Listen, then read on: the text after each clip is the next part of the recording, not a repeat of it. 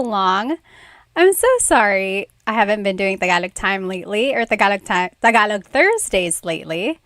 I have missed you, that's for sure. Hello, everybody. Let me go ahead and just mute this. Hang on one moment. Okay, and then of course, let me go ahead and invite our other friends. Let me know if you can hear me, just because I want to make sure everyone can hear me, okay? And then I'm going to go ahead and grab our Instagram friends as well. Hello, everybody. Welcome. I have missed you so much. Welcome to Tagalog Thursday. Let me know if you can hear me all right. If you can hear me, go ahead and let me know where you are watching from, maybe how old you are, and why you want to learn Tagalog. Hello, everybody. Welcome. I'm so happy to see you. I know it's been a while. I haven't done the last 2 Tagalog Thursdays. I've been slacking, I know. One of the weeks, I think I was doing something with my kids, and then last week I was in Chicago. Shout out to all of the Chicagoans. I'm sorry if I'm saying that wrong, but you guys totally know all of the iconic places there. I posted that picture of me in the Bean, and I asked you if you knew where it was, and within minutes, like 1 or 2 minutes, people were like, "Oh, that's the Bean. It's the Bean, of course. It's the Cloud Gate." You guys know exactly what it is. Hello, everyone on Instagram. Remember, this whole lesson will be on my YouTube channel, or it is currently on my YouTube channel as well. I am loud. Because I'm reading a comment here on YouTube. It says loud and clear. That's great. But I am also live on YouTube as well. And on YouTube, you will be able to follow along with the lesson. You'll see everything written out, and you'll see maybe some graphics and everything like that. Okay, let me just catch up and see where everyone is. Go ahead and write where you are currently from, how old you are, or maybe like why you are learning Tagalog. Let me see. Hello, everybody. Let's see. Phil Rosario is from Toronto. Hello. Las Sas is from San Diego. Mr. Celebrity is from India. Abel is from Illinois. JMW from St. Louis. Carl from New Orleans. Hello. Let me see over here on YouTube. Where are you watching from? Saul is from Dallas, Texas. Hello. Andy is from Anaheim, California. Oh, I want to learn because us Mexicans relate so much. Well, hello. Welcome. That's so great. Roland said, love your channel. Salamat. Maraming salamat. Okay, let's go ahead and jump on to our lesson here. Okay. Oh, yes. Brett said, good evening, Ate Bat, watching from North Dakota. I'm 62. I'm going to move over to YouTube so I can answer. Yes, go ahead and jump onto my YouTube channel. I am live on YouTube as well, and you'll be able to see the whole lesson on my YouTube channel. And the recording will be up there as well. Okay, let's go ahead and jump into our lesson. Sorry to interrupt your regular programming of the Olympics. By the way, if you are watching on the East Coast over here, over here it's like 8:51, so it's the Olympics right now. I know it's a big night with like gymnastics and everything. Okay, so tonight this is what we're going to be learning. We're going to be learning some phrases to use while you are telling a story. A lot of people always ask me for casual, useful conversation things like phrases or words that you can say to sound like a native speaker, right? So here are some phrases or things that you can say while you are telling a story. And I'll give you some hints to use like Taglish throughout your conversation as well. So if you don't know how to speak Tagalog fluently, you will be able to still use some of these phrases in a Taglish way. Like you can still incorporate Tagalog here and there. And then as you build more vocabulary, like a bigger vocabulary, then you will be able to say like full phrases, full conversations in Tagalog. Okay, and then we will also be learning some acknowledgement words. These words are fun. You can throw them in anywhere and it'll make you sound like a native speaker. And then at the very end, I will give an example story, and then we'll see if you can kind of understand it. We'll put in everything that we learned in the lesson, and then let's see if you can kind of see the pattern, see how everything is put in place, and then be able to recognize or understand what was being said. Okay, so when I think of a story, like when someone is talking about something that happened to them or, something they anticipate to happen, there are certain parts of a story, right? There's an intro or a hook, and then there's an order of events. Then there's a dialogue, sometimes like he said, she said, this and that. So that's like a dialogue in a story. And then sometimes, like depending on who you're talking to, you might get some acknowledgement for what was being said. Okay? So those are just different parts of the story. We'll break it down and see what you can say in Tagalog for these different parts. Let's just jump right into it. Here are some phrases that you can say to introduce a story or as a hook. For example, may kwento ako para sa'yo. May kwento ako para sa'yo. May means to have. Cuento is a story. Ako is I. Para is for.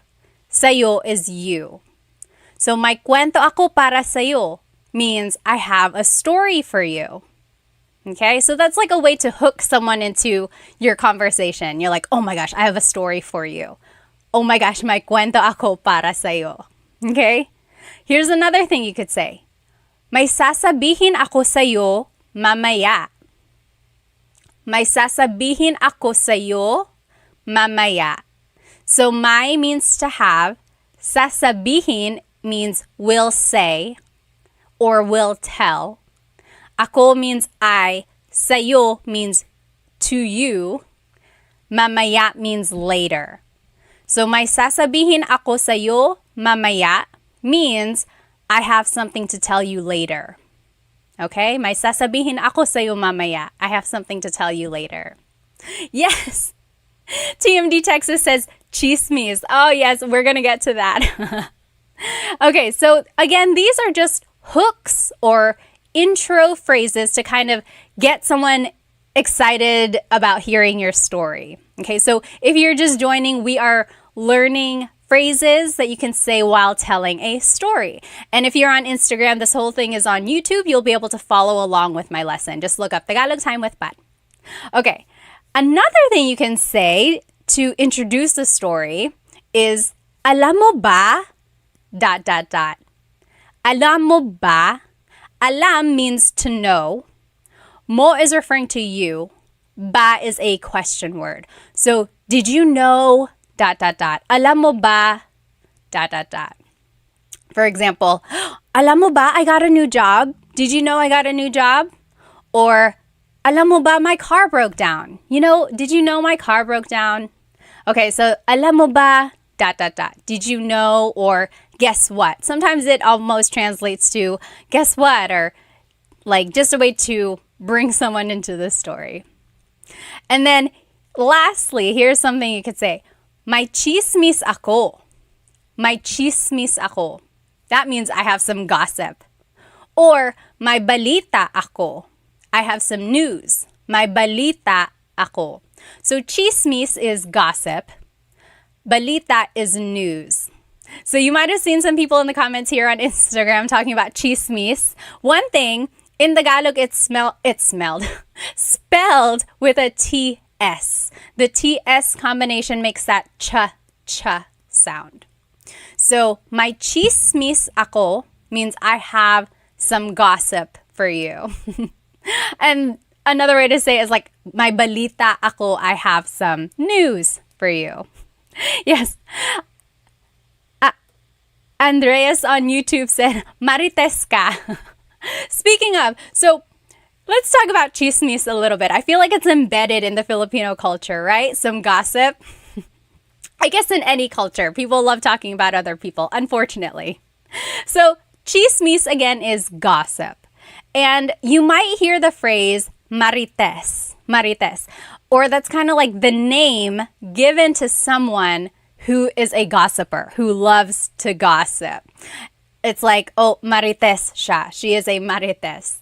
And marites, unfortunately, is a real name. Like, people are named marites. But over the years, recently, this name has been given to people who love to gossip. Kind of like Karen, like, oh, she's a Karen means someone who likes to complain a lot. So Marites is kind of the negative name of someone who likes to gossip a lot. And it comes from this phrase, mare, what's the latest? So do you see the Marites in there? Mare, what's the latest? Marites. So mare is like your friend who's a girl, like, hey girlfriend. That's like mare. Usually like ninangs or people who are like have godchildren with each other. Like if you choose someone to be your kid's ninang, that's like your mare and pare and things like that. But do you see, it just comes from this phrase, mare, what's the latest? So they're always saying that. So they got this name, Marites. Okay? Yes, JB said, haha, chismis. I heard that a lot from my aunties growing up. Yes, there's a lot of chismis, or as my husband likes to call it, Chex Mix.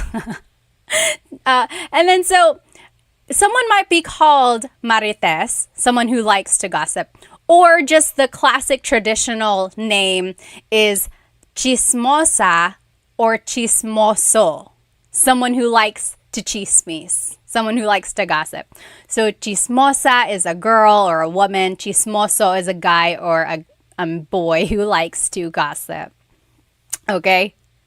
And then madaldal, that's just an adjective meaning someone who likes to talk a lot. Like someone who likes to talk too much sometimes. Madaldal, just keeps talking and talking.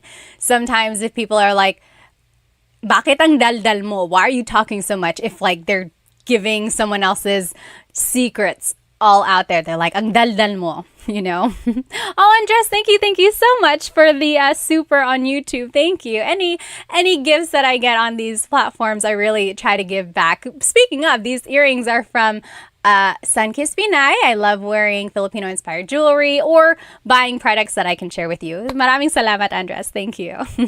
Okay, so everyone got it? You know what a marites is? Again, marites is someone who likes to gossip, also known as chismosa, chismoso, or someone who is madaldal, likes to talk a lot. Okay? Now, we talked about how to reel someone into your story, right? We talked about an intro or hooks that you can say at the start of your sentence or of your story. Now, here are some words or transition words that I like to call them that you can use in your story to describe the order of events. So, una is first. Una. Pangalawa is second. Pangalawa. Pangatlo, third. Pangatlo. Tapos means next or then. At saka means and then. At sa huli means finally. And then yun lang means that's all. So let me give you some examples of how some of these are used. First, do you see that these first three, una, pangalawa, pangatlo, if you know your numbers in Tagalog, it's just the matter of adding pang before it, except for the word una. Una is its own thing. It comes from the Spanish uno, meaning one. But if you know your numbers like isa, dalawa, tatlo, apat, lima, you can just say like pang-apat, pang-lima if you have a lot of things that you're listing out. The fourth, the fifth. So here's an example of how I would say this. If I was baking, like frying an egg. Una, ibubuksan ko yung itlog. I will open the egg. Or sisirain. How do you say crack an egg in Tagalog? I guess I've never really said it. Pangalawa, maglalagay ako ng oil sa kawali. Then second, I will add oil in the pan. Pangatlo, ilalagay ko na yung itlog. I guess first it should have been the oil. Second, then it's the egg, whatever. You know what I mean. So you're just adding these phrases at the beginning and just know that if you know the numbers, you can just add it with the pang prefix. Pangalawa, pangatlo, pang-apat. Okay?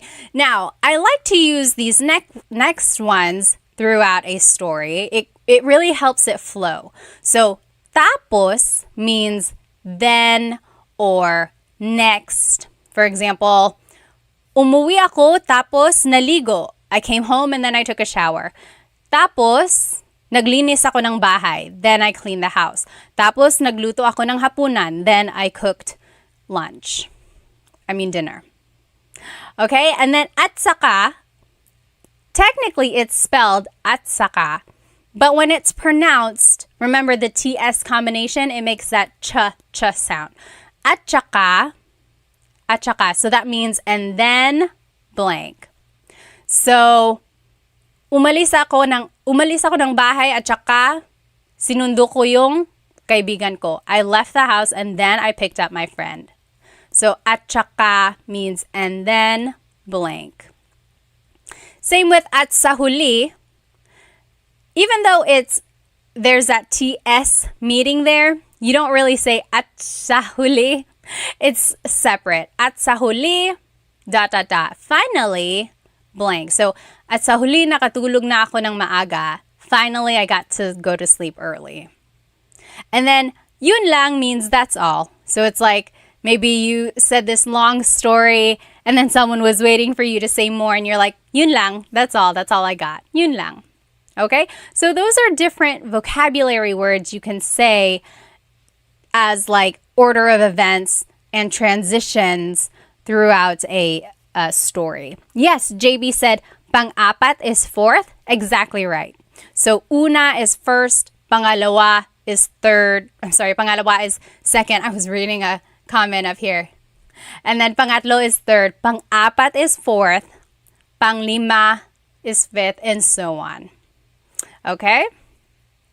Now, here's an example, or here are ways to talk about dialogue. So whenever you're talking about like something that's happened in the past, usually it's like, oh, he said, she said, then I said, and then they said, So in order to incorporate dialogue or talk about what someone has said, you would say, sabi niya, ... That means he or she said something. Sabi ko, ... I said this. Sabi nila, they said this. So sabi means to say. And then you just fill in the pronoun. These are all possessive pronouns. It's almost like you are possessing what has been said. So sabi niya, sabi ko, sabi nila. Sabi mo would be you, like you said, ... I will say sabi is a kind of like an abbreviation, or it's like the shortcut. Usually, technically, it should be sinabi niya. Sinabi is the past tense conjugation of sabi. Sinabi. But if you want to sound natural, if you want to sound like a native Tagalog speaker, usually they just say sabi, sabi. Like, sabi niya, he was going to go home today. He said he was going to go home. But it's not wrong if you say, sinabi niya, uuwi na siya. He said he's going to go home. Just know that technically it's sinabi. Okay? Now, here are some acknowledgement words. Okay? I like teaching these because people always want to know like quick and easy words and phrases that you can start using now. So these are really good words to throw in there whenever you are talking to a native Tagalog speaker. It will really help you sound like you know what you're talking about. Okay, so talaga means really, talaga. And then grabe, wow, grabe. Hala, oh no, hala. Ayos, nice, ayos. Galing, great, galing. Hindi nga, no way, hindi nga. And then mabuti naman, that's good, mabuti naman. Let me just catch up on some of these questions here. Oh yes, David said this slang makes Tagalog so hard to learn. I know, it does make it a little bit tricky. Let's see, did anyone have any questions? If you have a question, go ahead and just write it in here. I don't want to miss it. Okay, we'll keep going. So these acknowledgement words are words that I use all the time. So, oh no, it said you can't hear me. Let me just go ahead. My mic might have died. Sorry. Hello, Instagram. Can you hear me? I think my microphone died a little bit. Any luck? Hello. Still no audio? Hang on. Okay, I think it's working now. Let me know. Yay. Okay. Yes. So again, these acknowledgement words are words that I love using all the time, and I will always use them. Like if someone is like telling me good news, like, hey, I just won the lottery. You're like, oh, talaga? Really? Oh, that's so good. That's so good. Or one way to use like grabe, wow, it can be good or bad. Like, grabe, she was so mean. Like, wow, she was really mean. Or, grabe, I'm so happy for you. Wow, I'm so happy for you. So a lot of these can be used in different contexts. Just change your tone a little bit. Like, hindi nga, no way. Like, oh no, I lost my cat. You're like, hindi nga. Oh no, no way. Or something really exciting like, I got a raise. You're like, hindi nga. You're like, no way. Okay, so a lot of these you can just incorporate in different contexts. Do you know of any other acknowledgement words that you like to throw in there? I think this is a pretty good list. I use them a lot. Oh, so Imagine said, ikakainis. Nakakainis means like, oh, so frustrating, which you could also use as an acknowledgement word. Like if someone was telling you a frustrating story and you're like, wow, nakakainis naman. It's like, wow, that is really frustrating. This word naman, you'll see it here with the mabuti naman. That's an emphasis word. Technically, you don't have to add naman. You could just say mabuti, cool, mabuti, or that's great, good. But when you add naman, it's like, that's awesome. That's really good. Okay. Yes. Fubo said, grabe naman. Same idea, right? We know grabe as wow. If you say grabe naman, it's like, wow. You know, it's just adding emphasis there. Yes. David said, sige. Sige means okay. So if it's like, hey, I'm going to go on vacation. You're like, oh, okay, sige. Sige, okay. Football juggler said sayang. Is that what you? It says saying. That could have been autocorrect there. Sayang, yes. So sayang means too bad. So that's a good one to say as well. So like if someone was like, oh, I lost the competition. You're like, oh, sayang. I know you worked hard. Oh, too bad. Right? Football juggler said sana all. Have you heard that phrase, sana all? So sana means hopefully, or I hope, hopefully. All is like all of us. Hopefully all of us can have whatever it is you're talking about. So for example, if someone is like, oh, look, I got a new car. You could be like, oh, sana all. That means like, oh, I wish I could have that too. I wish everyone could have that. Okay. Sana all. Someone over here said, I think that was it over here. Oh, yes. Little Duck on YouTube said, totoo. Totoo means true.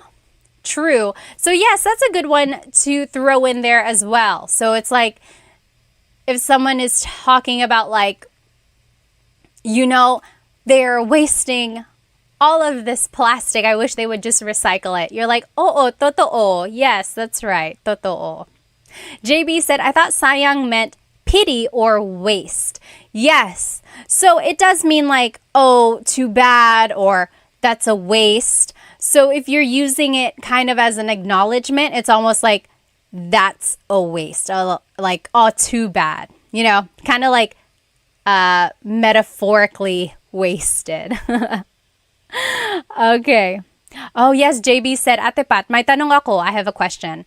Is sana all an expression of envy? Absolutely. It's like people are envious of what you had just told them or envious of what you have. So they're like, oh, sana all. I wish I had that. I wish everybody had that. Okay, any others that you can think of? Oh, David on Instagram said, bongga. Bongga. So I'm asking you if you know of any other like acknowledgement words that you can throw into a conversation. Bongga. Bongga means like, wow, like awesome, flashy, or like, really cool. It's like, oh, look at my new hairstyle. I got a new haircut. And you're like, oh, bongga. Or like, look at my new bag. And you're like, bongga. It's like, oh, you're so stylish, or like, nice. Oh, yes. RTFLE said, diba? Diba? So, diba means really. It's like putting together the words hindi ba. Do I have a filter on my face on Instagram? Why is it so weird? Maybe not. Okay. We'll see. It used to be the dog ears. It would always pop up. I think maybe it's gone. Anyway. So, di ba is the words hindi ba put together. So it's like, right? So if you were to say, the play starts at 3 o'clock, di ba? You're like, it starts at 3, right? So it's like, di ba, right? It could also be like an acknowledgement of like, yeah, like just giving, again, just further emphasizing what's been said. Okay. Oh, over here, Little Duck said, hi nako. Hi nako means like, oh no, or like, I can't believe it. That's a good one too. Like if someone is giving or telling you a story of something crazy or something someone did, you're like, hi nako. It's like, oh wow, oh brother. Very good, very good.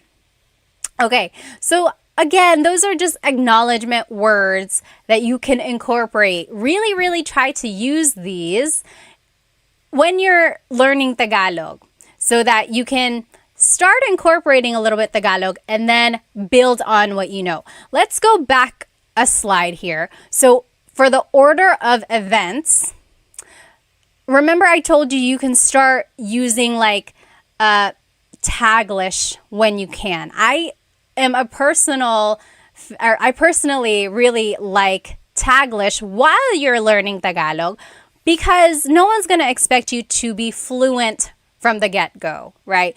That's very rare for someone to just catch on. Especially in Tagalog, it's the grammar and the conjugations can be tricky. But what you can do is start incorporating a little bit of Tagalog in your daily conversations. So, for example, take a look at these words from order of events.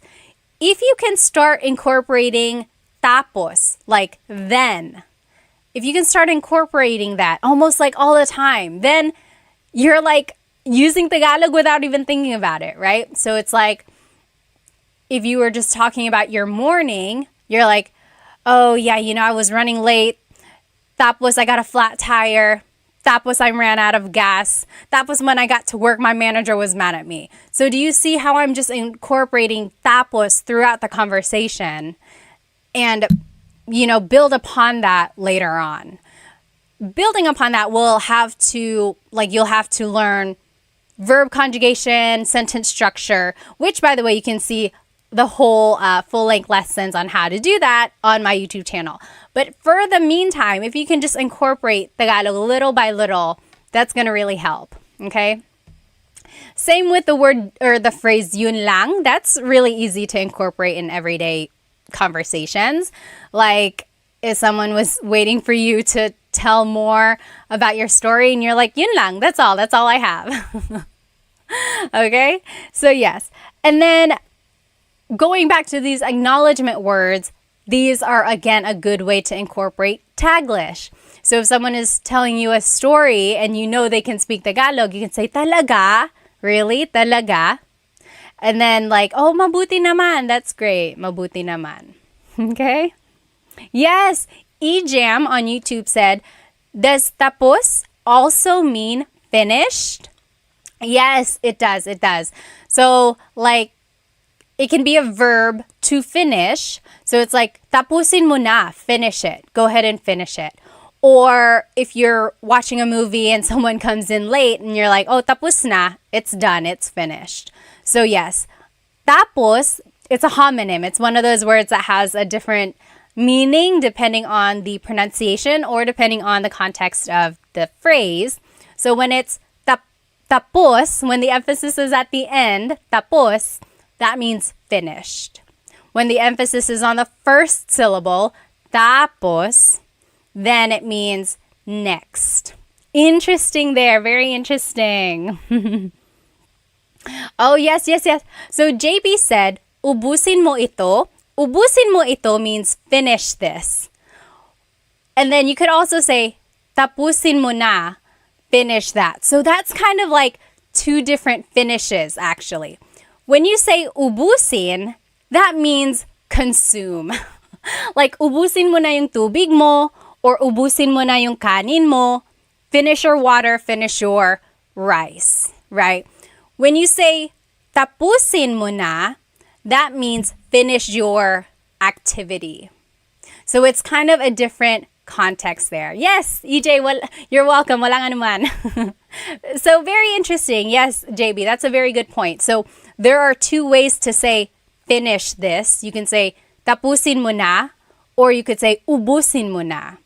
Ubusin is the consumption finish. Ubusin mo na ang tubig mo, ubusin mo na ang kanin mo. Finish your water, finish your rice. Or tapusin mo na yung ginagawa mo. Finish what you're doing. Very interesting there. Let's see. There was a question up here. Let's see. Yes, someone asked, how do you say goodbye in Tagalog? It means, or it's paalam, paalam. Okay. Oh, yes. Football Juggler said, I hear kasi a lot. So kasi isn't really an acknowledgement word. It's more of a transition word. It means because. Kasi. So it's like, my head hurts kasi I didn't get a lot of sleep last night. My head hurts because I didn't get a lot of sleep. So that's what kasi is. Very good. Imagine said, where do you live in the Philippines? Actually, I live over here in North Carolina, in the States, on the East Coast. My family is from Bicol in the Philippines, Catanduanes, and my mom's side is from Sorsogon. When we go, I go to Manila. And now I visit Cebu too, because my husband's family is from Cebu. How about you? Where are you guys from? All right.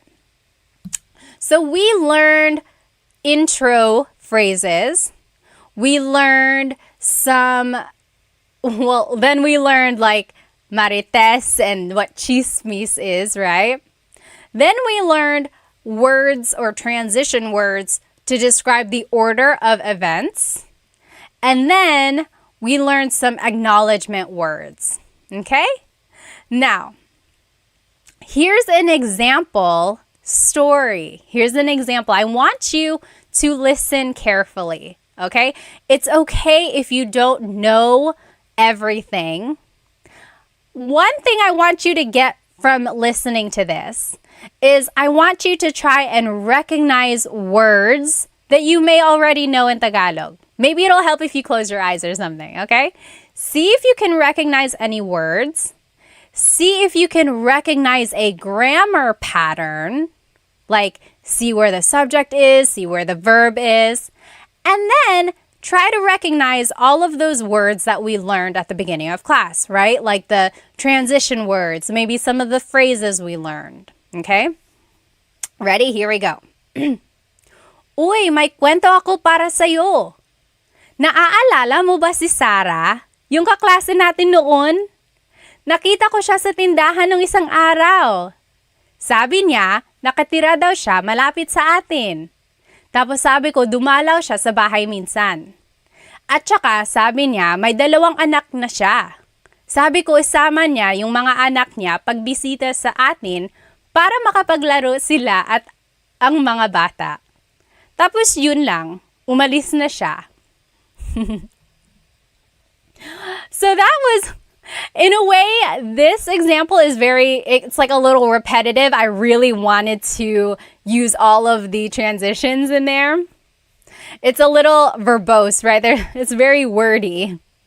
But you get the idea. I hope you see the transition words that were used.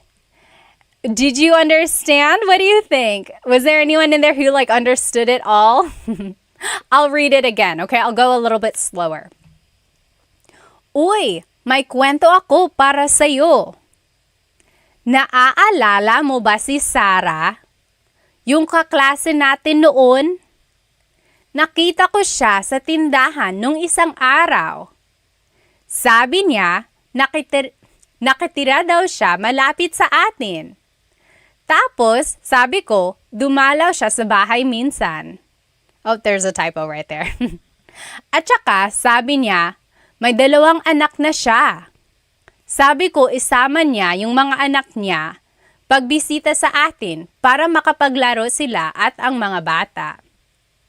Tapos yun lang, umalis na siya. What do you think? Let me just catch up on some of these comments here. Oh, let me answer your question in just a minute, okay? I'm Terry. Yes, exactly right. Feminine womanhood. You got it right. I have some news for you. Remember our classmate? She said she lives near us. I said she should come to visit. Exactly right.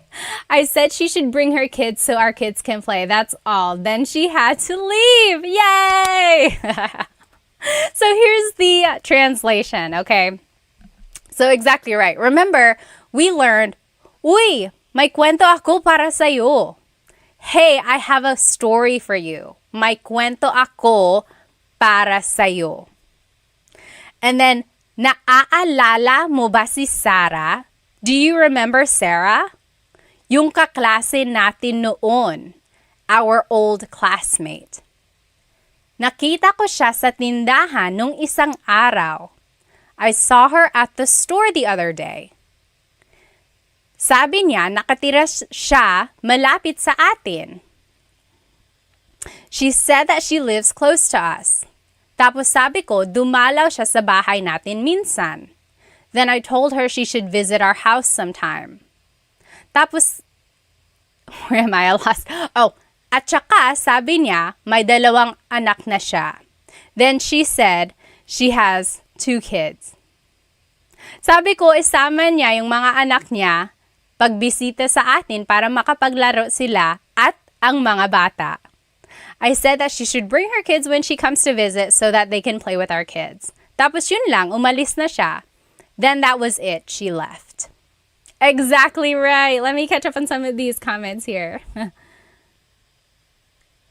Oh, nice! Feminine Womanhood said, I learned Tagalog at 18 years old. LOL, English is my first language. How did you learn? Were you in a class? Did you move to the Philippines or what? What is your secret? People always ask what is the best way to learn? You know, it's the best way I think is immersion.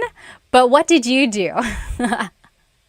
My older kids are now following your channel. They are also first language English speakers. Thanks for all you do. Maraming salamat. Maraming salamat.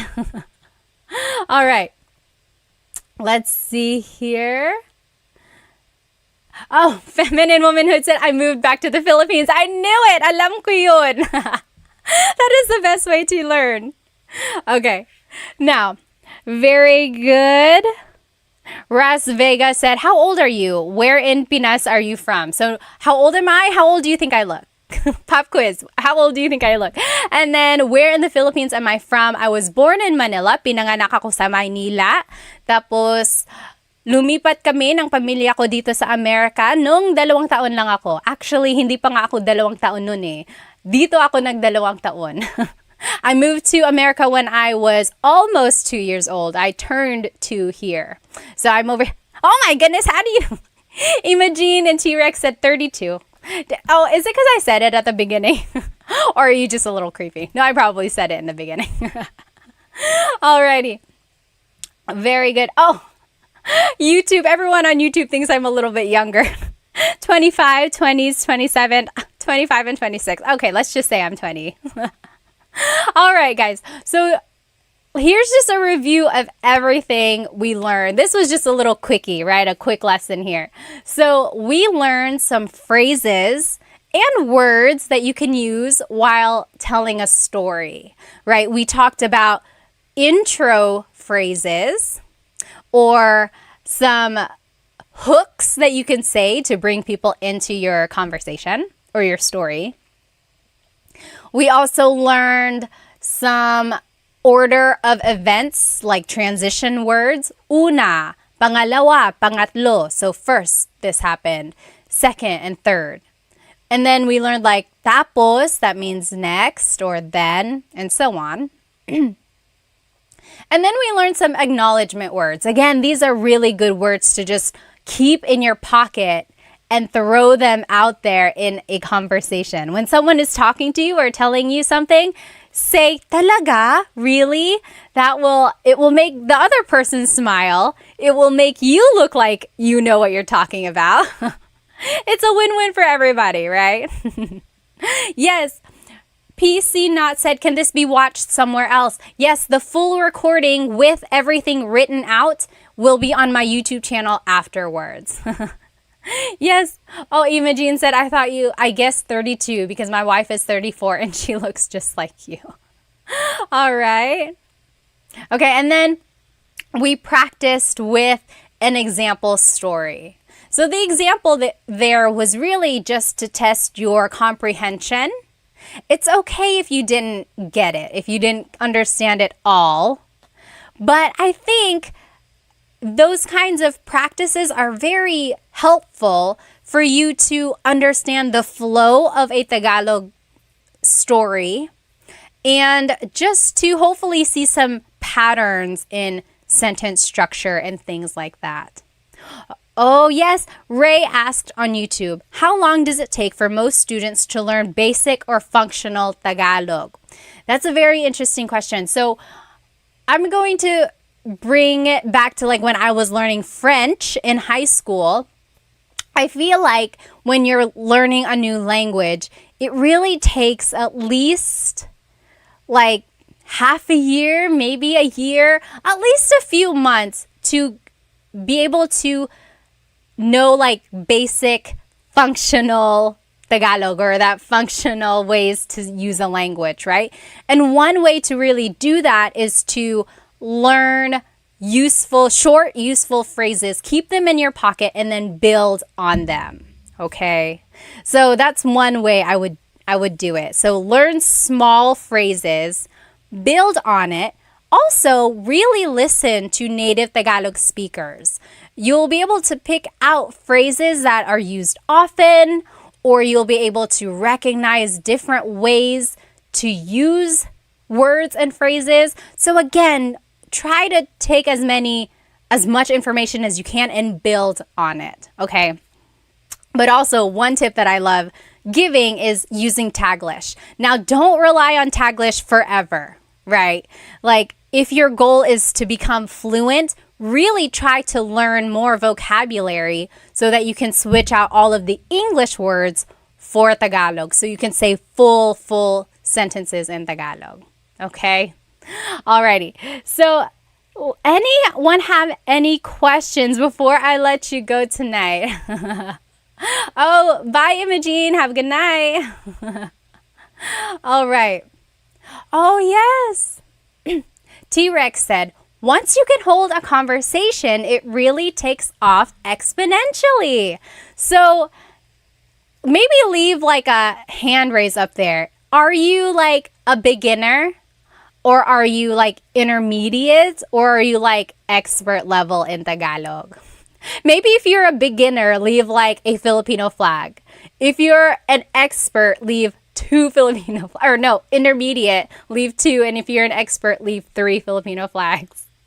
So someone had asked, how long does it take for students to learn basic or functional Tagalog? And then someone on Instagram said, once you really are able to hold a conversation, it really takes off. I think part of that is confidence, right? Like if you know that you can have at least a short conversation that kind of boosts your confidence, you're like, okay, I can do this a little bit. I will say, don't let others bring you down. Okay, there will be a lot of naysayers there, or there will be people who will laugh at you or make fun of your accent. Ignore them. Completely ignore them. Keep going. Maybe if they really make you feel uncomfortable, don't interact with them in Tagalog anymore, right? Go to someone who will support you, and there are people out there who will. So keep going. Don't be discouraged, and I know you can do it. Ejam said, oh, yes, wait, hang on. There are lots of people with 1 Filipino flag. M is a 2 Filipino flag. Awesome. Again, if you are a true beginner, leave 1 Filipino flag. If you are intermediate, leave 2. Oh, I see. T-Rex said 2.5. That's pretty good. Awesome. Ejam said, is your background in teaching or education, Ate? You're awesome. I'm trying to learn Cebuano at the same time. Yes. So yes, I was certified to teach high school science. Like I got a teaching license. I graduated with a biology degree, and then I got a license to teach high school science, which was pretty tough because I look like I'm in high school, right? We already determined that I look very young. But then I became a nurse. Surprise, surprise. Anyone really surprised? No, I don't think so.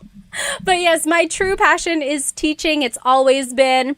So yes, thank you. And then you said you are learning Tagalog. What are you using to learn Tagalog? Because I want to learn Tagalog too, actually.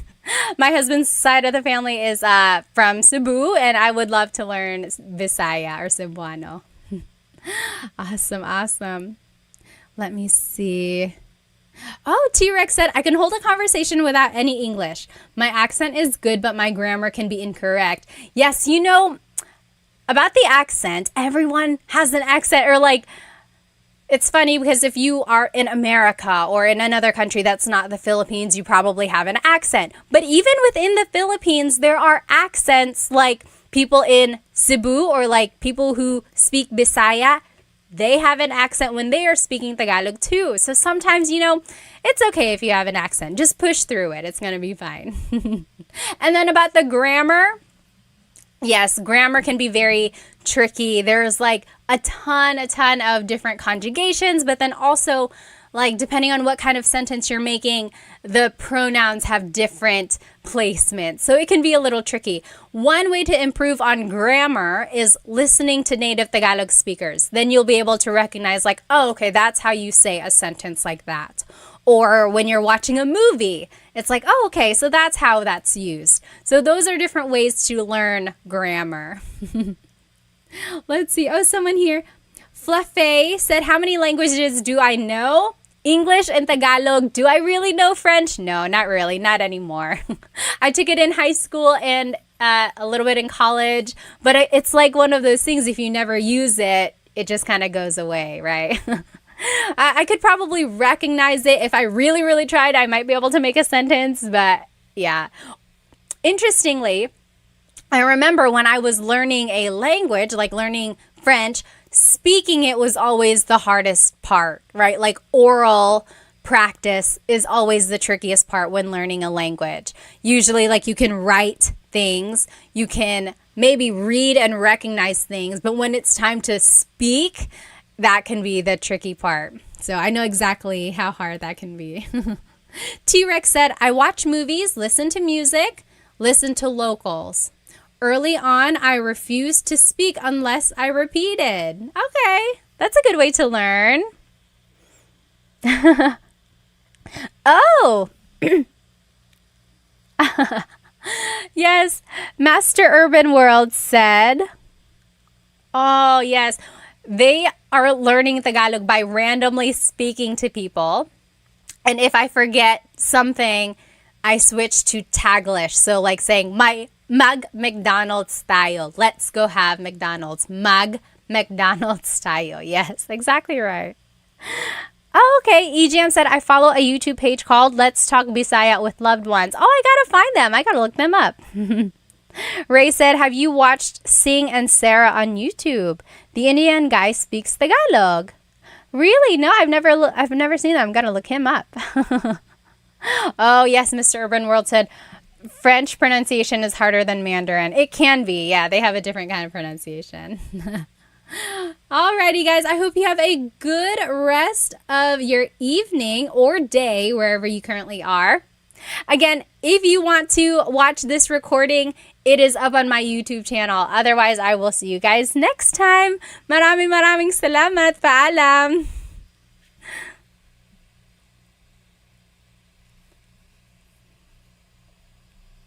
Hello, everybody. Welcome. Welcome to Tagalog Thursday. I'm so happy you're here with me on YouTube. Let me go ahead and just make sure our other friends are joining us as well. We have a really fun class tonight.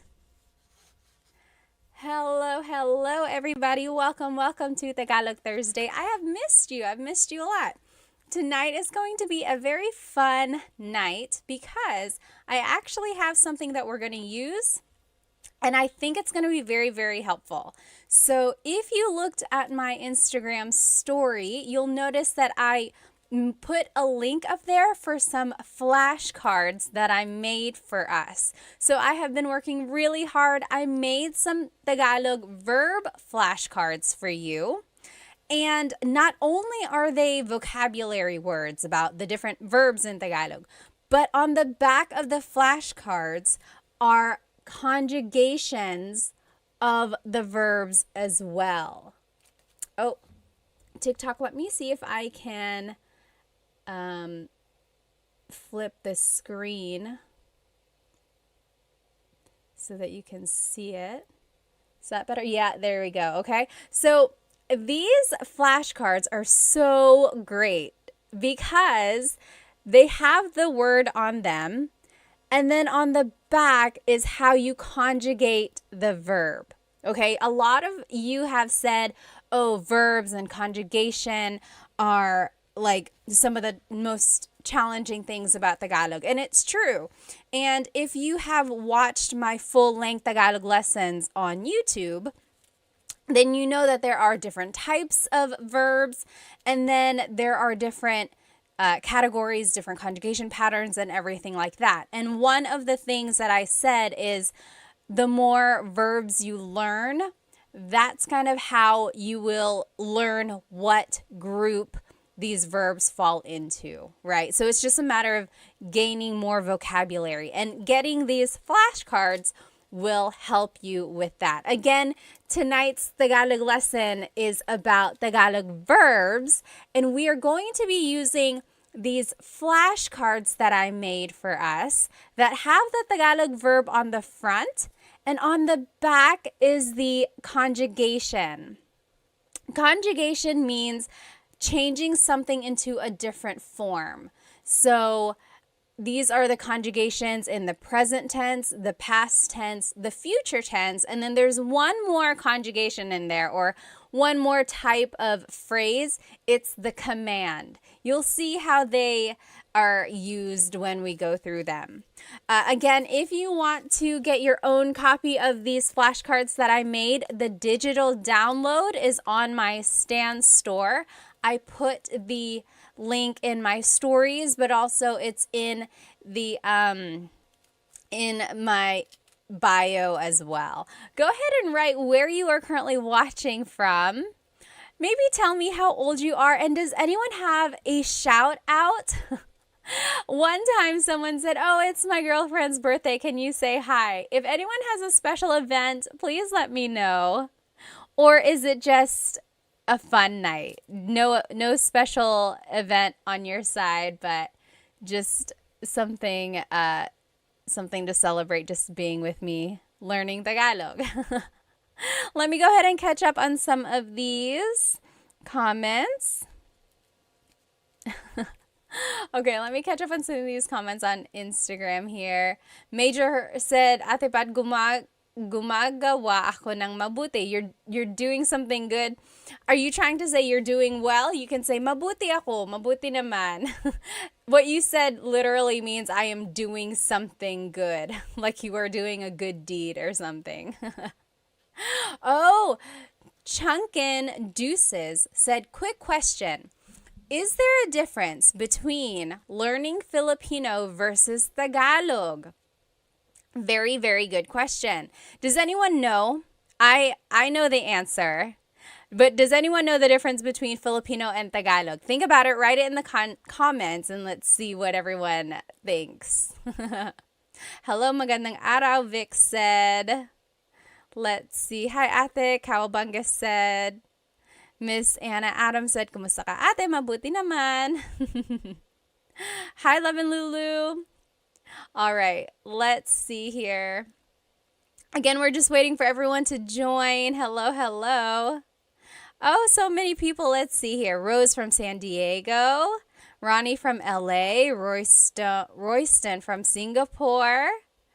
I'm Heme from California. Brandon from Jacksonville, Florida. Hello, hello. Dilshan from New Zealand. Fritz from New Jersey. Hello, hello. Mabuhay Thursday. Hello, hello. Let me see. Oh, did someone have a shout out? I forgot. Earrings are fire. Team D Texas said, salamat. These are from Pick You Official. I think Pick You Official.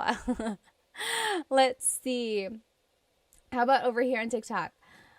Captain says, I'm a Filipino. I'm all the way from LA, California. Hello, hello. Yes, exactly right. So Rocky's Barber. So the question was, Chunkin Deuces asked, what is the difference between Filipino and Tagalog?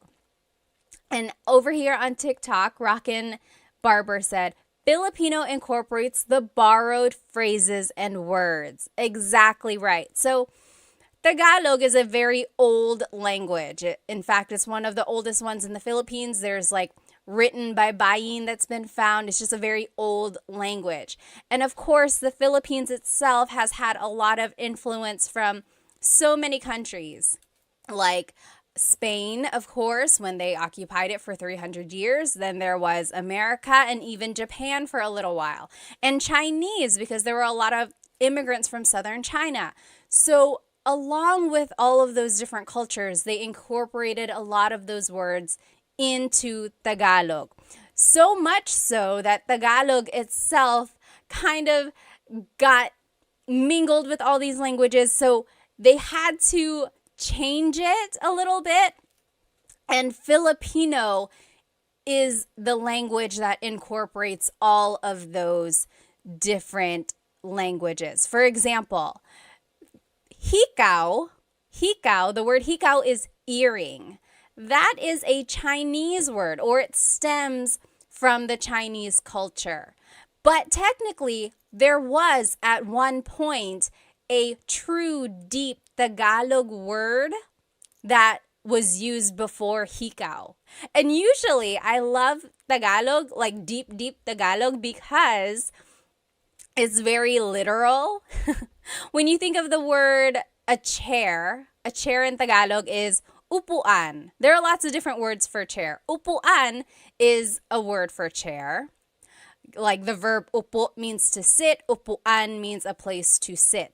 But also, a deep Tagalog word for chair is salumpuet. Salumpuet. So that's like true deep Tagalog. And it means, salo means to catch. Puet is your bottom. So salumpuet is something that is catching your bottom, right? Your chair. So that's the difference between Tagalog and Filipino. So yes, Filipino kind of incorporates all of those different borrowed words, as Rockin' Barber said, whereas Tagalog really is like the pure whatever it was before all of those influences. Although nowadays, Filipino, Tagalog, Filipino, they are used interchangeably and people will understand what you mean. But technically there is a difference. Oh, hello, Tagalog Kurt. Someone is saying hello, Tagalog Kurt. Are they here?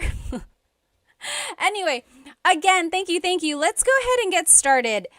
Tonight's lesson is going to be all about Tagalog verbs. Okay? So depending on where you are in your Tagalog learning journey, you might already know how to conjugate verbs and you just want to learn more. Or maybe you are a true beginner, you just want to gain more vocabulary. This is a good way to do it. Or maybe you are kind of a little bit more experienced and you just want to quiz yourself, or you just want to make sure you know the right words.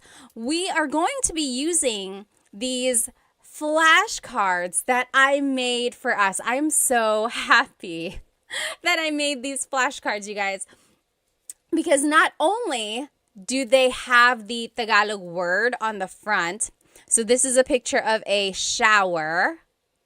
To shower in Tagalog is maligo, and it says that on the front, okay? On the back of the card has the conjugation of the or of the verb. Okay, so it's like there are different ways you can use these cards. One way is to cover the Tagalog word and then quiz yourself. Be like, okay, what is to shower? What is to shower? Then you're like, okay, it's maligo. Now, what if I want to say, I am taking a shower? What is it again? What is it again? Then you look on the back, you're like, oh, naliligo ako. Naliligo ako. Okay, so you can purchase your own copy of these flashcards in my Stan store. The link is in my IG stories right now, or the link to my Stan store is in my bio as well. I will note that when you purchase it, it is just a digital copy. So you're going to be purchasing the PDF form, and it's going to look like this. Okay, it's just a PDF form, a document, and you will be responsible for cutting them out and putting it back to back if you want. And then I even went farther and put a lamination on them just to make it have that flashcard feel. Okay, but if you don't want to do all that, you could just print it out, maybe like put holes in it and put it in a 3-ring binder, or even just put a staple in it and call it a day. You know, this is just a really good way to review, I think. Let me check over here on YouTube. Okay. Oh, Saul said, nakakatawa ka. I learned that yesterday from your Insta. Salamat, salamat. Nakakatawa ka rin. You're funny. All right, so let's just go over some basics about Tagalog verbs, okay? In Tagalog, there are 5 different types of verbs in Tagalog. Okay, let me find these cards here. I had organized them and now I'm just gonna find, here we go. So in Tagalog, there are mag verbs, mag, meaning they start with mag. Mag is their prefix. There's mag verbs, then there's ma verbs, ma. They also start with ma, like matulog.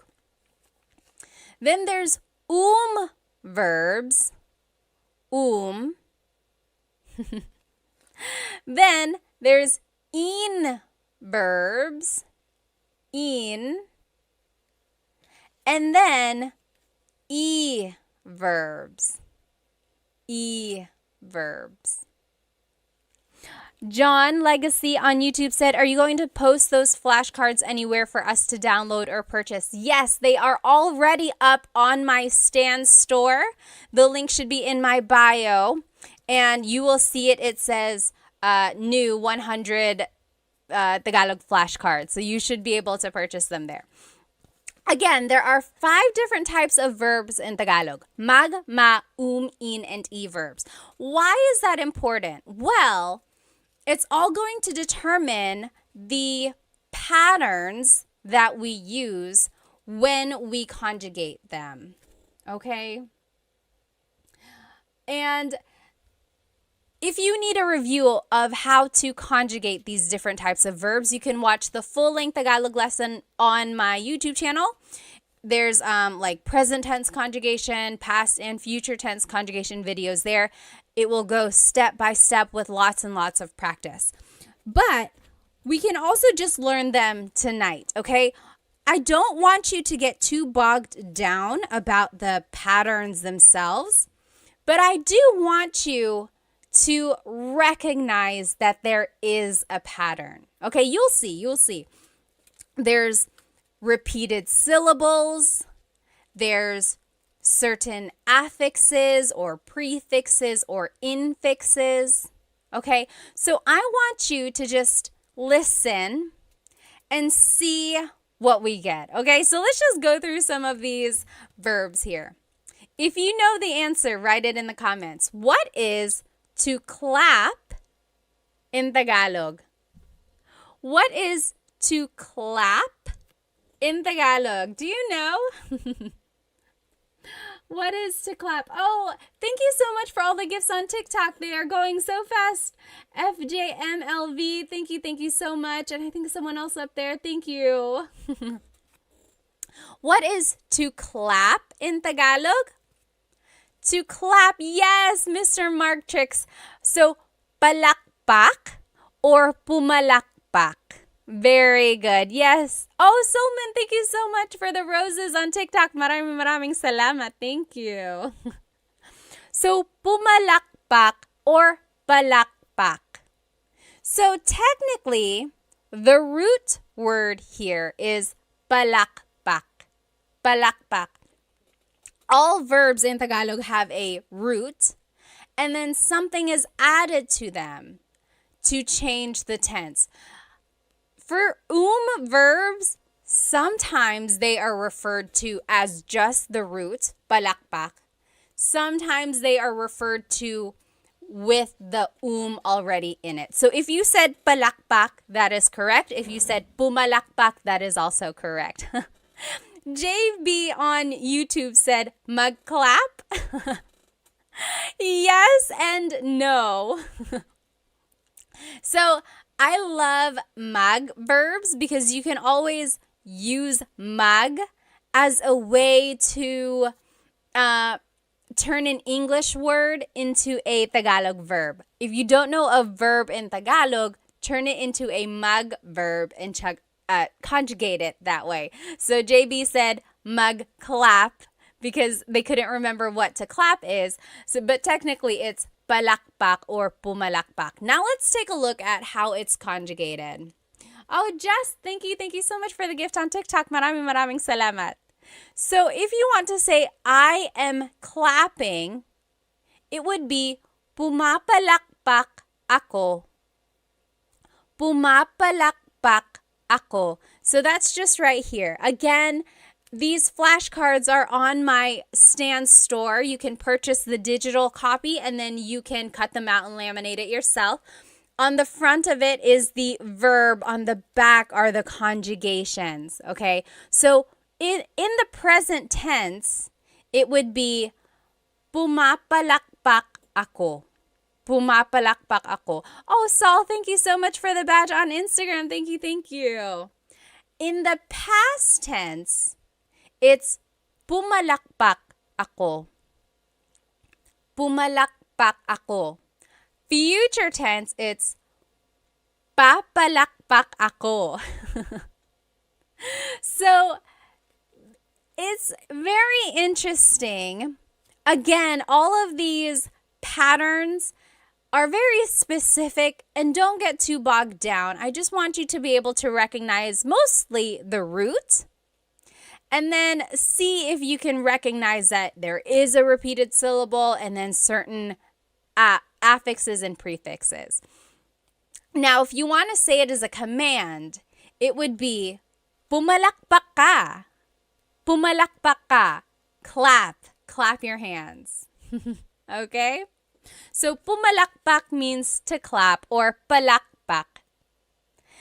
Interestingly, the noun form of clap, like applause, is palakpak. So sometimes it can be confusing if you don't use the People can be like, are you talking about the verb or the noun? And of course, you would just use context clues from there. All right, let's keep going. What is to yell in Tagalog? To yell. Do you know what to yell in Tagalog is? To yell in Tagalog is sumigaw. Sumigaw. So in the present tense, sumisigaw ako or sumisigaw siya. Yes, very good. Warhawk got it right on TikTok. Sumisigaw siya. She is yelling. Or sumigaw siya. She yelled. Sisigaw siya. She will yell.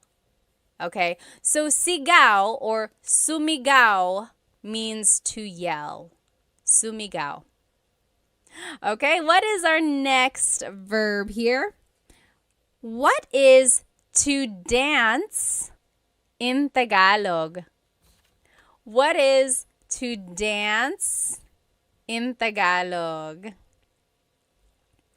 To dance in Tagalog is... Oh, Christina, thank you so much for the rose on TikTok. Thank you, thank you. To dance is, sumayaw. Yes, very good. Leonardo on TikTok got it right. Jasmine, very close. Jasmine on Instagram said, masayaw. So that's another tricky thing there.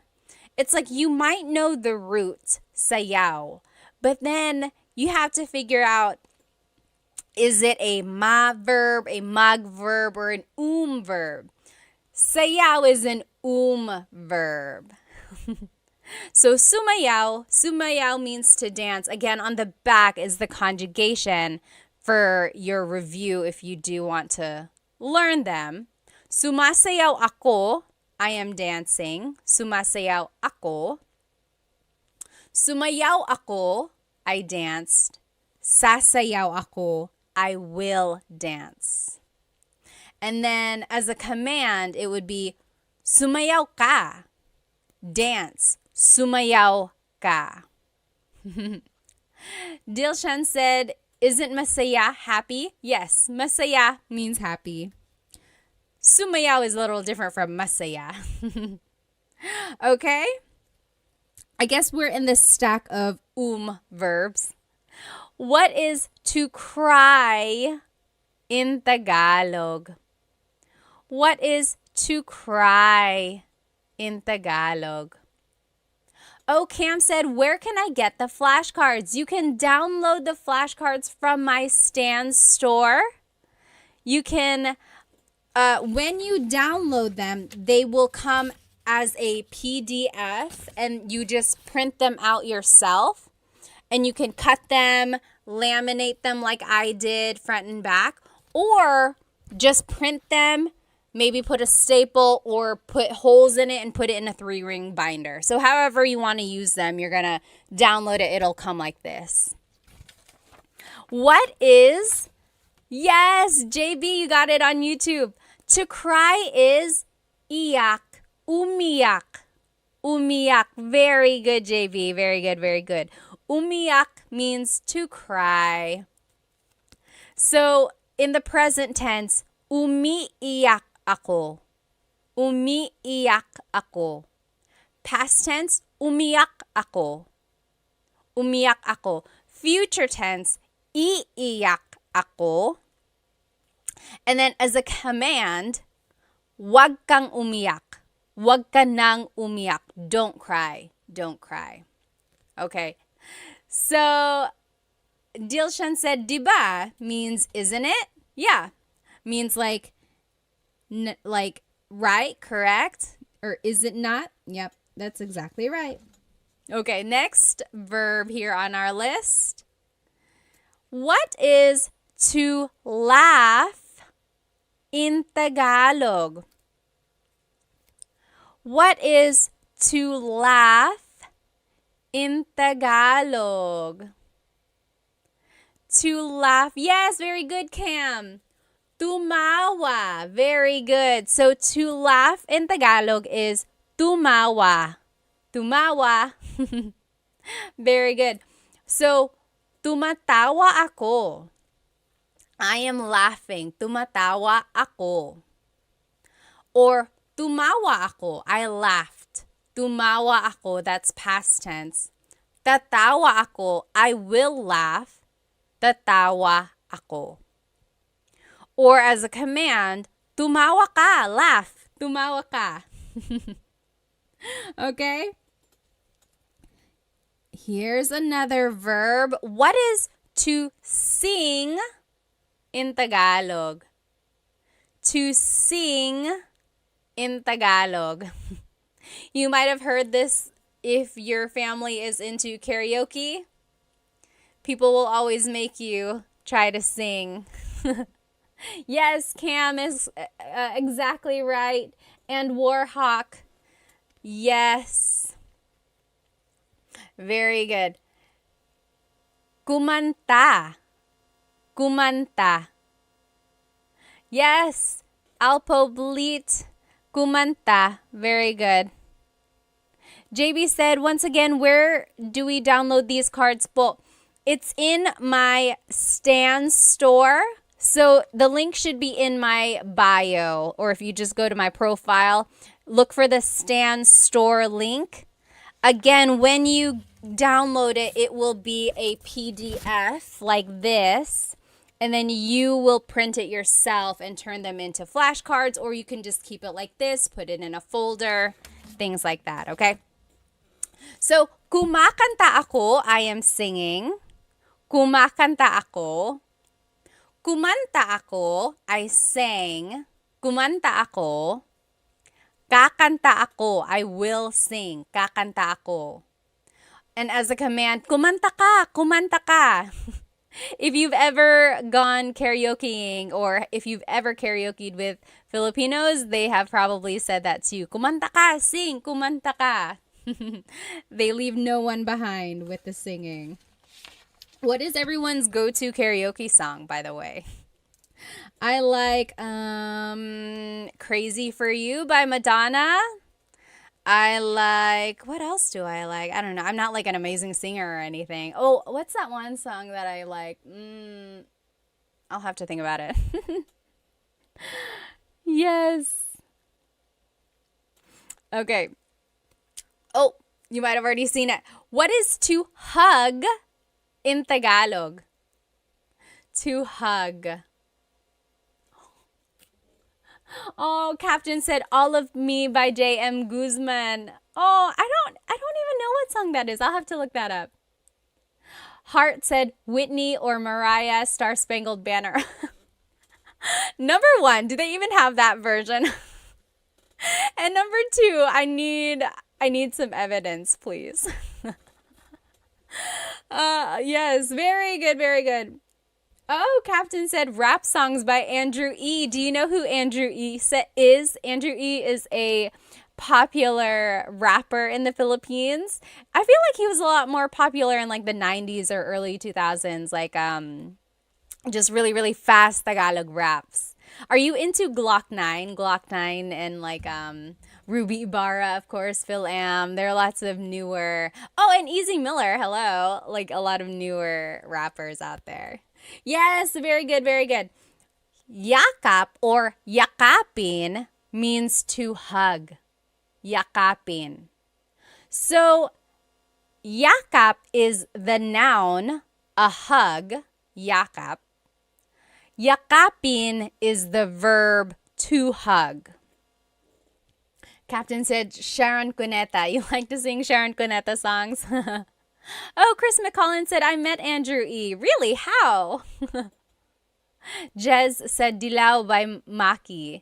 I don't think I've heard that one. I'll have to look that up. So yes, yakapin. Now we're in the in. Where am I? In verbs. In. So the first set of verbs we looked at were verbs. These are in verbs. The difference there is that verbs can be object or actor focused.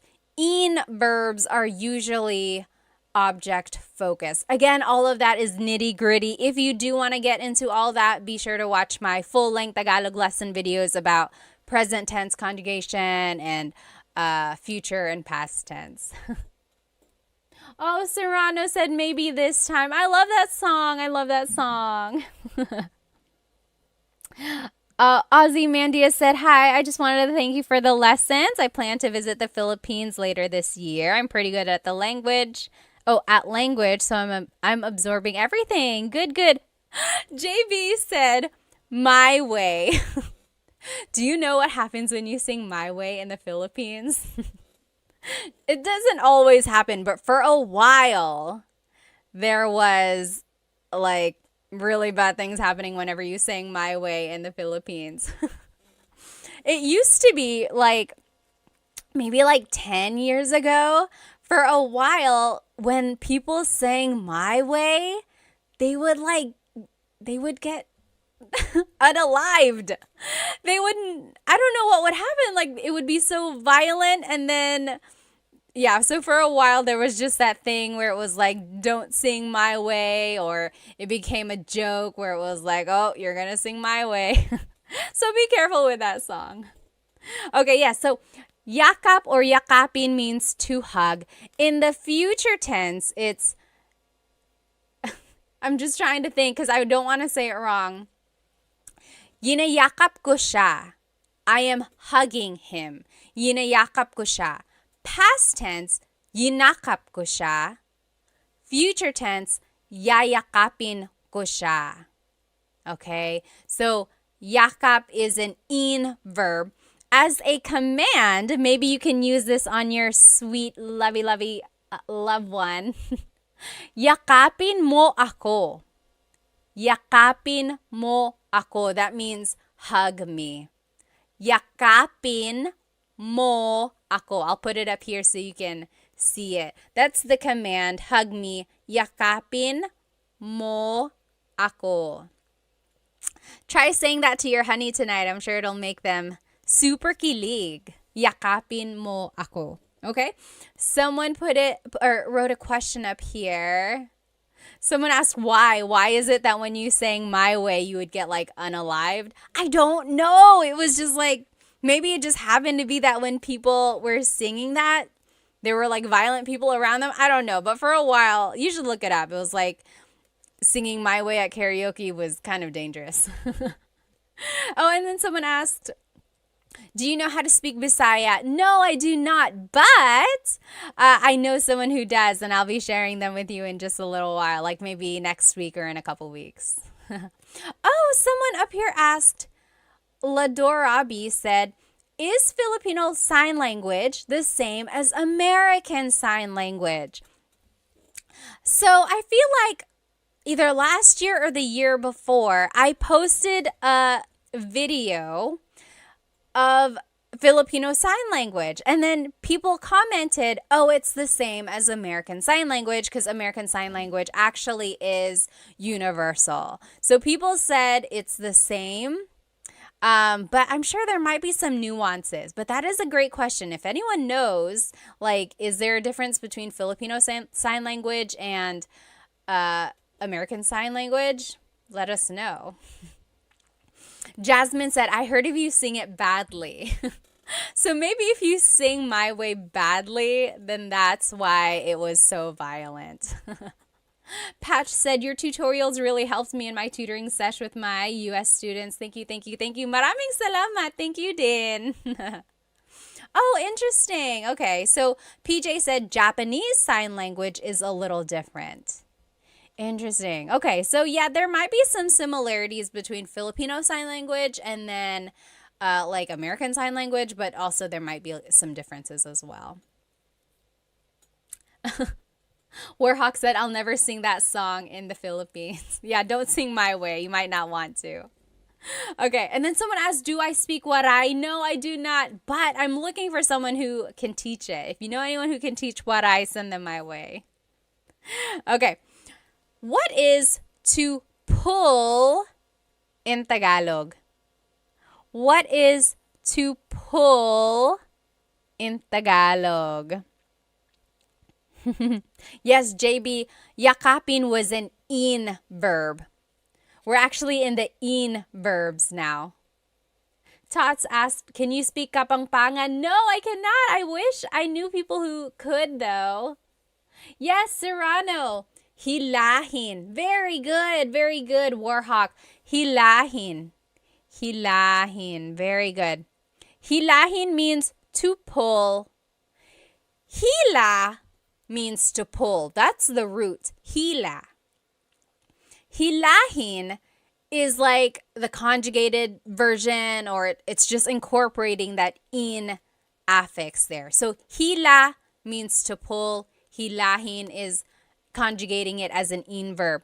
In the present tense, it's hinihila ko ang lubid. I am pulling the rope. Hinihila ko ang lubid. In the past tense, hinila ko ang lubid. In the future tense, hihilahin ko ang lubid. As a command, it would be hilahin mo ang lubid. Okay, so again, I just want you to notice the root word. I want you to notice that there is a pattern. You don't have to get into the nitty-gritty of all the exact patterns if you don't know them yet. But see if you can recognize oh, that sounds like it's present tense. That sounds like it's past, or that sounds like it's future. Okay. But more than anything, I do just want you to get the root word to be able to recognize that, oh, hila means to pull. Again, these cards, these flashcards are on my Stan store. You can purchase them. When you buy them, though, remember that it's going to be the digital download, and it will come as a PDF. When you print them out, you can cut them, you can laminate them like I did, or you can just keep it like this in a folder and use it to study, okay? You said, can you send me that card? Someone said on TikTok. Just go ahead and get it from my Stan store. There are 100 verbs. 100! I found 100 verbs for you. But tonight we're only going to do maybe 25 or 30. I went through and got some of the more common ones for us to learn. But there are 100 verbs. You gotta go get it. Oh my goodness, you gotta go get it. Okay. Now, what is to sweep in Tagalog? What is to sweep in Tagalog? Samurai said there are many Filipino shops and restaurants in our region in Oman. Oh, that's nice. Very good, Serrano. To sweep in Tagalog is walis. Oh, Serrano, you bring up a really, really good point. So in this card, I am showing it to you as an in verb. Walisin. Take a look at the conjugations. Winawalis ko ang sahig. Winawalis ko ang sahig. I am sweeping the floor. Now, Serrano on TikTok said, magwalis. Oh, I love this, you guys. Walis is one of those verbs which can be either object-focused or actor-focused. Okay? So there are certain verbs in Tagalog that can take on different types of verbs. So remember, there's magma, in, or i. Walis can be an in verb, or it could be a mag verb. When it's an in verb, it's being conjugated as an object-focused verb. So you can even see it in the conjugation example. Winawalis ko ang sahig. I am sweeping the floor. The focus of this sentence really is the floor. What are you doing? I am sweeping the floor. Now listen to this. When I say, nagwawalis ako, now I'm conjugating it like a mag verb. Nagwawalis ako. That just means I'm sweeping, right? It's a complete sentence. Nagwawalis ako, I'm sweeping.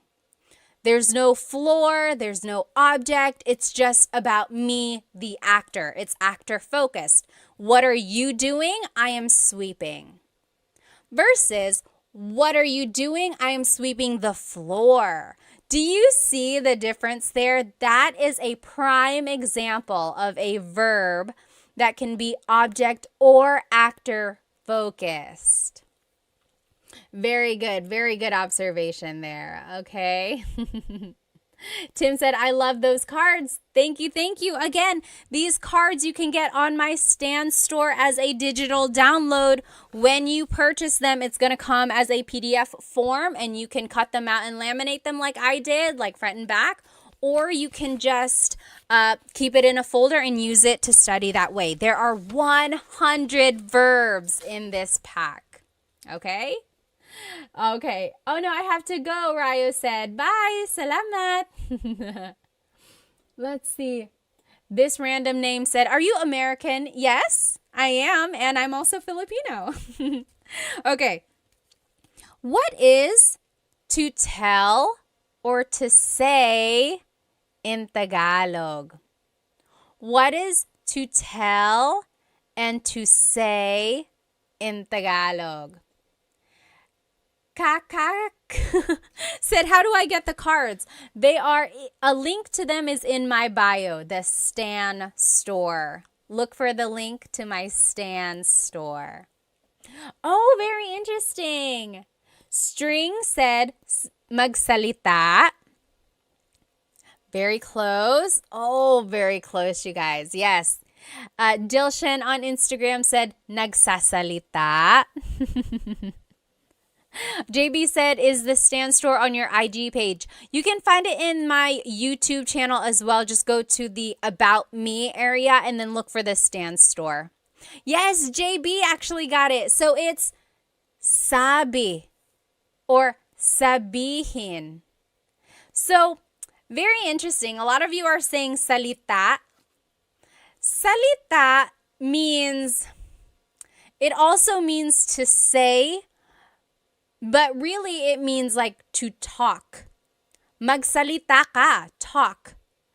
But also it can mean like say something. So salita and sabi are very similar. It's kind of like saying say, tell, talk, right? They're all kind of similar. Sabihin technically means to tell or to say. Very interesting.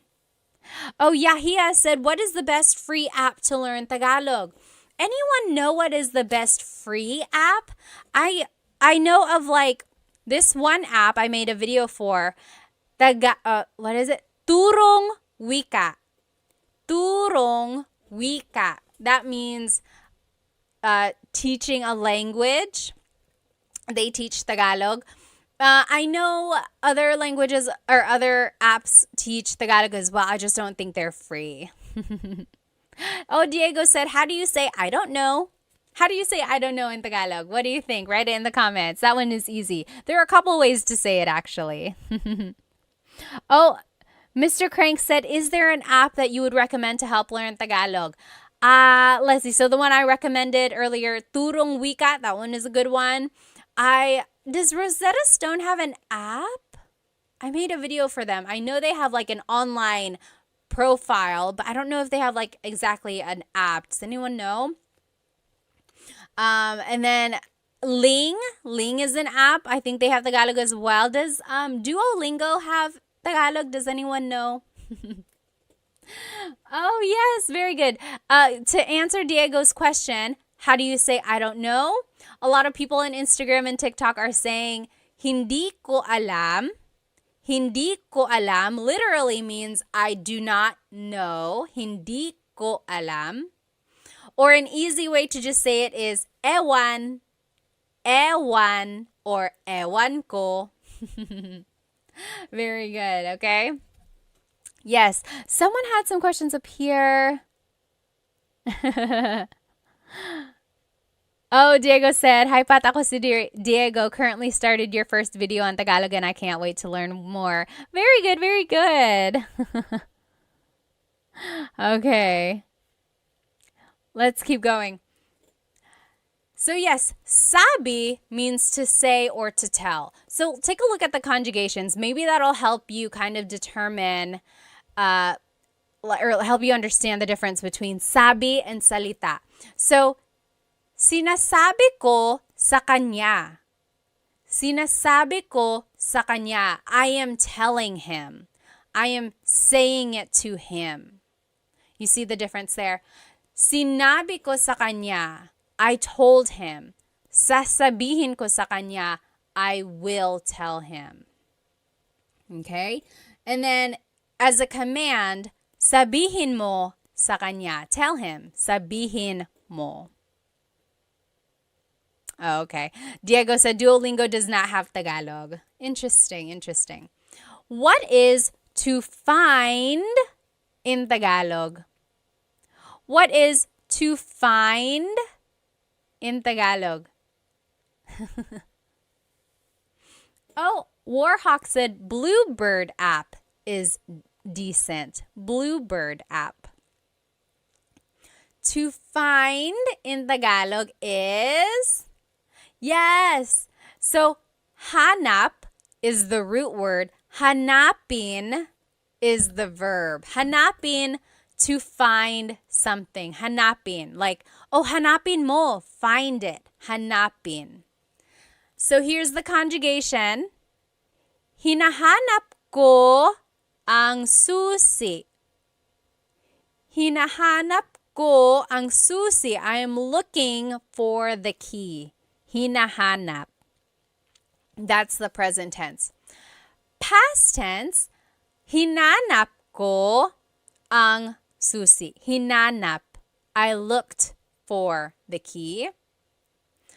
Hahanapin ko ang susi. Hahanapin ko. I will find the key.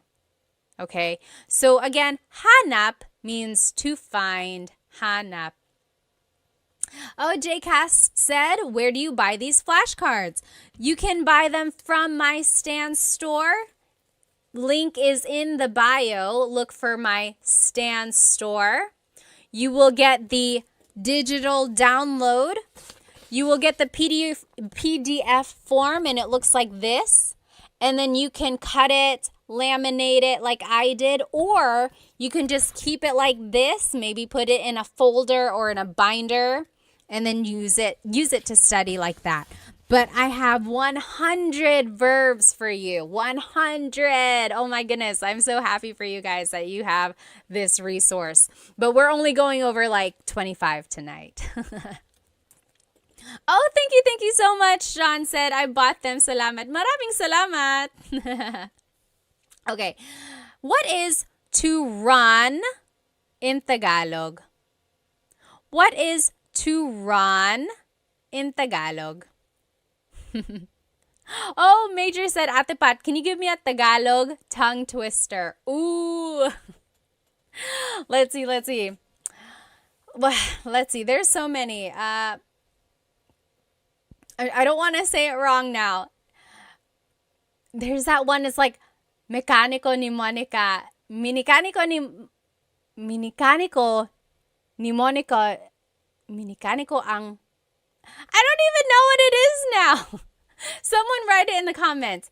Minicánico ni Monico ang makina ni Monica. Minicánico ni Monico ang makina ni Monica. That means Mokino, the mechanic, fixed Monica's machine. Minicánico ni Monico ang makina ni Monica. Oh my goodness. And then there's so many more. Yes. So to run in Tagalog is very good. Blasian, you got it. La, Yesam, and JB, you got it. Tumakbo. Tumakbo. Yes, very good. Tumakbo. So takbo is the root word, takbo. Tumakbo is showing that it's an conjugation. Tumakbo. So if you want to conjugate it, tumatakbo ako. I am running. Tumatakbo ako. Or tumakbo ako.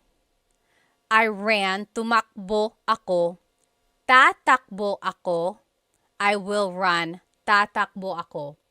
Julie and Captain both just asked back to back, where can we get these cards? Yes, so these flashcards are on my Stan store, stan.store/Tagalog Time Pat, or you can just go look on my bio. Look for the link that says Stan Store, and it's going to be a digital copy. When you purchase it, it's going to look like this as a PDF, and then you will be able to cut it, put it together, laminate it like I did, or you can just keep it like this, keep it in a folder, and study it like that. But there are 100 cards, 100 verbs. Oh my goodness. Okay, what is to drink in Tagalog? What is to drink? Oh, Diego on YouTube said, when do I use mo? So mo is a possessive pronoun, and you use mo for certain verbs if it's an object-focused verb. Okay? So, it goes into all of that in my full-length Tagalog lesson, I think 3, present tense conjugation. Take a look at that. It will break down how to use mo in certain verbs. Yes, very good. Serrano said, umiinom or uminom. Uminom means to drink. Very good. Blasian, JB, you got it. Yes, Delician. Uminom. To drink, uminom. Very good. Now, as a conjugation or to conjugate it, umiinom ako, I am drinking. Umiinom ako. Or, uminom ako, I drank. Uminom ako. Iinom ako, I will drink. Iinom ako. Or, uminom ka, drink, uminom ka. That's a command. Remember how I told you that some verbs can be object or actor focused. Inom is one of those verbs that can be both. So, uminom means, or it's focusing on the actor. I am drinking. Umiinom ako, I am drinking. But if you want to focus on the drink itself, you actually have to conjugate it as an in verb. So, iniinom ko ang kape. I am drinking the coffee. Iniinom ko ang kape. So, as an in verb, it's focusing on the object. As an verb, it's focusing on the actor. Very interesting. Only a few more will do here, guys, because it's getting kind of late. So here, what is to eat in Tagalog? What is to eat in Tagalog? Yes, Shalona McFarland said, where do we get these cards? These cards, again, are on my Stan store. I made them for you. They are the digital download. So go to my Stan store. The link should be in my bio. When you purchase them, you're going to get them as a PDF form. You're going to get it like this. And you can cut it and laminate it, or you can just keep it like this and study it like this. Keep it in a folder, put it in a 3-ring binder, whatever you want. Or you can cut it out and laminate it like I did. Very good. So Very good. Kain. Kain. Kumain means to eat. Kumain. Yes, Blasian said, pwede bang magtanong? Can I please ask? Why does it change to ininom? Like in the conjugation, iinom as the future tense, that's just the pattern that it is. You have to repeat the first syllable. Or, like, are you asking why does it become an in verb when it's an object-focused verb? It's just one of those things that it's like a thing in the Tagalog language. Some verbs can be actor or object focused, and that's how it would change. It would change by the affix or prefix. And not all verbs are like that, just certain ones. Very good. Oh, La Yesam said, can I get these cards in Canada? Yes, absolutely. When you purchase them, it's just a digital download. So it will go straight to your email, and then you can print it however you want, and then you can cut it out, or you can even just keep it like that. Very good. So kumain means to eat. Let's conjugate it. So kumakain ako. I am eating. Kumakain ako. Or past tense, kumain ako. Kumain ako. I ate. Kakain ako. I will eat. Kakain ako. And then as a command, kumain ka. Eat. Kumain ka. Okay, kumain ka. You might have heard that phrase. A lot of people like to feed their guests. So that is the thing there, the phrase that you might hear a lot. Let's see, what else? Let's take a look at some of these E verbs. We didn't get to look at them. How do you say to write in Tagalog? To write. So to write something. I'll give you a hint. It's an E verb. To write, E. Oh, hang on. Who was that? String Hands said, hi, Pat. Your content helped me talk to my mom during her last years before she died. Maraming salamat po. Oh, my goodness. Strings, first of all, I'm so sorry for your loss, but also, I'm so happy to have helped you. Stay strong, okay? I lost a parent too, and it's not easy at all. Oh, Julie said, I can't find your Stan store. Let's see, go to my link or go to my bio, and I think just click on whatever link is there, and then more links should pop up. So go to the Stan store. Someone even put it up here. I think you just type in stan.store/Tagalog Time Pat or Tagalog Time.pat or something like that. You could even try to Google stanstore.com. I'll definitely put a post or make a post about it afterwards so we can all find it. Oh, very interesting. Yes. So Serrano again said magsulat. I have it as an E verb, isulat. Yes, Blasian also said nagsulat. So yes, this is one of those things these are one of those verbs. Again, isulat means to write, but that's focusing on the object. Like, isulat mo ang pangalan mo. Write your name. Isulat mo ang pangalan mo. Write your name. But magsulat just means writing. Like, nagsusulat ako, I am writing. Oh, someone on TikTok said it's only showing the coffee, buy me a coffee. Oh, yeah.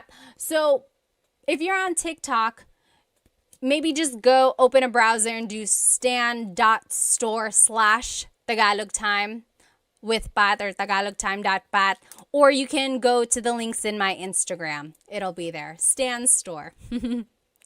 So, isinusulat ko ang libro. I am writing the book. Or isinulat ko ang libro. I wrote the book. or isusulat ko ang libro. I will write the book. But again, sulat can be a mag verb. Nagsusulat ako. I am writing. Or nagsulat ako. I wrote. Okay, let's do another E verb. Actually, we'll do two because they're opposites. What is to raise and to bring down? So this one is showing people raising their hand. What is to raise? This one is showing a man putting a box down. So what is to bring down? So to raise and to bring down. What is to raise and to bring down in Tagalog? And I gave you a hint. It's an E verb.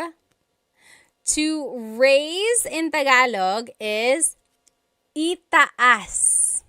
Itaas. The opposite of that, to bring down, ibaba. So itaas, ibaba. Very good. Yes, exactly right. And you probably heard the phrase like, bababa ka ba? It's one of those things in Tagalog. It's like, baba, just depending on how you put the emphasis, it can mean different things. So bababa ka ba means, are you going down? Like, are you going down the stairs? Are you going down the elevator? So ibaba means to go down. Itaas means to raise, like to raise your hand. Let's take a look at ibaba.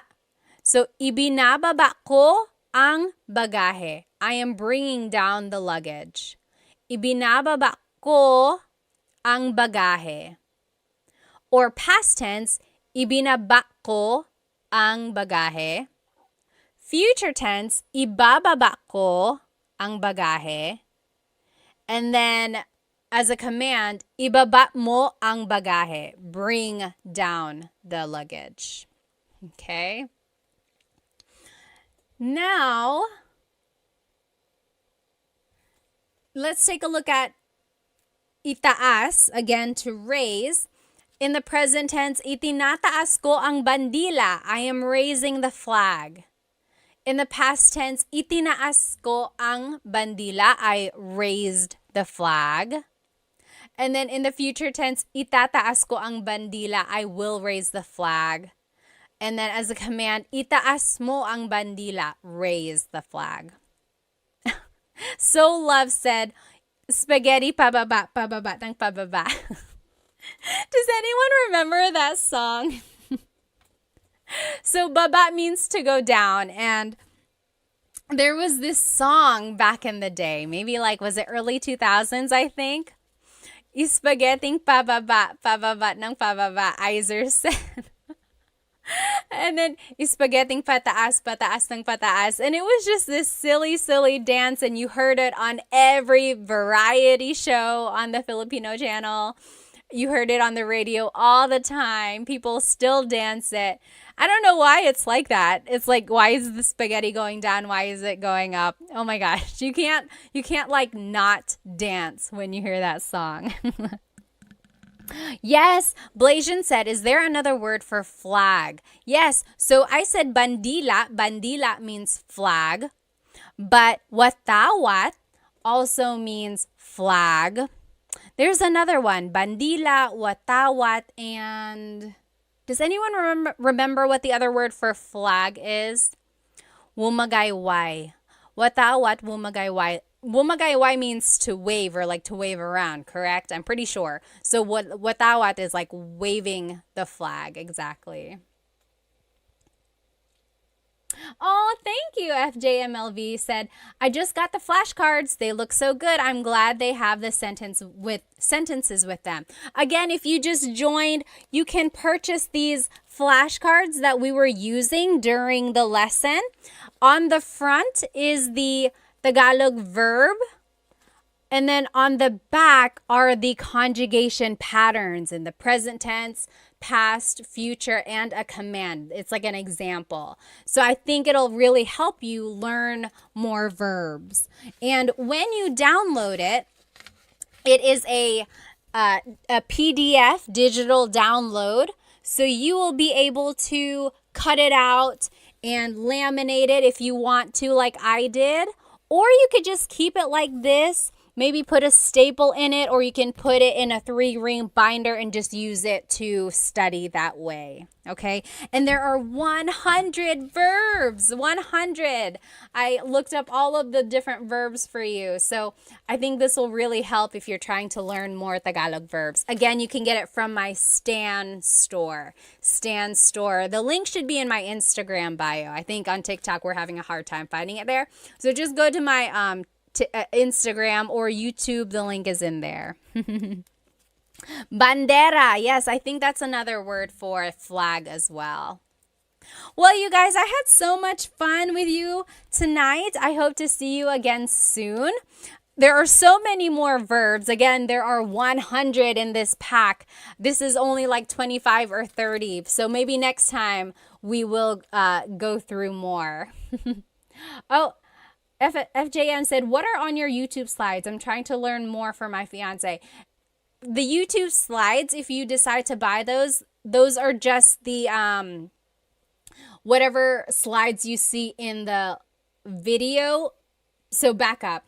I make full-length Tagalog lesson videos on YouTube, so those slides are what go with the full-length Tagalog lesson videos. Okay. Budak Baru said, where can I get the flashcards? I'm not from the Philippines. You can get them on my Stan store. Go to my Instagram, click on the link in my bio, and look for Stan store. And it will be a PDF download, and you can download them, you can cut them out, you can laminate it, or you can just keep it like this and study it, okay? Yes, let's see. Yes, Benny, did you get that? Benny also asked, where can I get them? Again, on my Stan store. You just get the digital download, and then you can make the cards or you can keep it like this. Okay? Well, I will see you guys next time. I hope you have a great rest of your night. Maraming salamat po. See you next time.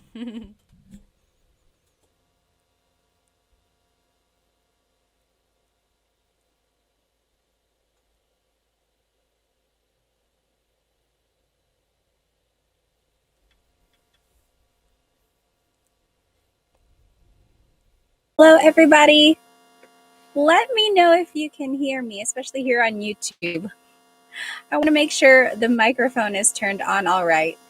And while you're setting that up, let me go ahead and invite our other friends. Of course, I go live on Instagram and TikTok and YouTube. Hello, everybody. Welcome. I'm so happy you're here. Happy New Year. You might be wondering, why are you still saying Happy New Year? It's like 2 weeks into the new year. Well, because it's our very first live of the year. So I figured it's just appropriate to say hello and Happy New Year to you. Let me know if you can hear me okay on TikTok and Instagram. I do have the microphones set up. If it sounds off or if it's like there's a lot of background noise, let me know. And we can just try to fix that. Hello, everybody. Welcome. Right where you are watching from, I am over here in North Carolina. We did get a little bit of snow the other day, very, very little. Oh my goodness. I think it was like less than an inch, but I had a lot of fun. I like being able to go outside and not have to worry about shoveling too much. Hello. Let's see here. Does anyone have a shout out? Does anyone have a special birthday or anniversary or anything coming up, or is someone's friend watching and you want to say hello out there? Oh, Zell True Trill said they're from Virginia Beach and they also got some snow. Big Rika says hello from San Diego. Derek, hi from Vancouver. Hello. DJ's dad from Chicago. Hello, everybody. Turtle on YouTube, Happy New Year to you too. Case is from Hawaii. Hello. Bert is from Rochester, Washington. Calperon, hello from the Netherlands. Oh, Dr. Dan, no snow here in Cebu. What part of Cebu are you from? Let's see, 1963. I've been College Park, Maryland, right down the street from the University of Maryland. Okay. Shannon, hello from Charlotte. We're basically neighbors. Rodrigo, hello from Chile. Okay, tonight's going to be a fun night. So we're not doing a full-blown Tagalog lesson. I figured since it is our first live lesson back in the new year, let's just have some fun, okay? We're going to play some Filipino trivia. I have 25 trivia clues here, and let's see if you can figure them out. They're pretty simple. So I have questions about geography, Philippine geography, some questions about like national symbols, some information about Philippine history, also some Tagalog review, and then Filipino celebrities. So we have a whole mix of things in here. I think it's important to also learn about, the culture and the history of the Philippines along with the language. I'm assuming you follow me because you are interested in learning some Tagalog, right? So I think putting everything together with culture and history and language, all of that together, will really help us appreciate not only like the Filipino culture, but Tagalog as well. Alchemy said, how do I explain the Bubble Gang to people? Are you talking about the show Bubble Gang? That was like a little comedy show where they had like skits on TFC. I remember that show.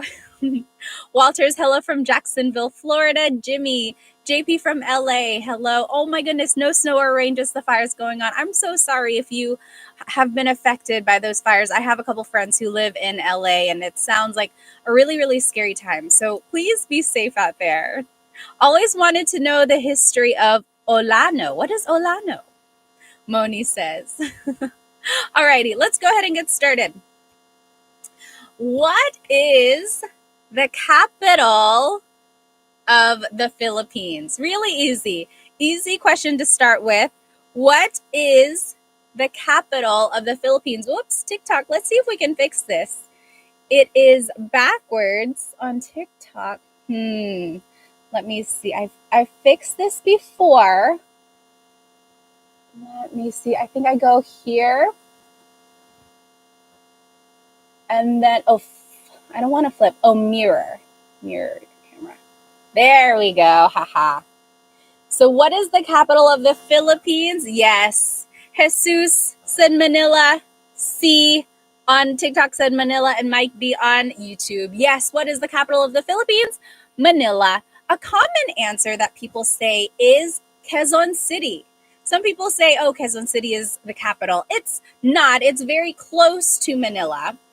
But Manila is the official capital here. Whoops, there it is, Manila. There we go. Alrighty. What's the next question? What do the red and blue stripes of the flag represent? What do the red and blue stripes of the Filipino flag represent? Sorry, YouTube, there's like a glare on my paper. I think it might be a little hard to see. So just listen if you're watching on YouTube here.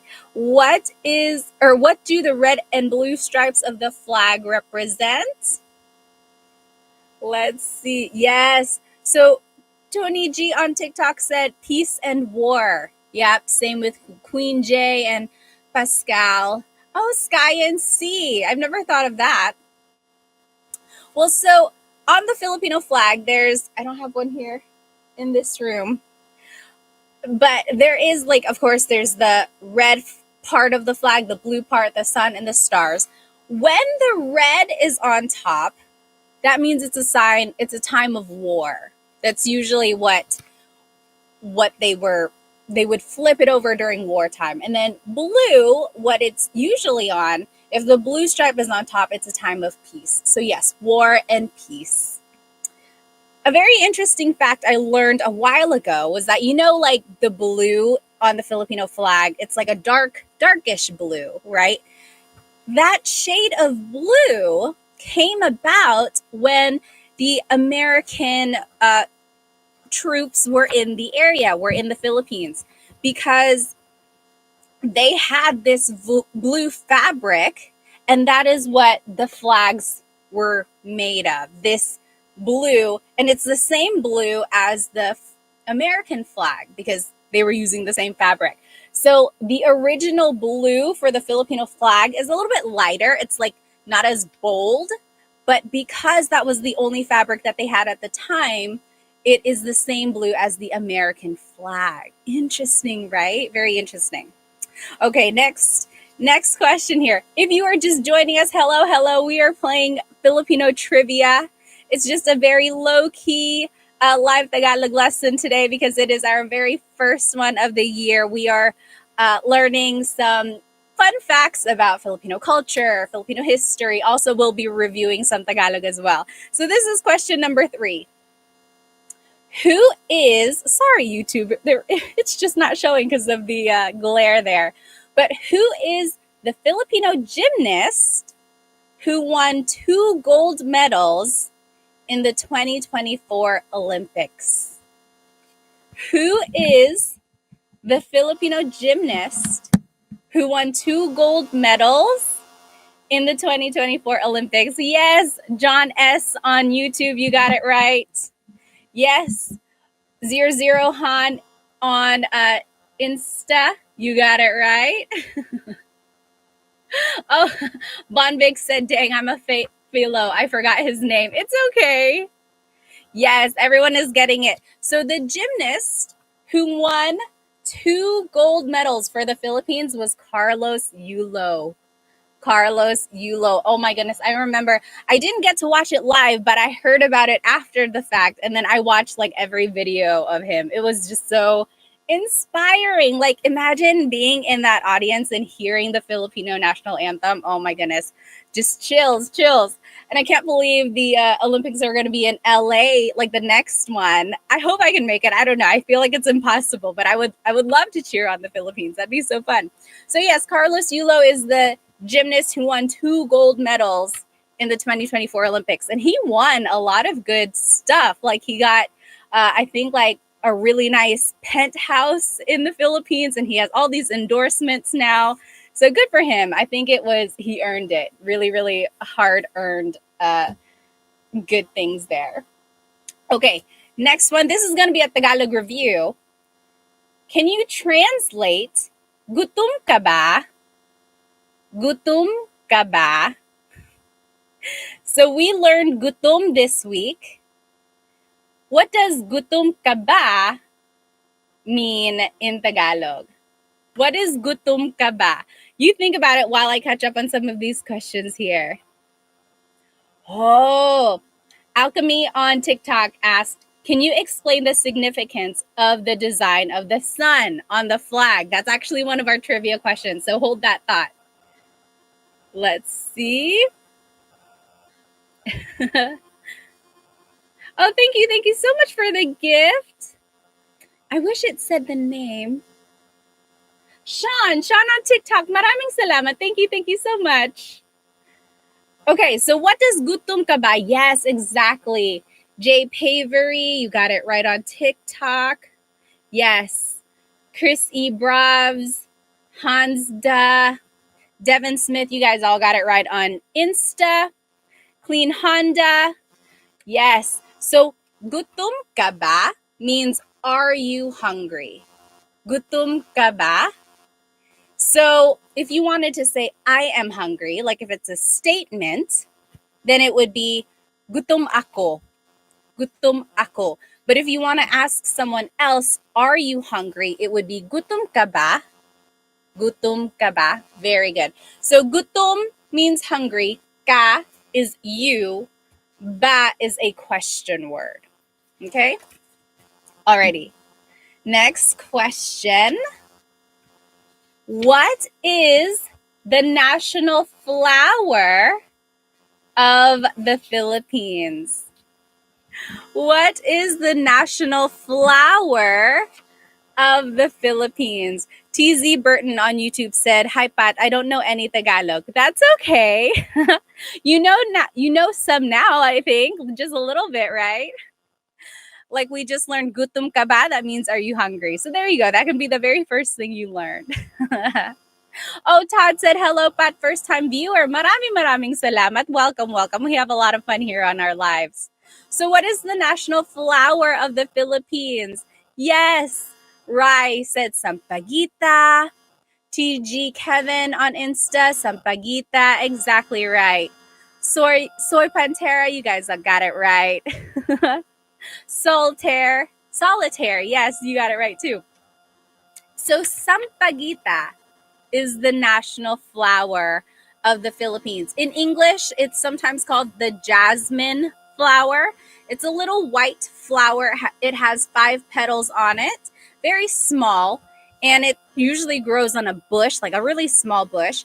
In the Philippines, when you go to like a church, you might see people selling sampaguita necklaces. So people will use the flowers and turn it into a necklace. And usually people will put that necklace on a saint statue inside of the church, or they might put it in their car or something like that. But so yes, the sampaguita is the national flower of the Philippines. My mom had one when I was growing up. It started off small and then it grew and grew.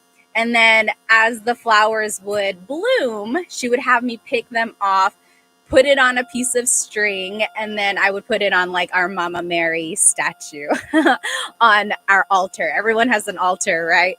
So yes, the sampaguita, that's the national flower of the Philippines. I love the smell of it. Oh my goodness, so it smells so good. Who is a Broadway star and voiced 2 Disney princesses?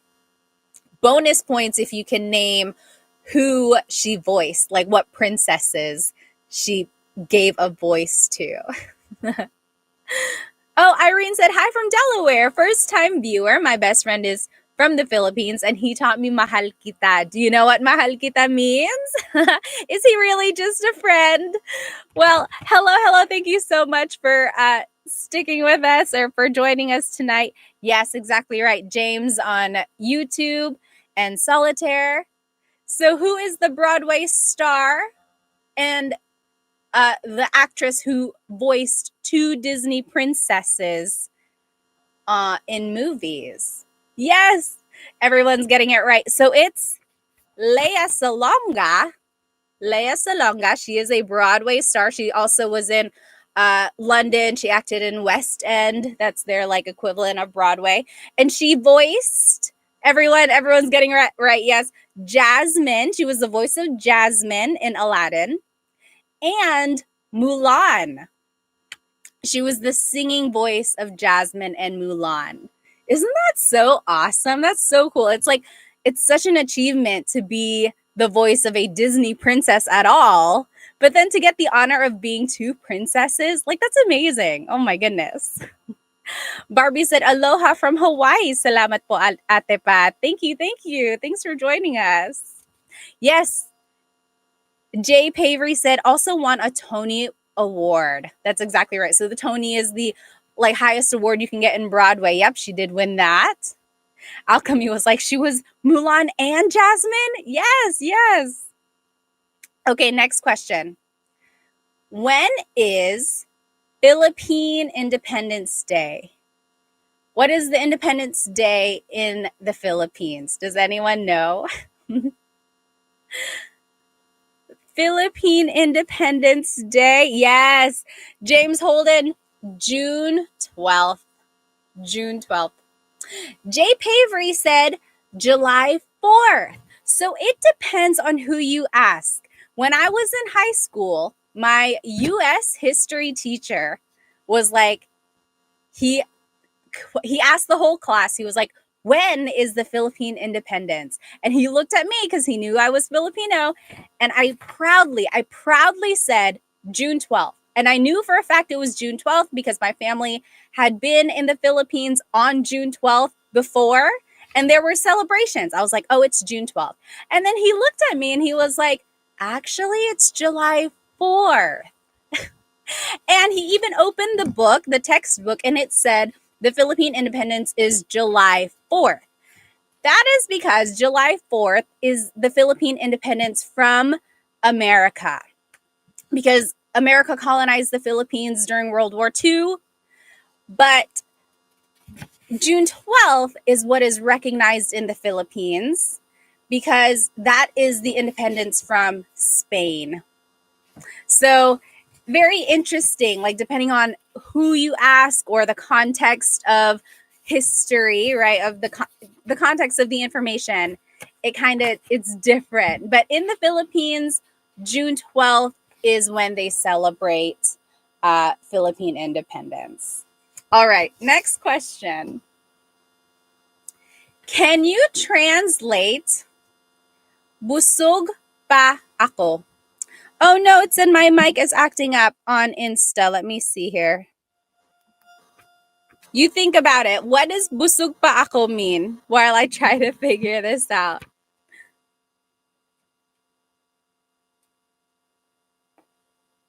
Okay, I just unplugged it on Insta here. Let me know if this is better. It's probably going to sound a little bit distant, but at least it won't be breaking up. What is busog pa ako? Yes, exactly right. You guys are getting it right. Bethel on TikTok.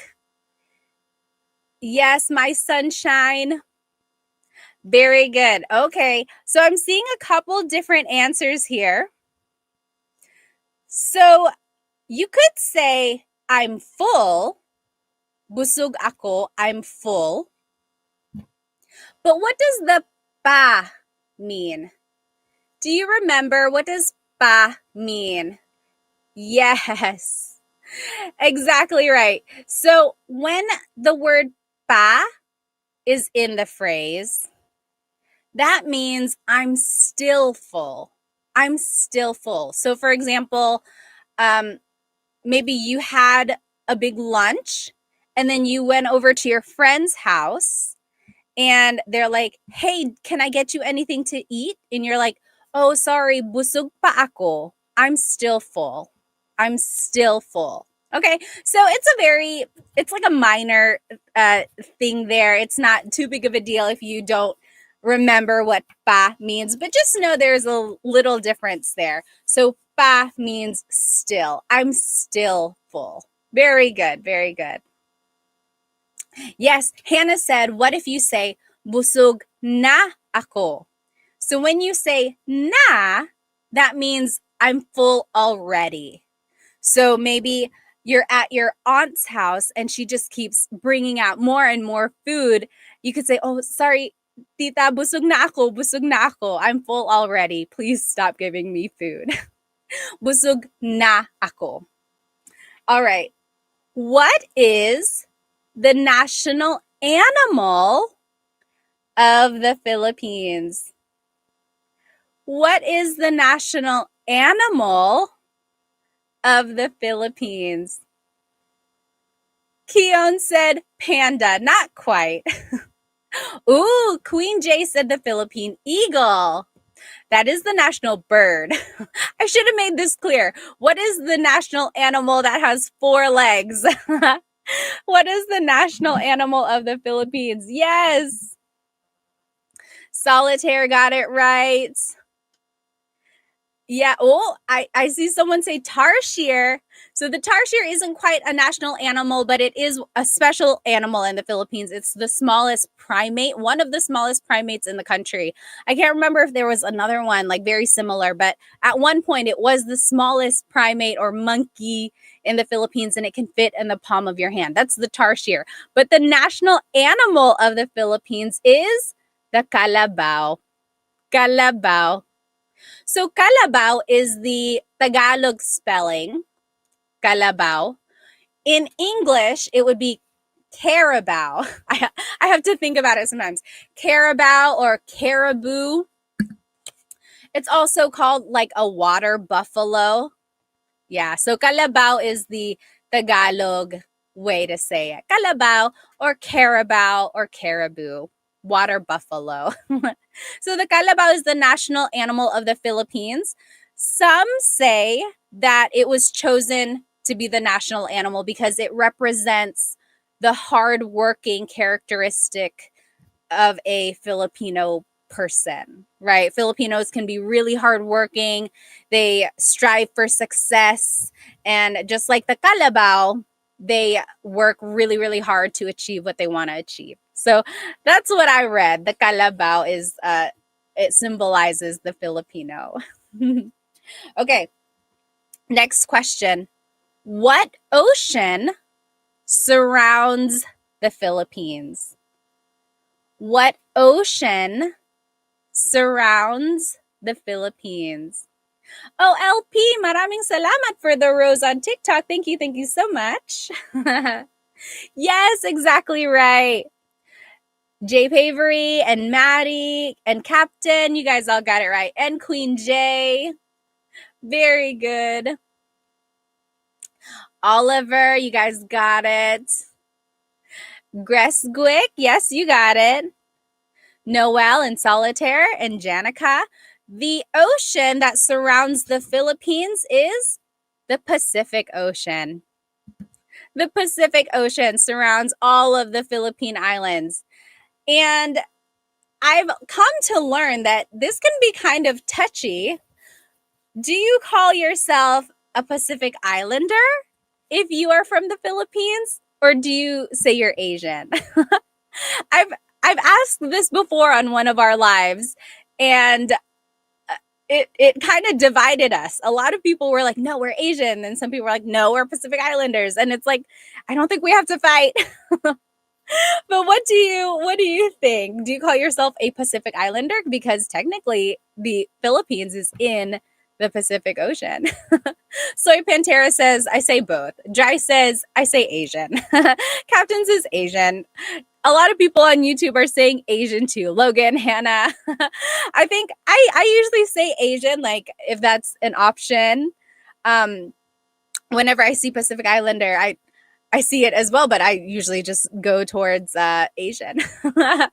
Very good. Oh, bonus questions or bonus points.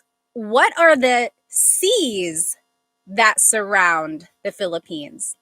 There's the Philippine Sea on the east side.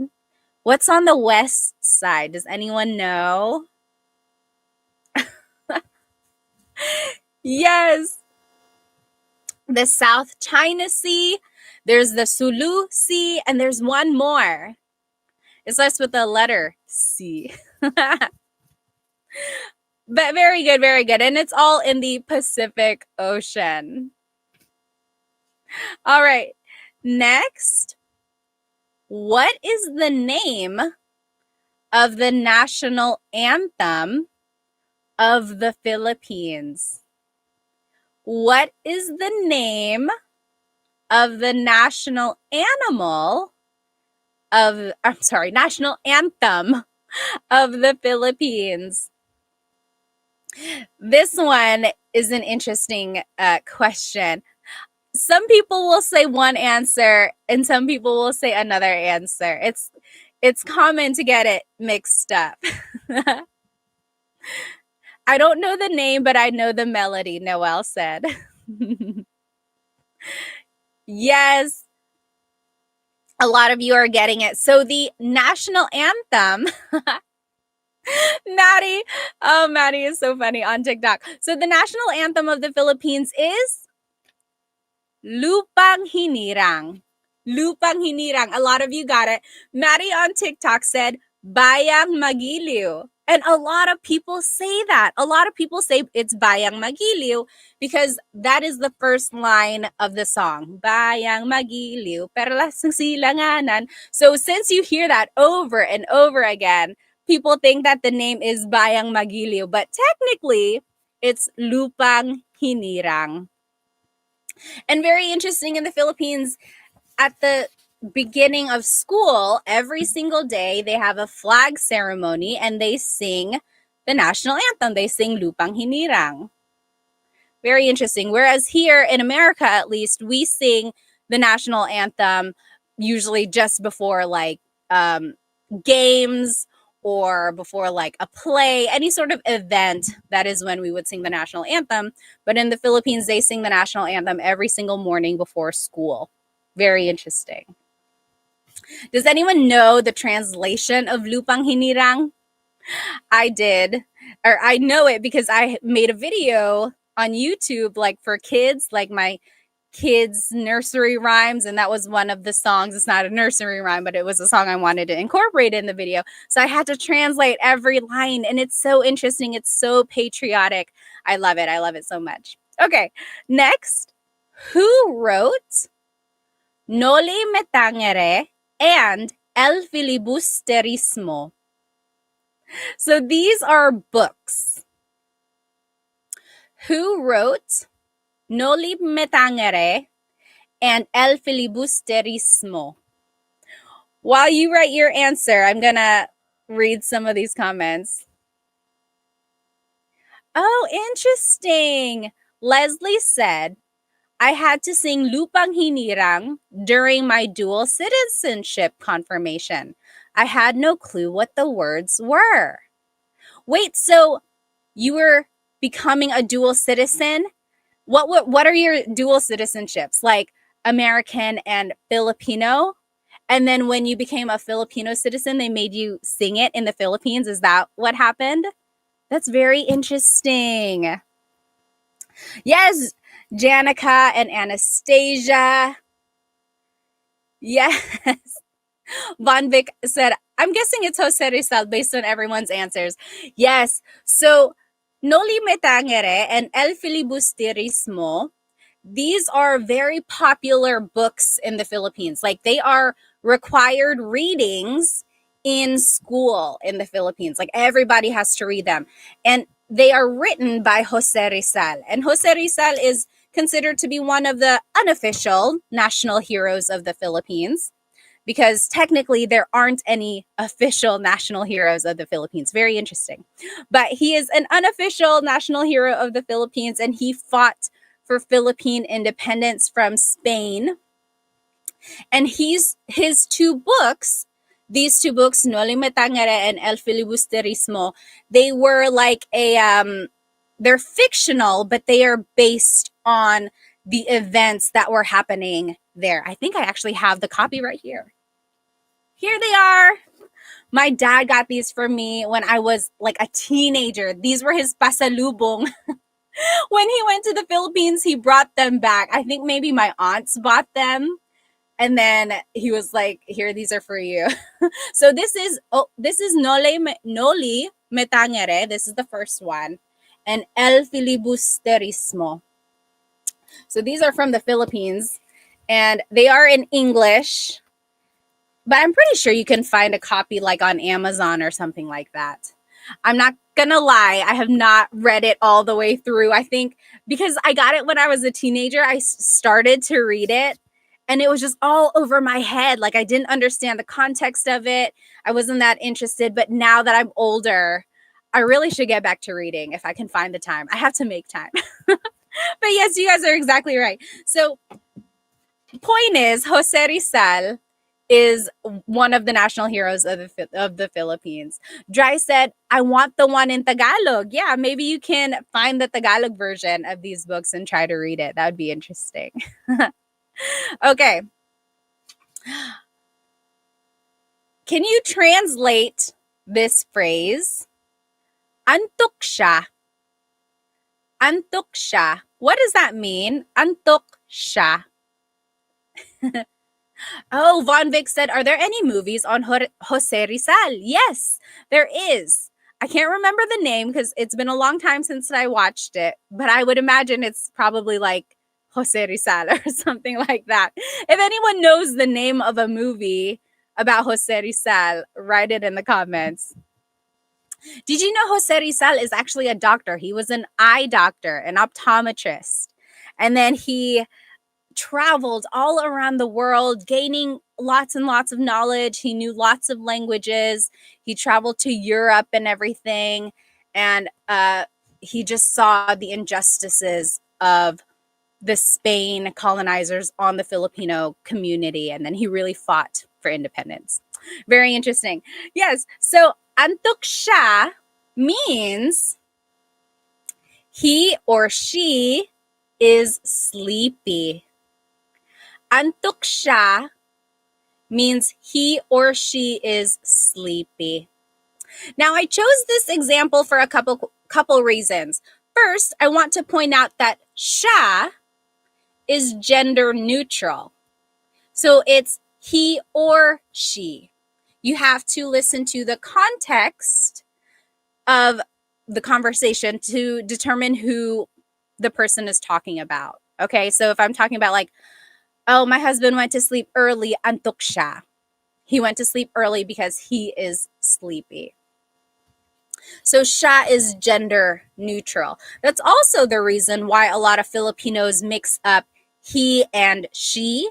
Like if you've ever heard someone talking and sometimes their grammar might not be right, it's because they are so used to using a pronoun that is gender neutral. So when they translate it in English, they kind of get it mixed up. Okay. So, and then another thing I wanted to point out, a lot of people commented when I made the video about the word antok. Some people said, why don't you say inaantok siya? Inaantok siya. So antok is the adjective version of the word. It's an adjective. It's describing the person's condition. It's just describing. It's a description word. Inaantok is a verb. That means he is feeling sleepy. So, antok siya means he is sleepy. Inaantok siya means he is feeling sleepy. Okay? Janica said, okay, so I think Janica is asking about the pronunciation of siya. So it looks like it should be pronounced siya, right? It looks like that's how it's pronounced because that's how it's spelled siya. But the S-I-Y combination, that makes a sh sound. So inaantok siya. So that's where that sound comes from. Okay, next question. Oh, I can't remember who asked this earlier, but here is the question. What do the 8 rays of the Philippine sun represent? What do the 8 rays of the Filipino sun represent? Yes, Von Vic said, in some areas, they do pronounce it siya. That is exactly right. There are some regions in the Philippines where siya is pronounced siya. You are exactly right. There's a lot of nuance in Tagalog depending on where it's spoken. Oh, Dry on Insta said the 8 regions of the Philippines. Almost. Oh, Queen J said, I'll never speak Tagalog. I can't remember words right or form sentences.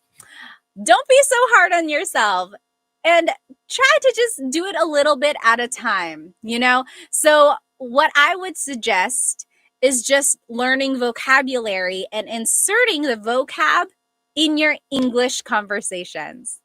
Like, tinapay is bread.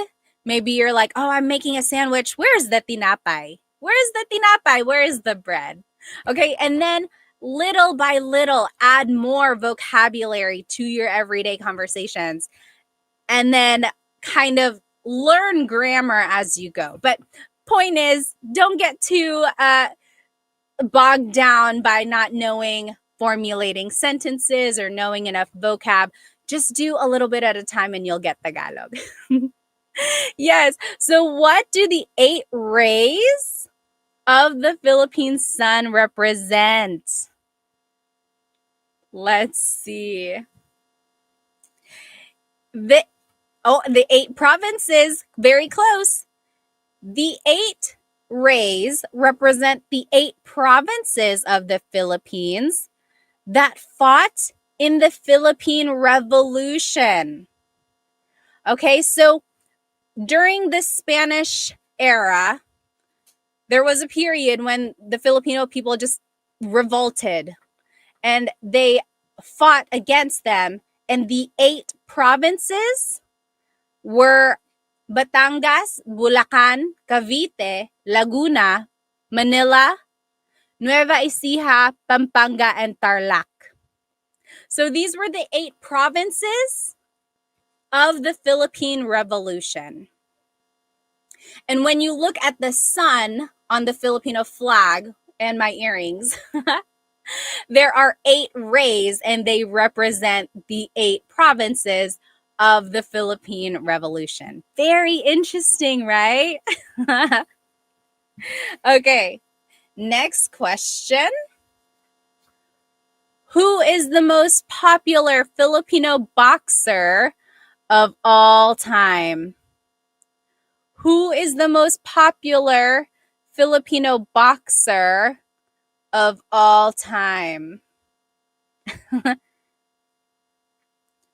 Tess on YouTube said, my boyfriend is Filipino and it does help a lot when he adds a Tagalog word or sentence in our English conversation.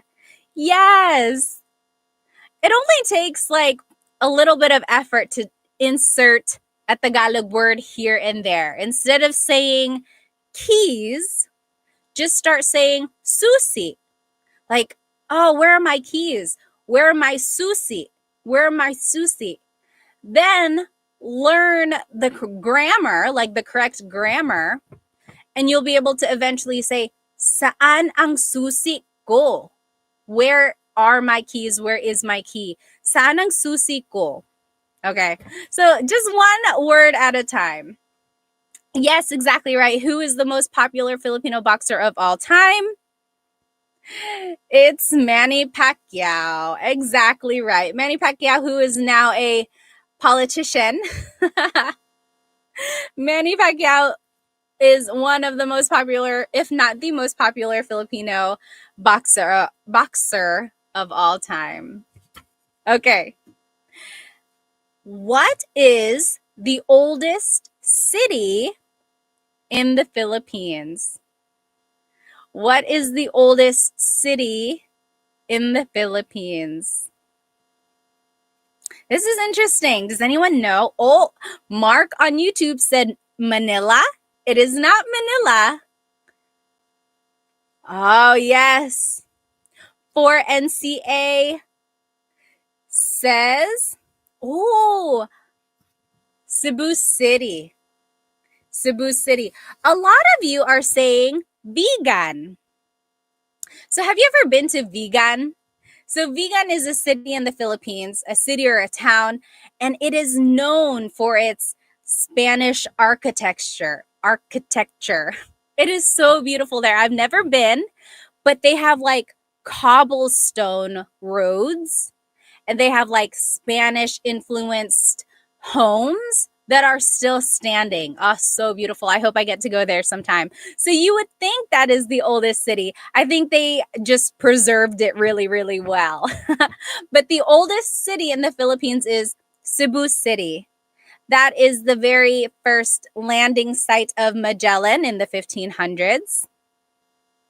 Yes, Jason Park on YouTube said Cebu has the oldest church. Exactly right. And I've been there and it's very like elaborate. You can see up in the church all of the stonework and then like paintings and stuff. It's like you traveled back in time. I love it. So the oldest city in the Philippines is Cebu City. Yes, exactly right. Let's see. Next, who is this Phil-Am musician who appeared in Usher's Super Bowl halftime show? Who is this Phil-Am musician who appeared in Usher's Super Bowl halftime show? This was so cool when she came out. Oh, people are saying Bruno Mars. Did Bruno Mars come out in Usher's show, though? Like, he's been in the Super Bowl performances, like the halftime shows, but I don't think he was there in Usher's show. Yes, you guys are getting it. Maddie, you guys got it. Eve, B. Philly, Max Daddy. Oh, Max Daddy said she. It's not she. It is her. Does anyone know her's real name? I'm covering it up. Does anyone know her name? So she is a singer, but also a really good guitarist. She's like a really good musician. And her real name, yes, Jeremiah said Gabrielle. Anyone know what her real name is? Von Vic said Easy Mail would be cool. That would be cool if he just came out. So her real name is Gabriela Sarmiento Wilson. Yes, Gabriela Sarmiento Wilson. I think I had this clue on a Jeopardy game for one of our Tagalog lives. And someone was like, that is a very Phil-Am name. Gabriela Sarmiento Wilson. It's so Phil-Am, right? So yes, her is a Phil-Am musician who appeared in Usher's Super Bowl halftime show. My goodness, she is so talented. Okay, next. How many islands make up the Philippines? How many islands make up the Philippines? Someone on TikTok said a lot. Queen said 1,300. Crackers said more than 7 for sure. Oh, yes. Yes. YouTube, you guys are getting it. Hannah and James and Jason and Mike and Phil. Over 7,000.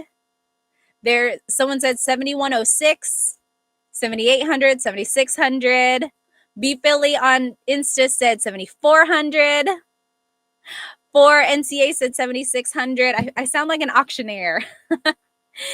Officially, it's 7,641.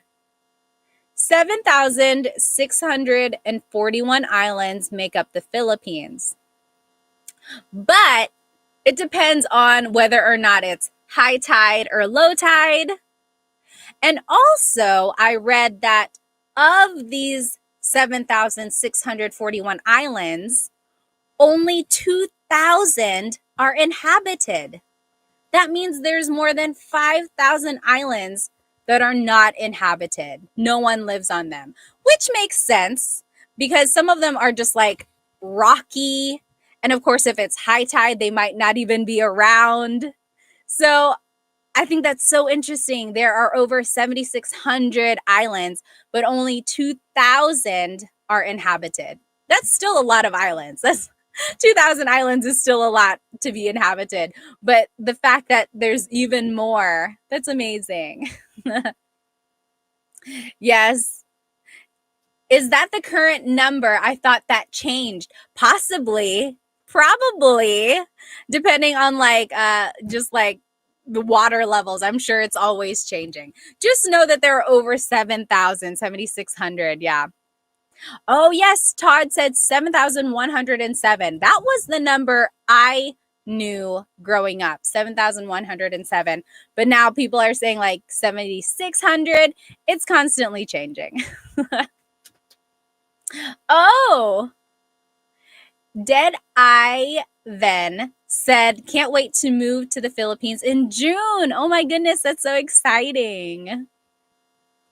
Okay. Next question. What is the national tree of the Philippines? What is the national tree of the Philippines? So earlier we talked about the national flower being the sampaguita, but does anyone know what the national tree is? Yes, Delaware Surf and Tink B for you click. You guys are getting it. B Philly. The national tree of the Philippines is Nara. Nara. So the Nara tree is a very sturdy tree. It has a really big trunk. And a lot of furniture in the Philippines is made out of Nara. Usually, like if someone is building a home and they want really good quality furniture, they're going to look for Nara furniture because it's strong. It can withstand like termites. Like a lot of people are like, oh, Nara ba yan? Is that Nara? So having like Nara furniture is something really good. So yes, Nara is the national tree of the Philippines. Very good, very good. Okay, translate this in Tagalog. Pagod kami. Pagod kami. Oh, yes. Barbie on YouTube said, Nara wood was used to build Noah's Ark. It's the strongest wood for ships. Really? Interesting. Awesome. Yes, you guys are getting it right. So what does pagod kami mean? Pagod means tired. Kami means we. So we are tired. Pagod kami. So I chose this example because to review the word pagod, but also let's review kami. Kami. So there are two different types of we in Tagalog. Pagod kami, we are tired. Pagod tayo, we are tired. Okay, so you can say it two different ways. It just depends on who is included in the we. There's pagod kami, that's exclusive. Maybe I'm on the phone with you and I'm like, oh, Chris and I, we just went exercising. Pagod kami. We are tired. You're not tired. You weren't exercising with us. You're excluded. So that's exclusive. Pagod kami is exclusive. Now, if we were all exercising together as a class, we would say pagod tayo. Pagod tayo. We are all tired. So I just wanted to show again that there are two different types of we in Tagalog. And depending on who is included, you would use a different type of pronoun. Very interesting. Okay, next question. What are the three main islands of the Philippines?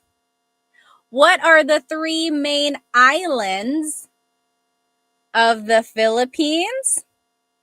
We've been talking a lot about the Philippine Islands. But what are the three main islands? Yes, TG Kevin, Von Vic, you got it. Oh, Crackers almost got it. You got two of the three. James, yes, Hannah, and Barbie. So the three main islands of the Philippines are Luzon, Visayas, and Mindanao. So Luzon is the highest or most like northern island. Then there's the Visayas in the middle region, and then Mindanao is the southernmost island. Luzon, Visayas, and Mindanao. And the three stars on the flag represent the three main islands. Because, you know, on the Filipino flag, there's the three stars and the sun, and then the blue and the red. The three stars represent the three main islands, Luzon, Visayas, and Mindanao. Very good. We're almost done, guys. Thank you so much for joining me during our Filipino trivia night. So this question asks, who was the first president of the Philippines? Does anyone know? Who was the first president of the Philippines? Yes, for NCA. You got it right. The first president of the Philippines was Emilio Aguinaldo. Yes, James, you got it right. Emilio Aguinaldo. He is the first president of the Philippines. And that was after the Philippine Revolution.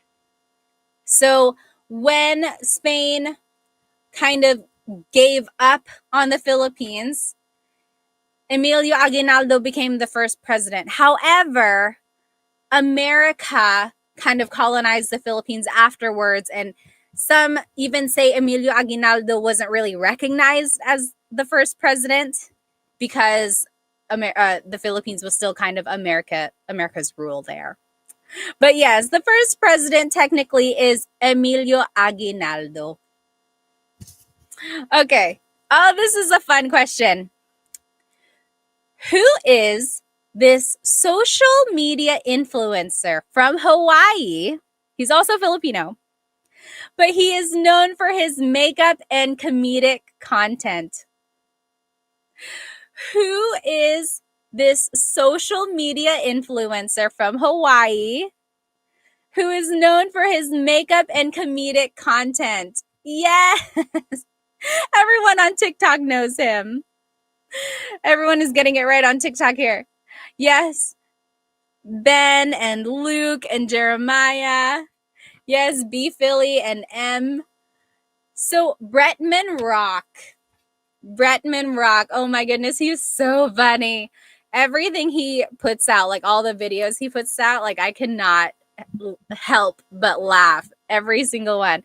So Bretman Rock, he is a social media influencer known for his makeup videos and just really, really funny content. Alrighty.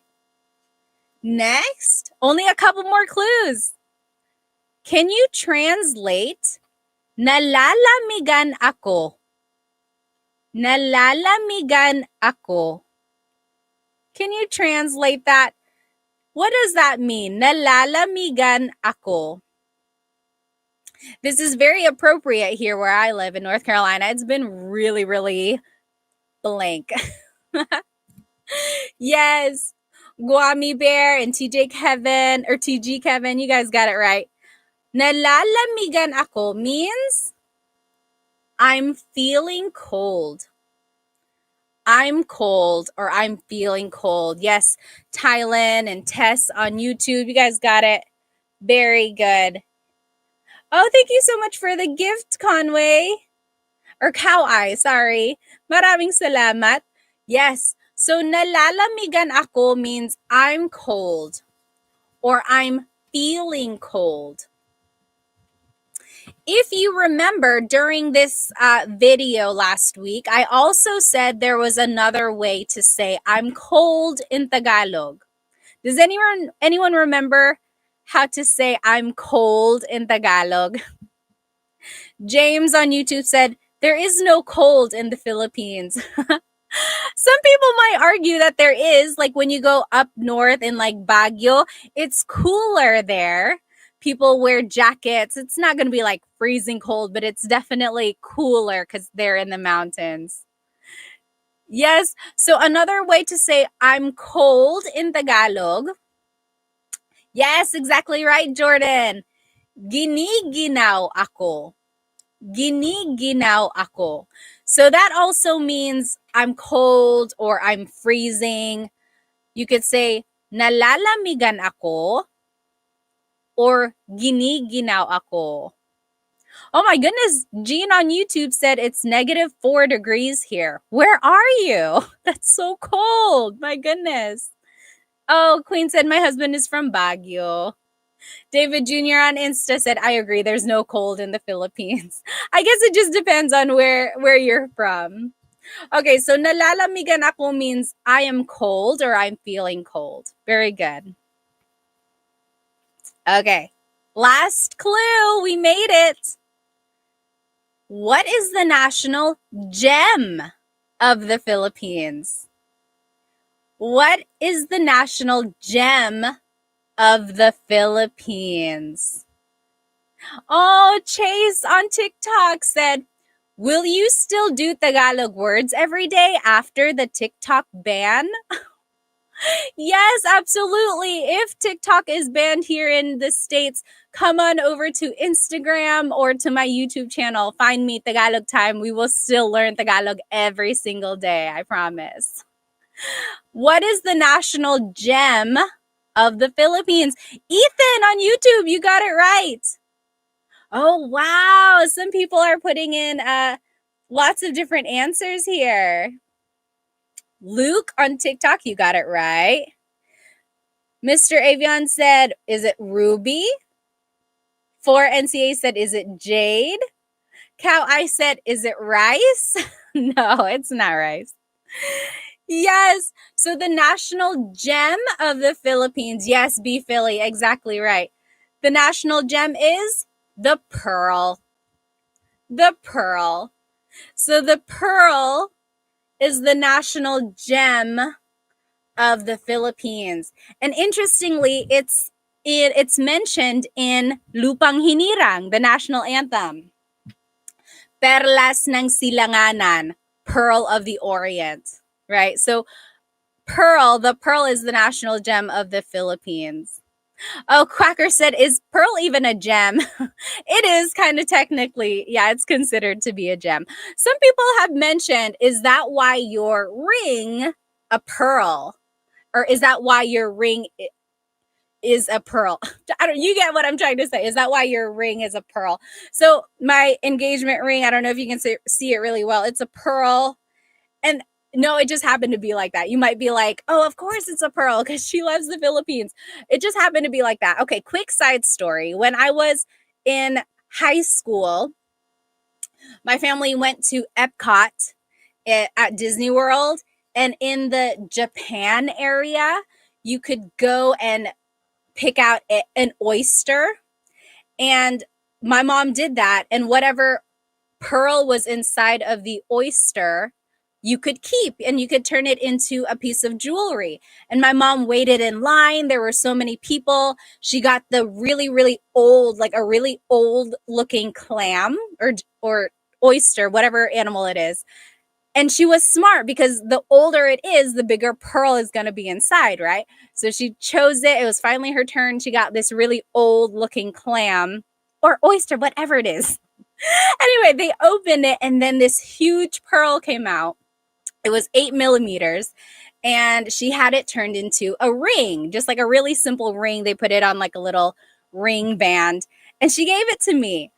And then within like 30 minutes, I lost it. I felt so bad because like she had given it to me to wear and then I had to go use the bathroom and I took it off because they said you're not supposed to put soap or lotion on it because pearls are very sensitive.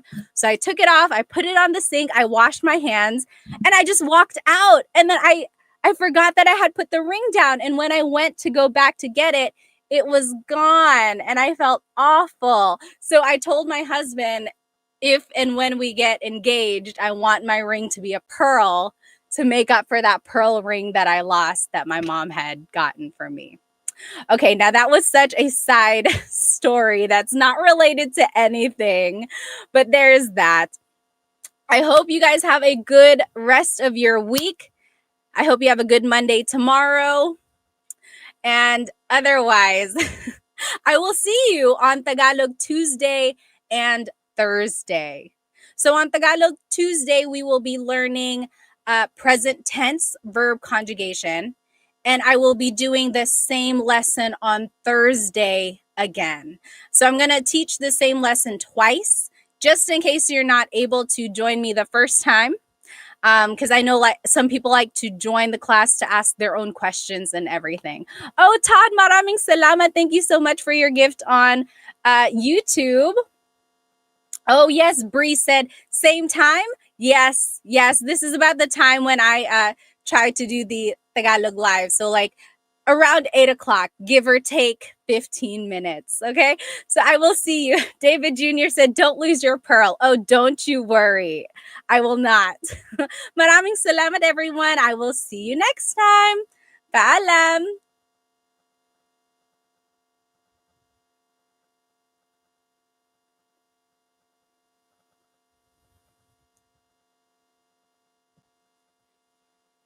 Hello, everybody. Welcome to tonight's episode of Tagalog Time with Pat.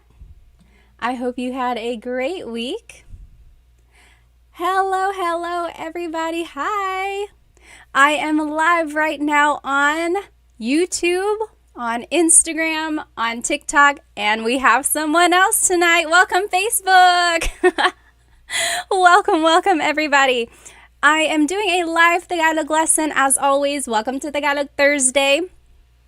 My whole presentation is on YouTube, so you should be able to see everything that I've written out for you. There might be some graphics in there. Sometimes it helps to just kind of see everything written out. So if you are joining me on TikTok, Instagram, or Facebook, feel free to go ahead and jump onto my YouTube channel, and that is where you'll be able to see this presentation. Let me know if you can hear me or if my sound ever cuts out.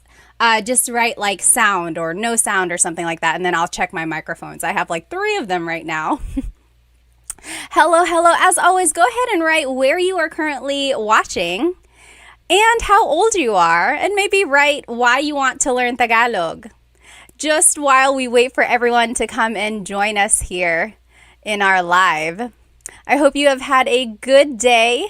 Anong ginawa ko ngayon? What did I do today? Hinatid ko yung anak ko sa camp. I dropped off my kid at camp. Tapos naglinis ako ng bahay. I cleaned the house. Darating yung pamilya ng asawa ko on Saturday. So my husband's family is coming on Saturday. So I just cleaned up a bit. Ano pang ginawa ko? Nag-edit ako ng video at gumawa ako ng lesson para sa Tagalog Time ngayon. I edited some videos and I made this PowerPoint for our class tonight. So go ahead and jump into the YouTube or my YouTube channel if you want to see this whole presentation, and the recording will be on my YouTube channel afterwards as well. Okay? Let me just see where everyone is from. You can write where you are watching and your age. Also, let me know if the audio is weird or if you cannot hear me, okay? Hello. Oh, Mark is from Toronto, 56. From my understanding, there's a lot of Filipinos in Toronto, isn't there? Hawaii, AJ said. Sydney, Australia, Peter says. Hello. Who else do we have? Hello from Makati. How nice. It says, your Shan Chan said. Itty Bitty is from Davao. Flo is from Vancouver. Hello, everybody. Alrighty. And then over here on YouTube, where are you guys from? I am from Iloilo, Lo said. I am Indian. I'm here in the Philippines, Gurav said. Hello. Don is 43. You sound good. Awesome. Okay, let's go ahead and get started. So I have a very, I think, useful Tagalog lesson for us tonight. Tonight, we are actually going to be learning about the family and phrases that you can use with your family or talking about your family. Okay, so let's take a look at tonight's agenda. We will be talking about, first we'll learn about family vocabulary. So how to say like your mom, your dad, your sister, your cousins, your aunts, things like that, okay? Then we will learn some phrases we can use about our family. For example, if we are introducing our family to someone else or talking about our family with someone else, those are the phrases we're going to learn. And then we're going to learn some phrases for our family. So things we can say to each other, to our mom, to our dad, to our siblings, or our like lolos and lolas, things like that. After that, we're going to be doing some vocab review. And then at the very end, we're going to do some translation practice. I love this part at the very end. I give you like a mini conversation or a blurb, a monologue in Tagalog. And then I want to see if you are able to comprehend it. So like oral comprehension, okay? Oh, Gaming Galaxy 9 from California. Hello. Magandang umaga, Almost Polyglot says. David is from Ohio. Hello. All right, let's go ahead and get started. So again, we are going to be learning some phrases and vocabulary about family. So first, if you're looking here on YouTube, I've kind of changed up my slides here. Usually in the past, I did like word, or phrase, but now I'm just putting the whole slide up there because I know there's a little lag on YouTube. So if you want to like look at YouTube but then listen to me on another platform, go right ahead. The whole slide will already be up there. Okay, so in Tagalog, pamilya is family, pamilya. Okay, so let's take a look up here. I have this little family tree. So we'll start with lolo and lola. Lolo and lola, that's your grandparents. So grandfather, grandmother. Lolo and lola, right? And as you can see in my graphics up here, there are two sets. Two lolos, two lola, okay? Then there's the tatay and the nanay. Oh, sorry, YouTube. Let me go ahead and turn off my face so that you can see the whole slide here. Hang on one moment. There, that should work. All right. I think there's a lag. It should turn off in just a second. Okay, so nanay is mother, tatay is father. Now, not everyone calls their mom and dad nanay and tatay, although I do know some people who do call them that. Nanay is mother, tatay is father. Usually, people call their mom and dad mama, papa, sometimes daddy, mommy, whatever they prefer, right? But the Tagalog word of mom or mother is nanay. The Tagalog word for father is tata. Yes, 1123 said ama is father. That is another word for father, ama. Ama and ina. Yes, very good. Ama and ina.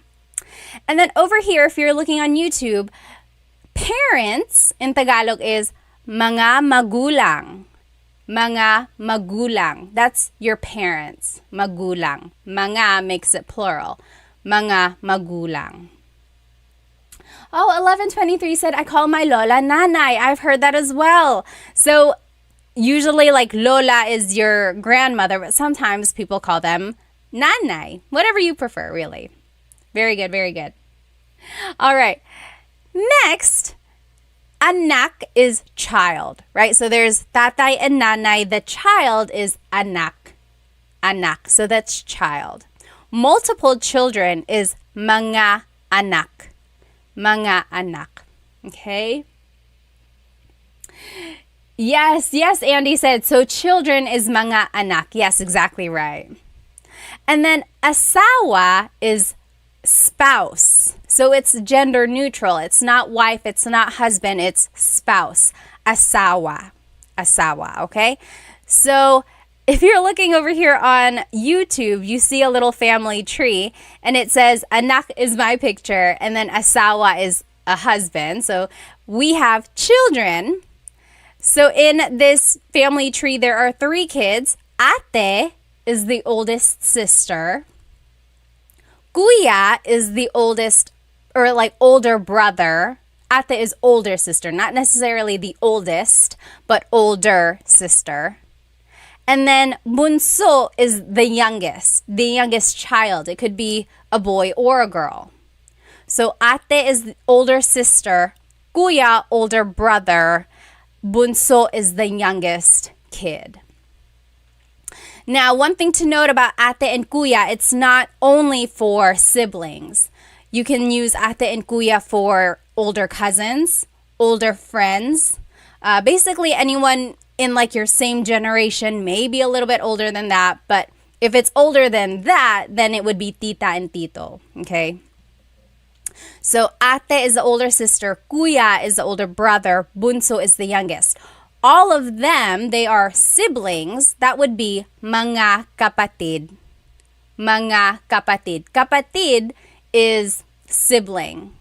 Mga kapatid is siblings, so multiple. One thing in Tagalog, there is no word for sister or brother. In order to distinguish whether or not we're talking about brother or sister, it's kapatid na babae or kapatid na lalaki.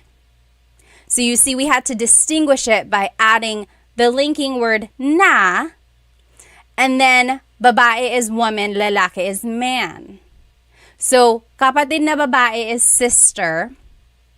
Kapatid na lalaki means brother. Okay? Now, Brian said, does kapatid also mean friend? Is it because someone has called you kapatid? So kapatid is brother. So maybe someone is like, Oy kapatid, kamusta ka? Hey brother, how are you? Right? But technically, kapatid means brother or sister. Friend in Tagalog is kaibigan. Kaibigan. Okay? All right. Now, let me just catch up on some of these questions. If you have any questions or anything like that, go ahead and write it in the comments. Let's see. Oh, is there a difference between ang and nang, or is it the same thing? So that kind of is more like grammar. Ang means it's like an article, the thing. Nang means some or a thing. So for example, kinakain ko ang adobo. I am eating the adobo. So you hear the ang. Kinakain ko ang adobo. Versus, kumakain ako ng adobo. I am eating some adobo. Okay? The legend said, bakla is the only thing I heard from my friends. Do you know what that means? It's not bad. Bakla is gay. So for those who are in the LGBTQ community, you probably know that word. All right, let's keep going. So try saying these words with me, okay? Lolo, lola. Lolo, lola. That's your grandfather, grandmother. Oh, someone brought up a good question. Tio on Facebook said, what about manong and manang? Have you ever heard that before? So instead of ate and kuya, people refer to their older sibling or like older cousin as manong and manang. So they are similar. That means like older sister or older girl or older boy, but it's from a different region. I think in Ilocano, they use manong and manang. In Bicol, they also use manong and manang as well. And I'm sure in other places, they use that as well. But in Tagalog, like the Central Luzon area, usually it's ate and kuya. Oh, Green, thank you so much for the badge on TikTok. Thank you so much for the gift. Any donation or anything that I earn from these, I really give back to the Filipino businesses that I know of. As you can see, my earrings, I think some people have already mentioned it. I love your earrings. Yes, these are from Sunkissed Pinay. So I always love giving back. Shout out to them. Be sure to check them out. Sunkissed Pinay. Okay, great questions. Now, let's keep going. Oh, Gurav said, what about Dai instead of bunso? Has anyone ever heard of Dai and Dong? Inday or Dodong? I know those names very specifically because my husband's family is from Cebu. So they call every girl Inday. They call every boy Dodong. So it's like Dodong Matthew, Inday Sarah. And then everyone else is also Inday and Dodong as well. So again, it's just that idea of giving like a title to someone. Kind of makes it a little bit more familial, I think. Okay, so we said lolo and lola. Try saying this with me. Tatay, nanay. Tatay, nanay. So that's father and mother. Okay, next, anak is child. Anak, child. Multiple would be mga anak. Mga anak. That's children. Then there's asawa, which is your spouse, asawa. Again, it's not specific. It's not wife or husband. It's just spouse. Okay? Then there's ate, kuya, and bunso. Ate, kuya, bunso. Ate is the older sister, older sister, could be older cousin. Then there's kuya, the older brother or older guy cousin. Then there's bunso, which is the youngest sibling. It could be a boy or a girl. Altogether, they are mga kapatid. Mga kapatid siblings. Okay? Then, if you want to be specific, because kapatid is gender neutral, if you want to be specific and say sister, it would be kapatid na babae. Kapatid na babae. Thomas, thank you so much for the gift on TikTok. Thank you. And then kapatid na lalaki is brother. I had to double check there. Kapatid na lalaki is brother. Okay? Next, here are just some more vocabulary about the family. Pinsan is cousin. Pinsan.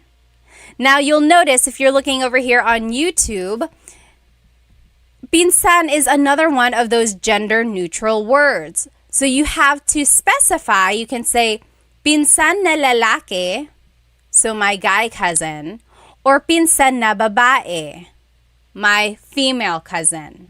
Very interesting, right? Oh, good question, good question. Andy on TikTok said, how would you say they are spouses? Like they are married to each other. They are spouses. If you wanted to say they are married, you could say mag-asawa sila.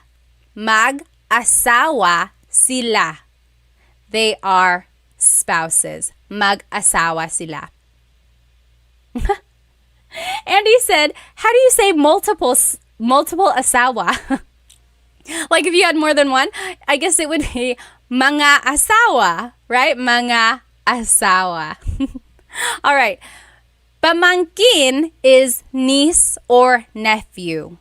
Pamangkin. Again, gender neutral. You have to say pamangkin na lalaki, pamangkin na babae. Interesting. I think it says a lot about the Filipino culture when there is no distinguishing factor between genders here, right? So it's just pinsan, your cousin, pamangkin, niece or nephew. And then from there, you have to specify whether or not they are female or male. Okay, 1123 said, what are the pronouns? Like they, them, theirs.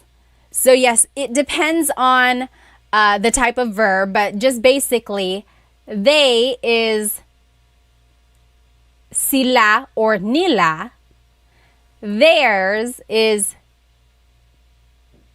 See, I'm getting confused. We're going to talk about pronouns in just a minute. Hold your question, okay? All right, let's keep going. So then, tito and tita are uncle and aunt. Okay? Uncle and aunt. Oh, yes. Via said, is there a word for goddaughter? There is. It's down here. Hang on. So, tito and tita is uncle and aunt. Hipag is sister-in-law. Hipag. Then, there's bayaw, which is brother-in-law. Biyanan is parent-in-law, like your mother-in-law, father-in-law. Ninang and ninong is godparent. Ninang, ninong.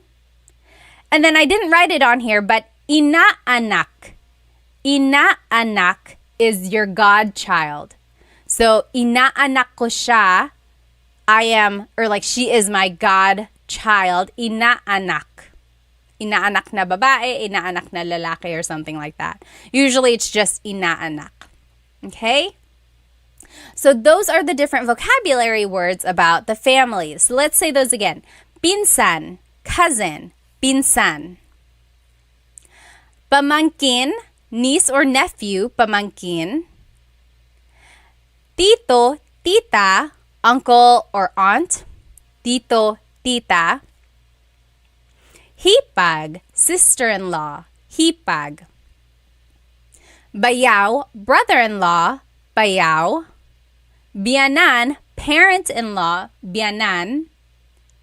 And then ninang or ninong, godparent, ninang or ninong, godparent. Then inaanak is godchild, inaanak. Someone said, how do you say step-parent? That is a very good question. Does anyone know? Write it in the comments. What is step-parent? Like your stepmom or stepdad? Write it in the comments. Okay, so those are just some vocabulary words about the family. Now let's learn some common phrases that you can say while talking about your family. So for example, if you are meeting someone new and you're just kind of getting to know each other, and you want to say, oh yes, my brother is like this, or this is my brother, this is my sister. These are the things you would say. Okay? Let me just check some of these comments here. I'm just curious. My mom has me refer to my cousins as kuya and ate. But why different word for cousins? Yes. So cousin is pinsan, right? But even though they're not our sibling, we still refer to them as ate and kuya. So, and that's just the idea of showing respect to someone older than us. So it could be older brother, older sister, or older cousins, or even just older friends. Okay, so sometimes that's how it is. Up, and away. Is that correct? Okay, so let's keep going. Phrases about family. So if you were introducing your family, you could say, ito ang blank ko. Ito ang blank ko. This is my blank. For example, ito ang nanay ko. This is my mom. Ito ang nanay ko. Or ito ang kapatid ko. This is my sibling. Ito ang kapatid ko. Or ito ang asawa ko. This is my husband or wife. This is my spouse. Ito ang asawa ko. Okay, up and away said madrasta is step-parent. It's Spanish, apparently. So if you wanted to say, for example, if you are introducing your family to someone, it would be, ito ang blank ko. This is my blank. Ito ang nanay ko. This is my mom. Ito ang kapatid ko. This is my sibling, and so on. Now, if you wanted to be specific and add their name, it would be, ito ang nanay ko, si Samantha. Ito ang nanay ko, si Samantha. Okay, so this is my mom, Samantha. The si is the linking word there to introduce a person's name. Okay, so ito ang kapatid ko, si AJ. This is my sibling, AJ. Or ito ang kapatid ko, si Chris. This is my husband, Chris. Okay? Another way to say it could be, ito ang kapatid ko, AJ ang pangalan niya. This is my sibling, his name is AJ.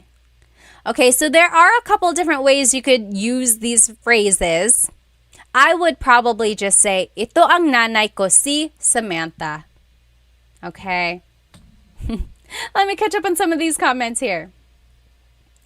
A1C Tyler said, what is marites? Marites is someone who likes to chismis. Do you know what chismis is? Chismis means gossiping. So someone who gossips a lot or talks bad about people, that is a marites. Okay. Now, here's another phrase you can use. Blank ko siya. Blank ko siya. He or she is my blank. Anak ko siya. He is my child. Anak ko siya. Siya is gender neutral, so it could be he or she. Okay? So, he is my child or she is my child. Anak ko siya. Next, tatay ko siya.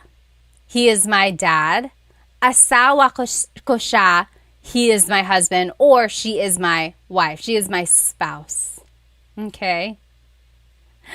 Next, you might also hear someone say, anak ko yan. So instead of saying, anak ko siya, he or she is my child, you could hear, anak ko yan, that is my child. Okay, so a little different. Again, tatay ko yan, asawa ko yan. That is my father, that is my husband or wife. Next, if you wanted to talk about how many siblings you have, it would be blank ang kapatid ko. Number ang kapatid ko. I have blank number of siblings. For example, dalawa ang kapatid ko. Dalawa ang kapatid ko. I have 2 siblings. Or apat ang kapatid ko. I have 4 siblings. Apat ang kapatid ko. So just a review, here are some Tagalog numbers. Isa, 1, dalawa, tatlo, apat, 5, 6, 7, 8, 9, 10. So that's numbers 1 through 10 in Tagalog. Again, you can just say it in this phrase, blank ang kapatid ko. 7 ang kapatid ko. So I have 7 siblings or something like that. If you can't remember the number off the top of your head, just say it in English. 3 ang kapatid ko. or two ang kapatid ko. And then later go back and figure out what that word is in Tagalog. And then you'll be able to say the whole phrase in Tagalog. So, dalawa ang kapatid ko. When you're saying that you only have one, you would add this word lang. Isa lang ang kapatid ko. I only have one sibling. Isa lang ang kapatid ko. Or if you don't have any siblings at all, you could say, wala akong kapatid. Wala akong kapatid. I don't have any siblings. And if you're looking here on YouTube, at the bottom you'll see this asterisk, and it's just saying that you can use this phrase for other people in your family. So, dalawa ang pinsan ko. I have two cousins. Or apat ang ninong ko. I have four godfathers. So, switch out the word kapatid for the family member that you're talking about. Okay? So, blank ang blank ko. Okay? Alrighty. Why are most people counting in Spanish? Because, of course, the Philippines was colonized by Spain for over 300 years, starting in the 1500s. So there's really a lot of influence. Yes. Okay, let's keep going. Hello, Tony. 70 from Aussie Expat, living in La Union. Hello, hello, Angel. Hello. All right, let's keep going. So now here are just some more words to talk about siblings, specifically the order of the siblings. So for example, panganay is the oldest child. Panganay. That's the oldest. Panganay. Bunso is the youngest. We already learned that. Bunso is the youngest. It could be a girl or a boy. And then if you want to talk about people in the middle or the ones in the middle, you could say pangalawa, the second child. Pangalawa. Pangatlo, the third child. Pangatlo. So do you hear the numbers that we just learned? Isa, dalawa, tatlo. Now we're adding this prefix pang. Pang. So pangalawa, pangatlo. Pang, the prefix means it is the order. It is in this specific order. It is the second in the order. It is the third in this specific order. Okay? TM Naveri said, hi Pat from California, studying Tagalog for my wife. Very good, very good. Oh, how nice. Life with Moni said, the way you teach Tagalog is better than the way my Lola teaches. Thank you. Alrighty, so here are just some example phrases using these words. Panganay is the oldest child. Bunso is the youngest child. Pangalawa is the second child. Pangatlo is the third child, and so on. So if there were more kids, you could say pangapat, panglima, panganim. Okay, so it is that place in the order. So you could say panganay ako. I am the oldest. Panganay ako. Or ako ang bunso. I am the youngest. Ako ang bunso. The phrases panganay ako ang panganay, they mean exactly the same thing. It's just a different sentence structure. You could say panganay ako, or you could say ako ang panganay. Same thing. Okay? Now, let's keep going. Thank you, Newt Guy said. I learned so much from your videos. Maraming salamat. Thank you for joining me tonight. All right. Now, those are some phrases you can use to introduce your family or to describe your family to other people, right? Now we're going to talk about some phrases you can use with your family. With your family. Yes, Ardre said, isn't it like pangalawang anak? Yes, pangalawang anak is second child. Pangalawang anak. Or pangalawang kapatid, like the second sibling. Yep. Usually it's just like pangalawa. Very good, very good. Thank you so much for the gift. Let's see, I can't see your name. It's just your picture. Oh. Well, thank you. I didn't mean to invite. I don't know what that did. All right. So here are some phrases to use with your family, okay? a couple weeks ago, I think I did a whole lesson just on conversational phrases you can say with your friends and family. So will have some overlap from that. Okay, so you can say nasaan si blank. Nasaan means where. Si is a linking word to describe a person. So nasaan si blank. Nasaan si nanay? Where is mother? I saw this. I only know water is tubig, Samuel said. Very good. So nasaan si nanay? Where is mother? Nasaan si nanay? Chat, thank you so much for the hearts on TikTok. Maraming salamat. Thank you. Again, you could say nasaan si ate? Nasaan si tito? Where is mother? Where is ate? Where is uncle? Okay? There is that song. It's like a nursery rhyme. Nasaan si nanay? Nasaan si nanay? Where is mother? I think someone on my YouTube one night commented that that's how they started learning Tagalog. They were an adult, but they started watching my kids' videos to learn some Tagalog, and that was one of the songs they learned. Nasaan si nanay? Okay, so that's how you would say, where is blank? Another way to ask that is, nasaan ang blank mo? Where is your blank? For example, nasaan ang lola mo? Nasaan ang lola mo? Where is your grandmother? Or nasaan ang pinsan mo? Where is your cousin? So now we're just adding this word mo, which means your, and then we have to use ang. Nasaan ang lola mo? And then just to add po, sometimes in our families we're talking to our older, either like lolo and lola or older aunts and uncles and things like that. You can add po to be respectful. Po is a word that you add to any phrase if you want to be respectful in Tagalog. So, nasaan po si nanay? Nasaan po si ate? Or nasaan po ang lola mo? Or nasaan po ang pinsan mo? Something like that. Okay? Next, to respond, you would say, nasa blank siya. Nasa blank siya. He or she is at a place. Nasa trabaho siya. Nasa tindahan siya. Nasa trabaho siya means they are at work, or he or she is at work. Nasa tindahan siya. She is at the grocery store. She is at the store. Okay? Oh, Fancy on YouTube said, po to make it polite. Po to make it polite. Polite. Very good, very good. That's a fun way to remember it. Very good.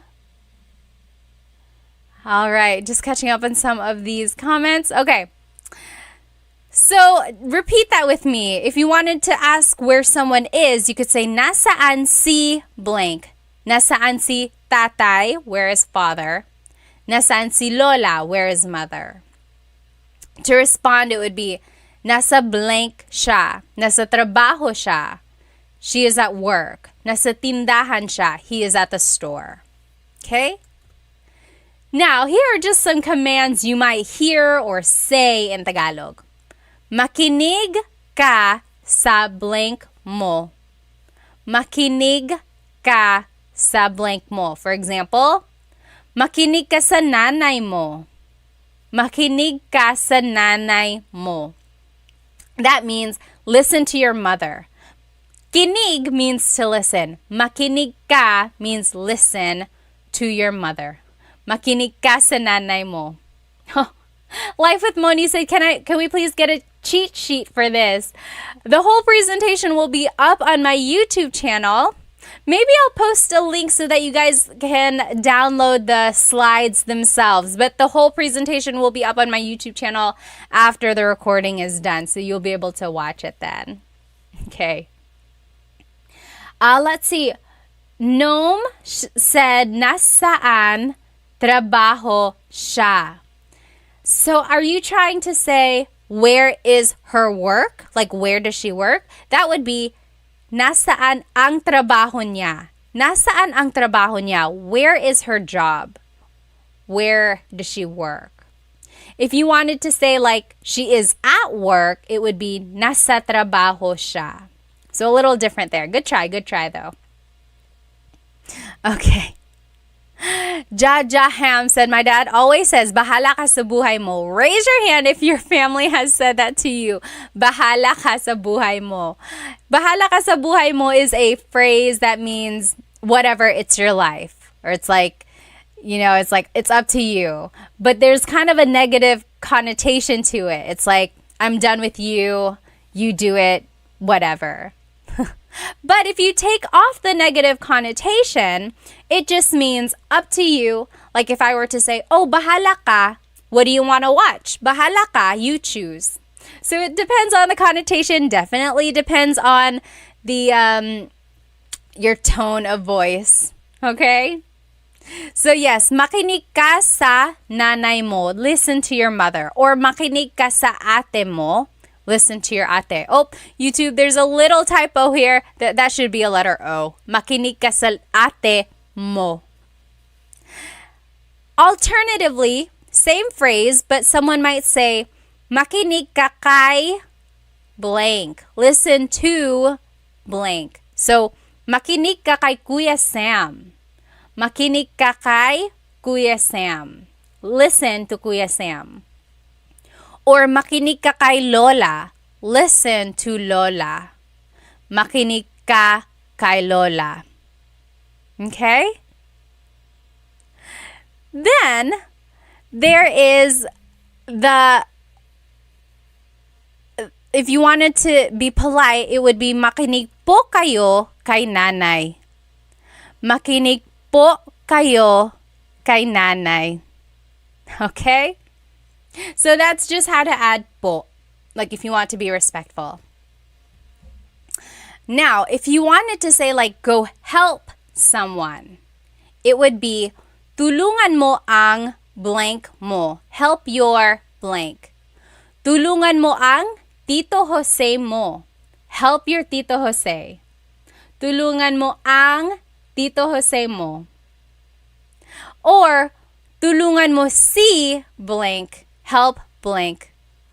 Tulungan mo si Tito Jose. Go help Tito Jose. So there's just different leading words that you can say when you are using someone's name. Okay? To be respectful, it would be tulungan niyo po si blank. Tulungan niyo po si Tito Jose. All right, let's keep going. Next, you might want to ask, anong ginagawa ng blank mo? Anong ginagawa ng blank mo? That means, what is your blank doing? So, anong ginagawa ng tatay mo? What is your father doing? Anong ginagawa ng tatay mo? What is your father doing? Alternatively, you could say, anong ginagawa ni blank? So, anong ginagawa ni tatay? What is father doing? So, it's kind of like direct versus indirect asking a question. So, anong ginagawa ng tatay mo? What is your father doing? Versus, anong ginagawa ni tatay? What is father doing? To be respectful, it would be, ano po ang ginagawa ni tatay? Ano po ang ginagawa ni tatay? Alright? Just a couple more phrases you can use with your family. Again, if you're at home. Saan ka pupunta? Where are you going? Saan ka pupunta? The response would be, pupunta ako sa blank. For example, pupunta ako sa tindahan. I'm going to the store.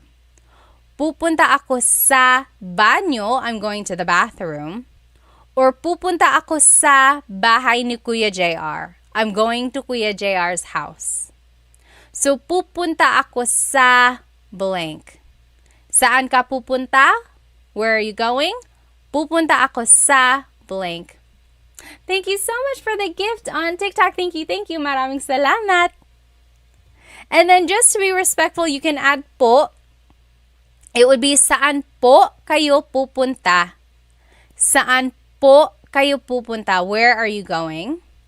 Or pupunta po ako sa tindahan, to the store. Pupunta po ako sa tindahan. Okay, so that's just kind of where po would go.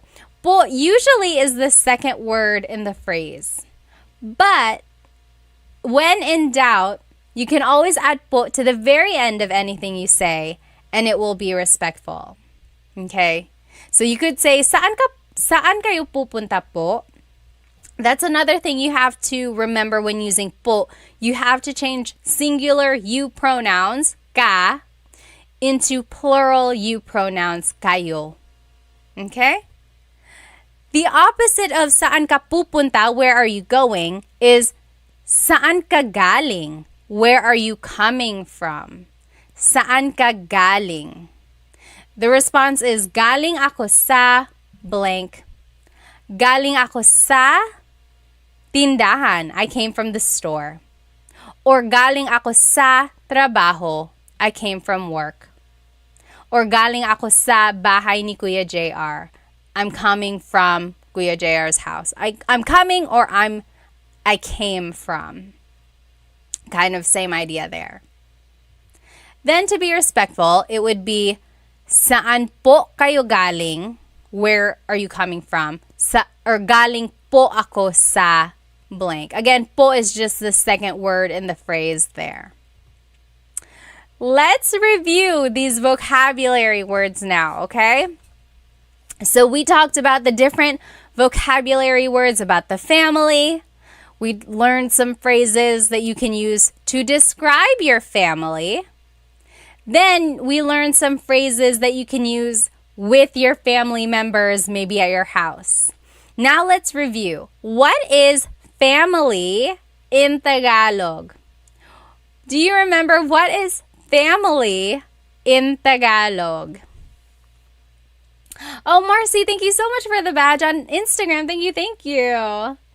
What is family? What is family in Tagalog? It's pamilya. Pamilya, that's family. Very Spanish, right? What is grandfather and grandmother? Oh, Zenroli, thank you so much for the badge on Instagram. Thank you so much. Yes, haha yam or haha ham. And then Brian, you guys all got pamilya. Very good, very good. What is grandfather and grandmother? Peter said, mga magulay. I think you're putting a couple words together there. Gulay is vegetable. Magulang is parents. But grandmother and grandfather, lolo at lola. Lolo is grandfather, lola, grandmother. And then if you want to just say your grandparents, it's mga lolo, mga lola. It's just multiple of that. Next, what is father in Tagalog? Father in Tagalog. There are multiple ways to say father in Tagalog. Do you remember what is the one that I taught you? Oh, Siri Das said, what is middle child? We'll get to it when we get to the children. So, what is father? Yes, Justin? I couldn't figure out if it was Justin or Justine. Said tatay. Very good. Yes. Tatay is father. Very good. Remember, a lot of people also said ama. Ama. A lot of people that I know say like tatay. Some people say ama. I feel like ama is very like olden, like Shakespearean almost. But it's also used just as much. What is mother?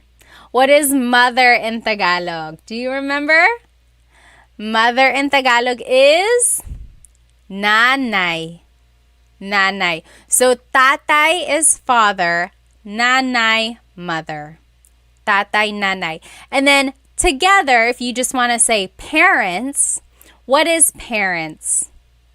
Parents is mga magulang. Mga magulang. Very good, everybody. Yes. Awesome. All right. Next, What is child in Tagalog? So there's a nanay, a tatay, and they have a child. What is child in Tagalog? Child is, very good, anak. Anak is child. And remember, if you want to make it plural, it's mga anak. Yes, George, you got it. Anak. Very good, very good. Mga anak is the plural of anak. Mga anak is children. So in English, to make something plural, we add an S, right? Anaks. That's not what we do in Tagalog. You would have to add the word mga anak. Oh, Jerry said, anak means son. Anak is a gender-neutral word. It's not son, it's not daughter, it's just anak, or it's just child. If you want to be specific, if you want to say son or daughter, what do you think you would have to do? Write it in the comments if you have been watching our lesson. If you want to say anak, or daughter or son, it would have to be anak na babae, daughter, anak na lalaki, son. Okay, anak na babae is daughter, anak na lalaki is son. Oh, very good. Ma Library on YouTube said bata. What is the difference between anak and bata?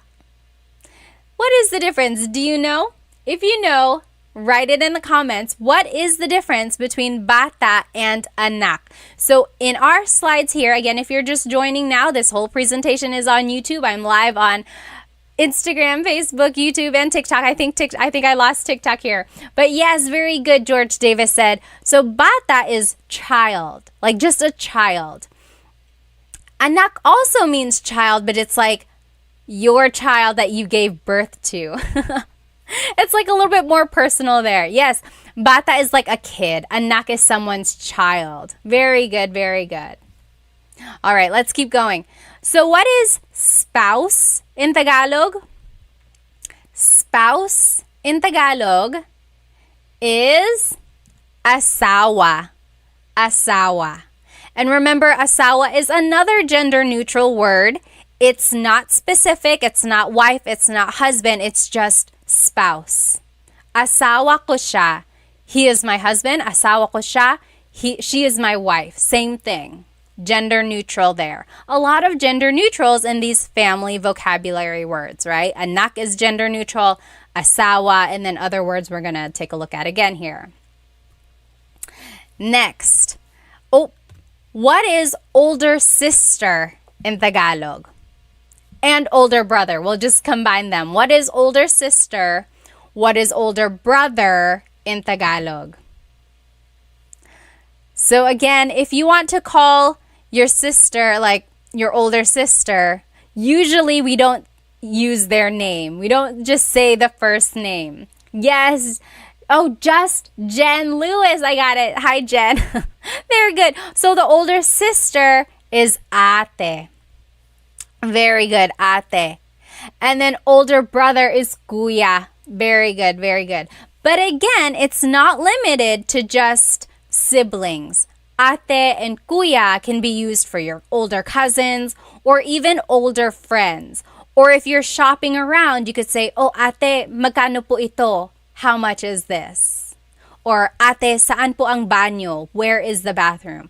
So again, in the Filipino culture, there's this big expectation of respecting your elders, right? Have you seen that Instagram video? Maybe it's TikTok, just floating around.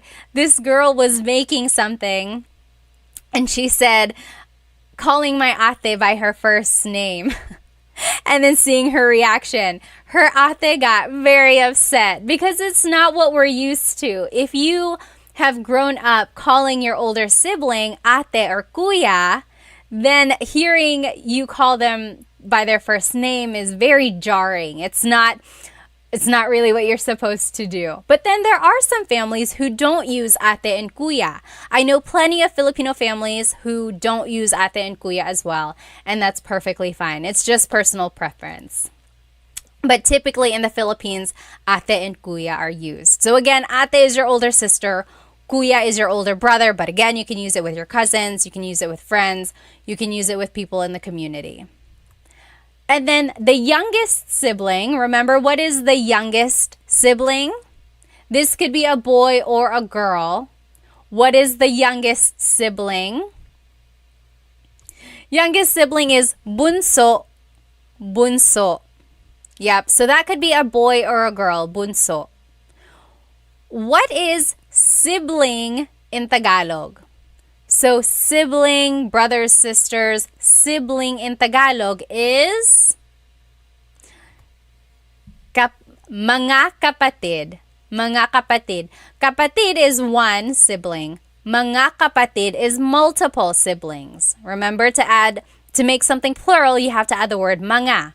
Mga kapatid, siblings. And again, here's one of those gender-neutral words, kapatid. How would you specify brother or sister? How do you say brother or sister? So, kapatid na babae is your sister. Kapatid na lalaki is your brother. Okay? So you have to specify boy or girl by adding these words. Babae is woman, lalaki is man. So kapatid na babae, kapatid na lalaki. Brother or sister. And then remember, if you joined us a little late, this whole presentation is on YouTube and we learned some phrases that we can use to introduce our family members. So, kuya ko siya, he is my older brother. Ate ko siya, she is my older sister. Okay, and things like that. Now, this is a fun activity. I'm going to say a set of phrases. It's almost like a paragraph. I'm going to say a paragraph in Tagalog. I want you to see if you can understand it, okay? Most likely, this is what is happening, right? If you are joining me, you're probably trying to learn Tagalog because you know people who speak it. So this is something you might hear. See if you can figure out what I'm saying. Kamusta? Ako si Pat at asawa ko si Chris. 3 ang anak namin. 2 babae at 1 lalaki. 4 ang kapatid ko. Ako ang panganay, si JP ang pangalawa, si Marie ang pangatlo, at si Mark ang bunso. Nasa Pilipinas pa ang mga tito, tita, at ang mga pinsan namin. Ikaw, may kapatid ka ba?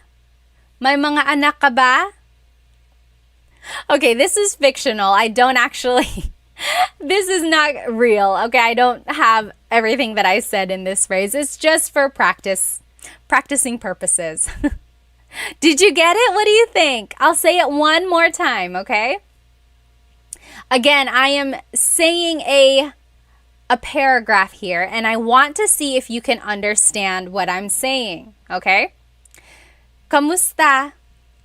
Ako si Pat at at asawa ko si Chris. 3 ang anak namin. 2 babae at 1 lalaki. 4 ang kapatid ko. Ako ang panganay, si JP ang pangalawa, si Marie ang pangatlo, at si Mark ang bunso. Nasa Pilipinas pa ang mga tito, tita, at ang mga pinsan namin. Ikaw, may kapatid ka ba? May mga anak ka ba? Yes. Arta said, big family. Again, it's not accurate. It's just for our practice here. Okay, so what do you think? Did you understand? What do you think I said? Write it in the comments if you have an idea. Oh, let's see. Sean said, are those introductions? Basically, yes. That's a good start. Okay. Yes, let's go through it. And such, yes, said, yes, I understand. Awesome. Jeffers said, some, understood some. Very good, haha ham on YouTube. Yes, very good. So here is the breakdown, okay? Kamusta? Hello. Ako si Pat at asawa ko si Chris. I'm Pat and Chris is my husband. Ako si Pat at asawa ko si Chris. Tatlo ang anak namin, 2 babae at 1 lalaki. Tatlo ang anak namin, we have 3 kids. 2 babae, 2 girls, at 1 lalaki, 1 boy. Okay? 4 ang kapatid ko. I have 4 siblings. Ako ang panganay, I'm the oldest. Si JP ang pangalawa, JP is second. Si Marie ang pangatlo, Marie is third. At si Mark ang bunso, Mark is the youngest. So you see, that's an example of how you could use the word order there, or to describe the order of siblings. Next, nasa Pilipinas pa ang mga tito, tita, at ang mga pinsan namin. Our aunts, uncles, and cousins are still in the Philippines. Brian said, what is namin? Namin means our. So I said, nasa Pilipinas pa ang mga tito, tita, at ang mga pinsan namin. Our family is still in the Philippines. Okay. Then, ikaw, may kapatid ka ba? Ikaw, may kapatid ka ba? You, do you have any siblings? May anak ka ba? Do you have any kids? Oh, may mga anak ka ba? Do you have any kids? So how was that? Did you kind of understand it? Again, this was just an example. My family is not that big, but that's just an idea of how to use the vocabulary, how to introduce your family using the vocabulary words to describe your sibling order. Okay, and again, we learned all those other phrases to describe our family and phrases to say with our family at home. Here is just a review of everything we talked about. Oh, yes. And such said, easy to understand, hard to actually talk back in Tagalog. I know. That's the easiest part, they say. So listening comprehension is like one of the first steps in learning a language. Then being able to say it, and then reading it usually comes after. Okay? Very good. Yes. Arte said, I only had a rough understanding, but I did get the idea. Very good. Awesome. So if you get the idea, you can always ask for clarification, right? Depending on who you're talking about, hopefully you feel comfortable asking for clarification. And then more than anything, see if you can pick out vocabulary words that you know. So hopefully you were able to recognize some of the vocabulary words that we were able to learn and listen to earlier. And then from there, just kind of use context clues, right? So again, here is a review of everything we learned tonight. We learned family vocabulary. We looked at the family tree. We learned like grandparents, husband and wife, and like parents and children. And again, there are lots of words about the family that are gender neutral. And to be specific, you have to say, for example, kapatid na babae, pinsan na lalaki. You have to add whether or not it's a boy or a girl. Okay, and then we learned some phrases about our family. Tatay ko siya, he is my father. Nanay ko siya, she is my mother. Then we learned some phrases we can use with our family. Nasaan si nanay? Where is mother? Nasaan si tatay? Where is father? Okay? Then we did a vocab review, and then we just did our translation practice. So hopefully that kind of gives you an idea of things that you can say about your family or to your family. Give it a try, okay? And then let me know how it goes. I hope you have a good rest of your evening and a good weekend. I'm going to try to do some of these repeat lessons and then I'll post it online, okay? Thank you so much for spending some time with me. I hope you have a great rest of your evening. Maraming salamat po.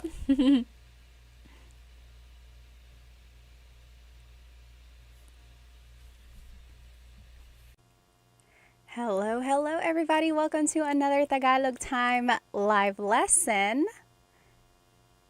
Let me just turn on my Instagram. You know, I like to have at least two platforms open. Hello, everybody on Instagram. I am live on YouTube as well. As always, my presentation is on YouTube. You will be able to see everything written out if you want to follow along. And the whole recording will be on YouTube afterwards as well. So welcome. Let me know if you can hear me.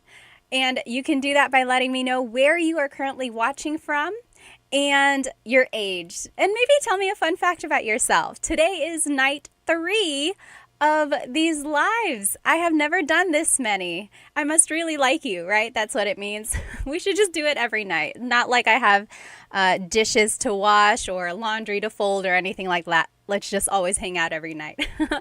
Tonight's lesson is actually going to be really useful, I think.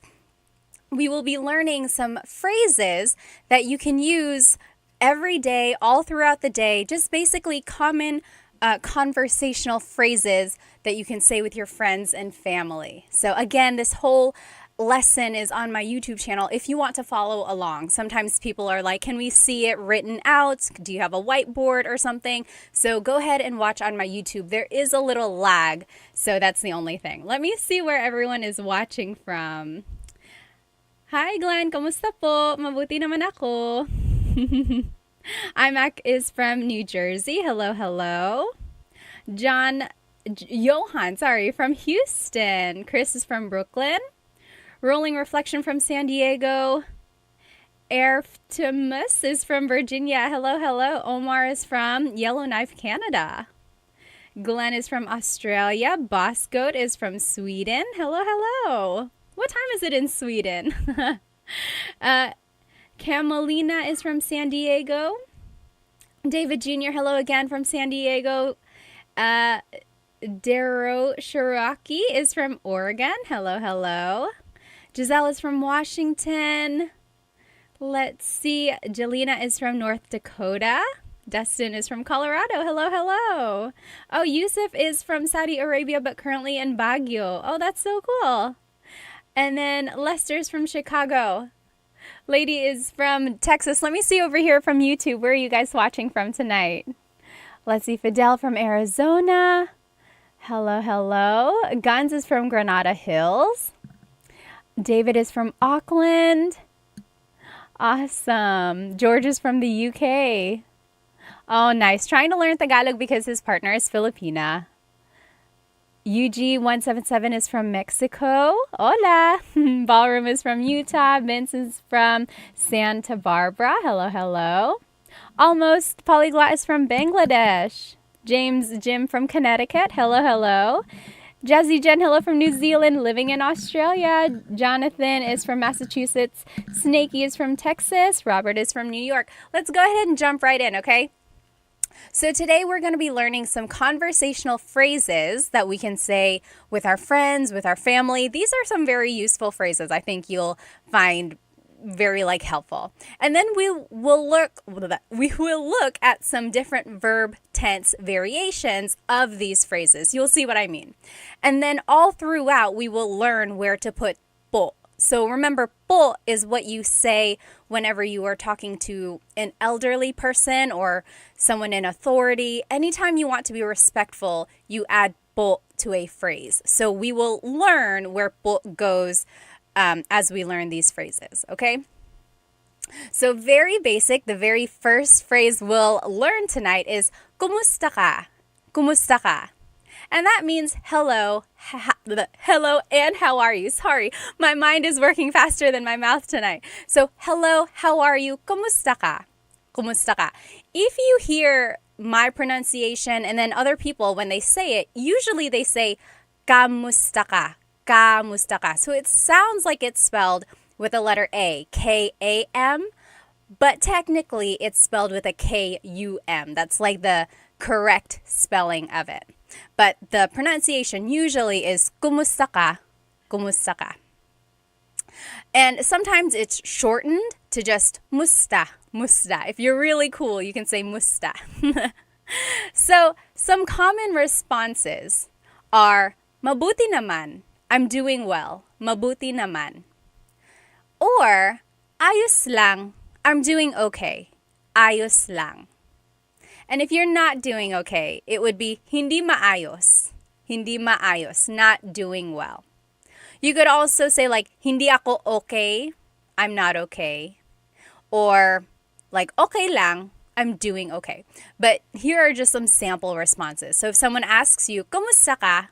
Kumusta ka? Hi, how are you? You can answer with one of these. Try saying these with me. Mabuti naman. Mabuti naman. That means I'm doing well. Mabuti naman. Ayos lang. I'm doing okay. Ayos lang. Or hindi maayos. I'm not doing well. Hindi maayos. So if I were to ask you right now, kumusta ka? What would you choose? What would your response be? For me, I would say, mabuti naman. I'm doing pretty well. Mabuti naman. Mabuti naman ako. If you have any questions, write them in the comments. I think I saw something up here. Oh, Zell said, I'm watching and eating balut right now. How fitting. Balut, of course, is the fertilized duck egg. It's a delicacy in the Philippines, but some people find it not very appetizing because sometimes it has feathers or bones in the beak. And, you know, if it's not your cup of tea, you might not enjoy it very much. Very good. Lost Abyss said, ayos lang. Sergey said, okay lang ako. Very good. Deneen said, mabuti naman. Chris said, mabuti naman. Good, good. Everyone is doing pretty good. All right. Awesome. All right. Oh, Airkev on Instagram said, where did kamusta come from? I've heard it comes from Spanish, like, ¿cómo estás? So, kumusta ka? Kind of like that, right? All right. Denny said, I'm eating dinuguan. Wow. Dinuguan is a dish. It's kind of like a stew, usually made with pork. There's ginger in it, has vinegar, but the main ingredient is pork blood. If you've never had it, you should give it a shot. Sometimes it's called chocolate meat, but it's not chocolate. But it's so good. It's really, really good. All right. Oh, someone wrote on here, I'm good. How are you? So that's a good thing to practice. So if you say, oh, mabuti naman, if you want to say, how about you? You can say, ikaw. So, kumusta ka? Mabuti naman, ikaw. Okay, so try saying that. Kumusta ka? Mabuti naman, ikaw. How about you? All right, let's keep going. Now, if you want to add po, again, to be respectful, this is how you would do it. You would say, kumusta po kayo? Kumusta po kayo? So we learned, kumusta ka?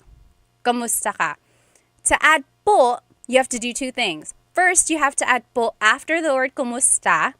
Usually, po is the second word in a phrase, so there it is, after the word kumusta. Next, you have to change ka to a plural you. So ka is one person, like you singular is what they call it. So I'm just asking you, kumusta ka? How are you? When you're adding po to any phrase, you have to use a plural pronoun.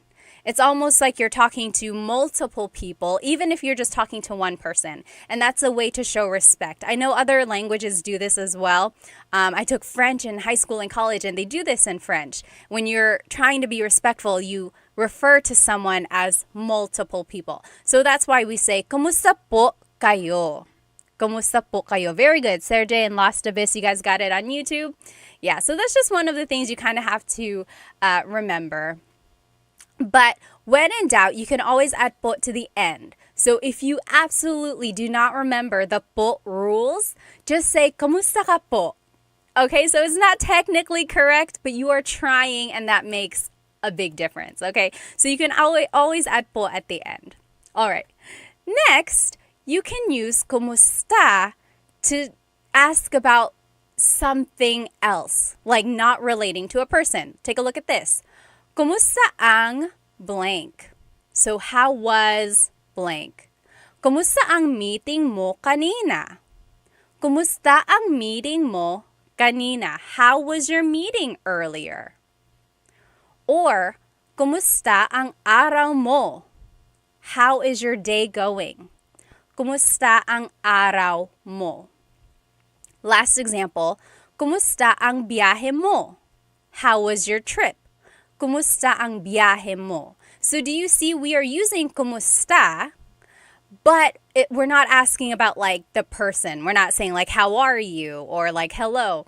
We're asking about like, how was something? How did something go? So that's kind of another use for this word kumusta.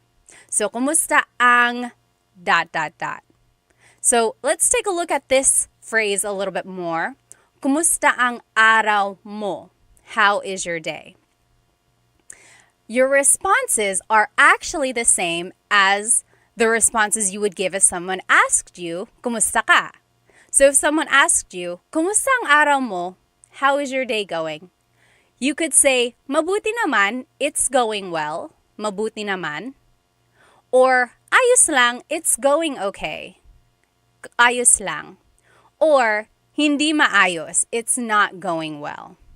Okay, so it's the same responses, just in a different context. Kind of easy, right? If you can remember the response that you want to give, now you know you can use it in other ways. Kind of makes it a little bit easier that way. Now, if you want to add po in this case, it would be, kumusta po ang araw nyo? Kumusta po ang araw nyo? So we learned, kumusta ang araw mo? Kumusta ang araw mo? So now we have to change mo to nyo. Remember, we have to use a plural you pronoun. So mo is just you. It's the you singular pronoun. Nyo is the plural you pronoun. So again, it's that idea of referring to someone as multiple people as a way to show respect. Okay? If you want more po practice, or if you just need like a more thorough review of po and the po placement, I have a full-length Tagalog lesson. I think it's lesson number 2, how to use po. That should be helpful. It has lots of practice examples as well. All right. Next phrase is kumain ka na ba? Kumain ka na ba? Raise your hand if you've heard this before. It's almost like a greeting, right? A lot of people, like whenever you enter a Filipino household, it's almost like, hey, kumain ka na ba? Have you eaten already? Kumain ka na ba? Food is a big love language for Filipinos, right? We love to cook. We love to share food. I heard somewhere recently that Filipino recipes, like the baseline recipes, are made for sharing. Like there is no single serve recipe for kare-kare, or like single serve recipe for adobo or dinuguan. It's like all of the recipes, or most, have been made to be shared. And that's just from the Filipino culture, like sharing food and being around family and things like that. Very interesting. Anyway, back to our phrases. Kumain ka na ba? Have you eaten already? So, kumain is the past tense conjugation of kain. Ka is referring to you. Na means already. Ba is a question word. So, kumain ka na ba? Have you eaten already? Your responses could be, oo, tapos na. Yes, already done. Oo, tapos na. Oo, tapos na. Or, hindi pa. Hindi pa. Sorry, I got distracted by one of the comments here. Yes, hindi pa, not yet. Hindi pa. And then, if you already ate and maybe you want to wait a little bit, you can say, mamaya na lang. Mamaya na lang. Maybe later. Mamaya na lang. So try saying those with me. First, try saying, kumain ka na ba? Kumain ka na ba? So that means, have you eaten already? And then if you have, you can say, oo, tapos na. Oo, tapos na. Yes, already done. Or hindi pa, not yet. Hindi pa. Or mamaya na lang, maybe later. Mamaya na lang. Now, just to add po, in the question, it would go like this. Kumain na po ba kayo? Kumain na po ba kayo? So this one, it changes the grammar order altogether. So we learned, kumain ka na ba? Kumain ka na ba? But when you're adding po, it actually turns into kumain na po ba kayo?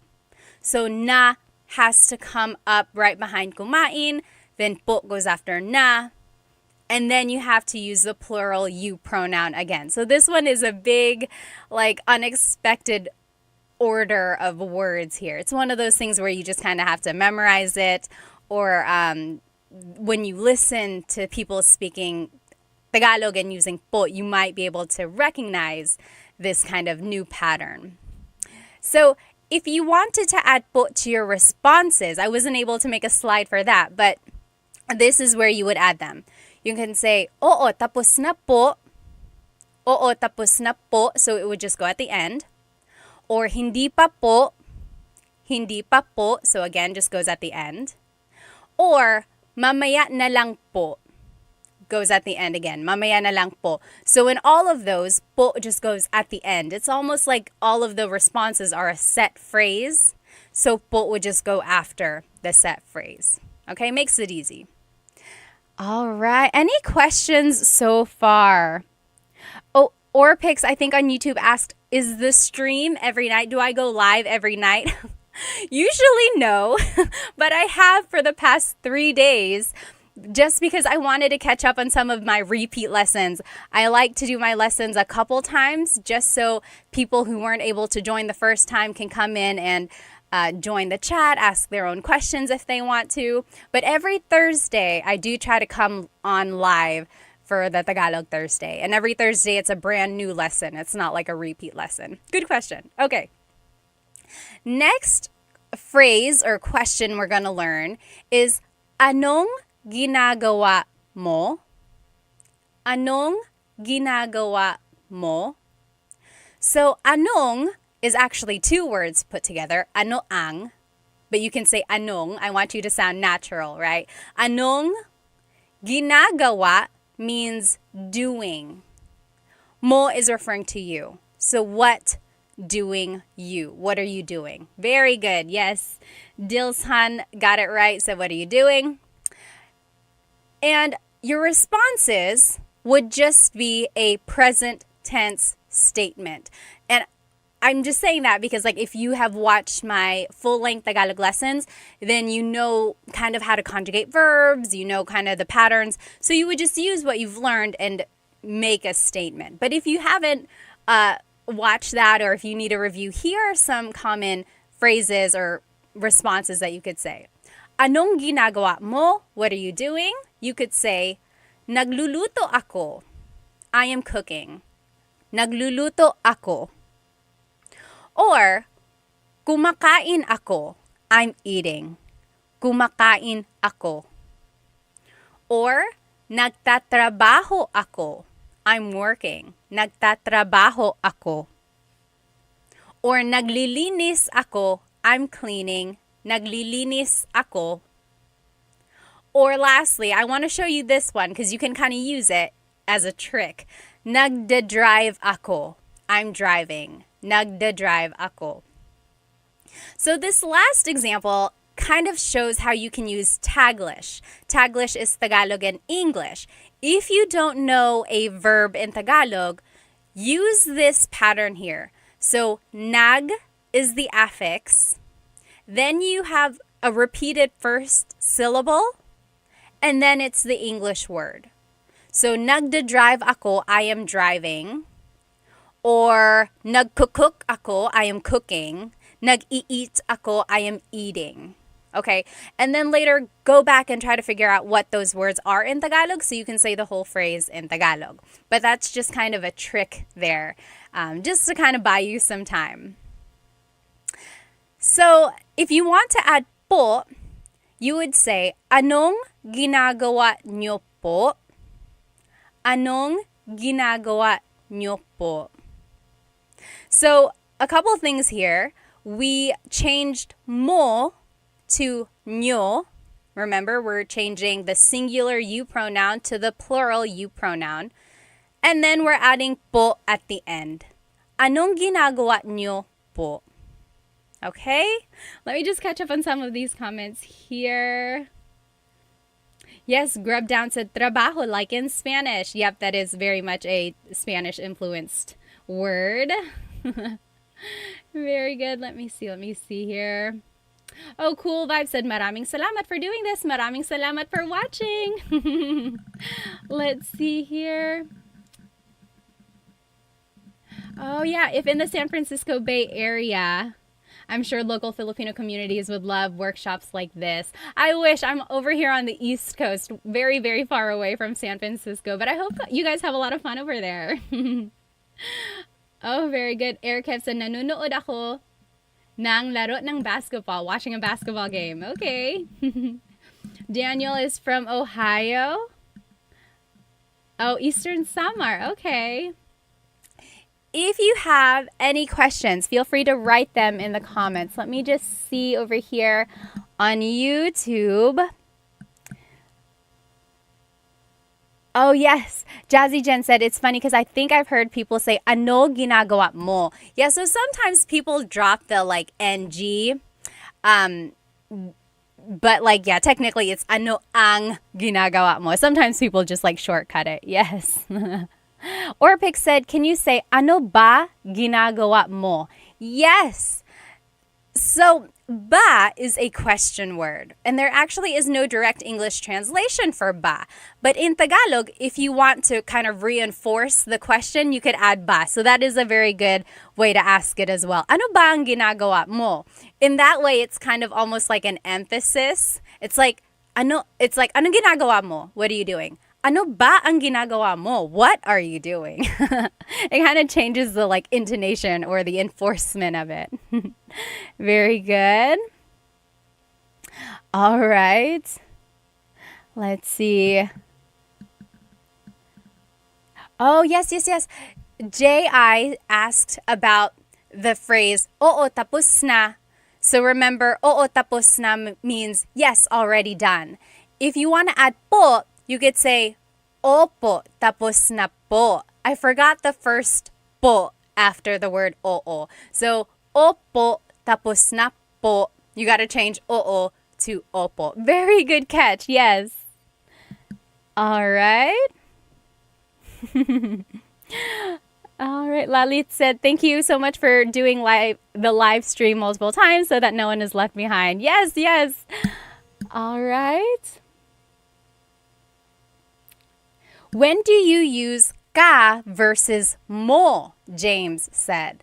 So sometimes we have been saying mo, like anong ginagawa mo. But sometimes we say ka, like kumusta ka, right? So both of those pronouns mean you. The difference is the type of verb we are using. When we're using mo, we are using an object-focused verb. When we're using ka, we are using a subject-focused verb. And there's no telling as to why some verbs are subject-focused, why some verbs are object-focused. Sometimes it depends on the context, but other times it was just determined by the Tagalog linguistic gods. I would say listen to Tagalog, like listen to native speakers, really pick out when they are using certain pronouns, and then use those pronouns in that way in the future. It's just one of those things that you kind of have to learn. I know, I wish there was more of like a rhyme or reason. All right. Okay, yes. Okay. Yes, way more said maybe one day you'll talk about a boodle fight. You know what a boodle fight is? It's when they have like a table with a banana leaf on it and all of these foods just out in the open, and then it's your duty to eat it using your hands, no utensils, no plates or anything like that. And it's just kind of like a bonding experience for you and your family or friends or whoever is eating with you. Okay. Yes, yes. So many good questions and comments. All right. Let's keep going here. Hang on. Sorry. One more second. All right. So, those are some things you can say about what you are currently doing. Now, this next slide is asking about what someone else is doing. So we learned, anong ginagawa mo? What are you doing? If you want to ask about someone else, you could say, anong ginagawa ni blank? So what is blank doing? Like, what is someone else doing? For example, anong ginagawa ni tatay? What is father doing? Anong ginagawa ni tatay? Okay, so there's the ni. That's the main thing I want to point out here. When you're talking about someone else, you have to use this linking word. Some people call it like a preposition. It's not quite, but it's like, what is blank doing? You have to use this word ni. Anong ginagawa ni tatay? Or, anong ginagawa ni Ate Mary? Anong ginagawa ni Ate Mary? Okay, so what is Ate Mary doing? What is father doing? And so on. Okay, Grub said, this is my very first time tuning in. Where can I get basic lessons? I have full-length Tagalog lessons on my YouTube channel. Start from the very beginning, Tagalog fundamentals. Then the next one is how to use po, and then it goes into like present tense conjugation, past and future, and then so on. So just start from the beginning. I start from scratch, and then we'll kind of build up from there. Okay, next, if you want to respond, like, anong ginagawa ni tatay? Nagluluto siya. Nagluluto siya. He or she is cooking. So do you see I just used this pronoun siya? Nagluluto siya. Siya is a gender neutral pronoun. It can be he or she. So you have to use context clues to determine who someone is talking about. If you want to be specific, you could say, nagluluto si tatay. Nagluluto si tatay. So that's one difference here. When we're asking the question, we're using this word ni. Anong ginagawa ni tatay? When we're answering the question, we're using the word si. Nagluluto si tatay. Okay, so that's kind of a difference there. Another response, kumakain siya. She is eating. So, kumakain si Ate Mary. Anong ginagawa ni Ate Mary? Kumakain siya. Anong ginagawa ni tatay? Nagluluto siya. Okay, so that's kind of how you can respond. Now, if you want to add po, it would be, ano po ang ginagawa ni tatay? Ano po ang ginagawa ni Ate Mary? So, po is just the second word there. And you might notice that I am now splitting up ano and ang. So, I taught you, anong ginagawa ni tatay? Now, it's not anong anymore because you have to add the po right after ano. So, ano po ang ginagawa ni tatay? Okay, everything else stays the same for that question. Okay. Oh, wow. On YouTube, people are talking about their partners. GP said, asawa ko pageant winner po. Soon to be Binibini Universe. Talaga? Wow, awesome. Yes, okay. Okay, so Orpik said, what if you changed nagluluto to object focus, like tatay is cooking adobo? Wouldn't you need to change si to ni? Let me see. Si to ni, let me see. Nagluluto ni tatay. It would still be si, like in the response. Nagluluto si tatay ng adobo. Nagluluto si tatay ng adobo. So yes, you still use si, and then to add whatever they're cooking, it would be ng adobo. Very good question there. All right. Now, these next two slides will just show you a different tense. Okay, so we learned, anong ginagawa mo? What are you doing? That's present tense. Right now, in this current moment, what are you doing? Anong ginagawa mo? Now, if you want to ask about yesterday, it would be, anong ginawa mo kahapon? Anong ginawa mo kahapon? So a couple things here. Kahapon means yesterday. That's just a new vocab term. If you never heard it, kahapon means yesterday. And then I want to point out this conjugation of ginawa. Ginawa. We said, anong ginagawa mo? Now it's anong ginawa mo. So it's a shorter word. It's like a conjugation of the past tense of gawa. Okay? So what did you do yesterday? Anong ginawa mo kahapon? I always say, listen carefully to the context of something because it's very easy to mix up ginagawa, gawa, ginawa, or gagawin, right? All of those mean doing or did or will do. So if you can pick out the word kahapon, kahapon means yesterday, then you can be like, oh, she's asking me about what I did yesterday, okay? So here are some things that you could say. It's the same exact verbs as the last slide, so I'm just going to go through them fast, okay? And it's just the past tense conjugation of the verbs now. So, anong ginawa mo kahapon? What did you do yesterday? Nagluto ako, I cooked.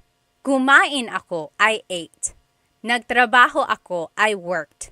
Naglinis ako, I cleaned. Nagdrive ako, I drove. Okay? 11 Lulu said, GGG, that was a lot of G's.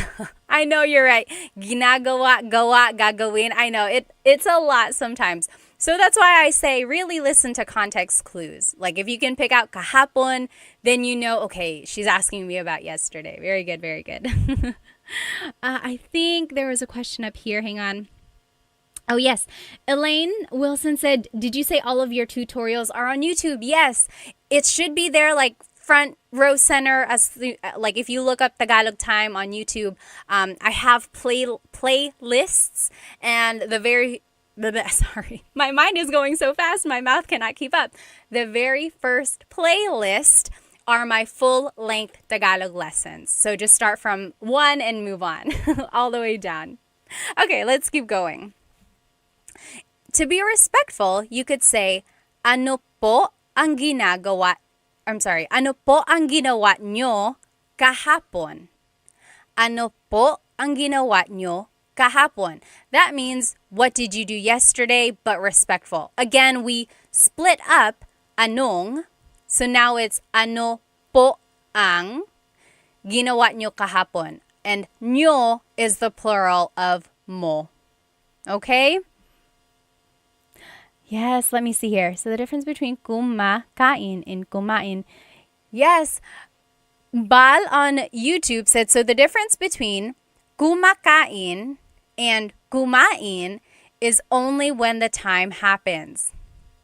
Yes, I'm thinking because I wonder if there's some sort of exception. There usually is, but in this case, yes, kumakain is the present tense. You are doing that right now.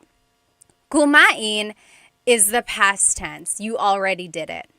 However, kumain can also be used as a command. Like if you say, kumain ka, hey, eat, go eat, kumain ka. That's another time when you would say kumain. But usually kumain also means like past tense. Very good, very good.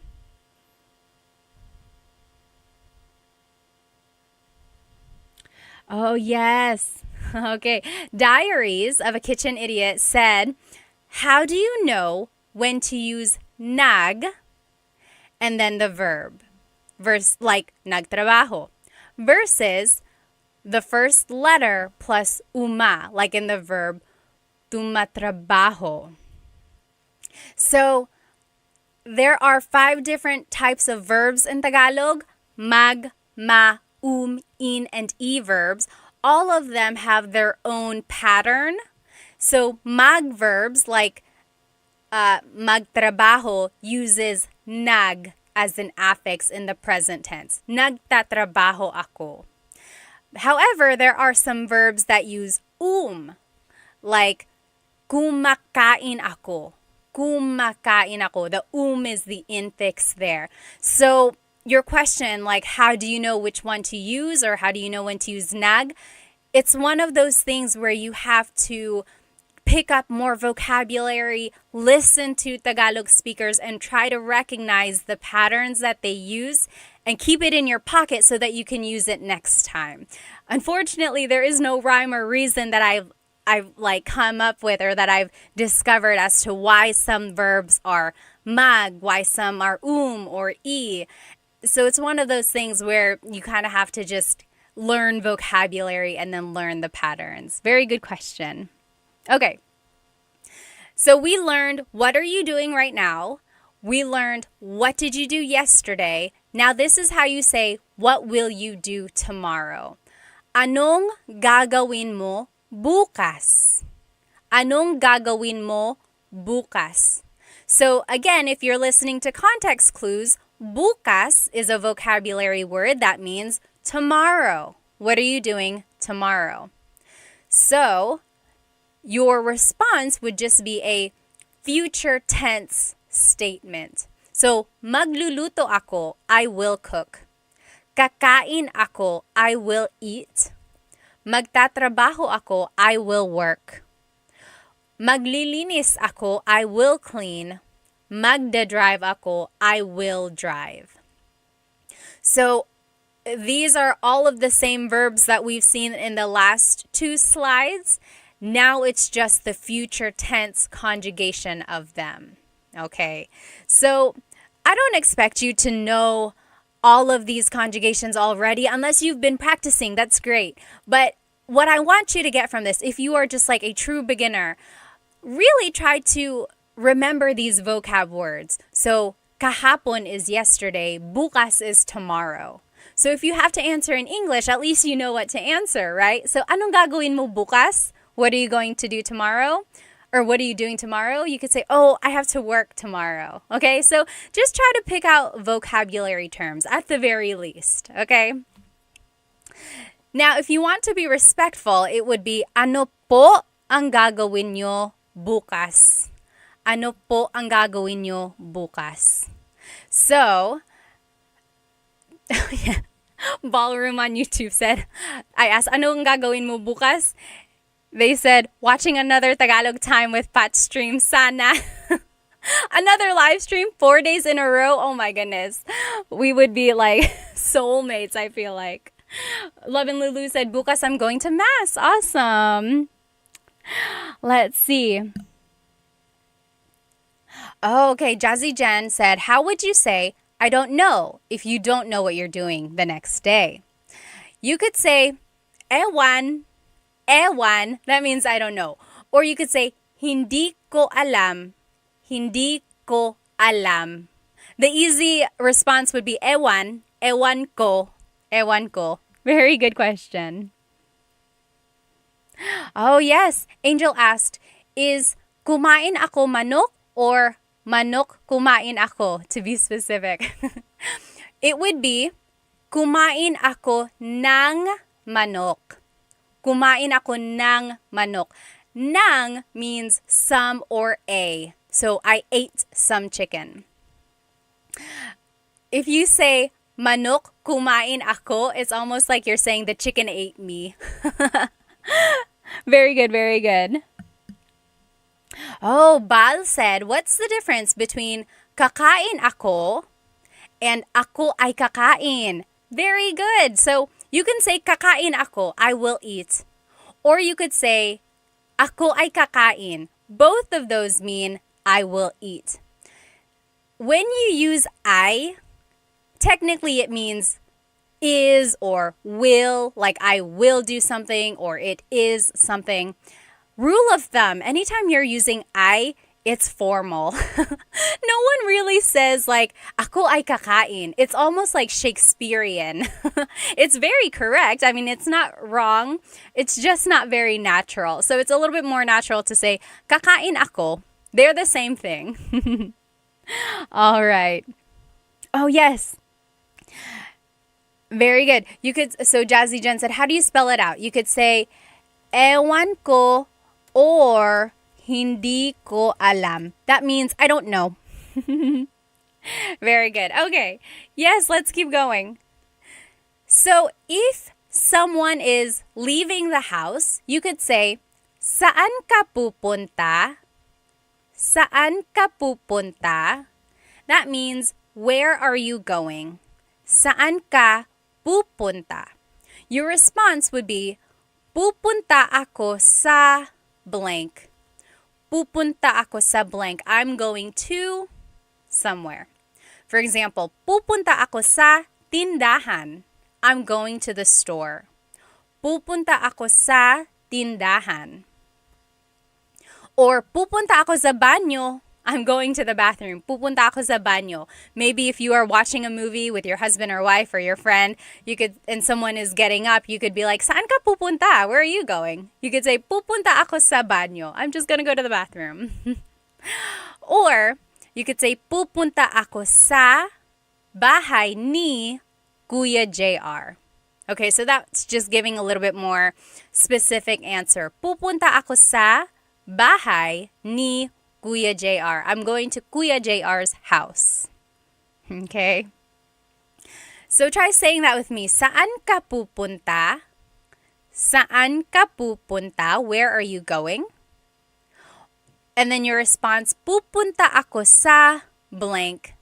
I'm going somewhere. Pupunta ako sa tindahan. Pupunta ako sa blank. Okay? Now, here's just a response if someone says that. You could say, sama ako. I'll come. I want to come with you. Sama ako.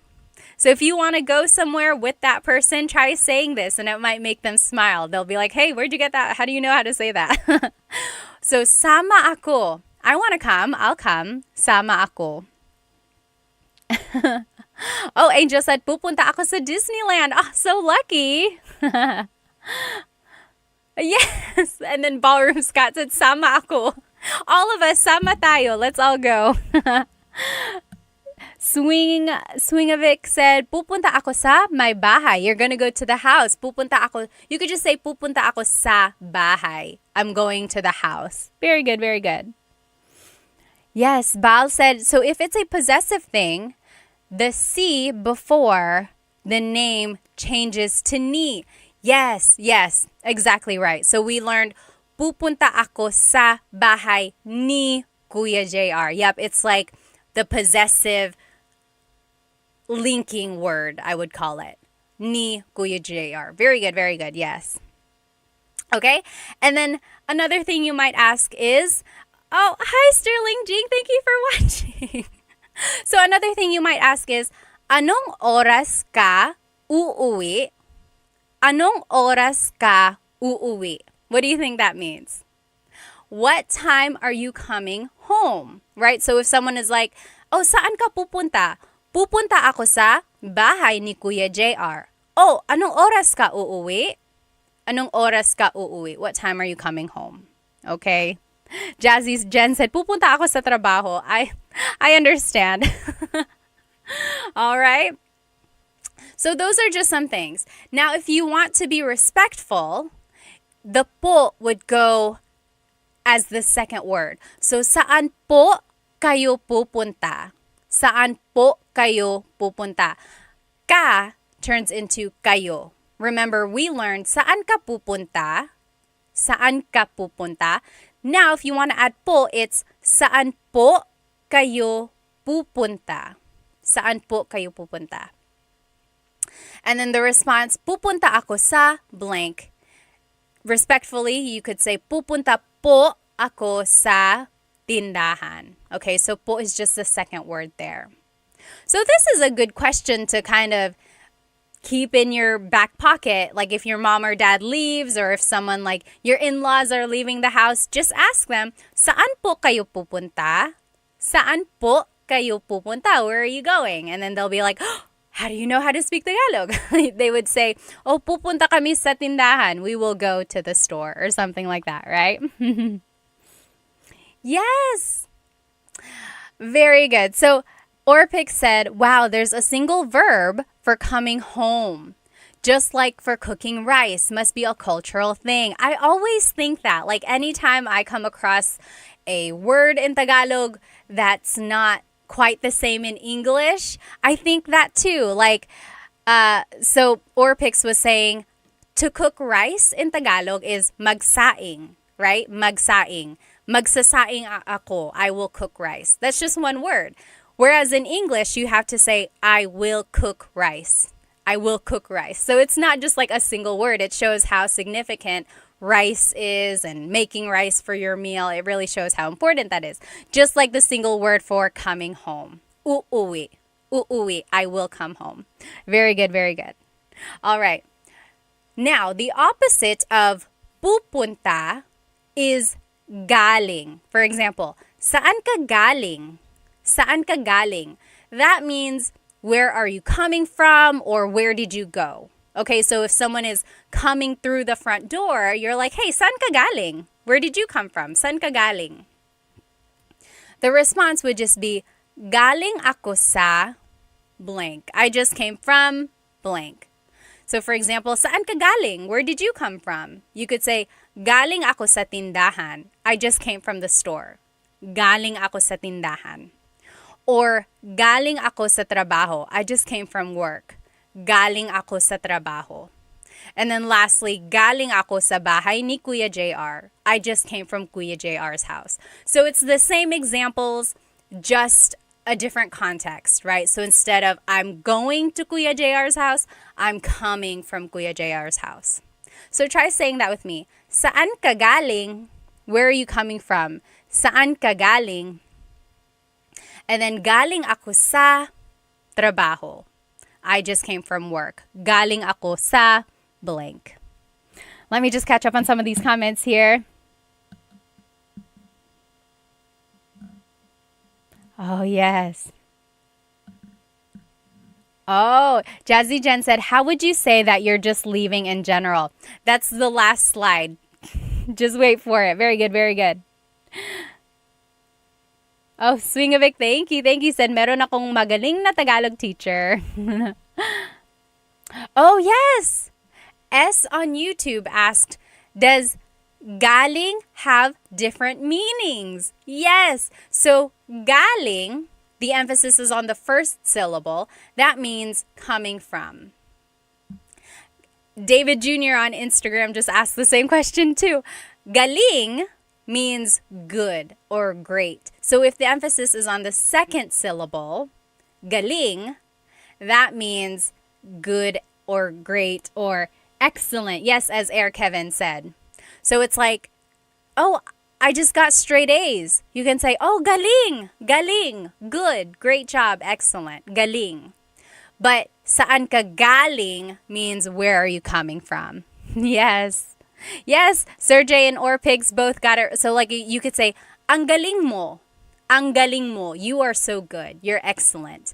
Versus, galing ako sa tindahan. I just came from the store. Yes, it's a homonym. Homonym, as they say, is like a word that has a couple different meanings depending on the context or depending how it's pronounced. Yes, exactly right. You guys got it. Now, if you want to be respectful, it would be, saan po kayo galing? Saan po kayo galing? Or, galing po ako sa tindahan. Galing po ako sa tindahan. So, po is just the second word there. So, that's another good question to ask your parents or whoever when they come in through the door. You could say, oh, saan po kayo galing? Where did you come from? Or where did you go? They would say like, oh, galing ako sa bahay ni Tita Mary or something like that, okay?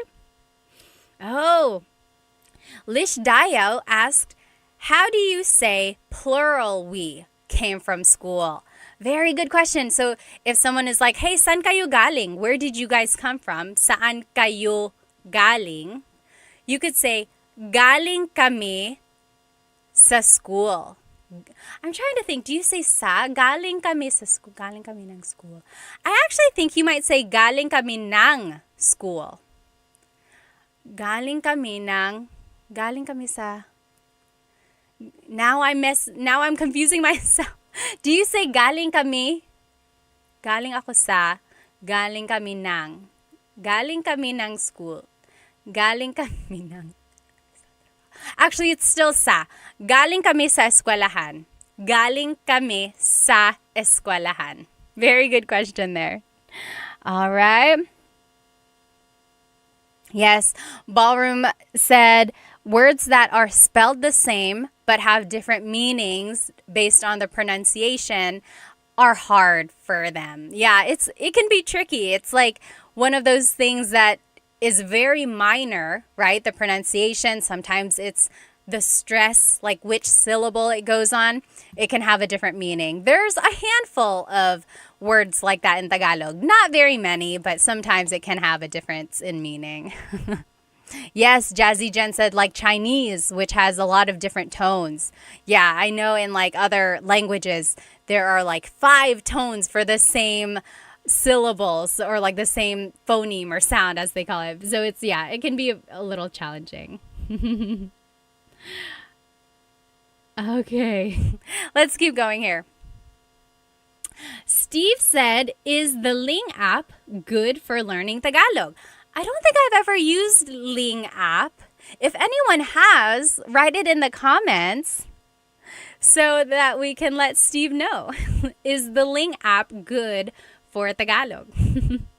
Botch Design said, walang patalastas. Galing. No commercials. Yes, very, very lucky.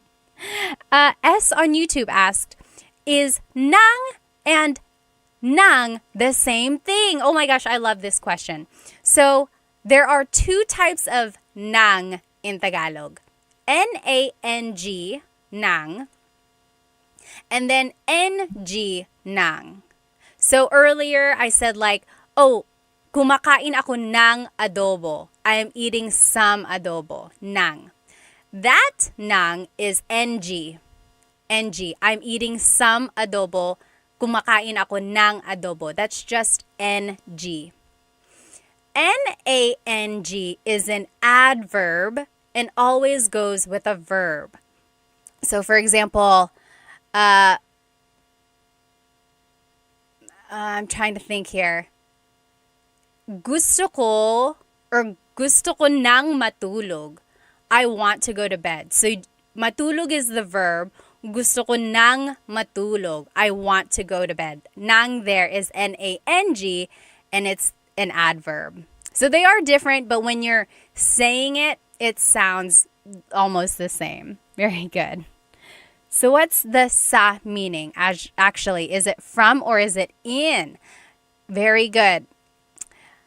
Let's see. So galing ako sa. Sa is a very interesting word. It's almost like a preposition that can mean multiple things depending on the context.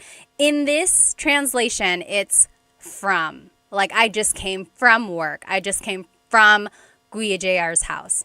Yeah, but you'll hear sa in other contexts meaning different things. Very good question. Oh, Lauren said, I have used Ling. I like it. Learned a lot so far. And from Atipat. Salamat. So Ling apparently is a pretty good app for learning Tagalog. And it's very interactive too. Okay, awesome. All right. Swingovic said, ano ang pangarap mo, Pat? What is my dream? Ano ang pangarap ko? Pangarap ko ay lahat ng may gustong matuto ng Tagalog matutunan nila. Everyone who wants to learn Tagalog, I hope they are able to learn Tagalog. Or hopefully they're able to get the resources that they need. Oh, Airkev said, Ling is a pretty good app. Also try Turong Wika. I actually did a video for them once. So they have a pretty good app. I have it on my phone as well. Sometimes I use it for resources for my videos. Very good, very good. Okay. I think I only have a couple more phrases here. Next, if you want to ask someone like where someone is, it would be nasaan si blank. So where is blank? Nasaan? Oh, that's the response there. So for example, like, nasaan si tatay? Where is tatay? Or something like that. Your response would be nasa blank, si blank. So here, I'll just give you an example. Nasaan si nanay? Where is mother? Nasaan si nanay? Your response would be nasa trabaho si nanay. Nasa trabaho si nanay. So the main thing here is this word si. We've seen this one before. It's the linking word before a person. Nasaan si nanay? The response is nasa trabaho si nanay. So here the response still has si. It's not ni like we've been seeing because there's no like possessive quality. We're not really asking about like where mother, or we are asking where she is, but now no like object there. Just asking about nanay. So nasa trabaho si nanay. Let me see here. Oh, David said, can we get a Tagalog Time Pat app? That would be funny. No, I don't have one in the works or anything. Don't worry. Let's see. Let's keep going here. If you want to be respectful, it would be nasaan po si blank. Nasaan po si nanay. So po is just the second word there. Okay. This awesome world said, how do you ask where the surf spot? Where is the surf spot? It would be nasaan ang surf spot. Nasaan ang surf spot. So you wouldn't use si. Si is only for people. So if you're asking about like a thing, nasaan ang surf spot. Very good, very good. Yes. Okay, so it only applies to names. What about where is he? Oh, very good. So if you want to ask like, where is he? Where is she? It would be nasaan siya. Nasaan siya. You don't need the si. You don't need like a preposition or a linking word. You would just say the pronoun. Nasaan siya? Very good question. Nasaan siya? Where is he or where is she? Now, Jazzy Jen, this is the question you had earlier. If you want to just say like, oh, I'm leaving, we're leaving, in a general sense, it would be, aalis na ako. Aalis na ako. That means I'm leaving. Aalis na ako. And then usually the response is like, sige, ingat. Okay, take care. That's almost like the bye. I know I say paalam a lot in my videos, but no one says paalam. It's very much like a formal thing. I only say it to like formally end my videos. But most commonly, people would just say, sige, sige, bye, okay. Sige, ingat. Ingat means take care. Okay. Oh, yes. T-Rex said, siya is unisex. Where is he or her? Siya, yeah, so siya could be her, or sorry, she or he. Yeah, you have to use the context clues. Oh yes, Botch Design said, I've also heard sila. Yes, sila means they. So nasaan sila? Where are they? Nasaan siya means where is he or where is she? Very good, very good. There's a question up here. Kat Kaza said, what is the difference between nasaan and saan? Very good. Nasaan and saan both mean where. Nasaan is where you're asking about a noun or a person. Like, nasaan si nanay? Nasaan ang cell phone? Nasaan ang kotse? Where is the car? So it's asking about like a noun, right? Nasaan, noun. That's kind of how I remember it. When you're asking about like an action of something or someone, you would use saan. For example, saan tayo kakain? Where are we going to eat? Saan tayo kakain? So do you see I'm not asking about a noun, like where is something? I'm asking about our action. Where are we going to eat? Or saan ka matutulog? Where will you sleep? So again, it's an action. I'm asking about the location of an action. So that's the difference there. Yeah, saan and nasaan, very similar. A lot of people shorten nasaan and just say saan. So that makes it even more confusing. It's like technically it should be nasaan, but people just say saan because they're talking really fast. So yeah, but just know there is technically a difference. Okay. Oh, okay. T-Rex said, I get confused with nasaan nila and nasaan sila. So we learned nasaan sila, right? Where are they? Nasaan sila. Some people might say nasaan nila nilagay ang blank. So where did they put the blank? Nasaan nila binili yung aso? Where did they buy the dog? So nila is they, but it's almost like the possessive form, whereas sila is the subject, or not subject. Yeah, it is subject pronoun form. So it's just kind of like a different verb type there. I would stick to nasaan sila whenever you're trying to ask like where are they or where is a certain group of people. Very good, very good. Okay. Oh, Coconut Dream said, I just downloaded Ling. Awesome, good luck. Oh, Bal said, do you have to put na between aalis and ako? So we learned aalis na ako. You could say aalis ako. Aalis ako. You don't need na. Na is, it almost softens the statement. If you say aalis ako, it's almost like I'm leaving.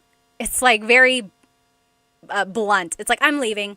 Aalis na ako is like, hey, I'm leaving. Do you kind of get it? It's like, it's just a little bit more polite or something like that. It's just what's more commonly said. Like, hey, aalis na ako, okay? I have an early day tomorrow, aalis na ako. Okay? But it's not wrong if you leave out the na. Okay. Okay. So how would you say we're leaving as a group, like my partner and I? So that would be aalis na kami. Aalis na kami. We are leaving. Aalis na kami. Remember though, there are two different types of we in Tagalog. So you could say we are leaving. Me and my husband, we are leaving. Aalis na kami. But if you say, we are leaving, all of us, you and me and our whole class, we are all leaving, that would be aalis na tayo. Tayo. So for example, like, if you're talking to your husband, you're like, hey, alis na tayo. Let's go home. Let's leave. You and me, let's leave. Alis na tayo. Versus you telling your in-laws, you're like, hey, aalis na kami. We're leaving. Okay? So that's the difference there. Let me see. I think there was a question up here.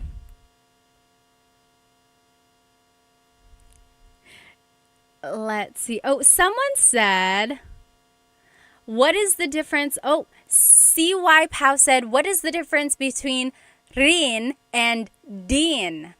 So like, aalis na ako, I'm leaving. Aalis na din ako, I'm leaving too. So rin, and din, trying to roll my R there. Rin and din are words that mean also or too. So aalis na din ako, I'm leaving too. You could say aalis na din ako, or you could say aalis na rin ako. They are interchangeable. They mean the same thing. In Tagalog, the letter R and the D sound are interchangeable because the R and the D were represented by the same symbol and by bayin. So ever since it's been, that sound has been interchangeable for a lot of words in Tagalog. Like nandoon, naroon. See the D and the R, they're interchangeable. Or nandito, narito. So there are a lot of words where the D and the R are interchangeable. Okay, let me see. Drops has Tagalog too, David said. It's free. I don't know what drops is. George said, oh, Tagalog isn't on Duolingo. I see. Selfish and George said Tagalog isn't on Duolingo, but it is on Rosetta Stone. I did a video for Rosetta Stone. They are pretty good. George said, I don't know how good it is. It's good. They like immerse you in it. So it's like you just start right off learning phrases and words. So it's a good way to learn. Okay. Oh, Selfish said, I've tried drops. It's not good. But maybe you should try it. Maybe you'll have better luck with it. Okay, let me see. What about tayo na or tara? Oh, yes. Chris said, what about tayo na or what was the other one? Tara. Yes. Tayo na means literally it's like, hey, it's us. Tayo na. Tayo na. And then tayo na just means like, hey, let's go. Tayo na, we're going. Tara means let's go. Tara, tara, let's go. And then aalis or aalis na tayo means we are leaving. So they all mean the same thing. It's like, hey, let's go, we're leaving, we're going, mean the same thing. Okay. Oh, Jessie said, any more phrases to learn? Just to look at the respectful forms of these, aalis na po ako. Aalis na po ako. Or sige, ingat po. So po would just go after the word na, or it goes after the set phrase. Sige, ingat po. I think that's the last of the phrases there. I want to try this one activity with you though. So if I ask you, kumusta ang araw mo ngayon? How was your day today? Kumusta yung araw mo ngayon? Write it in the comments. What would you say? Kumusta yung araw mo ngayon? This is an example of what I would say. Mabuti naman, naglaro kami ng mga bata sa labas. Nanood din kami ng pelikula at kumain ng popcorn. Tapos nagluto ako ng pork chops at sa huli naglinis ako ng bahay. Okay, so that's an example. Maybe use this as a way to test your comprehension skills. Okay, so kumusta ang araw mo ngayon? How was your day today? I'll say it one more time. Mabuti naman, naglaro kami ng mga bata sa labas.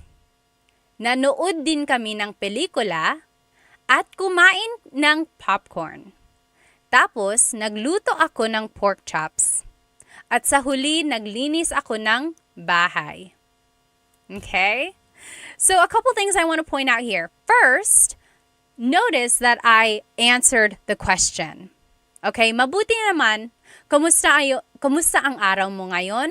Mabuti naman. Remember, you can answer with the same responses that you would say if someone asked you, kamusta ka? So I said, mabuti naman, it's going well, or it went well. Next, I want to point out these transition words, okay? So, mabuti naman, it went well. Naglaro kami ng mga bata sa labas. The kids and I played outside. Nanood din kami ng pelikula. We also watched a movie. At kumain ng popcorn and ate some popcorn. Tapos, nagluto ako ng pork chops. Then, I cooked some pork chops. At sa huli, naglinis ako ng bahay. Then, at the end, I cleaned the house. Okay? I see some of you guys got some of the translation. Yes, you guys were writing it in the comments. Very good, very good. Yes, Crowfish said, whoa, I got to understand bits to get a general idea of what you said. Cool, learning bit by bit. Awesome, awesome. See, I think you know more than what you think. I know it can be a little hard, like trying to gauge how much you've learned, but I would say listen to native Tagalog speakers and you might surprise yourself with how much you've learned. Okay. Awesome, everybody. Yes, Lauren Jessica TV got it. Wow, I understood. Great job, great job. That's all I have for you tonight. This is just a review of everything. If you have to leave, you are welcome to leave. I'm just going to answer a couple more questions here. Okay, Botch Design said, can you please explain the difference between namin and natin? Yes. That is another case of having two meanings for the word our. For example, bahay namin, our house. That's like me and my husband Chris. Bahay namin ito. This is our house. Bahay namin ito. But it's just me and my husband Chris. It's our house. Versus bahay natin means all of us. It's our house. All of us together. Maybe us as a class, we all live in the same house. It would be bahay natin ito. This is our house. Okay, so that's the difference there. T-Rex said it's easier when it's slower, really tough when listening to normal speed. You're right. If you can't listen to like a native Tagalog speaker, like maybe you're not around someone who speaks native Tagalog or who natively speaks Tagalog, try watching Filipino movies. I think I've said this the last 2 nights. It's like if you can watch Tagalog movies, not only will it have the subtitles, but you can really pick out patterns of the grammar or picking out vocabulary terms or things like that. All right, everybody. Ballroom said, I really appreciate your streams. I feel like I'm learning more. Where can I ask? When I ask questions. Yes. Very good. I hope you guys have a good rest of your day. Will I see you tomorrow? Will I? I don't know. Are we going to make it a day 4? Oh my goodness. What am I going to teach? I think I do have something else to repeat. I don't know. We'll see if I'm here again tomorrow night, okay? T-Rex said, I did Rosetta Stone on my phone. I listen to Tagalog music and watch movies, but the movies make me cry. I know Filipino movies can be a little sad, right? Well, I hope you have a good rest of your day or night wherever you currently are, and I will see you next time. Paalam, everybody. Hello, everybody. Welcome. It is Thursday, so you know what that means. It's another Tagalog Thursday. If you are joining me here on YouTube, please let me know if you can hear me. I think I might have some issues with my audio, but go ahead and just let me know where you are watching from, how old you are, maybe why you are learning Tagalog. And I just want to make sure everyone can hear me all right. So go ahead and write that in the comments if you can hear me. In the meantime, I'm going to go ahead and invite our friends here on Instagram. Hello, everybody on Instagram. Welcome to Tagalog Thursday. Let me know if you can hear me all right. And if not, just write it in the comments and I will try to fix it. Great. Irvin said, sounds good on YouTube. Awesome. Hello. If you are joining me on Instagram, go ahead and write where you are watching from, how old you are, and maybe why you are learning Tagalog. Let me know you can hear me. Hello. Oh, Heather says watching from Alaska. Dennis says watching from New Zealand. Hello. D. Sullivan said hello from San Diego. Hello from Vancouver, Canada. Fox McLeod said hello. Subin said, hello ma'am, how are you? Mabuti naman, ikaw, kamusta ka? For HRD said, hearing you just fine. Awesome. Hello on Instagram. If you are joining me here, remember you can catch this whole presentation on YouTube and you will be able to see the all of the slides written out along with some images that we might go over, okay? You're going to want to follow along. This is a good one. Again, if you have to hop off or if you know anyone who's going to join late, this whole presentation, the recording will be up on my YouTube afterwards. Let's go ahead and get started. If you are joining me here on YouTube, you will see that I have just posted the lesson agenda. Today, we're going to be talking about vocabulary about chores. So things we can be doing around the house. I think these will be some useful phrases. You will be able to say what you are doing. Or if someone asks you like, anong ginagawa mo? What are you doing? You'll be able to answer if you are doing something around the house. Then we will learn some verb conjugation. This is going to be really interesting.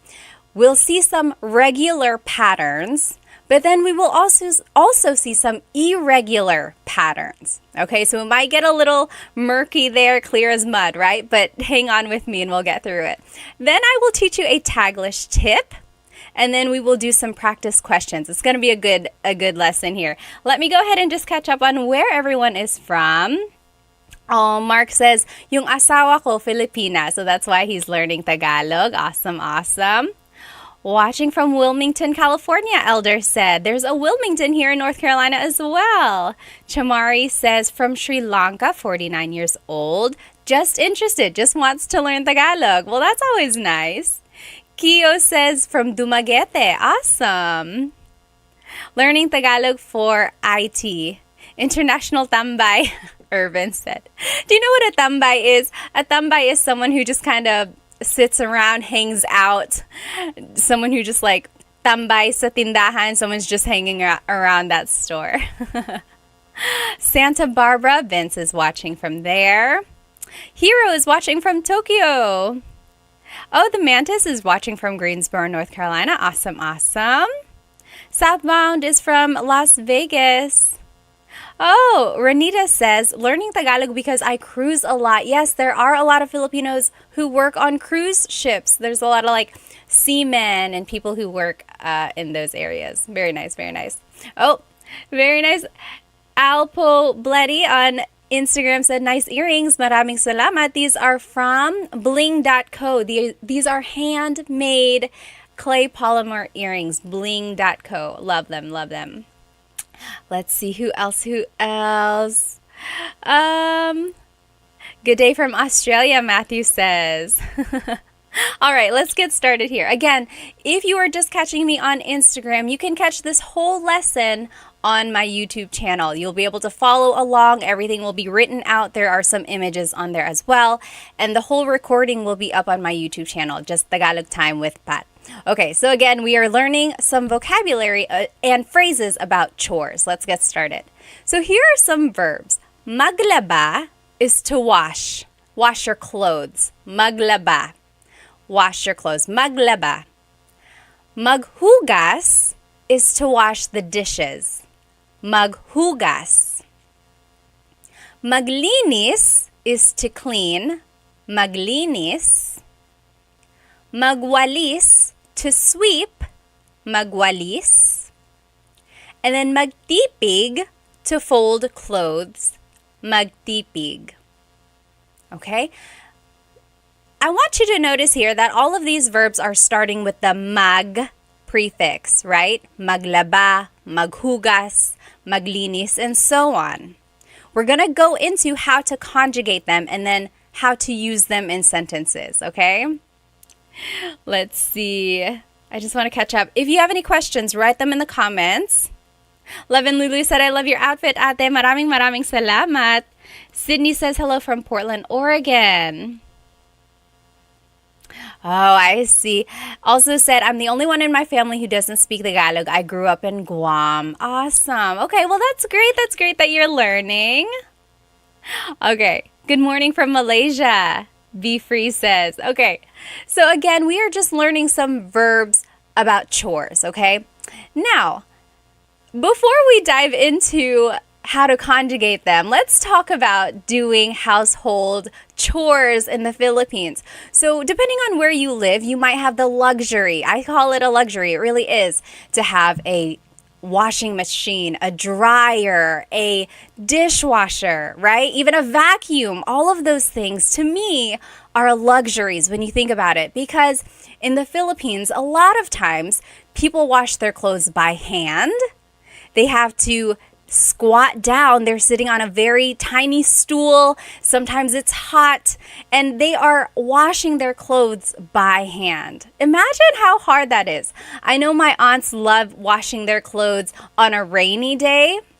Of course, because it's not as sunny and, okay, not rainy. Like, they don't like getting rained on. But when it's cloudy, like a really cloudy day, that's like the prime time to wash their clothes, right? And then to hang up their clothes or to dry their clothes, they hang it up on a clothesline. And of course, you want to do this on a sunny day or when it gets sunnier so that your clothes get really dry. You don't want to hang them up when it's kind of drizzling out because then they won't dry and they'll get that musty smell, right? So I just think I'm very thankful. Anytime I think about not wanting to do my chores or not wanting to do laundry, I just think about how easy it is for me to just throw things in the washer, throw things in the dryer, and then all I have to do really is fold it afterwards, right? A lot of times, a lot of people don't have access to those things. There are houses who have washing machines. My aunts do, but sometimes their washing machines have limited uses. Like, I remember my aunt asked me once, "Oh, but who rinses the clothes?" So like some washing machines only have the function of maybe like getting it soapy, washing it, but then they still have to rinse it by hand, right? Whereas if you have just like a washing machine that can do it all you have to do is put in the soap, softener, and then take it out, right? So it's very interesting what kind of resources people have. One thing about the dryer, I actually didn't start using the dryer until I got married. My husband now has a dryer, but all up until my 20s or like high school and all up until then, I hung my clothes up. My family just always hung our clothes up. We had hangers and we hung them up in the bathroom. But that's just how we did it. We saved a lot of energy that way, and that's just what my parents were used to. But yeah, so what do you do? Do you prefer to dry your clothes by like hanging them? There are some clothes that I still dry by hand, of course, or like I hang them up because I don't want them to get ruined in the dryer. And also let me know if you are familiar with this, if you've ever traveled to the Philippines and you've seen clothes being washed by hand and things like that. Even now, if it's something really delicate, of course, I'm more likely to wash it by hand and things like that. Okay, so that's just an example of a different lifestyle, right?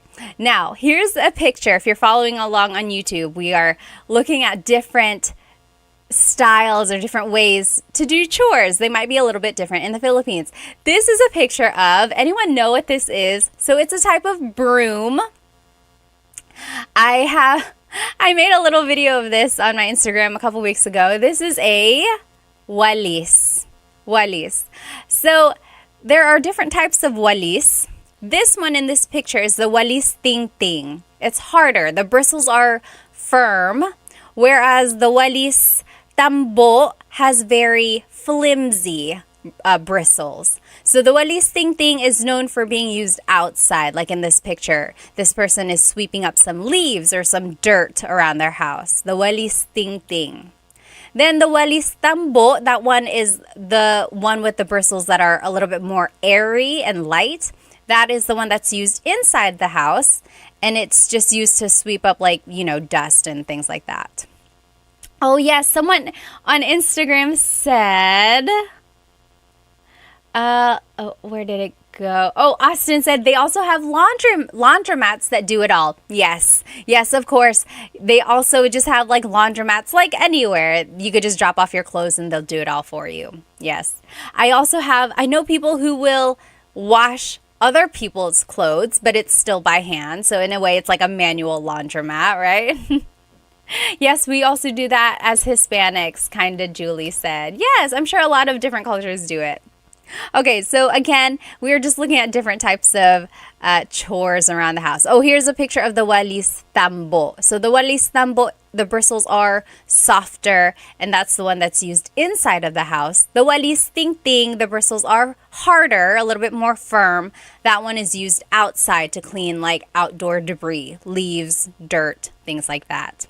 Okay, and then now, here's a picture of washing the dishes. Typically in the Philippines, dishes are washed by hand, whereas in other places, you might just load up your dishwasher. Here's another fun fact. I also did not start using a dishwasher until like last year. Again, I just grew up always washing the dishes by hand, and the dishwasher was considered our drying rack. Anyone else's family like that? I don't know. We were just very manual there. But now that I have 3 kids, my husband was like, just load up the dishwasher. And now it's a lifesaver. Oh my goodness. And then here's a picture of some coconuts. Have you ever seen people, maybe in the Philippines, they use dried coconut husks, they're cut in half, and they put them on hard floor. Usually the floor is made of like cement, it's not usually wood. And they stand on these coconut husks and they are walking on the floor. They're like scrubbing the floor with these coconut husks. Anyone know what that does to the floor? Let me just catch up on some of these comments here. Yes. Yes. So my question was what?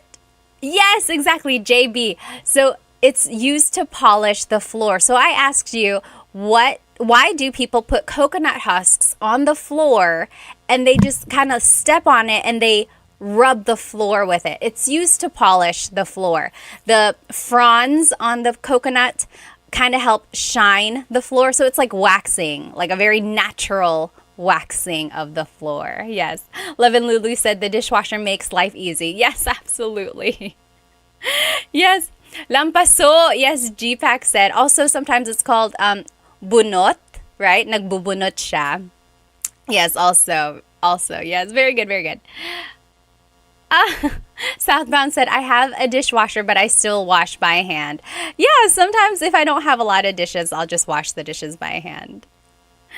Oh, yes, JB said, saw my mom demonstrate that to us once. It's very interesting. Okay, so those are just some different ways like household chores are done in the Philippines. Someone on Instagram asked, what inspired you to teach Tagalog? Well, just briefly, I started because initially it was for my kids. I was looking for Tagalog lessons for kids so that I could just pop it on YouTube, and I didn't find very many, so my husband and I decided, we can make our own. And then someone suggested, hey, why don't you start making short videos on Instagram or TikTok for adults? And then, so that kind of hit, was successful. So now I've just been teaching Tagalog for everyone, all ages. Okay, so now, remember, we were learning some chore verbs, like we learned maglaba, to wash your clothes, maghugas, to wash the dishes, and so on. Now let's talk about conjugating them. Let's just break it down, okay? What is a verb? A verb is an action word. And to conjugate a verb means to change it into a different form. Okay, I'm just breaking it down because one time in class, I was using this word conjugate, and someone was like, sorry, what does conjugate mean? So I want us all to start on the same page. So to conjugate means to change it into a different form. We're going to change these verbs into a different form depending on if it's present tense, past tense, and so on. And just to touch on the different types of verbs here, or verb tenses, there's the present tense, like I am doing something, I am eating, I am cooking. All of that is happening right now. That's present tense. Past tense is I ate, I cooked. Okay, it happened in the past. Future, I will eat, I will cook. Then there's the present perfect tense, like I have been eating.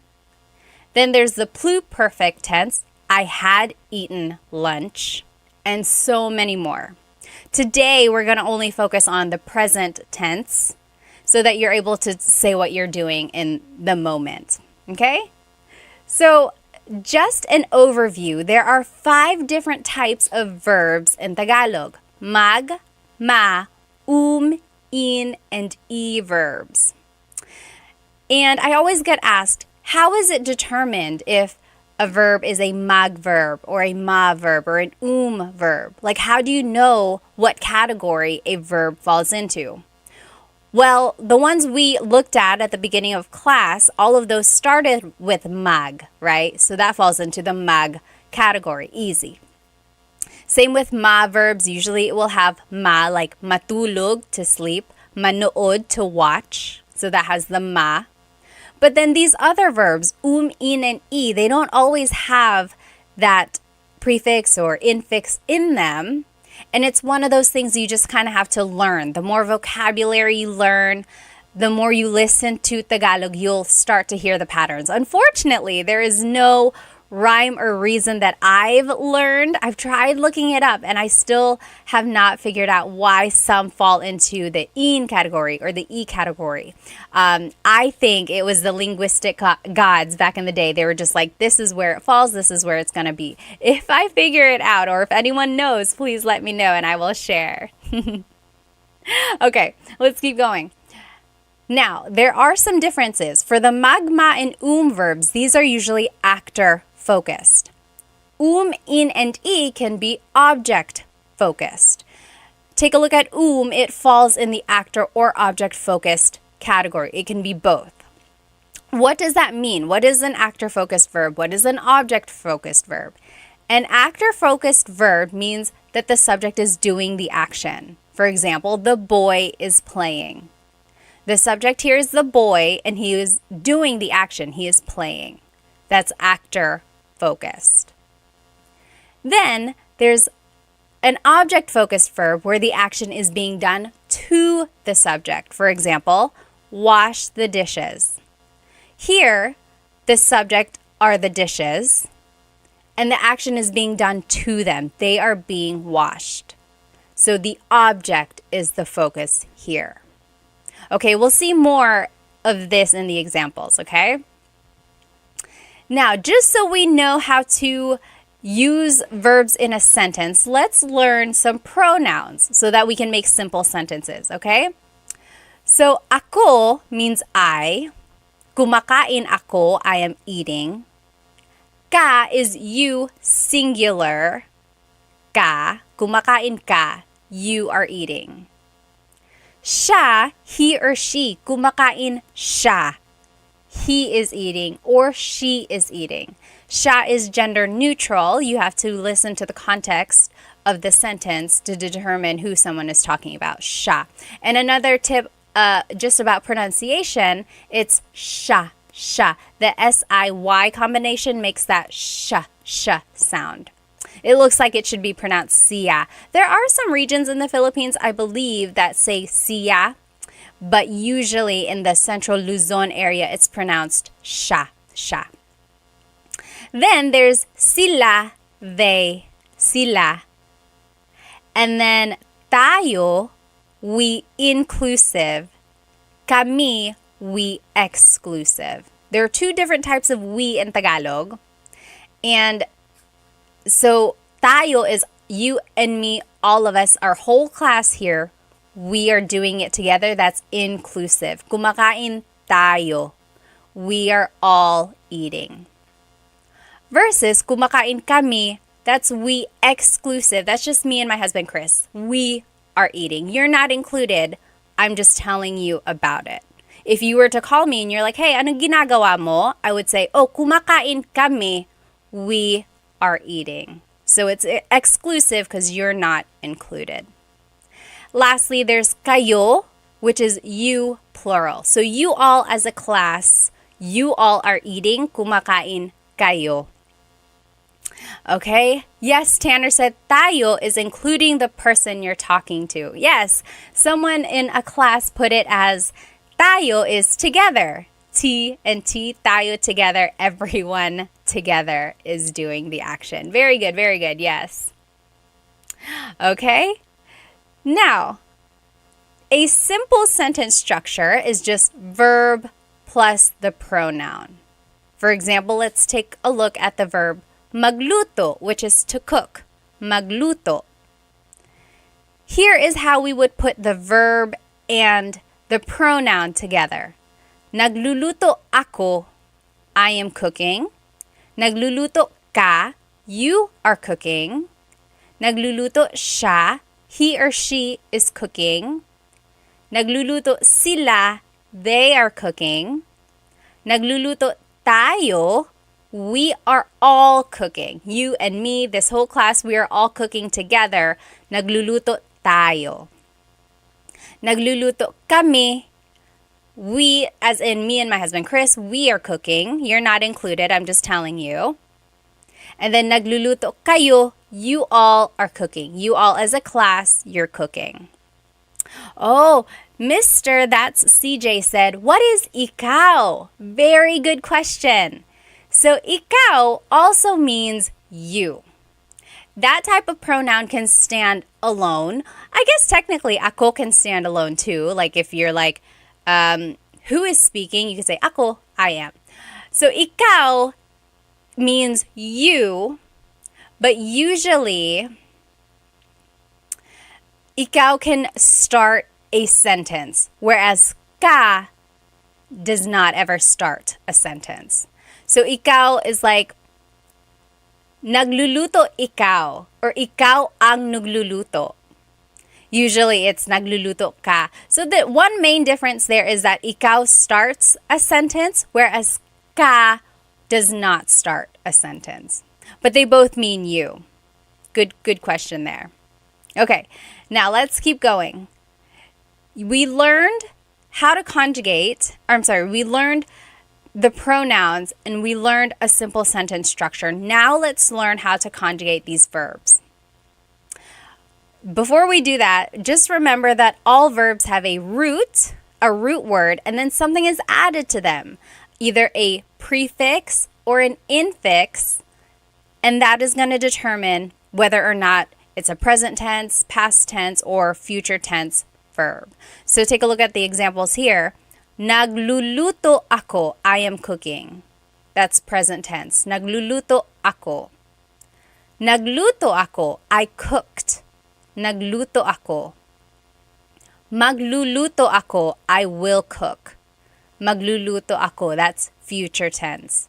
So what I want you to get from this is there's the root luto, and then something is added to it. The beginning here, the affix is changed depending on the tense of the verb. So if you can pick out root words when someone is talking to you in Tagalog, then you're halfway there, okay? Try to pick out root words, and that will kind of help with the translation. It will help you understand, okay? Now, let's take a look at the verbs we learned at the beginning of class. All of them, luckily, were mag verbs. So we only have to learn the present tense conjugation of mag verbs. And our example was, or one of them was maglaba, to wash our clothes. Maglaba. In order to make it a present tense verb, like in a present tense sentence, it's the affix nag. Then there's a repeated first syllable, and then the root. So maglaba becomes naglalaba. Naglalaba ako. I am washing clothes, or I'm doing the laundry. Naglalaba ako. Okay, so do you see here we're just following a pattern? It's the affix nag, then there's a repeated first syllable, la, and then the root, laba. Let me just catch up on some of these questions here. JB said, is ikaw a nominative case pronoun? Yes, it is. That's exactly what it is. Oh, yes. Ray said, how did magluto turn into nagluluto? This is it. We're conjugating it. So we learned magluto, and now we're conjugating it into the nagluluto example. Okay, so do you see it's affix nag, then the repeated first syllable lu, and then the root luto. Nagluluto. That's how we got from magluto luto to nagluluto. Okay, then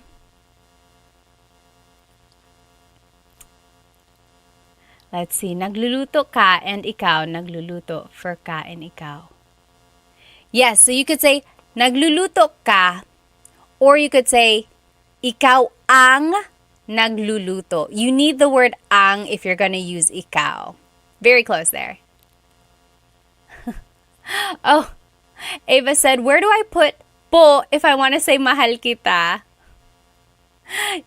Interestingly, you have to split up kita. So kita is ka and ko. So it's two pronouns put together technically. So it would have to be mahal ko po kayo.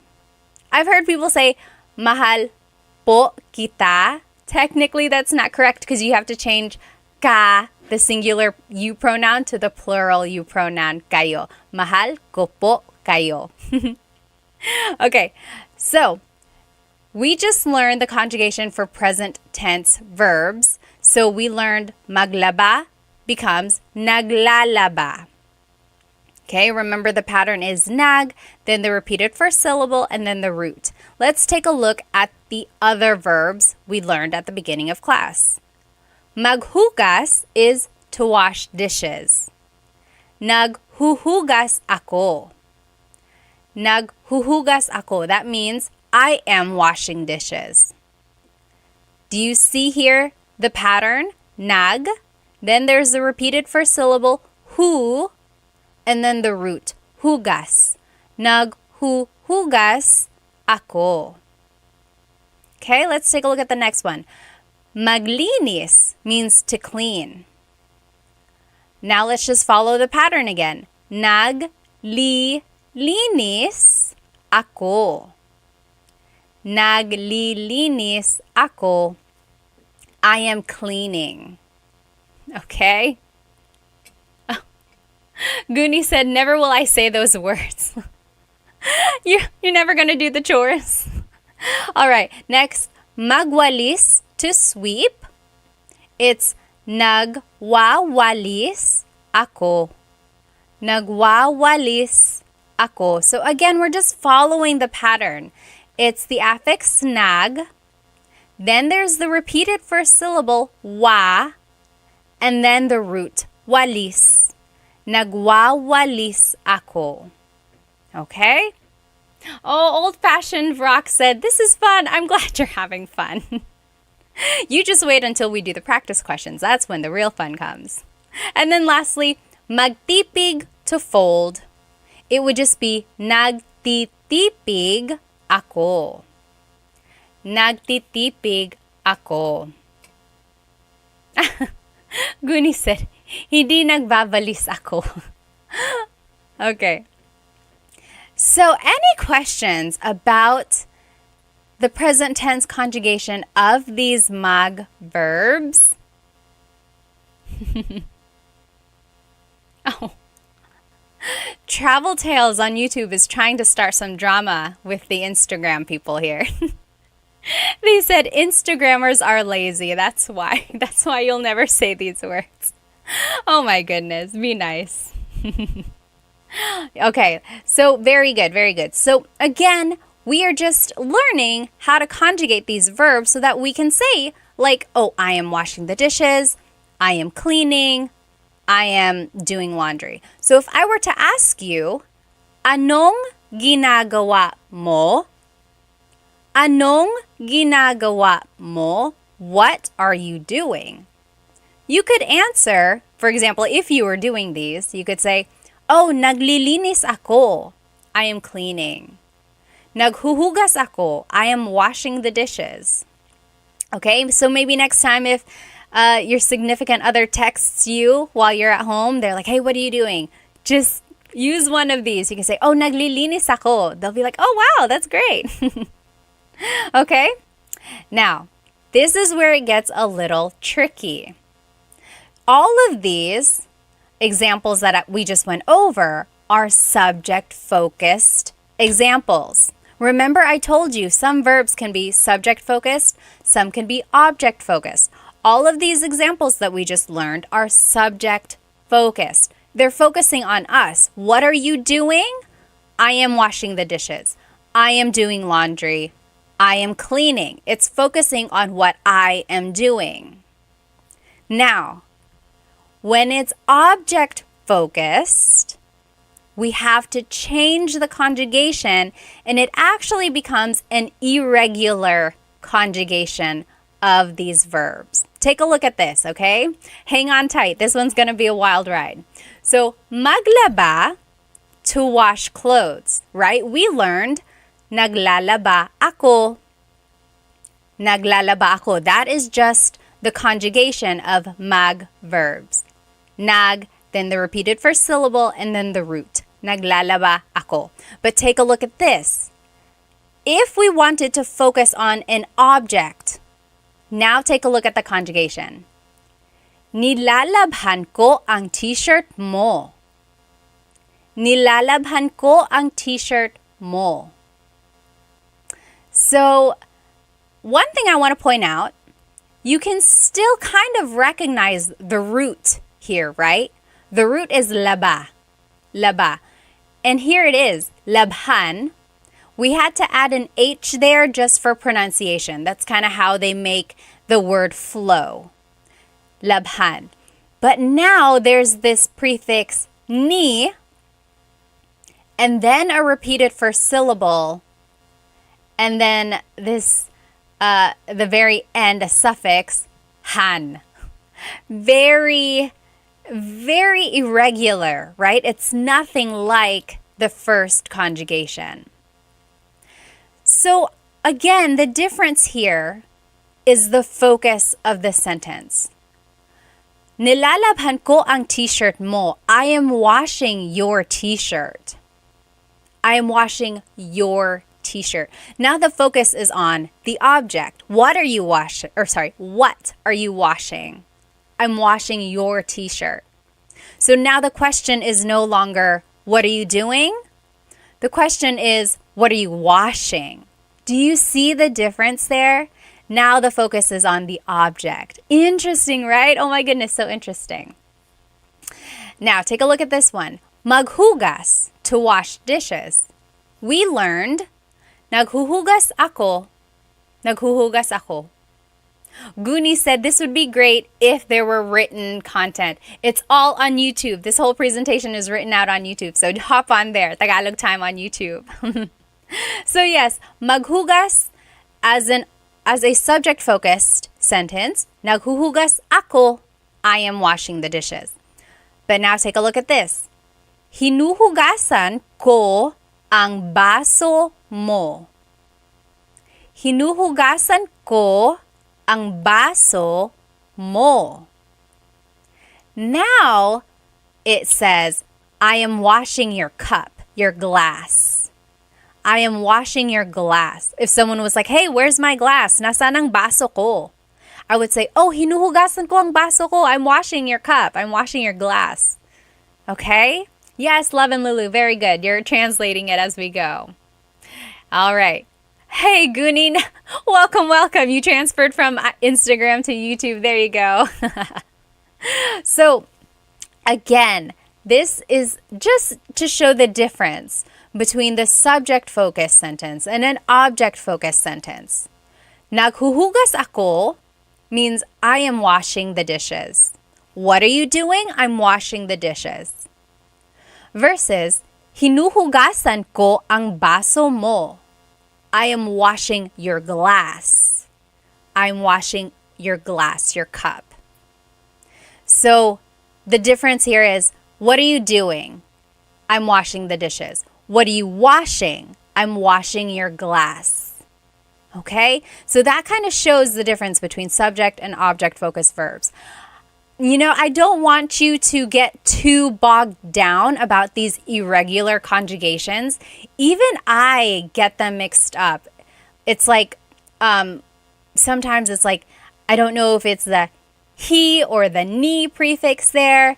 And it's an easy, honest mistake. What I do want you to get from here is really listen for the root word. You can still hear the root hugas, right?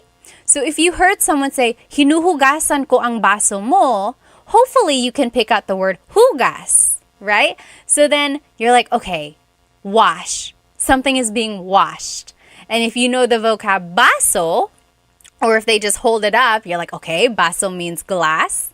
And then we learned the pronouns. Oh, this one is interesting.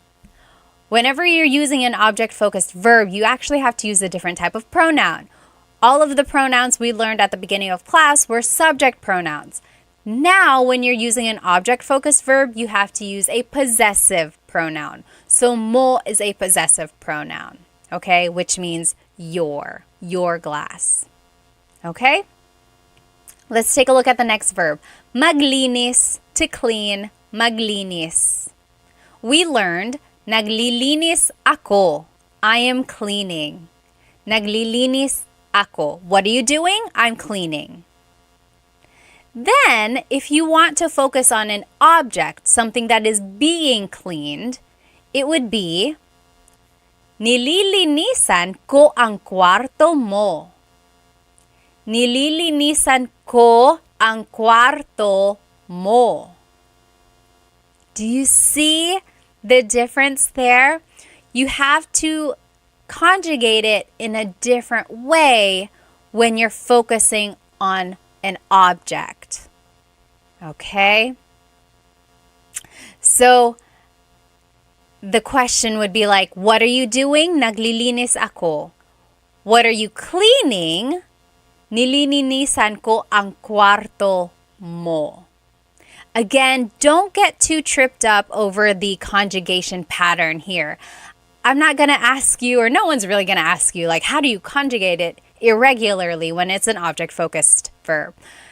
Just pick out the root word, okay? We're going to try to at least get to a comprehension level, right? And one way to do that, being able to understand when someone is speaking Tagalog to us, is pick out root words. So here you can still hear the root word linis. Linis means to clean. So if someone said, nililinisan ko ang kwarto mo, you know linis means clean, kwarto means room, mo means your. So that means I am cleaning your room. Okay? All right, let me just see here.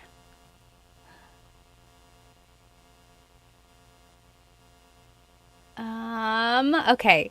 Remember, if you have any questions, feel free to leave a comment. Hang on. Can you say, nilinisan mo ang kwarto na ito? So Hans said, can you say, nililinisan mo ang kwarto na ito? Like if you're trying to say, what are you trying to say, Hans? Type it in English, and then I'll see if I can help you translate it. Yes, Travel Tales said, nililini. I know. There's a lot of syllables there, right? A lot of sounds. There is still that repeated first syllable. And then, yes, Dennis said, makes perfect sense. I know, right? Okay, next, just a couple more verbs here. Magwalis means to sweep. Nagwawalis ako means I am sweeping. We already learned that. That's just following the mag conjugation. Now, if we want to focus on an object, winawalis ko ang sahig. I am sweeping the floor. So now the focus is on the floor. Winawalis ko ang sahig. Versus, nagwawalis ako, I am sweeping. That one is answering the question, what are you doing? Nagwawalis ako, I'm sweeping. Versus, winawalis ko ang sahig, what are you sweeping? I'm sweeping the floor. JB said, mas mahirap na ito, Ate Pat. I know, this is a lot more challenging. You're right. Again, I know this part is a little tricky, but I want you to just focus on the fact that you can listen for root words, okay? So if you hear this, if someone says to you, winawalis ko ang sahig, you might not know the conjugation winawalis, but you know the verb walis, you know the root. So now you can kind of pick out and use context clues and figure out, oh, okay, someone is sweeping. I am sweeping the floor, or they are sweeping the floor. Okay? Okay, so Hans was trying to say, you are cleaning this room. It would be, nililinisan ko ang kwarto na ito. Or, nililinisan ko.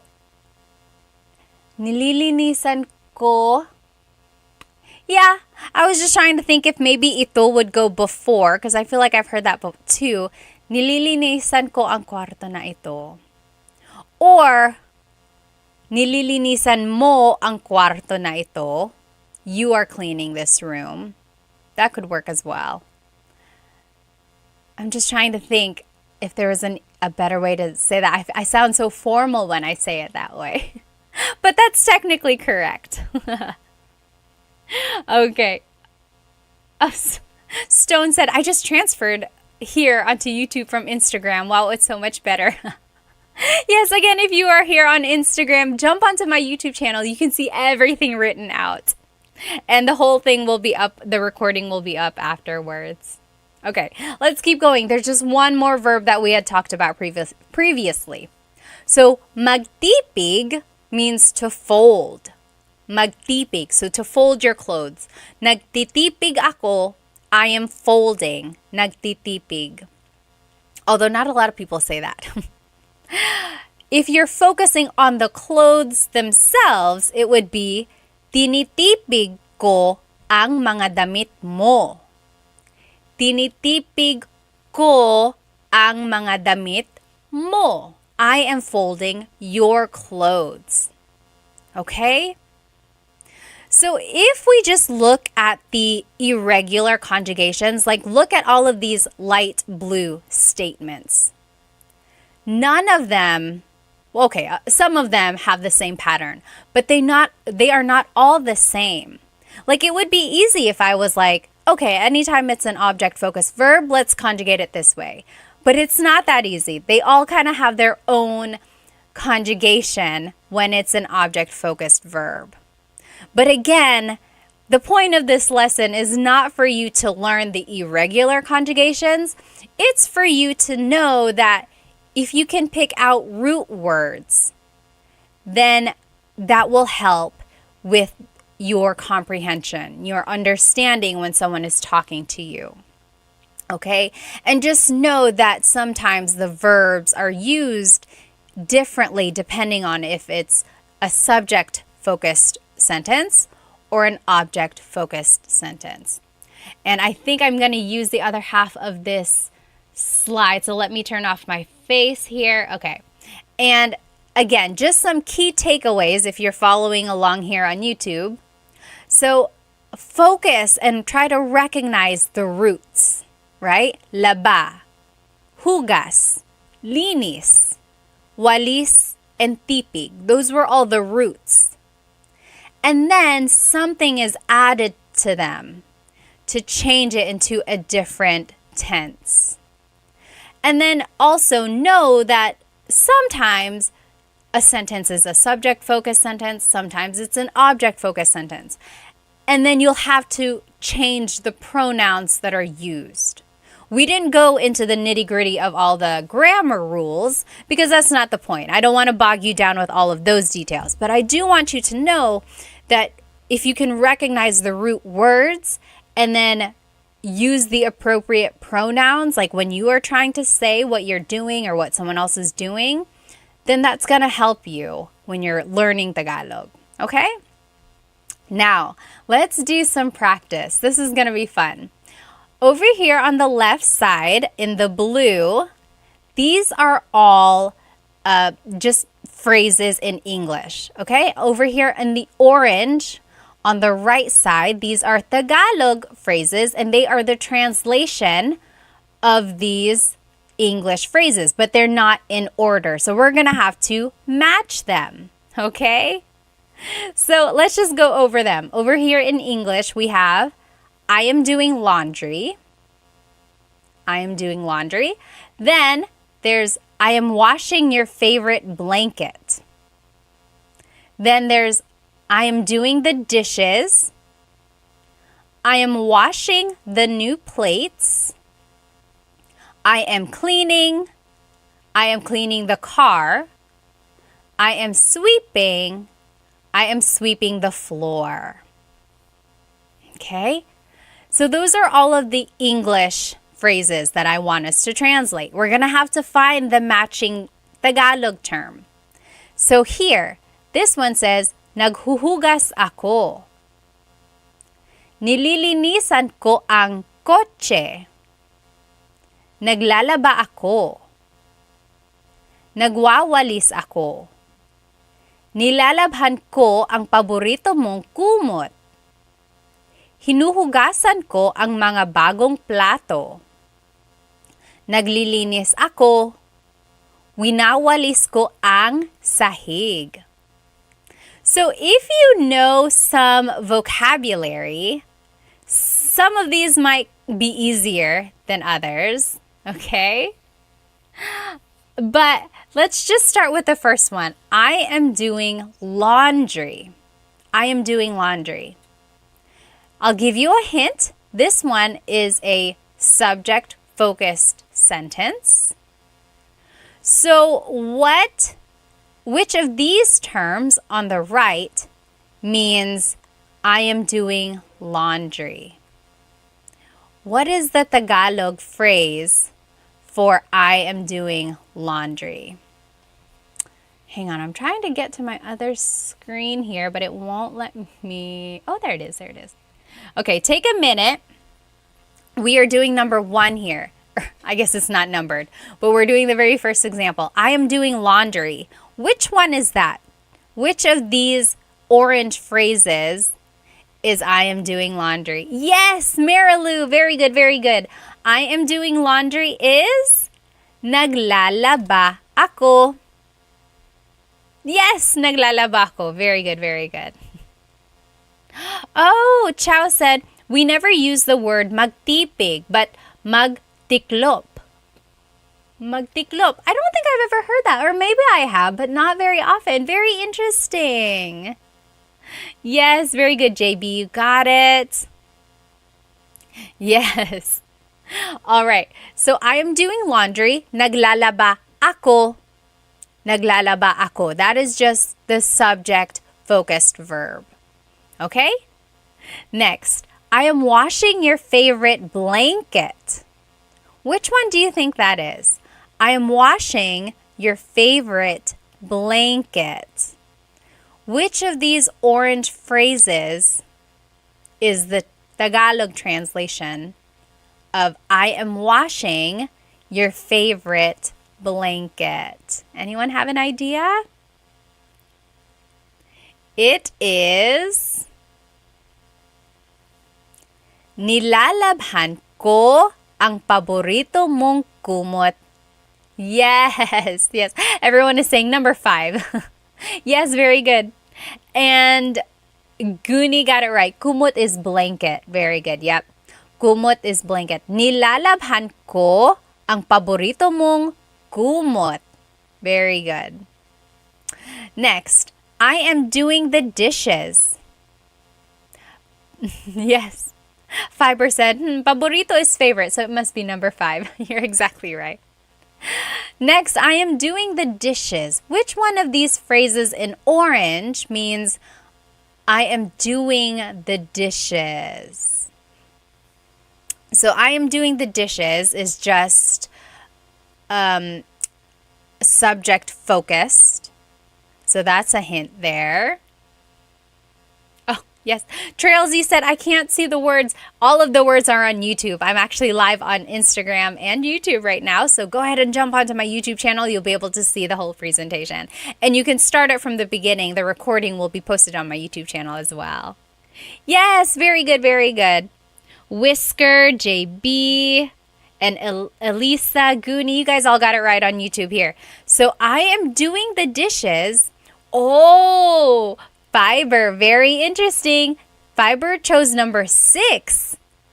So very good. Number 1 and number 6 in the orange both have the root word hugas, right?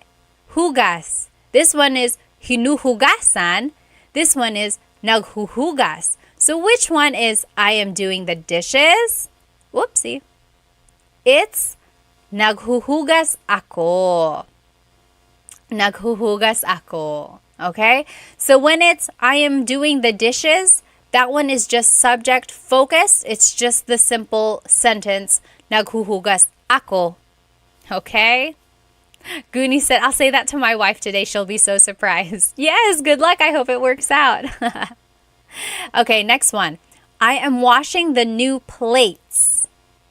I am washing the new plates. Which one do you think in orange, which one is I am washing the new plates. So this one is object focused. So we have to use hinuhugasan ko ang mga bagong plato. Hinuhugasan ko ang mga bagong plato. Yes, very good. Whisper got it. Yes. Cosmic got it. Genuine. Polly, you got it. Very good, very good. You guys all got it. Micah, very good. Yes, you're exactly right, Polly. It's an object-focused verb. All right. Next, I am cleaning. Which of these in the orange means I am cleaning? So this one is just subject-focused. I am cleaning. That would be, what do you think? Yes, Genuine said mga bagong plato means new plates. Yep, so if you know some vocabulary, some of these will kind of give itself away. How would you say I am cleaning? Yes, JB, Whisker, Genuine, Goonie, Micah, you guys all got it. It's the number 7 phrase. Naglilinis ako. Naglilinis ako. Okay? Next, if you want to be specific and say, I am cleaning the car, I am cleaning the car. Now it's object focused about the car itself. Which one is that? I am cleaning the car. That one would be, any ideas? I think some of you already said it up there. Coche means car. So it would be, nililinisan ko ang coche. Nililinisan ko ang coche. Okay? Very good. Yep, JB, Goonie, Genuine, Cosmic, you got it. Micah, number 2. Nililinisan ko ang coche. Yes, Whisker, you guys all got it. Only a couple more. I am sweeping. How would you say that? Which of these phrases in orange or red, I guess depending on how it looks on your screen, how would you say I am sweeping? I am sweeping. That one is subject focused. So that one would be, very good, number 4. I am sweeping. Nagwawalis ako. Yes, very good. Whisker, JB, Cosmic, very good, very good. Nagwawalis ako. Very good, Genuine, and Goonie, Micah, very good. So that only leaves one left. I am sweeping the floor would be winawalis ko ang sahig. Winawalis ko ang sahig. Again, everyone on Instagram, this whole presentation is on my YouTube channel. The recording will be up on my YouTube, and you can follow along with all of these examples. They are written out, and you'll be able to match them yourselves if you'd like. So again, the point here is that I want you to just be able to recognize the root word. Okay? So sometimes it's conjugated regularly. Naghuhugas ako, naglalaba ako. But then if it's focusing on an object, then it will have an irregular conjugation. Hinuhugasan ko or nilalabhan ko. Okay? But focus on the root word, hugas, laba, walis. And that will help you in understanding Tagalog. Okay? Now here's a Taglish tip. I love teaching Taglish because it kind of buys you some time. If you don't know a verb in Tagalog, use the mag conjugation pattern with an English verb. So take a look at this. Over here on the left side is the pattern that we learned. So affix nag, then the repeated first syllable, and then the root, right? We learned that. Naghuhugas ako. That's just the pattern. Now, if you don't know the verb, for example, I am vacuuming, just conjugate it like a mag verb. You could say, Nagva-vacuum ako. Nagva-vacuum ako. Do you see we're just using the pattern nag, then the repeated first syllable va, and then the root, which is just the English verb vacuum. Nagva-vacuum ako. Interesting, right? Let me catch up on some of these comments. Yes. Chow said, in Tagalog, we can use the word pinggan. Yeah. So pinggan also means plate. You can say plato or pinggan. Very good. Yes. JB said, magva-vacuum ako. Exactly right. Whisker said, very helpful. I wasn't aware of the subject and object focus conjugation. Yes, you're welcome. Oftentimes, the object focused conjugation is tricky. Like even native speakers can get kind of tripped up on it. But again, just try to pick out the root word and it'll kind of help you there. Okay, next, if we're taking a look again at these Taglish tips, if we didn't know how to say cleaning, you could say nagki-clean siya. She is cleaning. Nagki-clean siya. But we do know clean, maglinis, so you could say naglilinis siya. But if you couldn't remember it off the top of your head, you could just say nagki-clean siya. She is cleaning. Or lastly, they are mopping. Nagmamop sila.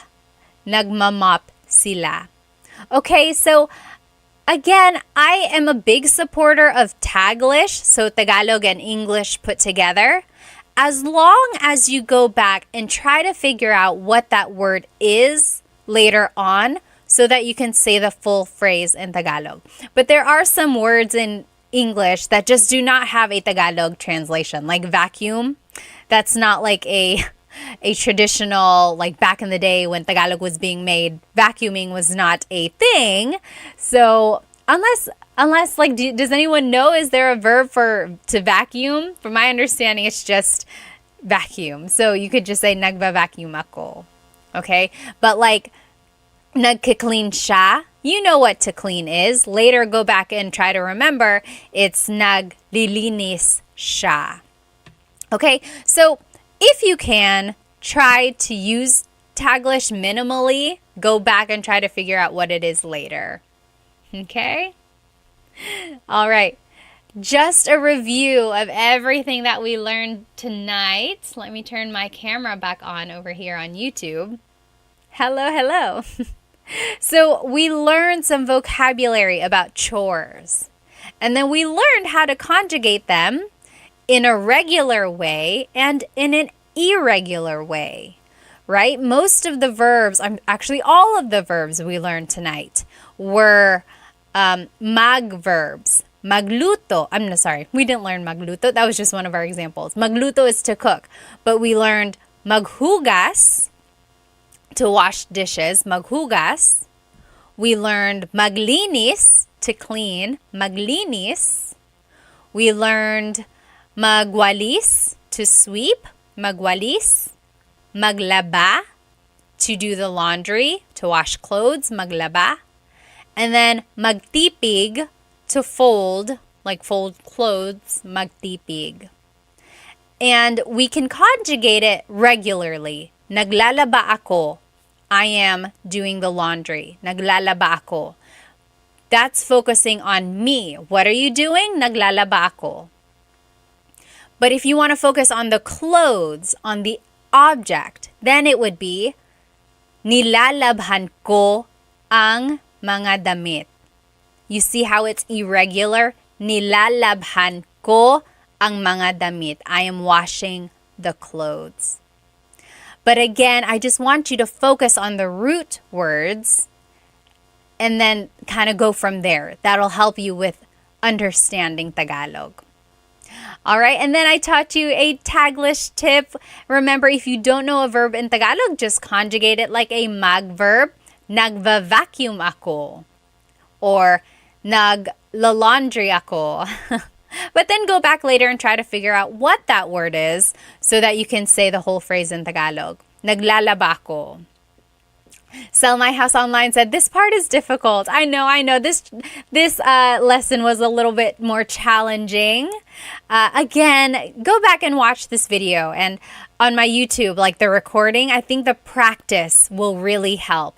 It breaks down like which are subject focus phrases, which are object-focused phrases. And again, you don't have to get too bogged down on the irregular conjugation. Just know that there is an irregular conjugation, okay?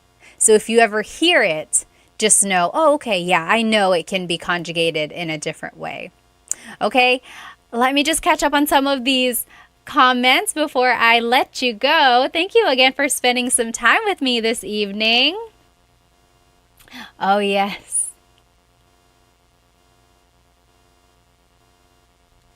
Oh, yeah. Aaliyah said, magwalis and nagwawalis is easy for her to remember because it has the word walis, and walis is broom. So, yeah, so it means to sweep. Very good. Salamat po, Ate Pat. Cuban po ako, Genuine said. Alrighty. Well, thank you so much for spending some time with me. Oh, Donna said hello from Vegas and appreciate you. Helps a lot. Maraming salamat. Thank you. I'll catch you next Tagalog Thursday for a new Tagalog lesson. I missed you guys last week. Last week was July 4th, so I wasn't able to be on here. Aloha said, I only know bad words in Tagalog. A lot of people do. For some reason, that's like the first ones they learn, right? Let's see. Oh, Ballroom said, I'm only catching the very end of this, but I'll watch it later. Yes, you should. And take your time. The practice questions should really help. Maraming salamat. Jay said, maraming salamat to you. I hope you have a great rest of your week. I hope you have a good weekend. And I will see you next time. Maraming salamat. Paalam.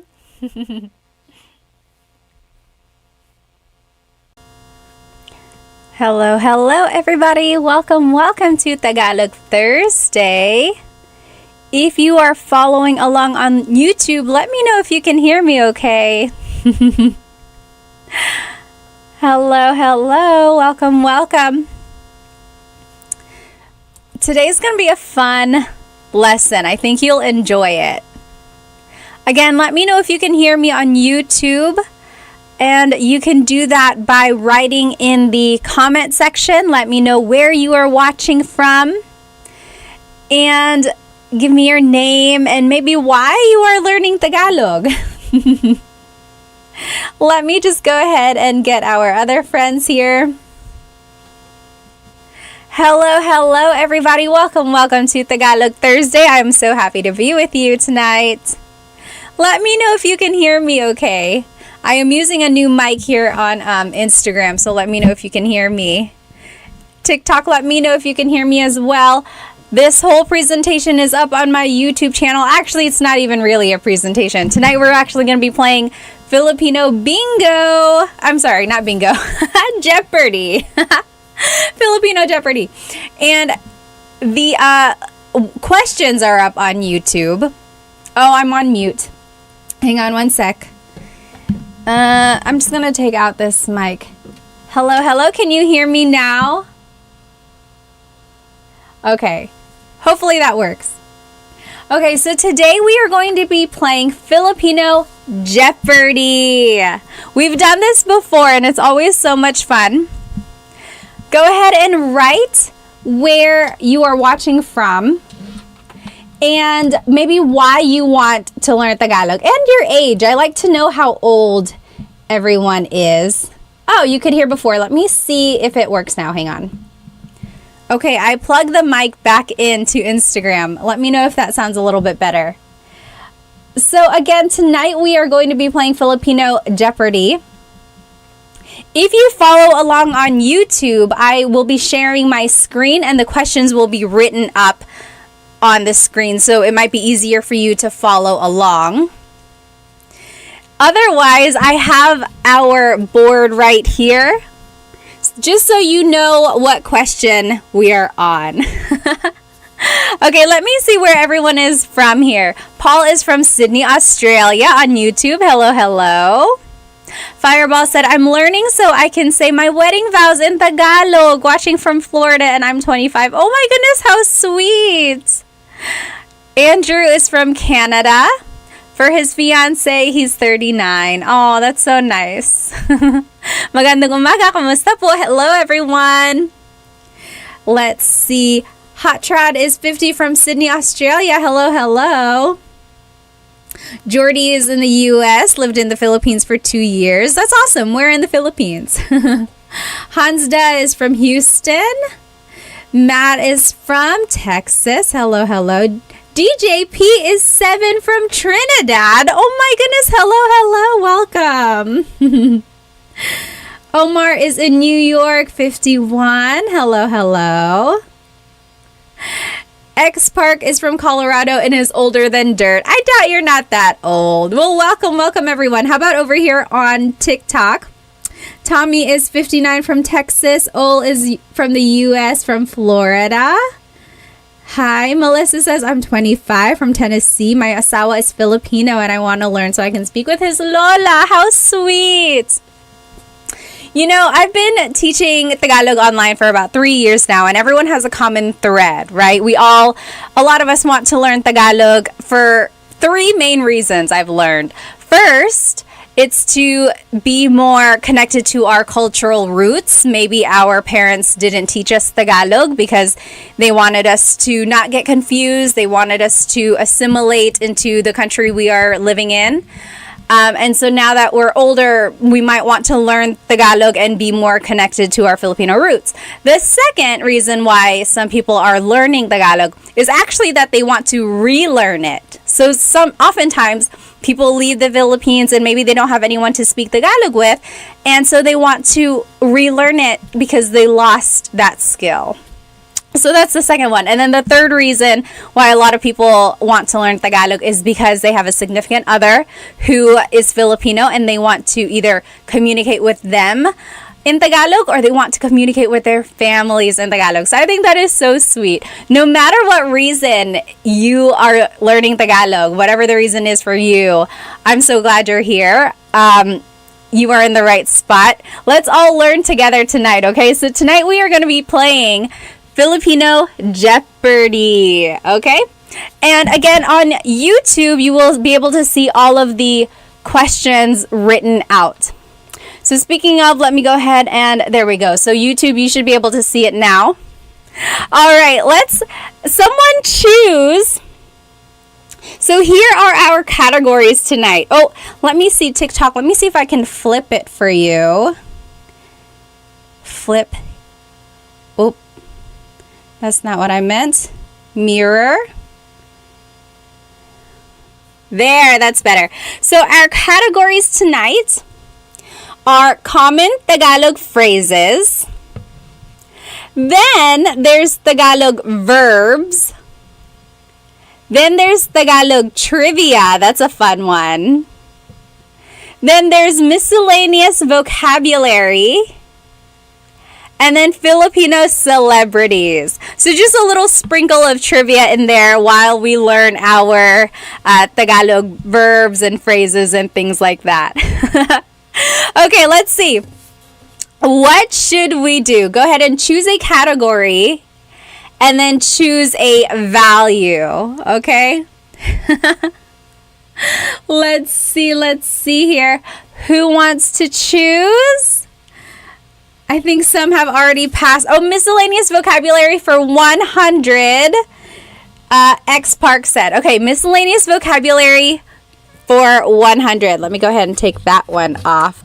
Okay, it fell. Miscellaneous vocabulary for 100. What is friend in Tagalog? What is friend in Tagalog? Yes, TikTok, you guys are fast. Ray32, Jeff, you guys got it. Adoba, you all got it. So friend in Tagalog is, again, if you're watching on YouTube, the answer is popping up right there so you can see how everything is spelled and everything like that. So friend in Tagalog is kaibigan. Kaibigan. Grow with Louie said friend with a P. So kaibigan is friend. Kaibigan. So kaibigan kita. I am your friend or you are my friend. Kaibigan kita. Kita. Kita is a word meaning I am doing something to you.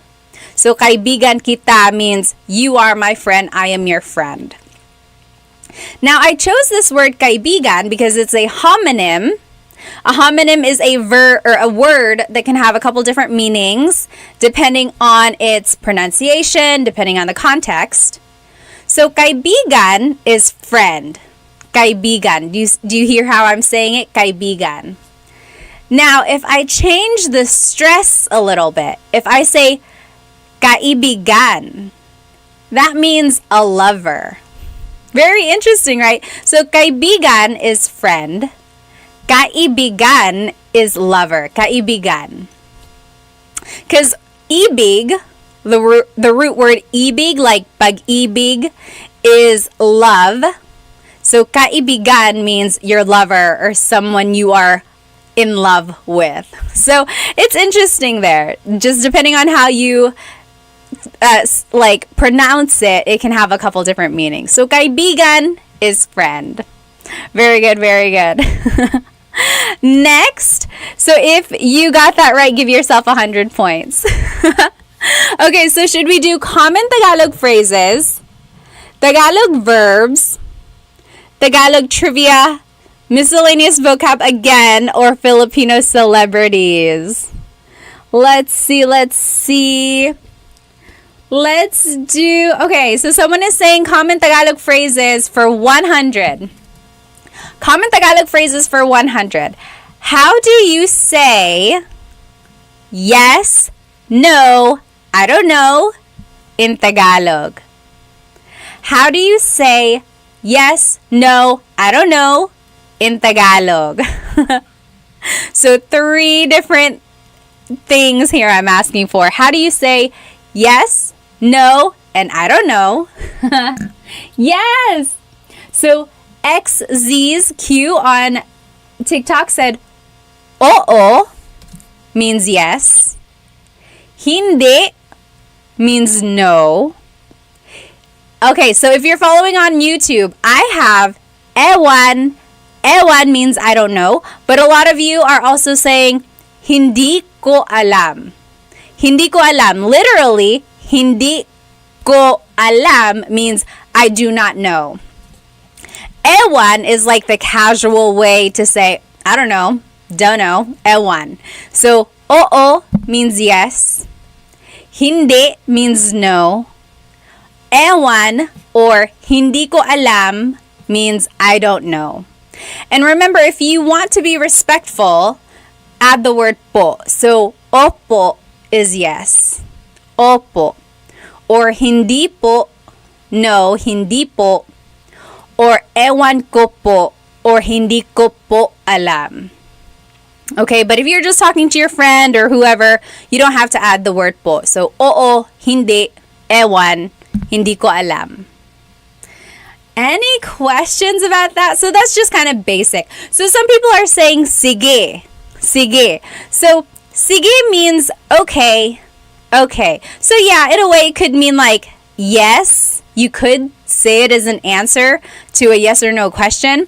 But technically sige means okay. Oh yes, Civil War guy said on YouTube, do you ever say ewan ko or is it just ewan? You can say both. Ewan ko, or just as a shortcut, you say ewan. Same thing. Same thing. Oh, yes. Grow with Louie on Insta said, I never know where to place po in a phrase. So like I had said, hindi ko po alam, hindi ko po alam, or ewan ko po. In both of those phrases, there's that word ko. After the word ko, that's where po always goes. So if ko is in a phrase, po would go after that. But generally, the general rule is po goes as the second word in a phrase, usually. So like, if the question was, ano ang kinakain mo? What are you eating? Ano ang kinakain mo? What are you eating? The po would go as the second word. Ano po ang kinakain mo? So generally, po is the second word in the phrase. But sometimes, depending on if there's like a pronoun like ko, it goes after that. When in doubt, this is what I learned when I was a kid. When in doubt, always add po at the very end, and it will cover your bases. It will always be correct. It might not be like the common placement, but it will always work. It's not wrong. It's just not like the common way to say it. But always add po at the end, and it will cover you. It's going to be okay if you add it there. By the way, I do have a full-length Tagalog lesson on how to use po. I think it's lesson number 2 on my YouTube channel, and there's like examples with that and everything. Good question, though. Good question. Okay, next. What is our next category? Again, if you are just joining us now, we are playing Filipino Jeopardy! You can follow along on YouTube, and I have the questions written out. Otherwise, here is our board. Our categories are common Tagalog phrases, Tagalog verbs, Tagalog trivia, miscellaneous vocab, and Filipino celebrities. Let's see, what should we do? Oh, thank you so much for the gifts on TikTok. Thank you. Okay, Ed said, Filipino celebs for 100. Let's do it. Who is the most famous Filipino boxer? Who is the most famous Filipino boxer? It is, yes, Lynn on TikTok, Jokhan, it's Manny Pacquiao. Manny Pacquiao. So he hasn't fought in a while, and I feel like every now and then I hear like, oh, you know, he might have an exhibition or he might fight again this year. But he was so popular in like the 2000s, a little bit in the 2010s area. And I still remember his like earlier fights when he would get bloody, right? Him and Eric Morales. Anyone remember those? And then he had that really, really bad knockout that we don't talk about, right? No one ever talks about that. But yes, so Manny Pacquiao, and now he is he's in politics in the Philippines. But yes, Manny Pacquiao is one of the most popular athletes, I think, in the world, but definitely the most popular Filipino boxer out there. Oh, yes. Oh, Victoria said, even in my mom's town, he was very famous as a billiard player. Oh, really? Oh, yes. Opo, some hunter said his son is fighting now. I heard that. Ed said, Piolo Pascual. No, not quite. Okay, next category. Should we do common Tagalog phrases, Tagalog verbs, Tagalog trivia, miscellaneous vocab, or Filipino celebrities? Let's see. Let's choose someone from YouTube. Choose. I think you guys are the ones who haven't chosen yet.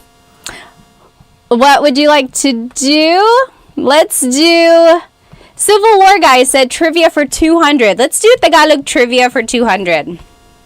Oh, this is a good question. Oh, we haven't been pulling off our things here on our board. So we did Filipino celebrities.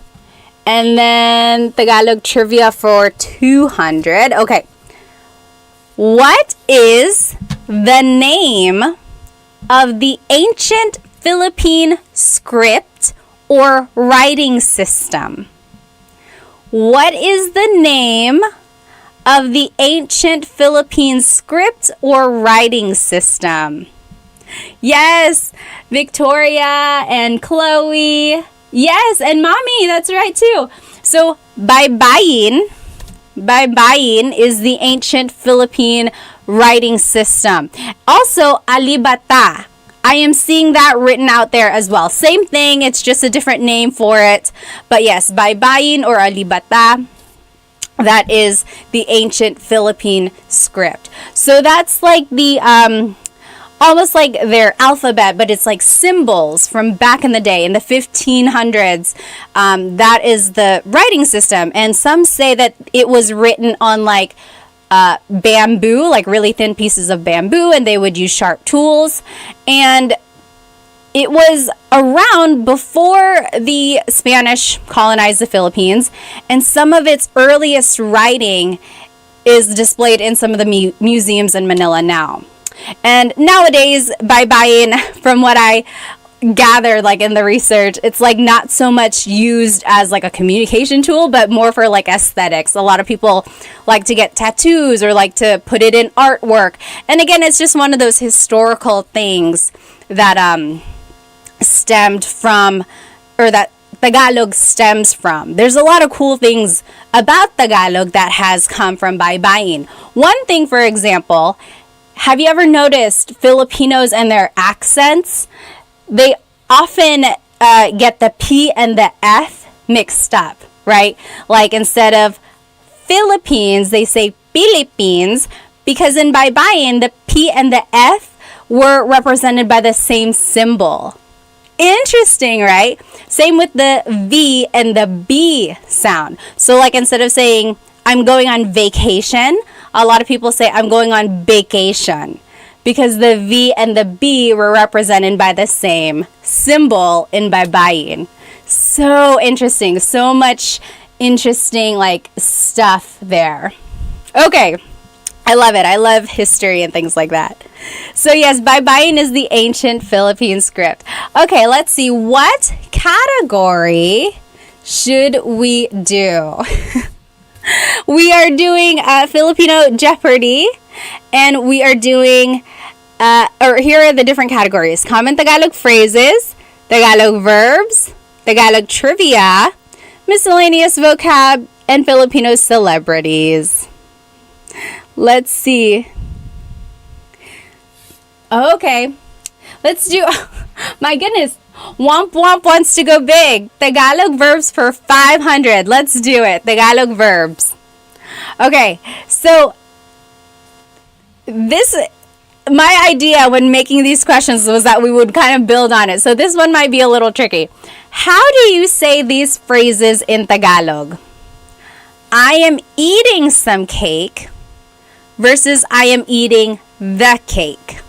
Again, if you're on Instagram and TikTok, all of these questions are up on my YouTube channel and you can see everything written out. But the question is, how do you say these phrases in Tagalog? I am eating some cake versus I am eating the cake. So there's a very slight difference there, which will affect the type of verb. Yes, Richard on Instagram, you got it. Okay, so the question is, how do you say I am eating some cake? How do you eat, or I am eating the cake? So yes, Richard got it. If you want to say some, it would be, kumakain ako ng cake. Kumakain ako ng cake. If you say I'm eating the cake, it would be kinakain ko ang cake. Kinakain. So if you're looking along on YouTube, you can see here that the conjugation of kain is different depending on the specificity of your sentence. So when kain is being conjugated as an verb, kumakain ako ng cake, that means I'm just eating some cake. I am eating some cake. However, when it's conjugated as an verb, now the focus is on the object, the cake. Kinakain ko ang cake. So my point with this question was that sometimes a verb is conjugated differently, depending on if the focus is on the subject, me, kumakain ako ng cake. Anong ginagawa mo? What are you doing? Kumakain ako ng cake. So that's an conjugation. Now, if I was asking, what are you eating? What are you eating?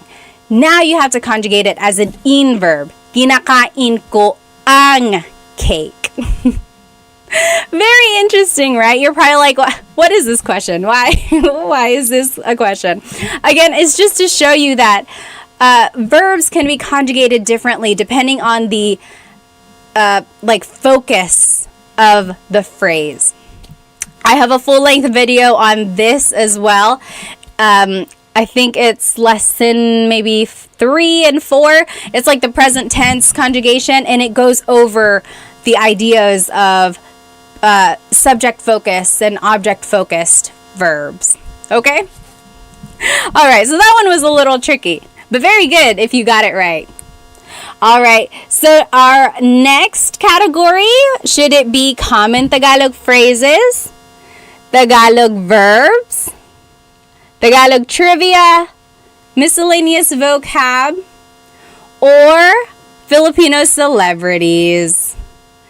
Oh, Ms. Leslie said Filipino trivia for 100. Let's do it. Filipino trivia for 100, or Tagalog trivia. Okay, this is easy. What other cultures have influenced the Tagalog language? There are at least 3, so just throw them out there. What other cultures or languages have influenced Tagalog? That was Tagalog Trivia 100, so we'll take that one off. Yes! So, very good.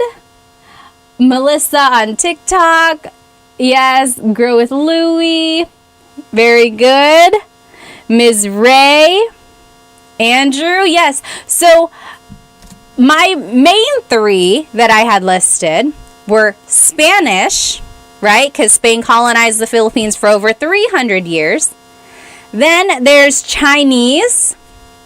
A lot of southern Chinese immigrants migrated from the Hokkien community over there in southern China. So there's a lot of Chinese in Tagalog as well. And then I had English because the U.S. occupied the Philippines in the early 1900s. So Spanish, Chinese, and English. And of course, a lot of people like Ms. Ray on YouTube are saying other countries like Malay, definitely. I think there's some like Arabic influences there, of course. So definitely a lot of different influences in Tagalog. Okay? Easy peasy. Now, what is our next category? Should we do common Tagalog phrases, Tagalog verbs, Tagalog trivia, miscellaneous vocab, or Filipino celebrities? Let us do phrases for, we already did phrases for 100. Miscellaneous vocab for 500, Natasha said. Miscellaneous vocab for 500. Let's see what it says. What is rainbow in Tagalog?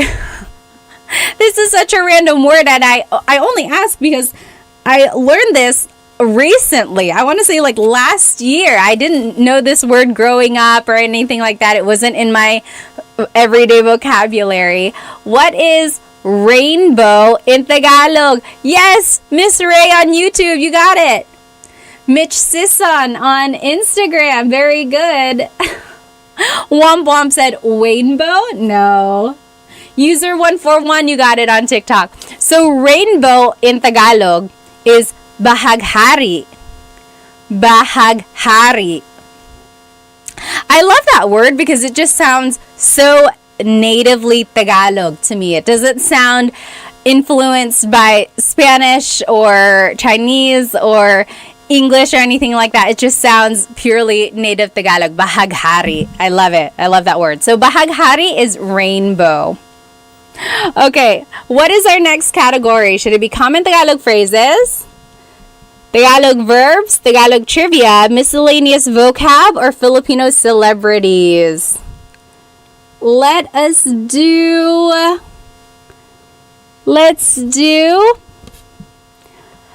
Ms. Ray said common phrases for 500. Let's do it.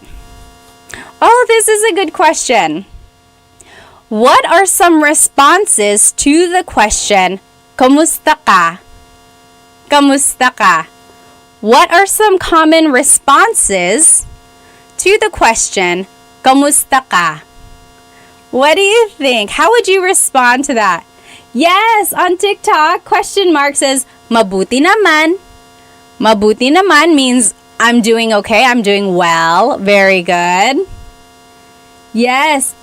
Ayos naman. Jordy said ayos, ayos naman. Ayos means okay. Like I'm doing okay. I'm doing all right. Yes. Baal on YouTube said ayos lang. Same idea. Same thing. Yes. Baal also said okay lang. Salamat sa tanong. I'm doing okay. Thanks for asking. Very good. How would you say like I'm not doing okay or I'm not doing so well? How would you say that? So here are my answers. On YouTube, you can follow along again. So if someone asked you, "Kumusta ka?" you could say, "Mabuti." I'm doing good. I'm doing well. Mabuti. Or you could say, "Hindi mabuti." Hindi mabuti. Not good. I'm not doing so well. Hindi mabuti. Yeah, very good. J-Dose, Miss Ray, guys got it on YouTube. Or if you want to just say, "Oh, I'm doing all right. I'm doing okay." That's ayos. Right? A lot of you got that. Now, this is one I didn't see anyone say. If you wanted to describe how you're actually feeling, if someone said, "Oh, kumusta ka?" you could say, "Oh, masaya ako." Masaya ako. So if you're following along on YouTube, here it says, "blank ako." In the blank, you can add an adjective. Right? So technically, that's how you can answer. Like, how are you? How are you feeling? You could say, "masaya ako." Or if you're angry, it would be, "galit ako." I'm angry. Galit ako. Or if you want to describe maybe how you're like physically feeling, you could say, "gutom ako." I'm hungry. Gutom ako. Okay, so those are just kind of like other ways you can answer "kumusta ka." You could just say, "Mabuti, I'm doing well." Hindi mabuti, I'm not doing so good. Or ayos, I'm doing all right. I'm doing okay. Or again, you can answer with how you're actually feeling. Masaya ako, I'm happy. Galit ako, I'm angry. Or gutom ako, I'm hungry. What did I just say I'm hungry, guys? You know what I mean. Or antok ako, I'm sleepy. Okay, so those are different ways you can answer kamusta ka. Okay? Hi, Evie Stream. All right. We are playing Tagalog Jeopardy. You can follow along. All the questions are written out on YouTube. Here are our categories. Should we do common Tagalog phrases? Should we do Tagalog verbs, Tagalog trivia, miscellaneous vocab, or Filipino celebrities? Let me go ahead and get rid of this 500 since we just did that. Let's do celebrity for 200, Chris said. Celebrity for 200, Filipino celebrities. The question is, who is the Filipino-American singer who sang "Just the Way You Are" and "Uptown Funk"? Who is the Filipino-American singer who sang "Just the Way You Are" and "Uptown Funk"? Yes, Miss Ray said almost polyglot. Hello, almost polyglot. Long time no see. Swizzly, Andrew, and Jonathan, you guys all got it on YouTube.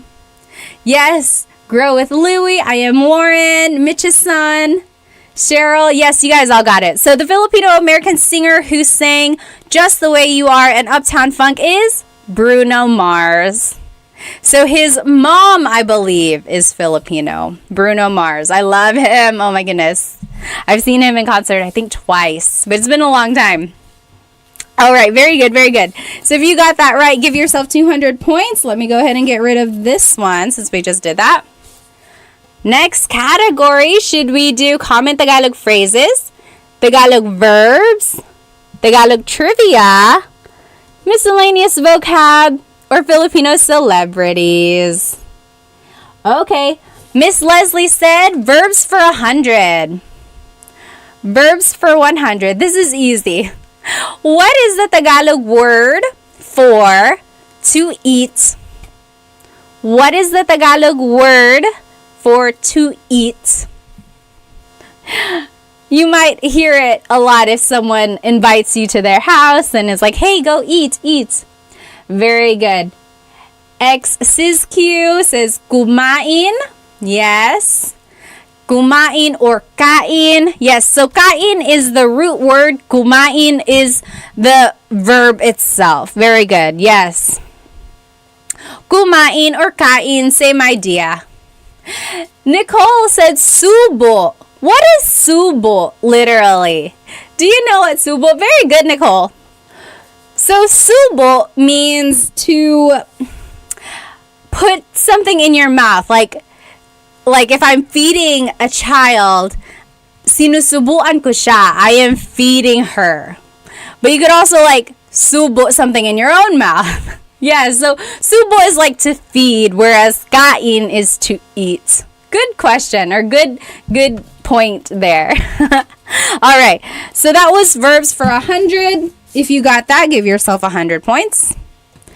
What is our next category? Should we do common Tagalog phrases or Tagalog verbs, Tagalog trivia, miscellaneous vocab, and Filipino celebrities?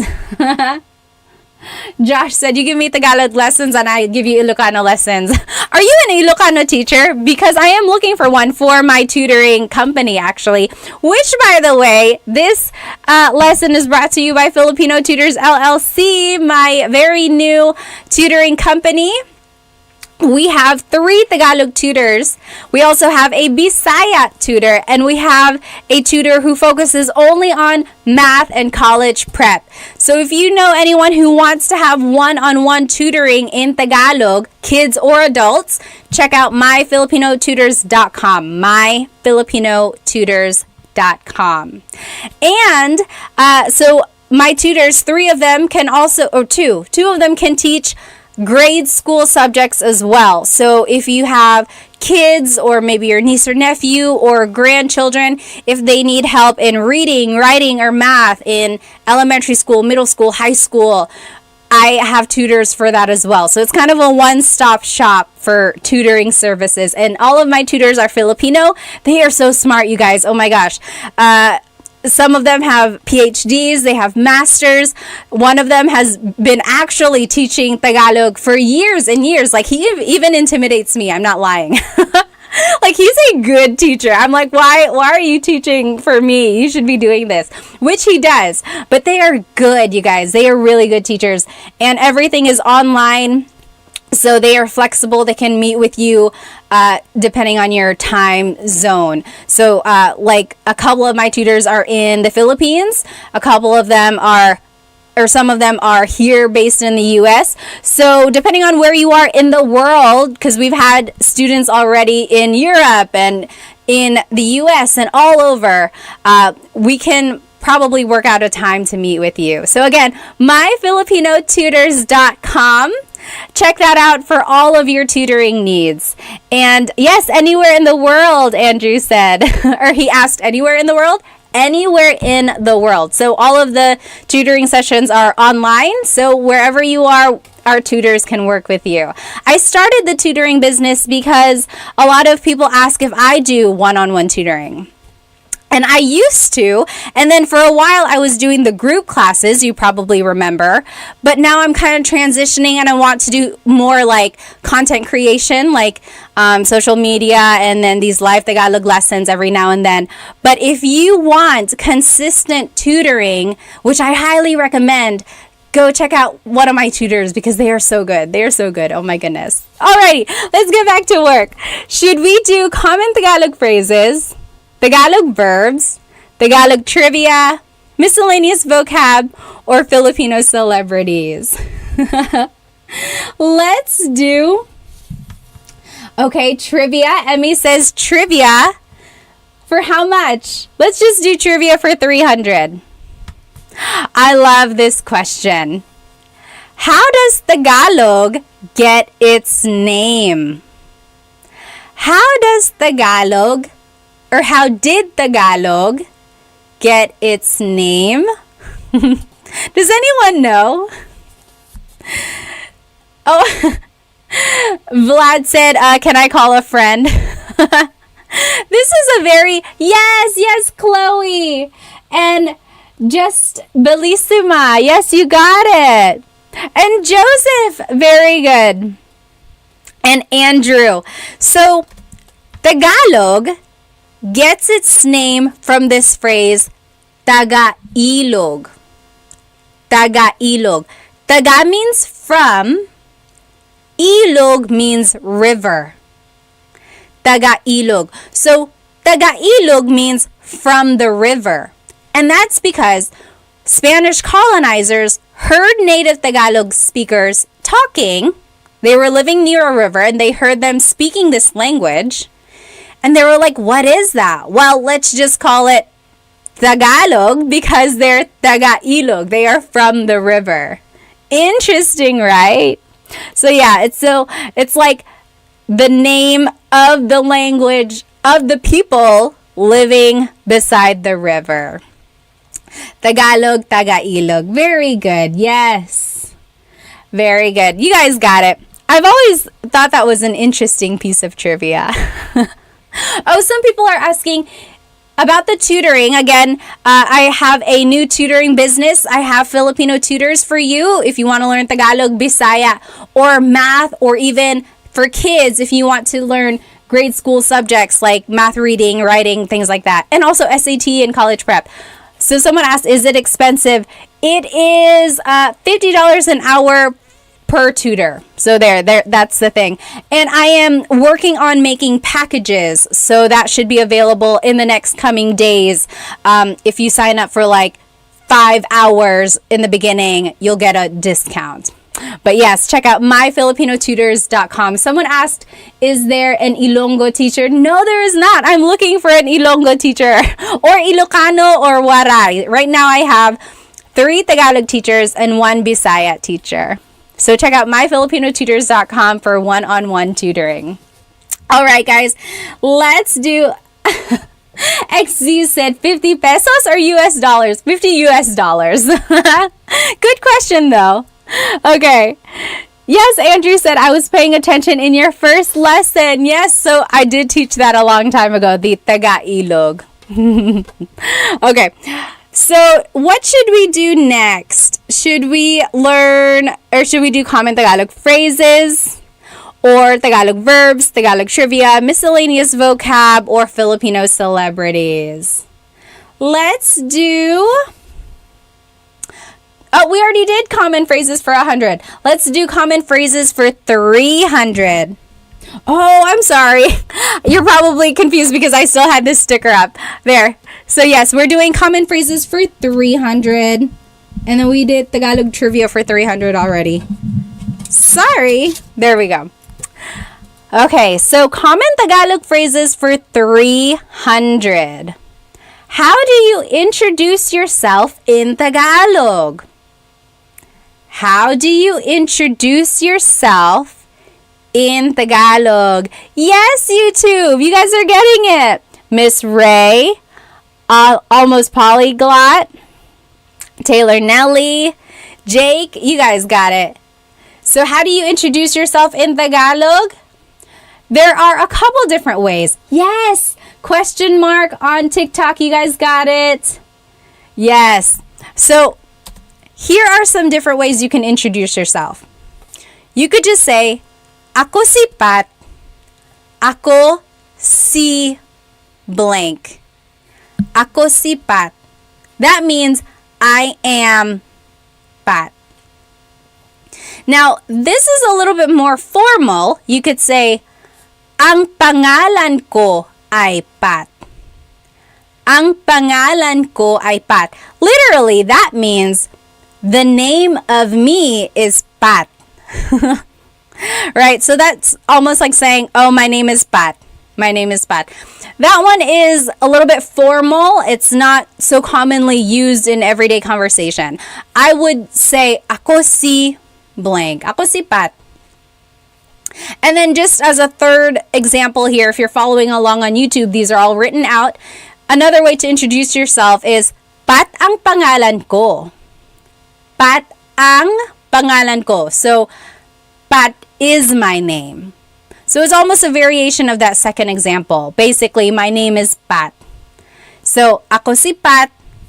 I'm Pat. Ako si Pat. That one is the one I would use more often. Or you could say, ang pangalan ko ay Pat, or Pat ang pangalan ko. Okay, so those are just some different ways to introduce yourself in Tagalog. All right? Very good. Should we do common Tagalog phrases, Tagalog verbs, Tagalog trivia, miscellaneous vocab, or Filipino celebrities? Let's see. Let me just make sure I'm all up to date. Oh, we already did Tagalog verbs 500. That's right. Okay, yeah. This is good. Should we do common Tagalog phrases, Tagalog verbs, trivia, vocab, or celebrities? Okay, YouTube is saying celebrities for 300. Let's do celebrities for 300. Who is the Filipino-American actress who starred in High School Musical? Who is the Filipino-American actress who starred in High School Musical? Yes, so I'll accept two different answers here. Yes, very good. Not Felix and me. Oh, not Alex. Yes. Very good. So of Lara, you guys got it. Flip Blazer. Yes. Taylor, Jonathan, and Jake on YouTube. So I will accept Vanessa Hudgens and Olivia Rodrigo. Yes, Jake got it on YouTube. So Olivia Rodrigo was in High School Musical, the musical. And she is also half Filipino. And then Vanessa Hudgens was in High School Musical, the movie. And she's half Filipino. I think Vanessa Hudgens, her mom is Filipino. Olivia Rodrigo, her dad is Filipino. Which, by the way, she had a concert in the Philippines. And she was so... I could just tell she was so proud of being Filipino. Just from her interviews and the way that she made all the tickets, not overpriced. I just thought that was so nice of her. Yes, very good, everybody. Jake said, oh, I forgot Vanessa Hudgenson's name. It was on the tip of my tongue. Oh, CND said, what is your take on the Shay drama? So Shay Mitchell, she is also half Filipino. She's an actress in Hollywood, right? She was in the show Pretty Little Liars. Did anyone watch that? I was in love with that show, like in high school. Anyway, she's half Filipino, and there was an interview where she kind of dismissed her Filipino culture. I think she was like drinking or something, and then the idea was that she was saying, oh, I can drink a lot because I'm Spanish, like I'm part Spanish. So it was like, instead of saying that she's Filipino, she just kind of like went over that and said she was Spanish instead. But yeah, she got a lot of backlash for that because people were like, how can you just not claim your Filipino roots and go straight to the to like the colonizers there? Yes, Miss Ray said she's a pretty little liar. Well, I mean, I don't know, maybe if she was just caught in the moment or who knows what, but I would hope that maybe she accepts her Filipino-ness in other ways. I don't know. I don't know what happened there. But I did see recently that she was at like a dinner, or she held a dinner where I think it was Filipino American History Month, I think, in October, but she like held a dinner and things like that. But yeah, it's one of those things. I don't know. I guess we don't know. We'll never know what was happening there. Oh no, I lost a category. I'll just tell you what that is. What about you guys? What were your thoughts on that? I know it made some people really upset. Okay, common Tagalog phrases, Tagalog verbs, Tagalog trivia. This is supposed to be Tagalog trivia. Miscellaneous vocab or Filipino celebrities. Let's do... So Taylor said, is she actually part Spanish? I looked it up and I think her mom, maybe her mom's roots have some Spanish in her, like in their ancestry. But from my understanding, her mom is Filipino. Like, she's even related to Lea Salonga. She's a popular like theater actress. But who knows? Yeah, maybe her mom does have Spanish roots, so that's where she got it from. Okay. Yes, Vic said Filipino is a beautiful culture to be proud of. Let's do... Anyone? Let's do common Tagalog phrases for 200. Oh, this one's easy. Common Tagalog phrases for 200. How do you say I love you in Tagalog? How do you say I love you in Tagalog? Yes. Shane's World, you got it. Ms. Ray, Jonathan. Oh, almost Jonathan. Yes. Mahal kita. Mahal kita. Jonathan, you said mahalo kita. I think you're mixing up some words there. Mahal kita. Mahal kita. Chris said, yay, an easy one. So, I love you in Tagalog is mahal kita. Mahal kita. Andrew said, mahal na mahal kita. So if you want to emphasize something, you can repeat it. Mahal na mahal kita. I love you. I love you a lot. I really love you. Mahal na mahal kita. Okay? All right. Next, I found my little category note. So should we do common Tagalog phrases? Oh, I hope it sticks. Common Tagalog phrases, Tagalog verbs, Tagalog trivia, miscellaneous vocab, or Filipino celebrities. Oh, yes. Of Lara said, why is it that the word mahal can mean love or expensive?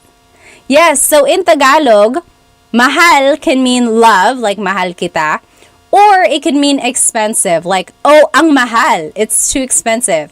Magkano yan? How much is that? Oh, ang mahal, it's expensive. And I looked this up.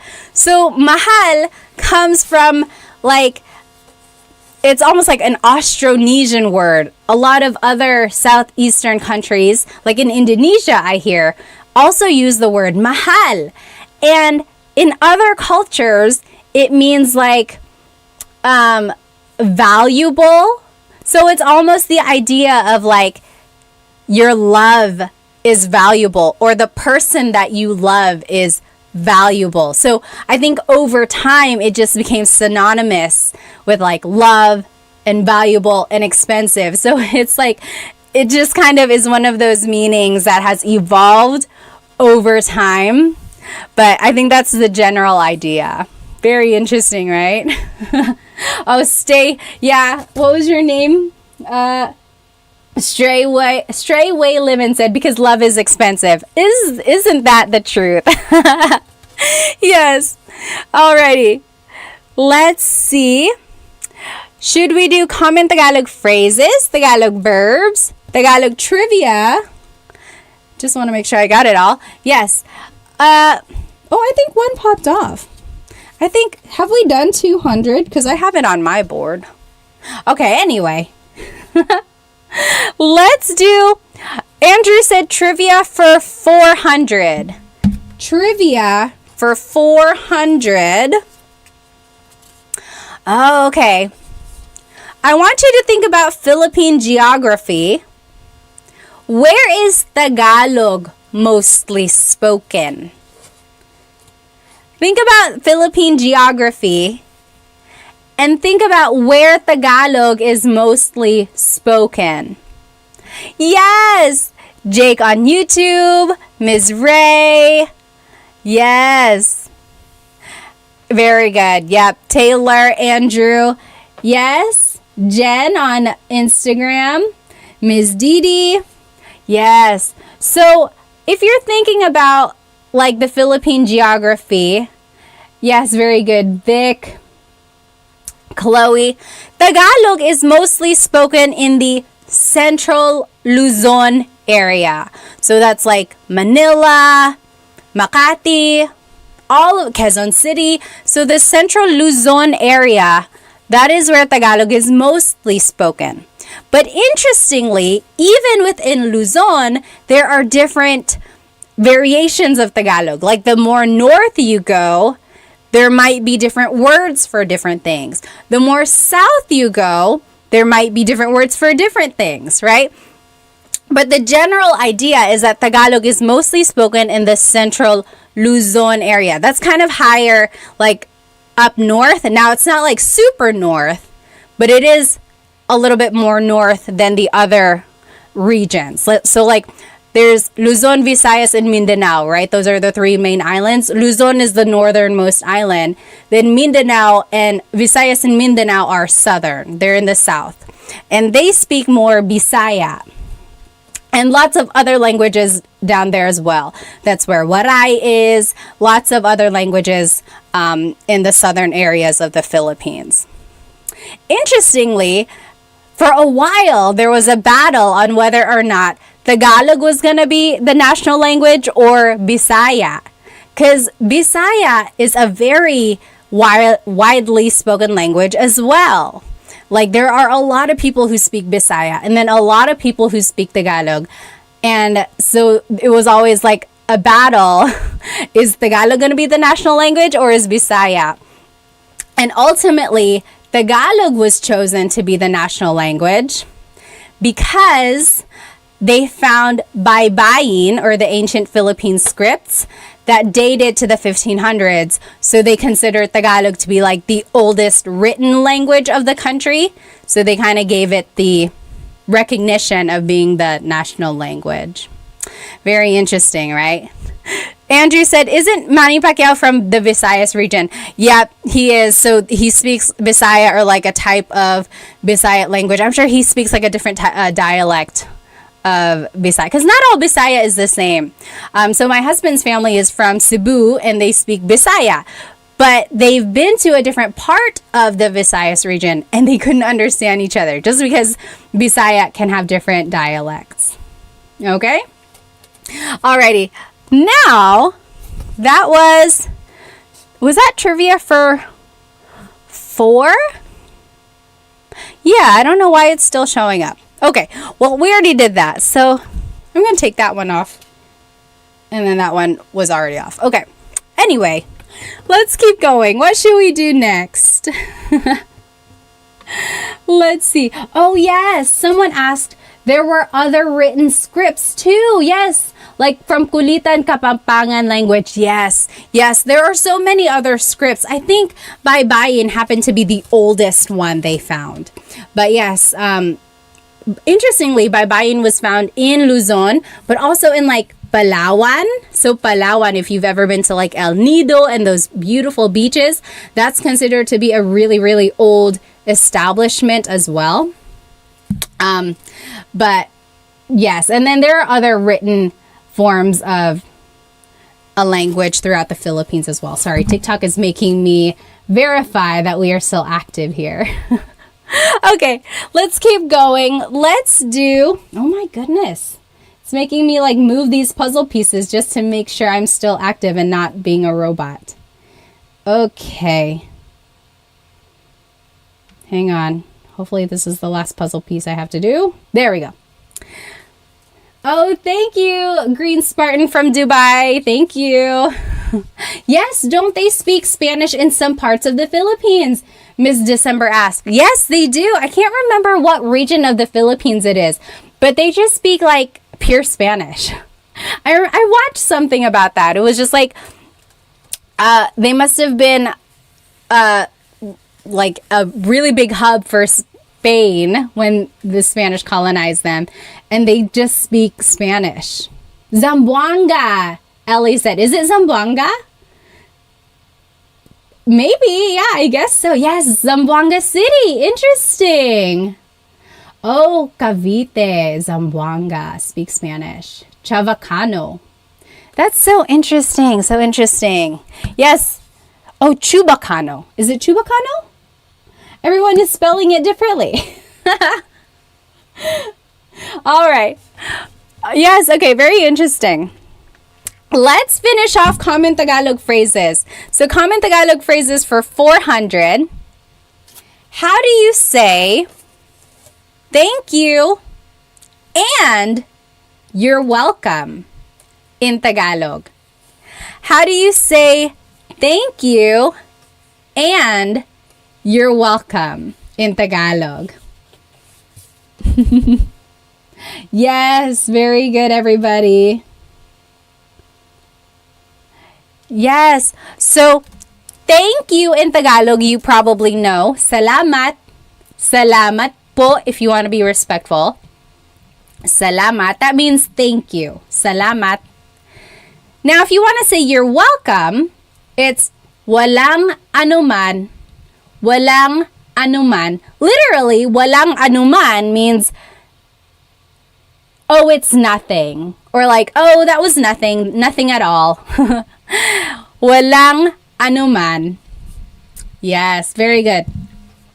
Now, again, if you want to be like very thankful, I usually say maraming salamat.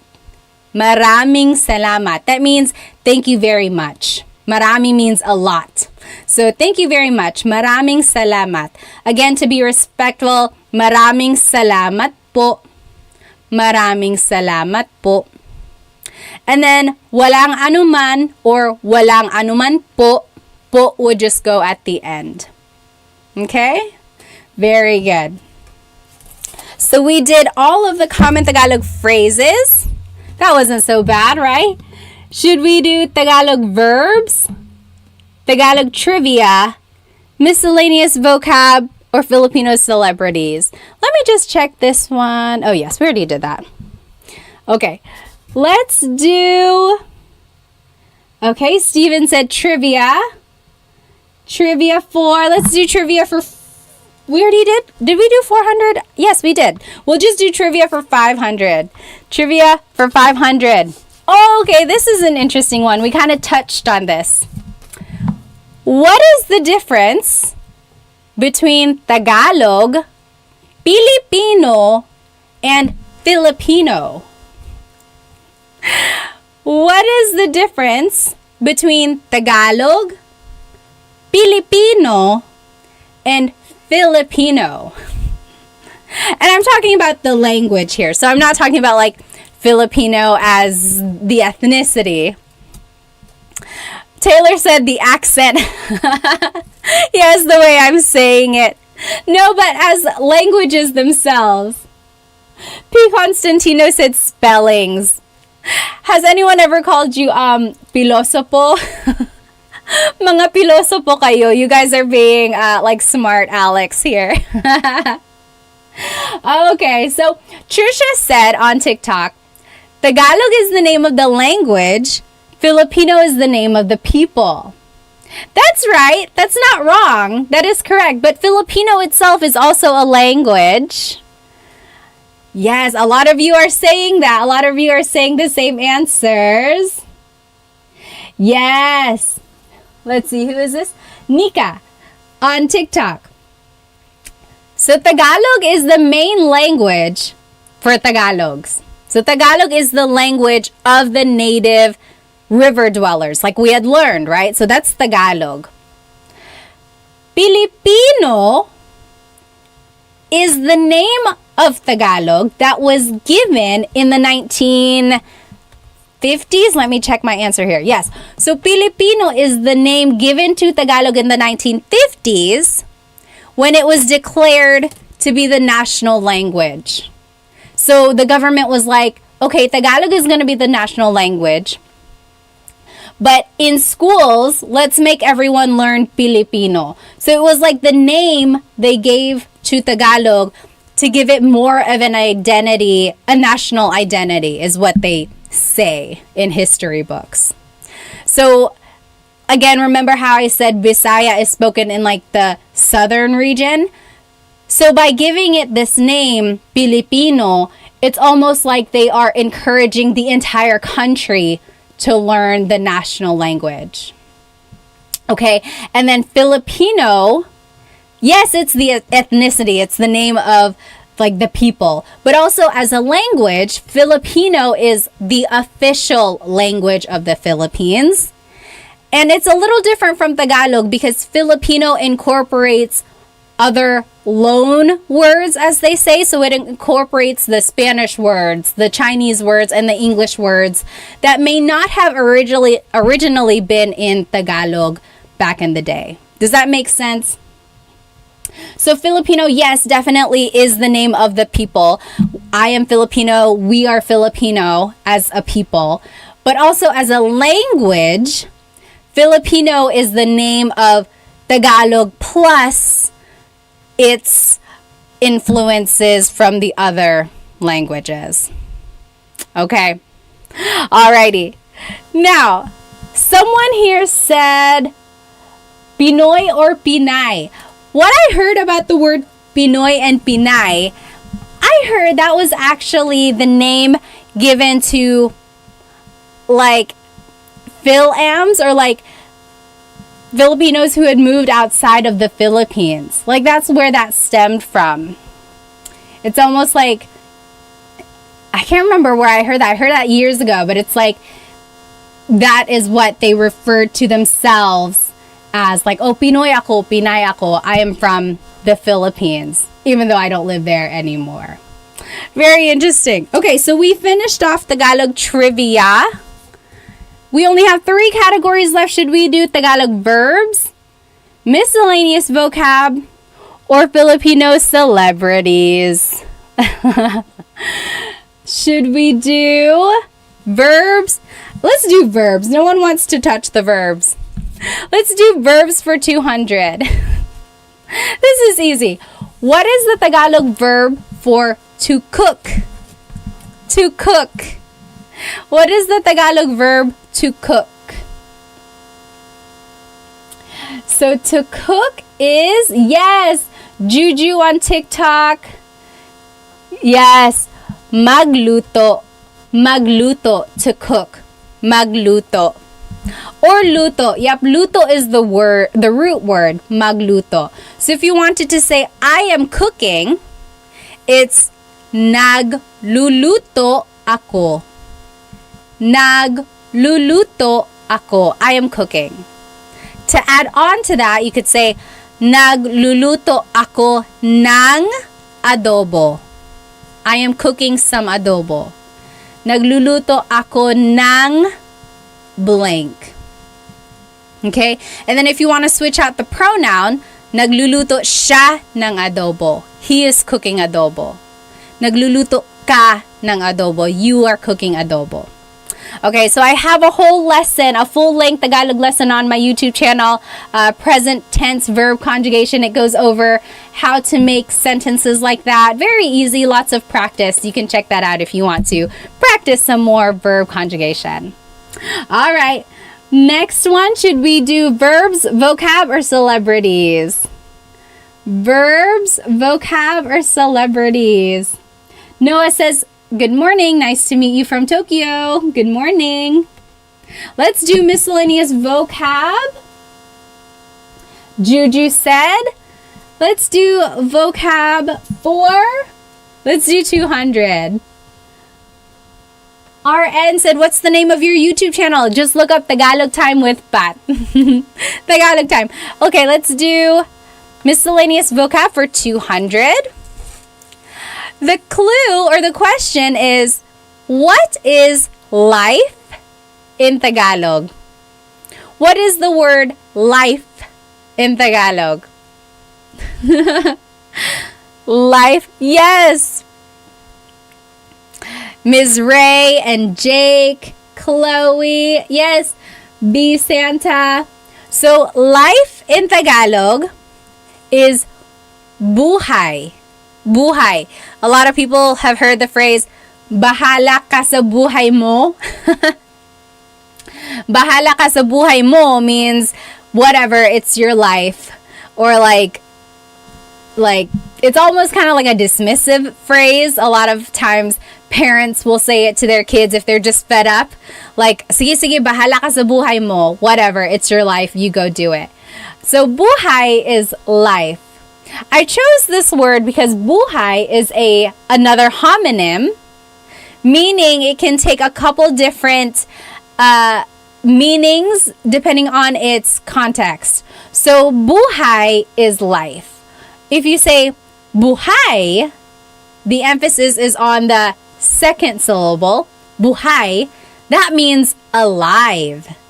Like, oh my gosh, how's my plant? Buhay pa ba? Is it still alive? Buhay pa ba? Buhay. So, buhay is life. Buhay is alive. Okay? Oh, Chris said, I heard it wasn't good. So that phrase, bahala ka sa buhay mo, I heard it wasn't good. Usually it takes on a negative tone or more like a frustrated context, right? Connotation. Again, it's one of those things, just depending on how someone says it. Sometimes they're just saying it as a joke, like, oh, bahala ka sa buhay mo. But again, sometimes if someone is really frustrated, they will just say, bahala ka sa buhay mo, in a mean way. All right. Next, should we do verbs, vocab, or celebrities? Oh yes, Almost Polyglot said, mabuhay. Mabuhay means like welcome, or it also means like long live, like mabuhay si Bruno Mars. Long live Bruno Mars. Mabuhay, long live. Or it's one of those expressions that's like just very almost like patriotic or just like enthusiastic. Mabuhay. Jenny said celebrity. Let's do celebrity for 400. Okay, we kind of mentioned this earlier. What is the name, or who is the Filipino theater actress who voiced the Disney princesses Mulan and Jasmine? So who is the Filipino theater actress who voiced the Disney princesses Mulan and Jasmine? Yes, you guys all know it. You guys are quick here on TikTok.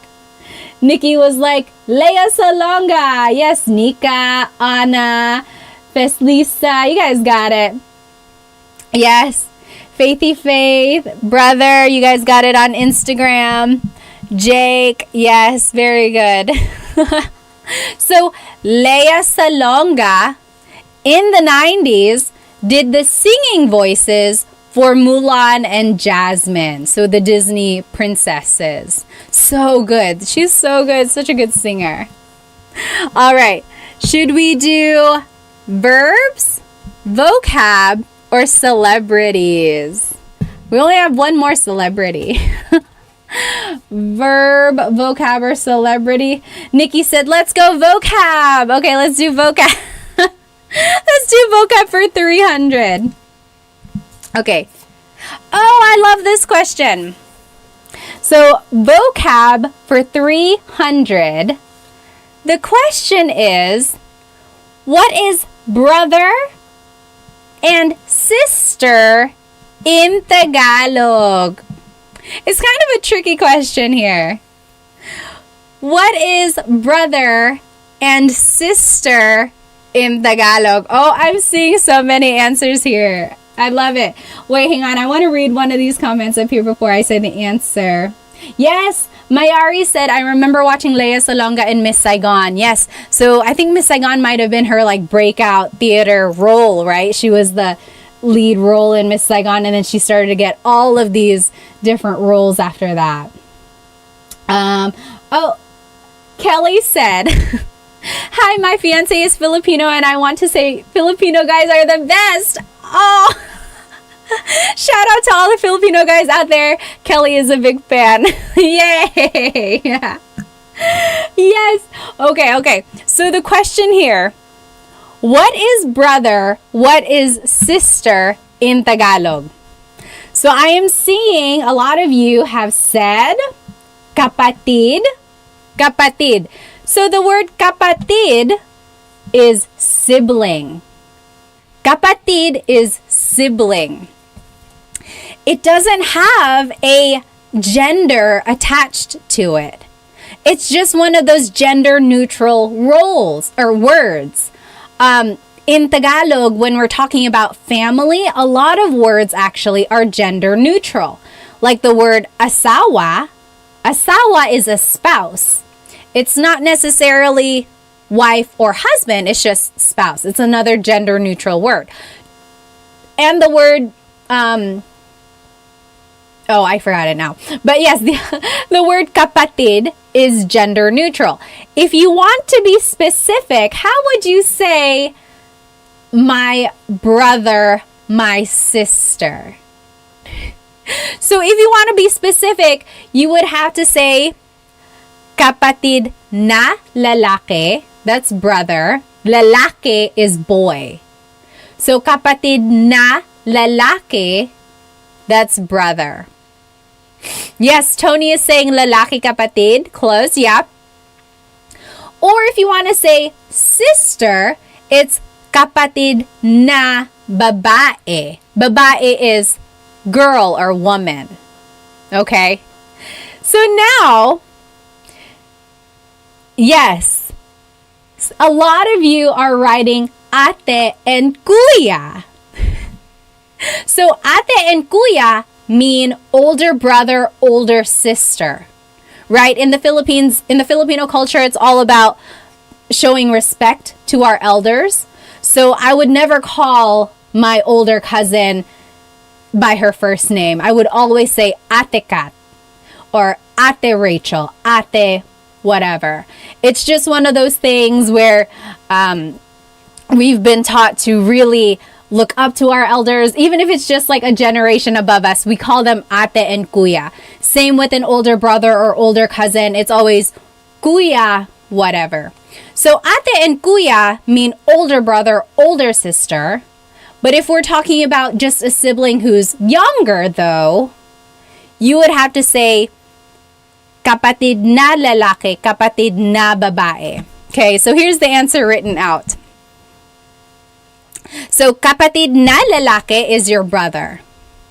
Sibling, that is a boy. Kapatid na lalaki. That's brother. Kapatid na babae is sibling who is a girl. Because babae means girl. Kapatid na babae. Now, if we were talking about our older brother, older sister, yes, it would simply be kuya and ate.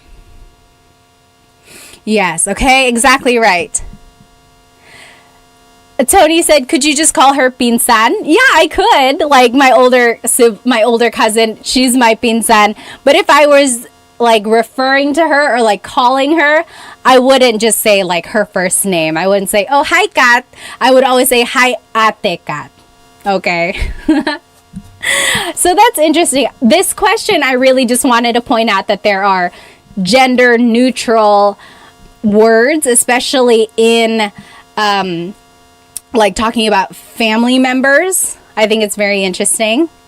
Also, like the word apo.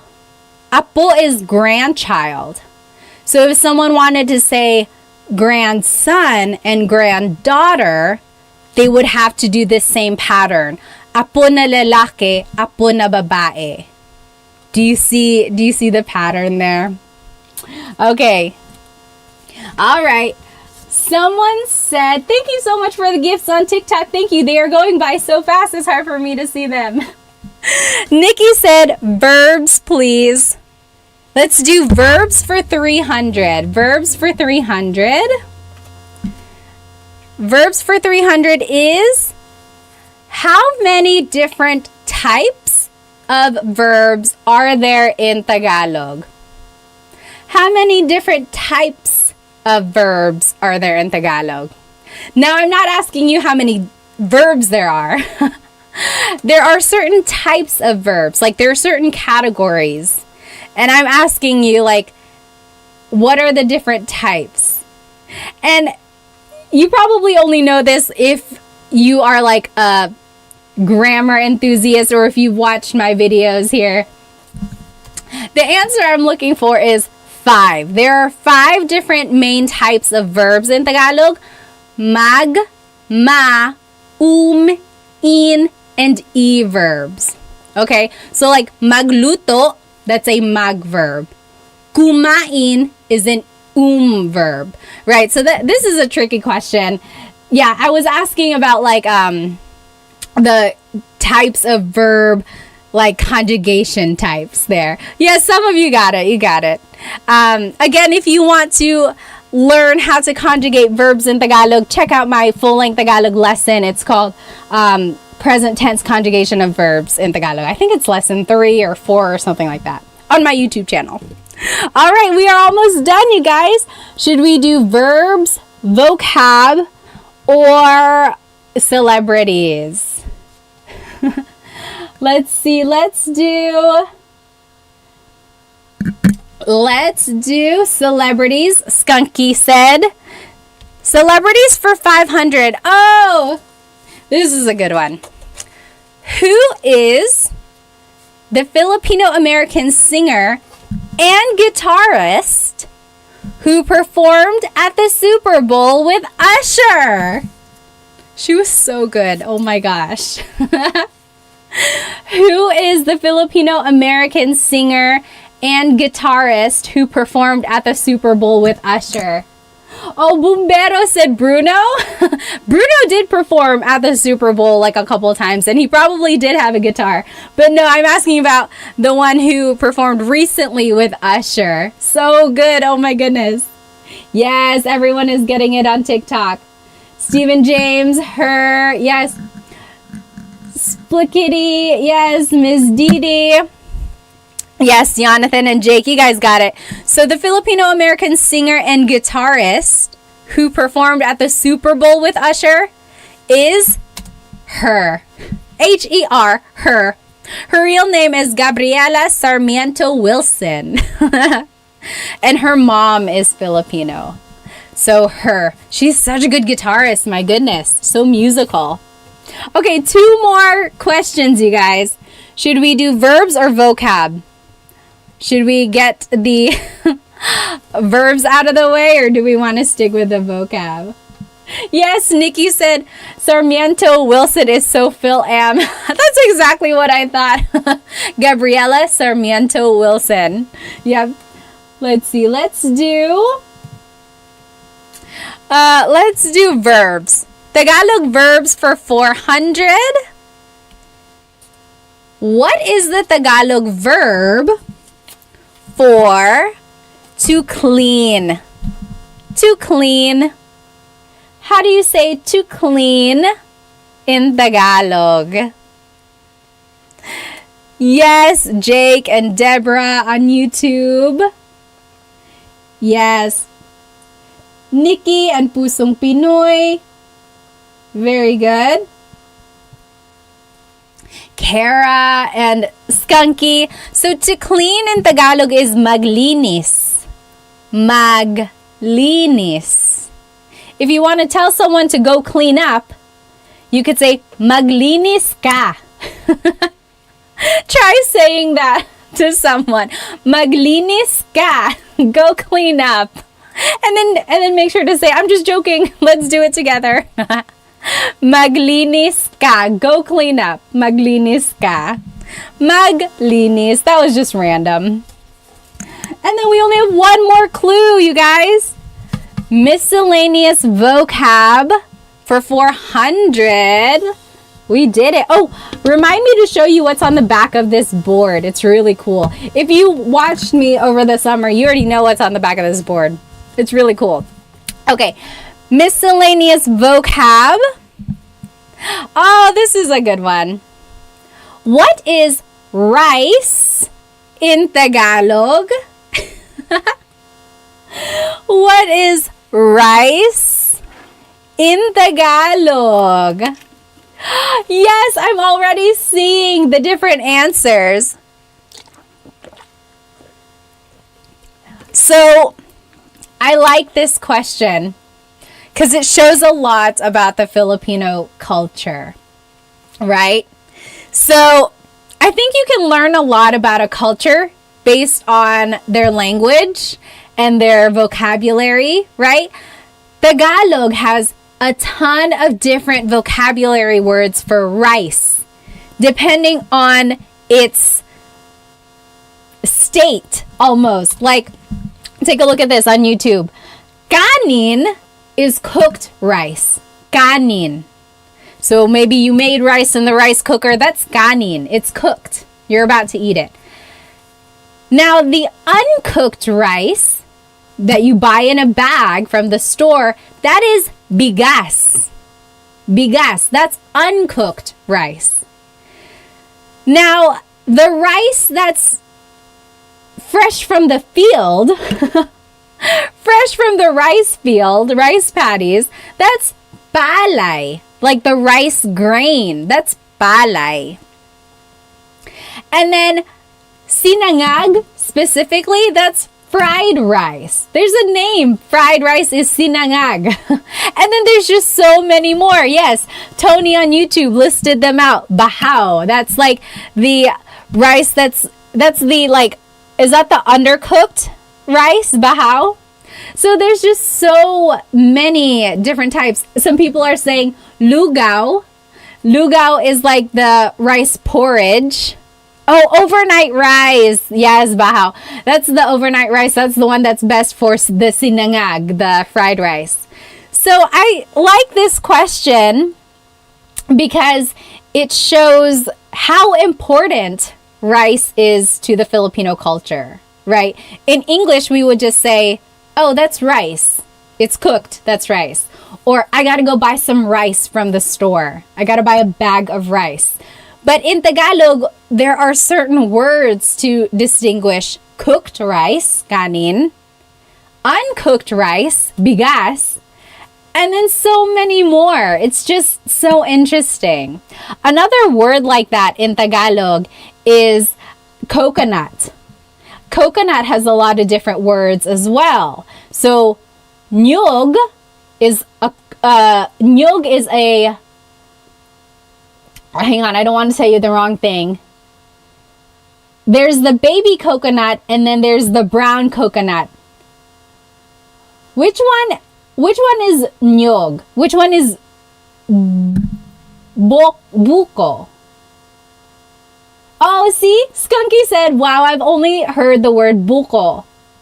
Yes. So buko is the like white coconut meat almost. Like they make buko pie and things like that.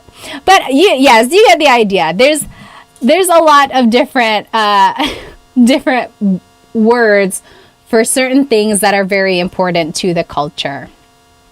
Taylor said, what's the name of the burnt rice at the bottom of the pan? I think it's tutong, right? Tutong. That's what I've heard it. Anyone else heard something else? Yes. Oh, if you were to say, he is cooking rice right now, do you use the cooked or uncooked form of the word? Oh, I love this question. Civil War on YouTube said, if you were saying he is cooking rice, do you use the cooked or the uncooked version? You would use the cooked version. So, nagluluto siya ng kanin. Although, this is also interesting. To make rice is its own verb. To make rice is magsaing. Magsaing, that means to make rice. It's so crazy, right? It's so crazy. I love it. I love it, you guys. Yes, tutong, Jake said. Tutong is the burnt part of the rice. Oh my goodness, I love it. Okay guys, we did it. We finished our Tagalog Jeopardy. We went over some common Tagalog phrases. We went over verbs and some trivia and miscellaneous vocab and celebrity. Oh yes. Oh, do you have a YouTube video on rice? I don't have a YouTube video on rice. Maybe I should. All right, let me show you this poster here, or this like piece of decoration. Hang on, let me make my screen full screen. Here we go on YouTube. This is so cool, you guys. So this was the board that I was using for our game. Look at the other side of it. It's like a piece of wood artwork of tinikling. Isn't it so nice? And I'm not selling this or anything. I'm not promoting it. I just happen to have this. Actually, I got this. You know where I got this from? A yard sale. Years and years ago.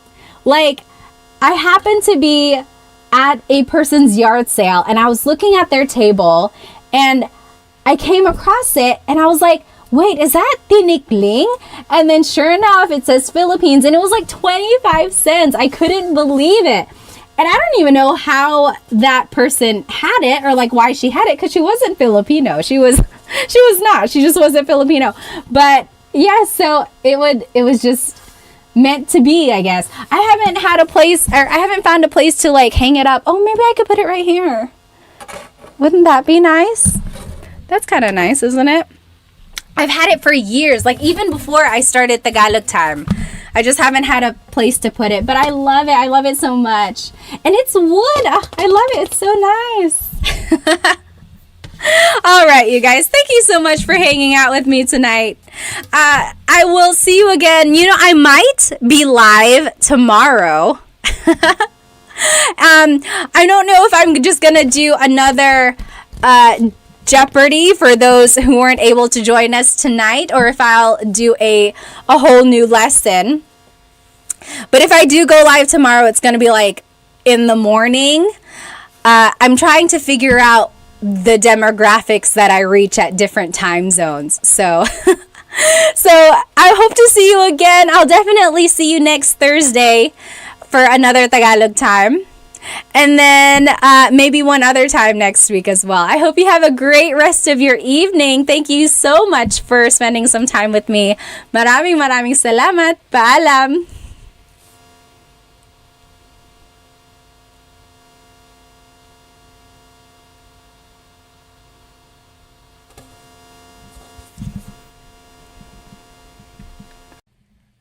Hello, everybody.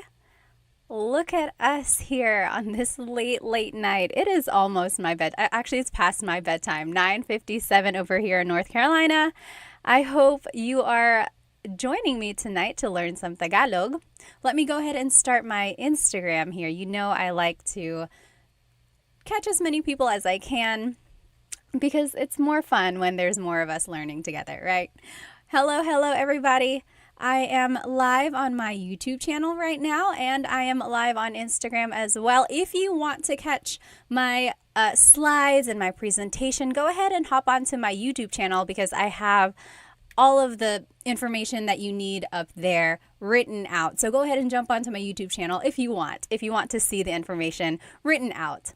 Okay, I will go ahead and get started here. So today, we will actually be learning some verbs and related nouns and objects and vocabulary about eating and food. I think this is going to be a good lesson for you because you'll be able to use some of these phrases and words on a daily basis, I think. But first, go ahead and write in the comments where you are watching from and your age. I always like to know who I am teaching. Sometimes I have some very young people. Sometimes I have older people who are just wanting to learn some Tagalog. So go ahead and write where you are currently watching. I am over here in North Carolina. Again, it is way past my bedtime, you guys. But I like to I like to try out different times just to see my demographics, see who is watching, and maybe I'll catch people at different times. Hello. Chandra is from India. Hello. Sharon is 22. Adam, BGC. Raymond is in Chicago. Oh, I have a friend in Chicago. CBND Zida is, so it's so beautiful. Salamat, maraming salamat. Let's see, who else? San Jose. I am a sweet potato. Raven is from South Korea. Nikki is from Guam. Hello, hello. Shaden is from Hawaii. Brittany is also from Guam. Hello, kamusta ka from Arizona? F2JR said, I'm watching from the Philippines. Hello. Saan sa Pilipinas? That's so cool. Georgia, 29. Awesome. Nikki is 35. Hello, hello. I am over here in North Carolina and I am 32 years old. Mount Mayon. Pooch 2024 said, you know, my family is from Bicol, so we visit the Mayon every single time we go home. David is from San Diego, but currently in Hawaii at the moment. Oh, lucky, lucky. Mark is from El Paso. Kenvi is from San Jose. Hello, hello. How about over here on YouTube? Where are you guys from? George is from Cyprus. Hello, hello. Sure is from the U.S. Hello, hello. Orpix is from Maryland. Jack is from Alberta, Canada. Also, let me know if my audio is okay. I have 2 mics plugged in, one for YouTube, one for Instagram. So let me know if you can hear me okay. There shouldn't be an echo if it's working. Air is from Ohio. James is from the U.S. Leo is from Florida. Hello, hello. Deborah from India. Hello again. I think I've seen you here before many, many times. That guy is from Fayetteville, North Carolina. Hello, hello. Ruben from California. Jeffrey is from Arkansas. Oh, Bonnie is in New Zealand. What time is it in New Zealand? My goodness. Victor is from Detroit. Coconut Dreams from LA. And then to La Union. Oh, right. Ohio to LA to La Union. I remember now. Awesome, awesome. Okay. Ballroom is from Utah. Nicholas is from Dubai. Okay, we got to get started, you guys. So again, if you are joining me on Instagram, I'm going live on YouTube as well, and you will be able to see my full lesson on here. So we're going to be learning some verbs about eating and food. Then we will learn how to conjugate these verbs so that you can use them in phrases and in a conversation. Then we will do some practice throughout as well. Oh, Dream Key Success is from Nashville. Hello, hello. Millennia is from Houston. Hello. So here are some verbs that you might hear or say about food. So magluto is to cook. Magluto. Magluto. Next, kain is to eat. Kain. You might also hear kumain. Same thing. We'll see the difference there. Inom is to drink. Inom. Inom. Tikman is to taste. Tikman, tikman. So kain is to eat. Tikman is to taste. So that's the difference there. Magsaing is to cook rice. I always thought this word was very interesting because it really shows how important rice is to the Filipino culture, right? There is a single word for to cook rice. Magsaing. Magsaing. Instead of saying to cook rice, it's just this one word. Again, indicating that rice and then cooking rice, eating rice is very important to the Filipino culture. And then lastly, maghain, to set the table. Maghain. So now let's see how all of these verbs will be conjugated or changed so that we can use them in these in certain phrases. So again, let's look at these verbs one more time. Try saying them with me. Magluto, to cook. Magluto. Magluto. And then kain, to eat. Kain. Inom, to drink. Inom. Tikman, to taste. Tikman. Magsaing, to cook rice. Magsaing. And then maghain means to set the table or to prepare food. Maghain. Orpik said, what time does the stream end? He or she has work at 7 bukas. It usually lasts about an hour, but if you happen to jump off, this recording will be on my YouTube channel afterwards. Okay, so those are the verbs. Now, just a note about verb conjugation in Tagalog. So, first of all, a verb is an action word. Sometimes I like to just start from the very basics so we don't lose any information. So a verb is an action word, okay? And then to conjugate means to change into a different form. One time in my class, I was throwing this word around, conjugate. And someone asked, sorry, what does conjugate mean? So conjugate means to change into a different form. Okay, so we have to change it depending on the tense we are using. So here are the different types of tenses. There's the present tense. I am eating. Right now, I am eating. That's the present moment, right? The current moment in time. Present tense. Then there's past tense. So past tense is like yesterday or last week, the other month. So it's already happened. That's past tense. Then there's future tense, which is tomorrow, next week, next year. It will happen in the future. That's future tense. Then these are just some other tenses. There's the present perfect tense, like you have been eating. There's the pluperfect tense, I had eaten lunch. And then there's just so many more in English. So that's just the idea here. We're going to take a verb and then we're going to conjugate it or change it depending on the tense. Okay. And feel free to write any comment or write any questions in the comments. Oh, Timmy Time said, hello, Pat. Hello. Kamusta ka?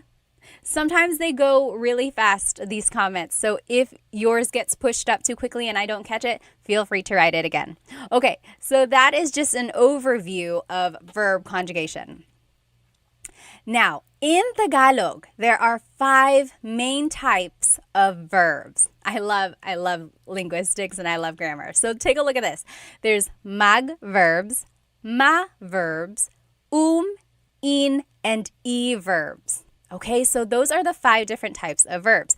We're going to focus on only a few of them tonight because not all of the verb types are covered in the verbs that we talked about. But you'll see kind of this pattern that we have to follow. BK Park said verb conjugation is sobrang mahirap. Verb conjugation is very hard. It can be hard. There's like patterns, but then sometimes like there are exceptions. So yeah, it can be tricky, but I would say I'll give you some tips as we learn. Okay, let's keep going. So some of these verbs are actor focused and some are object focused. What does that mean?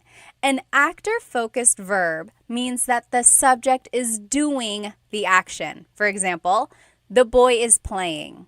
The subject here is the boy, and he is doing the action. He is playing. The boy is playing. So that is actor-focused. Kind of makes sense, right? Now, object-focused verbs are when the action is being done to the subject. So, for example, wash the dishes. Wash the dishes. Now, the subject are the dishes. And then the action is being done to them. They are being washed. Okay, so wash the dishes. All right. Now, so that's just the difference between actor and object-focused verbs. We'll see how this affects the phrase that we have to say. Okay?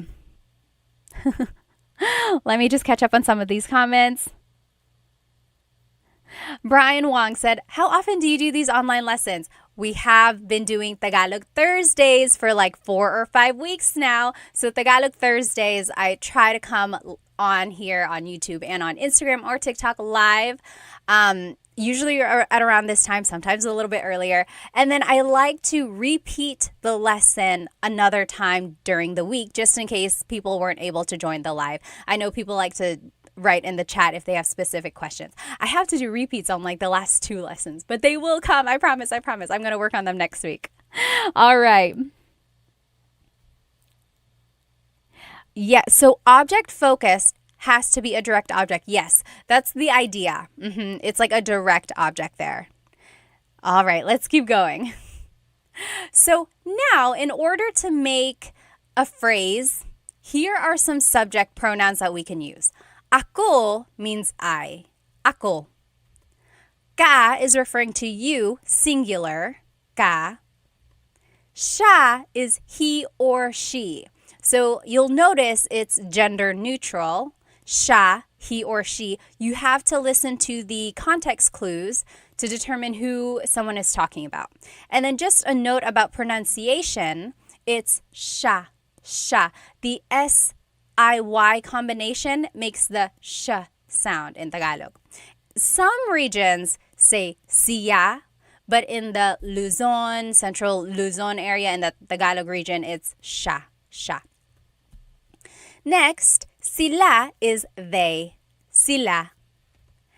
Tayo is we inclusive, tayo. And then kami is we exclusive. So in Tagalog, there are two types of we. There's inclusive and exclusive. For example, tayo is all of us together. It's inclusive. Everyone is included. Kumakain tayo. We are all eating. You see how it's inclusive? Now, kumakain kami is me and someone else. Me and my husband, Chris. Kumakain kami. We are eating. You are not included. I'm just telling you about it. For example, you called me and you're like, hey, what are you doing? I would say, oh, kumakain kami. We are eating. It's exclusive because you're not included. That's kind of tricky there, but I think you'll see it if in these examples. Gosh, Instagram, why didn't you tell me my microphone was not plugged in? Let me know if this works a little bit better, okay? Okay, so my microphone is plugged in. Hello, hello. Let me know if that helps or if it's worse. Okay, now, kayo is you plural. Kayo. So that's you all. Kumakain kayo. You all. So that's you plural. Okay, so try saying those with me. Ako is I. Ka is you singular. Siya is he or she. Sila, they. Tayo, we inclusive. Kami, we exclusive. Kayo, you plural. Okay? Yes, Jack said, what about kayo? Yep, and that's correct, Cassidy Lee. Kayo is like y'all, you all. Are you in the South like me? Y'all is very, very common. You all. Very good. All right. Anyone have any questions about these subject pronouns? There's a little twist there we'll see at the end. But those are just some subject pronouns we're going to start with. Now, this is the basic sentence structure when we want to say like a phrase. Verb goes first and then it's the pronoun. Verb and then pronoun. Take a look at this. Magluto means to cook. So here is a phrase. Nagluluto ako. I am cooking. Nagluluto ako. Do you see how the verb goes first and then it's the pronoun? Nagluluto ako. I am cooking. Nagluluto ka. You are cooking. Nagluluto siya, he or she is cooking. Nagluluto sila, they are cooking. Nagluluto tayo, we are cooking. Inclusive, all of us. We are in the same kitchen, we are cooking together. Actually, someone in one of my classes said that. When you think of tayo, think of together. Tayo, together. Tayo, together. We are all doing it together. Kind of makes sense. So, nagluluto tayo, we are cooking. Nagluluto kami, we are cooking exclusive. So, me and my kids, nagluluto kami, nagluluto kami. We are all cooking, or we are cooking. Last one, nagluluto kayo, you all are cooking. So, you all as a class, nagluluto kayo. Gerard said, can you do an example with kayo? Yep, that last one. Nagluluto kayo. Nagluluto kayo. Okay. Oh, Jack said, how does mag end up nag? Very good. That's a good question. It's part of the conjugation pattern. We'll see it in just a minute. Okay? Now, just a note about Tagalog verbs. All Tagalog verbs have a root word. There's a root in there. So take a listen or listen carefully for the root words. Then an affix or an infix is added to conjugate the verb. So something is added to the beginning. Sometimes it's added in the middle. Sometimes it's even added at the end. And that will indicate if it's present, past, future, or any other tense. Okay, so there's a root word and then something is added. For example, magluto, again, to cook. Nagluluto ako means I am cooking. That's present tense. nagluto ako, I cooked. That's past tense. Magluluto ako, I will cook.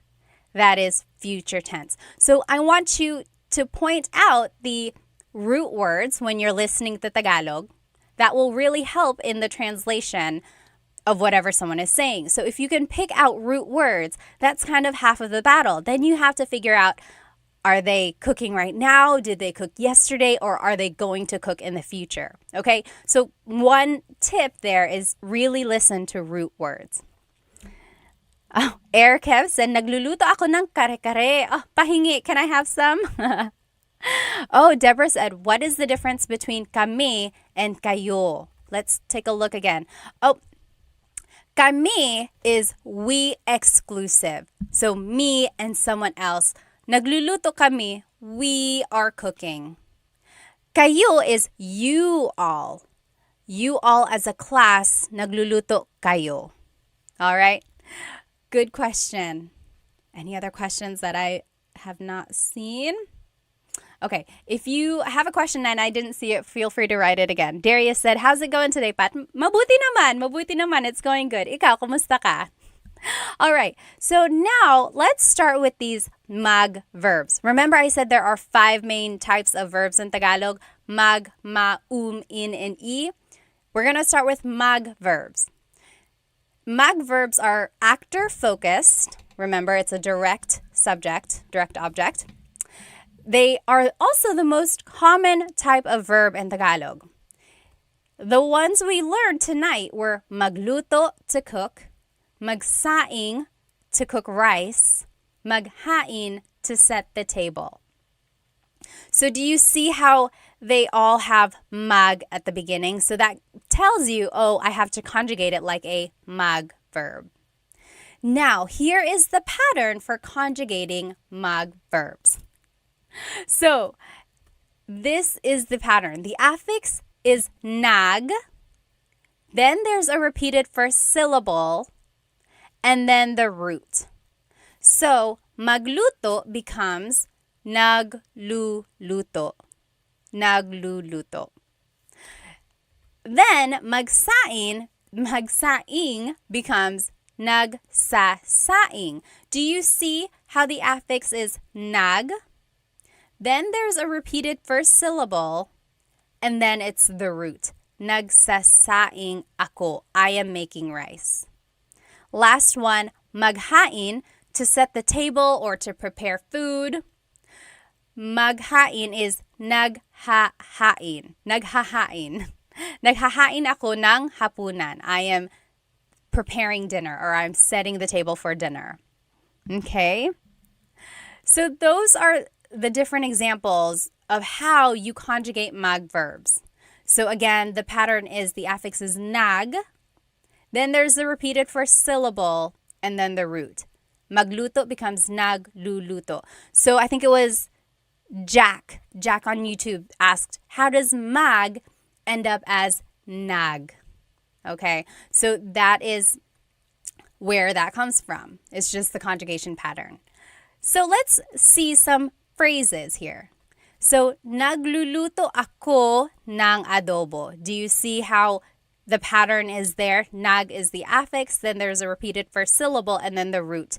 Nagluluto ako ng adobo. Ng, ng, means some or a thing. So, I am cooking adobo. I am cooking some adobo. Someone asked a very good question in one of my classes. Nang, do you have to have nang? Could you just say, nagluluto ako adobo? I am cooking adobo.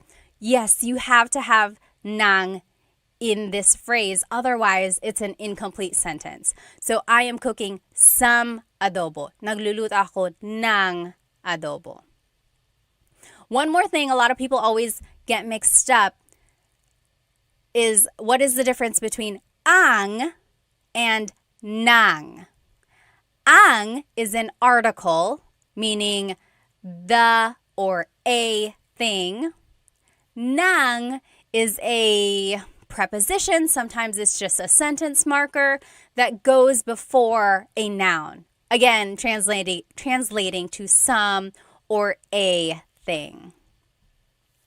Let me take a look at some of these questions here. Oh, yes. Doesn't the sentence have to be object focused since kare-kare is the direct object and subject? Let me take a look at Kev's comment again. Oh, I see what you mean. Oh my goodness, that is such a good question. Orpik, so yes, sometimes a verb can be object or subject focused. In Kev's comment, it was subject focused, but yes, you're correct. It could also be object focused, in which case we would have to change the pronoun. But Kev's comment was correct. Nagluluto ako ng kare-kare, because in his context, it is subject focused. Very good. But yes, in other contexts, it could also be object focused. We'll actually see an example of that at the very end. Okay, another example for mag-verbs. Nagsasaing ako ngayon. Nagsasaing ako ngayon. Nagsasaing ka ngayon. You are cooking rice right now. So this is just an example of how you can use like context clues. Ngayon means right now. Ngayon. Ngayon can also mean today. Like, nagsaing ako ngayon. I made rice today.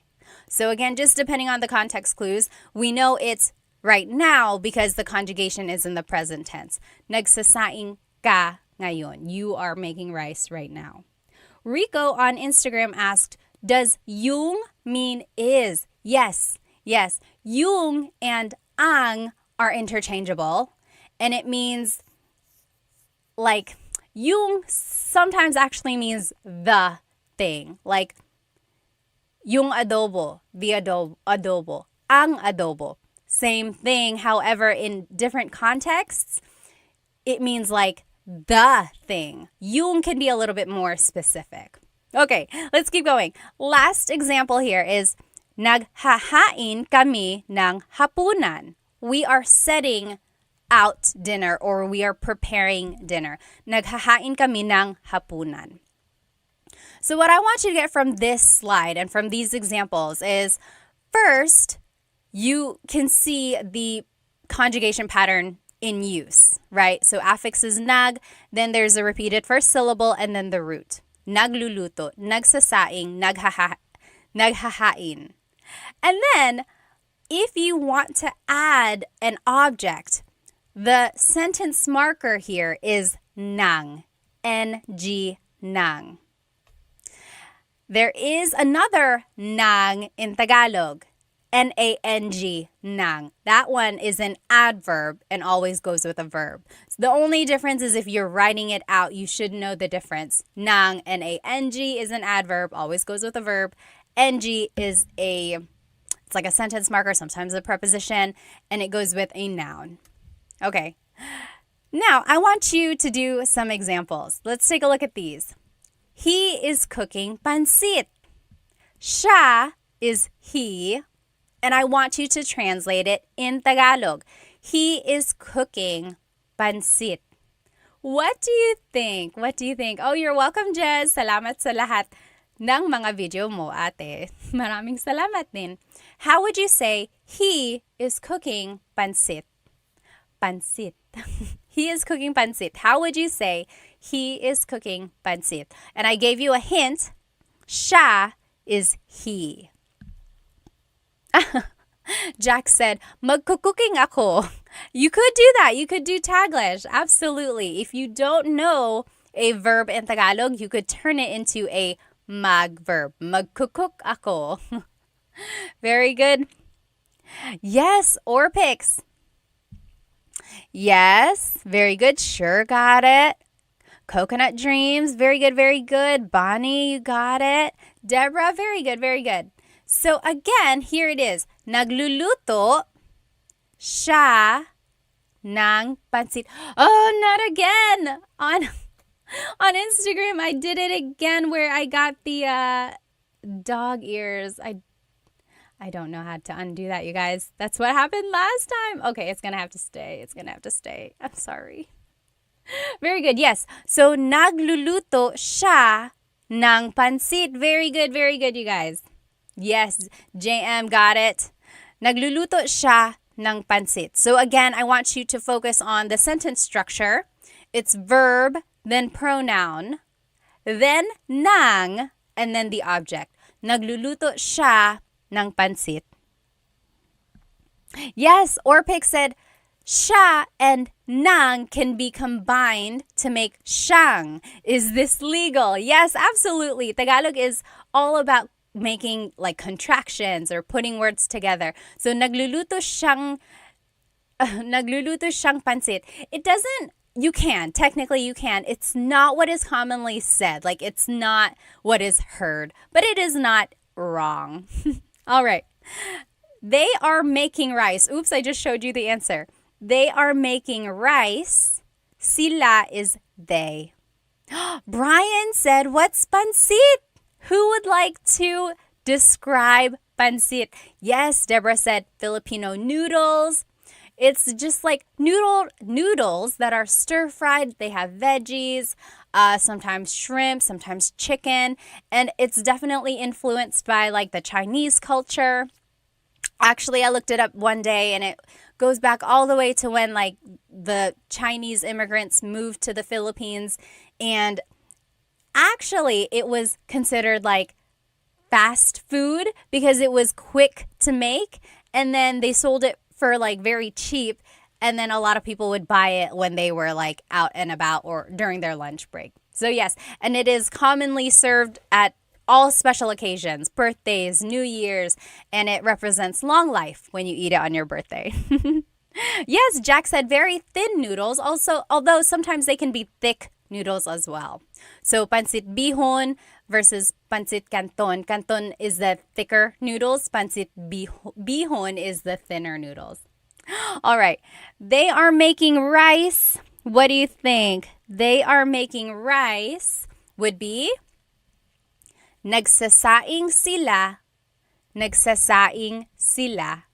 So nagsasaing means making rice. And then sila is they. Very good. Sure, you got it. You got it. All right. Next, David Jr. said it's one of my favorites. Me too. I love pancit. Very good. All right. Are you preparing lunch? I didn't mean to show you the answer. Are you preparing lunch? Ka means you. Tanghalian is lunch. Ba is a question word. So are you preparing lunch? Here is how you would say it. And I want to show you because ba has a certain placement. Naghahain ka ba ng tanghalian? Oh, I misspelled tanghalian there. There should be a G. Naghahain ka ba ng tanghalian? All right. So, are you making lunch? Ba goes after ka. Okay? So, naghahain ka ba ng tanghalian? Are you preparing lunch? All right. Now, let's take a look at these verbs. Remember, there are 5 main types of verbs. Mag, ma, in, and e verbs. Mag, we just learned. Now let's take a look at these verbs. They can be actor or object focused. Now, kain means to eat. We learned that right in the beginning. Kain means to eat. Inom means to drink. Now let's take a look at their conjugation patterns. Usually for verbs, the pattern is goes between the first and second letter, and then it's the root. Goes before the first and second letter, and then it's the root. For example, kain becomes kumakain. Kumakain. So goes between the first and second letter, and then it's the root. Hello on Instagram. If you are just joining me, again, all of this is on my YouTube channel. You will be able to follow along. Okay? So, that is the common pattern for verbs. Inum is different. It's a miscellaneous verb. This is the conjugation for inum. Inum will be umiinom. Umiinom. So technically, it is still an verb. but the doesn't go where it usually goes. This time for the word inom, it goes at the beginning of the word. And then there's a repeated first syllable, and then it's the root. Umiinom. So what I just want you to get from this is try to remember these patterns, or at least try to recognize them when you hear someone speak Tagalog. Okay? Now here are some phrases that you might hear or see using kain and inom. Kumakain ako ng lumpia. I am eating lumpia. Kumakain ako ng lumpia. So do you see the pattern here? The just goes between the first and second letter. Kumakain ako ng lumpia. I am eating lumpia. Now, for inom, you could say, umiinom sila ng tubig ngayon. Umiinom sila ng tubig ngayon. Oh, Coco JJ on Instagram said, but why is needed? Why is needed at all? So it's like, why can't you just say inom, inom, inom?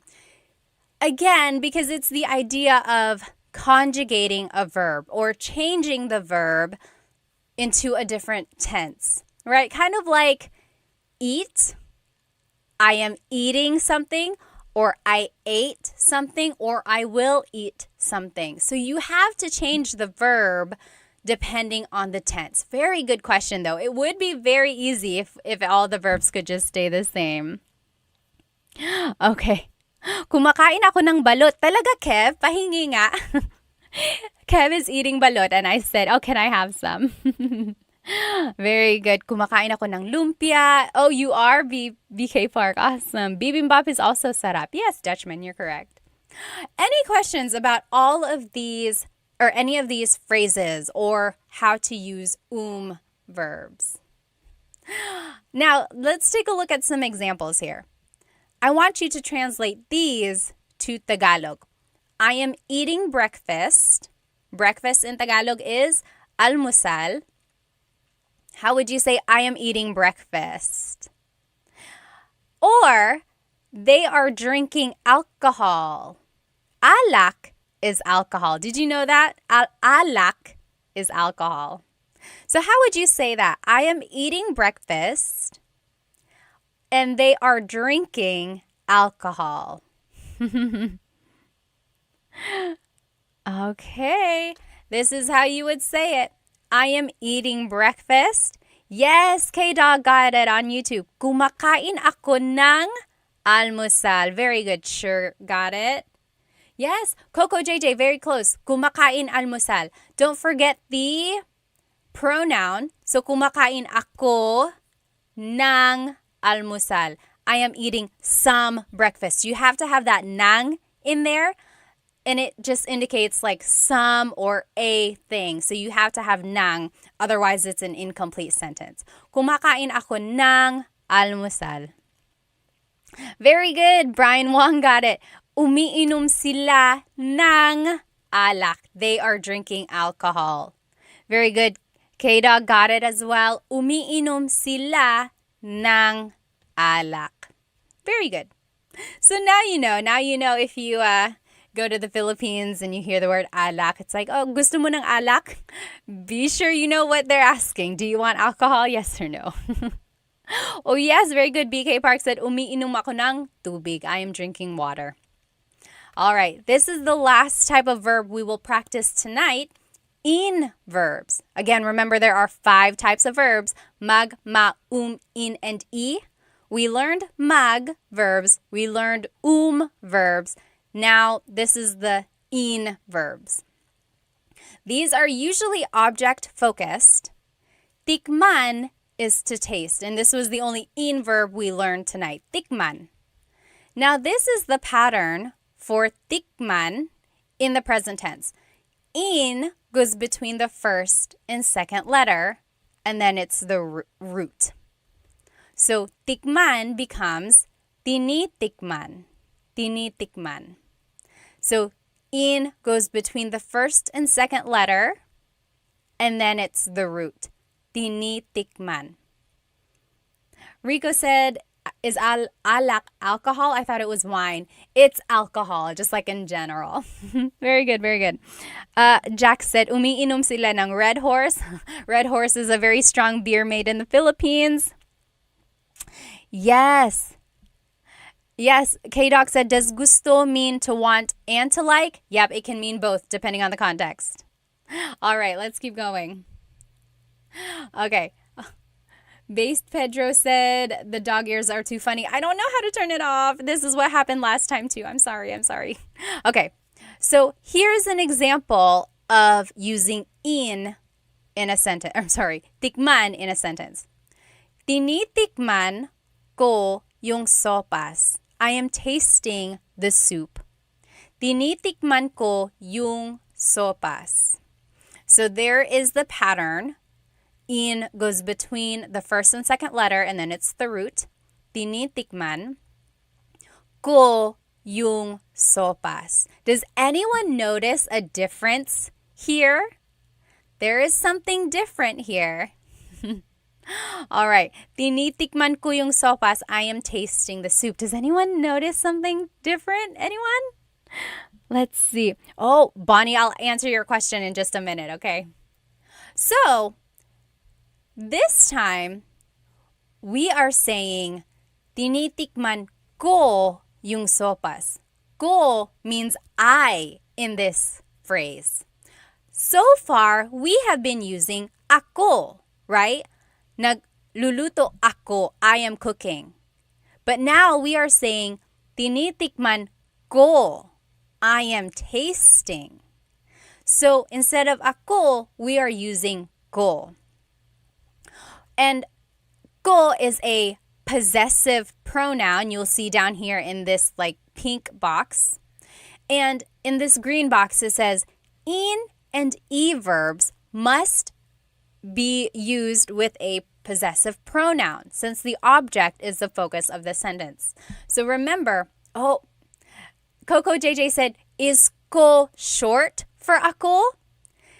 I guess technically, but they're different. They are different types of pronouns. And again, this green box says anytime we are using an in or e verb, we have to use a possessive pronoun. I think of it as the person in the sentence is in possession of that object that is in focus. So we have to use a possessive pronoun. Okay, so here are some possessive pronouns. Ko is my or I. Mo is your or you, singular. Niya, her or his, he or she. Nila, their or they. Natin, our or we inclusive. Namin, our or we exclusive. Ninyo is your or you plural. And then, that's it. Nyo is your or you plural. Sorry, I got distracted by some of these comments.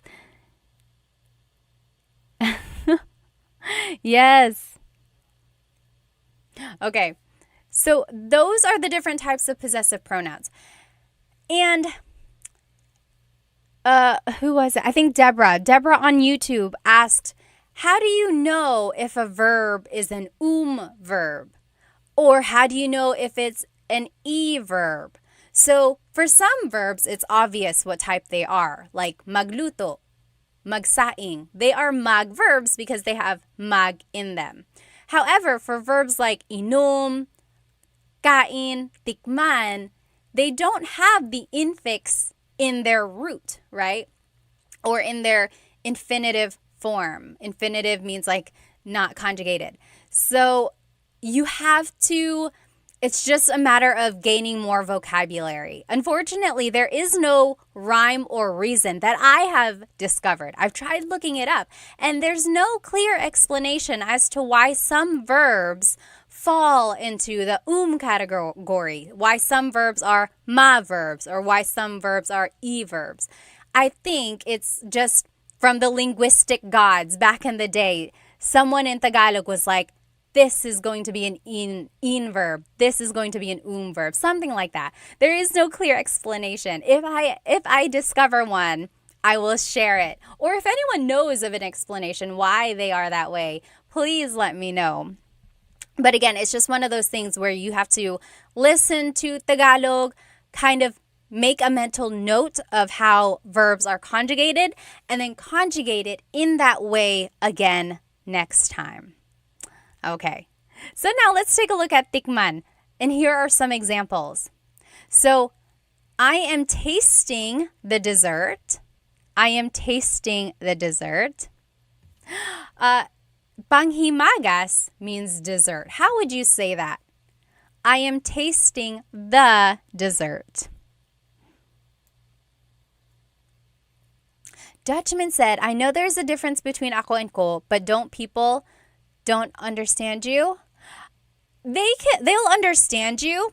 It's just not technically correct. You know, someone might correct you and say, oh, it should be ako, it should be ko. But technically they like mean the same thing.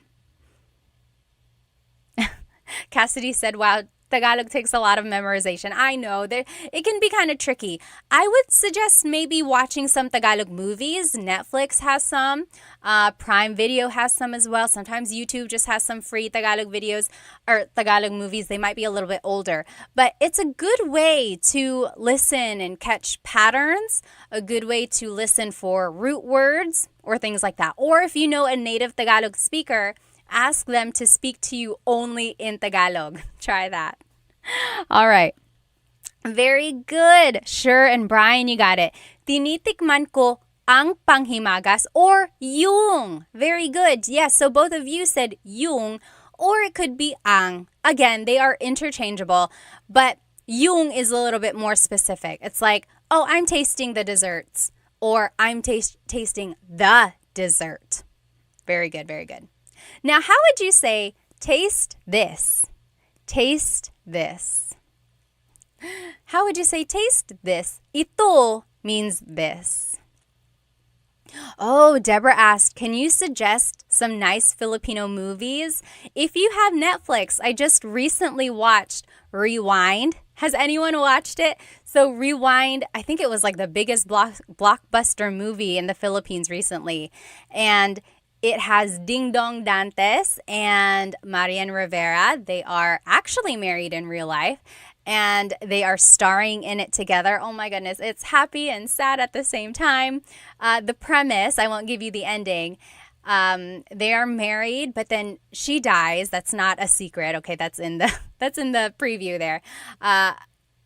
She passes away, and then he is given a chance to spend more time with her. He gets a chance to rewind for like a few days, or maybe it's like one day. I don't remember.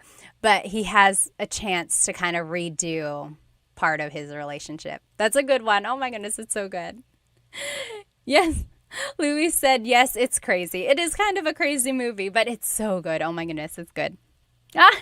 Yes, Bonnie said, I cried so much watching Rewind. If you love someone, you might cry. Yes. Oh, Ray said, I saw advice by a linguist that language acquisition is faster and a better way to learn. Where should I start as a total beginner? I would say, as a total beginner, try getting more vocabulary. So vocabulary about things that you see or use every day. And then use those vocabulary terms little by little in your everyday conversation. For example, key in Tagalog is susi. So if you wanted to say, where are my keys? You can say, where are my susi? And then little by little, add more and more terms to that phrase until you can say the whole phrase. So where in Tagalog is saan. So you could say, saan my susi? Where are my keys? Then go back and figure out how to say it. So saan ang susi ko? Or saan ang mga susi ko? Mga is plural. So saan ang mga susi ko? So you see how I kind of started little by little. I think that's the best way from what I've seen to learn a language. It's like you don't have to do it all at once. No one is expecting you to be fluent. And I think that's a lot of pressure if you really strive for that goal from the get-go. So just go little by little. It helps if you have like sticky notes. One of my students, oh my goodness, she was in Spain. She would put sticky notes on all of the things that she has around her just so she could practice those words in Tagalog. Okay, you guys are taking me off track here. How do you say taste this in Tagalog? It is tikman mo ito. Tikman mo ito. Castro Carmela, hi ate. Hi din sa'yo po. Tikman mo ito. Ito means this. Okay. Now, last thing I want, it's not really last, second to last thing. I want to show you how to say like commands or how you could use them in like a statement form. Magluto ka. Cook. Magluto ka. Do you see how magluto stays as magluto? We're not conjugating it, right? It's not nagluluto. It's just the word itself. Magluto. Magluto. Next, you might also hear someone say, magluto ka na. Magluto ka na. Na means already, or it can be like an emphasis. Magluto ka na. Cook already. Like, if you're taking a long time, maybe you're spending a lot of time cleaning the kitchen first, and someone is like, hey, go ahead, magluto ka na. Cook already. So that's what na means. You might hear that as well. Next, magsaing ka. Make rice. Magsaing ka. Or, maghain na. Set the table. Set the table already, or like set the table now. Maghain na. Maghain na. So these are some of the terms you might hear. You might hear ka, meaning you go do it, or na, meaning already. Okay. Okay. Next, kain na, eat already. That's a common phrase that you might hear after someone's been cooking. They're like, oh, kain na, eat already. Go ahead and eat. Kain na. An alternative way to hear this or say this is kumain ka na. Go ahead and eat. They mean the same thing. Kain na or kumain ka na. Kumain ka na is like the longer form. The shortcut would just be kain na. But same idea there. Uminom ka. Drink. Go ahead and drink. Uminom ka. This is interesting because so far we've seen all these verbs unconjugated, right? Unconjugated. It's not like nag and then a repeated first syllable and then the root. Same with kain. It's the unconjugated form. However, if you want to tell someone to go ahead and drink, you do have to conjugate it. Uminom ka. It's the present tense conjugation there. Again, inom is very different from all the other verbs in the category there. Next, tikman mo, taste it. Tikman mo. So those are just some quick and short phrases. Maybe keep in your pocket and say it the next time it's time to eat. Okay? So just practice those with me one more time. Magluto ka. Cook. Magluto ka. Go ahead and cook. Or magluto ka na. Magluto ka na. Magsaing ka. Make rice. Magsaing ka. Maghain na. Set the table. Maghain na. Yes, Cassidy. Maghain na ng lamesa. Set the table. Very good. Kain na. Eat already. Go ahead and eat. Kain na. Or kumain ka na. Kumain ka na. All right. Uminom ka. Drink. Or go ahead and drink. And then, tikman mo. Taste it.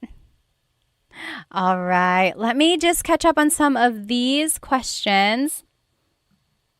Hang on one second. Oh, yes. Here are some other movies that people suggested.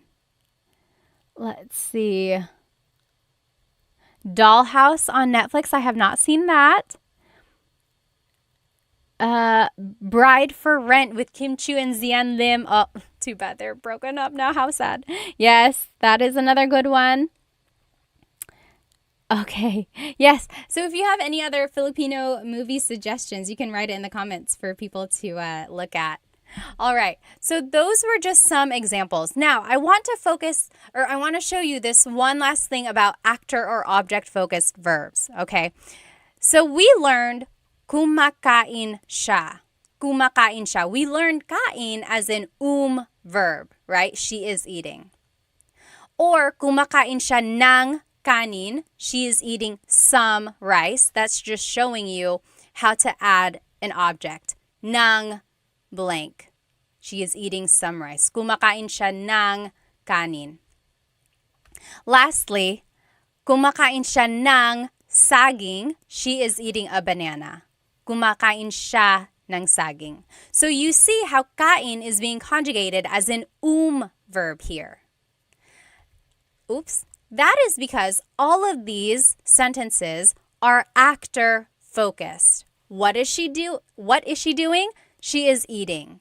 She is eating rice. She is eating a banana. The focus is on the actor and on what she is doing. Take a look at these phrases. Kinakain niya yung cake. She is eating the cake. Or kinakain niya yung pandesal. She is eating the pandesal. Pandesal is a Filipino bread. It has like condensed milk in it, sugar. It has breadcrumbs on the outside, usually eaten in the morning for breakfast. So, kinakain niya yung pandesal. Now, take a look. These are conjugated with in. So, it's not anymore. Now, kain is being conjugated as an in verb. Yes, Cassidy said, kinakain, my jaw dropped. I know, this is an example of where a verb can be actor or object focused. So again, it's object focused. Here, the question is like, what is she eating? What is she eating? She's eating the cake. The focus is on the cake, right? The focus is on the object. What is she eating? She's eating the cake. Or she's eating the pandesal. Versus in the actor-focused verb, or in the actor-focused sentence, the question is like, what is she doing? She's eating some rice. She's eating a banana. That's the difference there. Very interesting. Rich said, mahal kita Pat, you are the best. Salamat, salamat. Yes, Jack said, kumakain ako. That's correct. I am eating. Okay, now last thing I will ask you. Ano ang paborito mong pagkain? Ano ang paborito mong pagkain? Very good, Sure said. If you recognize the kain, then you can figure it out. Again, that is the idea of listening for root words and then using the context clues. Very good, very good. Can anyone answer this question? Ano ang paborito mong pagkain? Rico, you got it. His favorite is tacos. His or her. Tacos. Very good, very good. Ano ang paborito mong pagkain? Tell me. So yes, that means what is your favorite food? Ano means what. Ang means is. Paborito is favorite. Mong is your. Pagkain is food. What is your favorite food? Very good. Sure said pizza. Yes, Boots got it. What is my favorite thing to eat? Yep. What is my favorite food? Yes. Very good. Yes, Cassidy said, does this mean certain verbs have multiple verb conjugations set already by the Tagalog gods? Only some verbs. Usually, mag and ma verbs are always actor focused. Usually, always, I just kind of contradicted myself. Usually, mag verbs are actor focused. And then in, and e can be either or. Yeah. One of those things, again, that has already been said. This is how you could say this, or your response. Sinigang ang paborito ko. Ano ang paborito mong pagkain? Sinigang ang paborito ko. What is your favorite food? Sinigang is my favorite food. Sinigang is like a stew. It's sour soup because it has tamarind in it, which makes it a little bit sour. Usually it's made with pork, can also be made with fish. It has lots of veggies in it, and it's just so good. I love it. Very good. Crispy pata is the best, Hector said. Very good. Yes. Had a lot of trouble with this, but the key in understanding really is to look at the question. If the question focuses on what someone is doing, it's actor focused. If it focuses on the verb to eat, then it's object. Yep, that's a good way to look at it. Yeah, that's correct. Let's see. Yes, Big Daddy. There is a lot of Spanish influence in it. Kare-kare, ang paborito ko. Very good, Jones. You got it. Sinigang, pizza, crispy pata, ube, ice cream, pork adobo ang paborito ko. Very good. I want to show you some alternative ways to respond. So again, this means my favorite is sinigang, but you might also hear the response this way. Ang paborito ko or ang paborito kong pagkain ay sinigang. Ang paborito kong pagkain ay sinigang. So literally, that means the favorite food of me is sinigang. And this sentence structure is formal. It's not usually used in common conversation, but it's not wrong. It's a little too correct almost. Like no one really says that. It's almost like Shakespearean. But that's correct. Ang paborito kong pagkain ay sinigang. Another way to say it is ang paborito ko ay sinigang. So this one is a little bit less formal. It's perfectly acceptable as well. Sorry, I get distracted by some of these comments. Yes, kare-kare has peanut sauce in it. I think someone was asking, ano ang kare-kare? What is kare-kare? Usually made with beef, and then it has like peanut butter in it. Okay. And then lastly, the quick answer is just sinigang. Ano ang paborito mong pagkain? Sinigang. That's it. Okay, now just to review, this is everything we did tonight. We learned different verbs about eating and about food, and then we learned how to conjugate these verbs while we're using them in different phrases. And then we learned some food vocabulary during our practice questions as well. Does anyone have any questions before I let you go tonight? Oh, Rich said, why is food eliminated there? So in my answer, I said, sinigang ang paborito ko. I didn't say food, right? It's almost like asking, what is your favorite food? My favorite is sinigang. My favorite is sinigang. So you can add pagkain, like in this first example, the first alternative phrase, ang paborito kong pagkain ay sinigang. You don't have to say it, but you can. Very good question. Alrighty. Brian said, do I have homework for us to do at home? No, I didn't make any homework. Maybe next time I'll have some homework and then post the answer at a later time. But I hope you have a good rest of your day or evening, wherever you are. I'm going to go to bed, you guys. It's so late. Have a good night again whenever I see you. Try to catch me next Thursday, hopefully a little bit earlier than tonight. But thank you so much for joining me. Maraming salamat.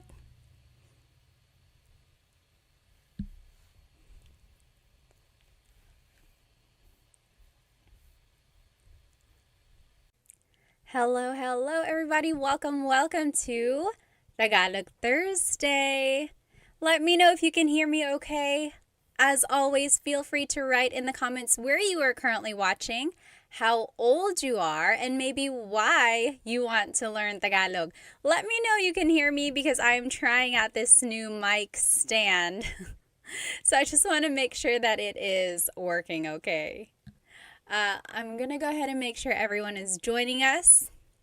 So today's lesson, I think you're going to enjoy it. It's going to be Tagalog phrases or things you can use while traveling. Okay, I'll go about it or talk a little bit more about it in detail. Hang on one moment. Alrighty, so go ahead again and write where you are currently watching. Just want to make sure everyone, okay, there we go. Let me go ahead and make sure our other friends are on here as well. Hello, hello, everybody. Hello, everybody. Welcome to Tagalog Thursday. If you can hear me okay, go ahead and write in the comments where you are currently watching from.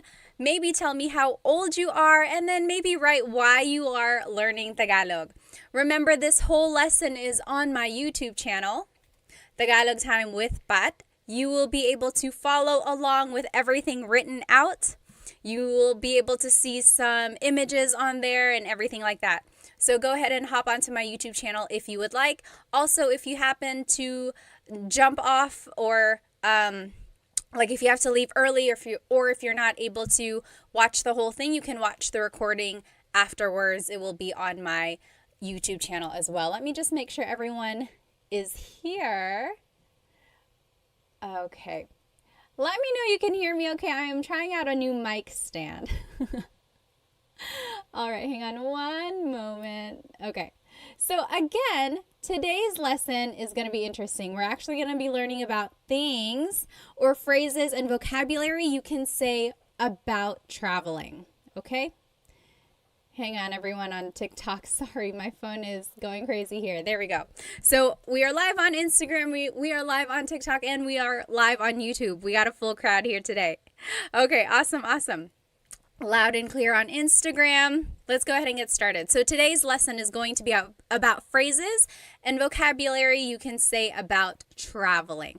If you watched last month, I had a live Tagalog lesson about phrases you can say while driving specifically. So today it's going to be about traveling, different forms of transportation, also things you can say while traveling in the Philippines specifically. So I think you will find it kind of useful. Let's see. Poblito is from Roseville, California. Hello. Kumusta? Said H. Matdot. I'm watching from home. I'm at least 1 year old and I want to learn to teach my future children, Bonvic said. Well, that's good. Hello there, Jim said. Oh, my fiance is Filipina. We are big fans, Carson said. Salamat. Oh, Jinjo Cruz from Lipa, Batangas. Is it Lipa or Lipa? Musta Turner said. Hi, Ate. JGV said. Austin is from New Jersey. Hello. Scott Five Man said they're from Edinburgh. And Oberder is from Honolulu. Hello. Welcome. Alrighty, someone asked, what are your thoughts on balot? I personally like balot if it's cooked correctly. If it's made by like the true balot vendors in the Philippines, they know how to make it just right. But I tried making balot at home once. It was not very good because I don't know how to make it very well. Hello. Oh, Sultan said, thank you. I learned a lot of Tagalog because of you po. Maraming salamat. I'm from Madera, California, Jeremy said on TikTok. Hello. Very good. Okay, let's go ahead and get started. Again, this whole lesson is on my YouTube channel. You'll be able to follow along. So let's jump right in there. Here are some vocabulary words and some phrases about traveling. So the very first word you'll see here, again, it's all on my YouTube channel, it's bakasyon. Bakasyon. What do you think that means? Bakasyon sounds like the English word vacation, right? Except for the letter B. You might have noticed in the Tagalog accent, like when people are trying to speak English with a Tagalog accent, the V and the B sound are interchangeable, right? They say, oh, you're going on vacation, or that's very good, right? The V and the B are interchangeable in the Tagalog accent. And that's because in baybayin, the B and the V are represented by the same symbol. So very interesting, kind of like the F and the P. That sound is interchangeable as well. For example, my name is Fatima, but it's very common for people to say Patima. That's also why I got the nickname Pat. Okay, so there you go. Bakasyon is vacation. I do want to point out the spelling here. You will see the SY combination, bakasyon. It looks like it should be spelled bakasyon, but in the central Luzon area, that SY combination is a sh sound. Bakasyon. So that means vacation. Here's a phrase that you might hear or say with the word vacation or bakasyon. Magbabakasyon ako. Magbabakasyon ako. I am going on vacation. Magbabakasyon ako. Okay? So, you'll see here that bakasyon is a noun and we turned it into a verb. You'll see that a lot in these vocabulary words. Magbabakasyon ako. That mag prefix means to do something, basically. Okay, there are some exceptions there, but usually when you add the mag prefix, you're turning it into a verb. So I am going on vacation. Magbabakasyon ako. Okay, let me just catch up on some of these comments. I don't want to miss any. Hello, hello. Laya said hello from Virginia. I'm 19. Welcome, welcome. Ken Amaro said, congratulations on your interview. Maraming salamat. Oh my goodness, I was so nervous. I was nervous because I didn't want to mess up my Tagalog, which I often do if I'm speaking really fast or if I'm talking in straight Tagalog. Brooks is 39 from Houston. Hello, hello. Ken said, hey. Mr. Yoki, USA 16. Oh, nice. Okay. Oh, Laya said, learning Tagalog because I like learning languages and I want to learn a third language. Awesome. Ken is in the Philippines right now. Vince is in Santa Barbara. Albert is 71 in the Bronx. Awesome. Magandang umaga. Almost Polyglot said, Wake Forest, North Carolina. Rob said, hello, hello. Coin said, hi. Oh, awesome, awesome. Wei is from Toronto. Okay. Cotton OK said they have a Filipino boyfriend. Awesome. Okay. GSM said, where are the words on the screen? On YouTube, are you able to see the words? Let me know if you can or cannot. I can see it on my screen. Let me know. Okay, so we learned the word bakasyon. Bakasyon means vacation, right? And then magbabakasyon ako means I am going on vacation. Oh, Sea-Dog on Instagram said Bronx in the house. Another Bronx person. Bob is from Queensland. Hello, hello. Another word about vacation or traveling or taking a trip is pasyal. Pasyal. So pasyal as a noun is a trip. Like taking a trip. It's the trip. Now you can turn it into a verb. And here's a sample phrase. Mamasyal tayo. Mamasyal tayo. That means let's take a trip. Mamasyal tayo. Let's take a trip. Here's another phrase I heard growing up a lot as a kid. Namamasyal sila sa luneta. Have you ever heard that before? Namamasyal sila sa luneta. So Luneta Park is a park in the Philippines. That's where Jose Rizal's statue is. And like any other park, a lot of people just go over there and, take a stroll. They like to leisurely walk around. They're not going very fast usually. So usually my parents would say this if they are driving behind someone who is very slow. They're like, oh, namamasyal sila sa luneta. It's like they're just taking a stroll. They're going so slow. So that's just another way to use it. So pasyal is a trip. Mamasyal means to take a trip. Just in case you hear these words or these phrases, I want you to be able to understand it. Okay? Oh, Maria Tan on YouTube said, why does the pa change into ma? Very good question. So we learned the word pasyal. That's the noun form, meaning a trip. Now it turns into mamasyal as the verb form. Remember in Tagalog, there are 5 different types of verbs. Mag, ma, in, and e verbs. Pasyal happens to be a ma verb when you want to conjugate it. That's all. And then the next question usually that's asked is, how do you know it's going to become a ma verb? How do you know it's going to be an e or verb? It's one of those things where you just have to learn more vocabulary and then listen to how it's commonly conjugated and then go from there. Unfortunately, there is no rhyme or reason that I've learned as to why some verbs are ma verbs, some verbs are mag, and so on. But that is a very, very good question there, okay? Let's see. Oh, Jeremy said, what is your YouTube page called? I want to see the words. Just Tagalog Time with Pat. You'll be able to find it on YouTube. Remember, this whole lesson is up on my YouTube channel. Alrighty, so let's just go over some of these vocabulary words again. Bakasyon is vacation. Bakasyon. Magbabakasyon ako means I'm going on vacation. Pasyal is trip. Mamasyal means to take a trip. Namamasyal sila sa Luneta means they're taking a stroll at Luneta Park, or like they're going so slowly. GSB or GSM on YouTube said language can be very random. You're right. Sometimes it can be like that. Jamie said magbabakasi ako sa Mexico. Oh, magbabakasyon ka sa Mexico. They're taking a vacation to Mexico. Awesome. Alrighty.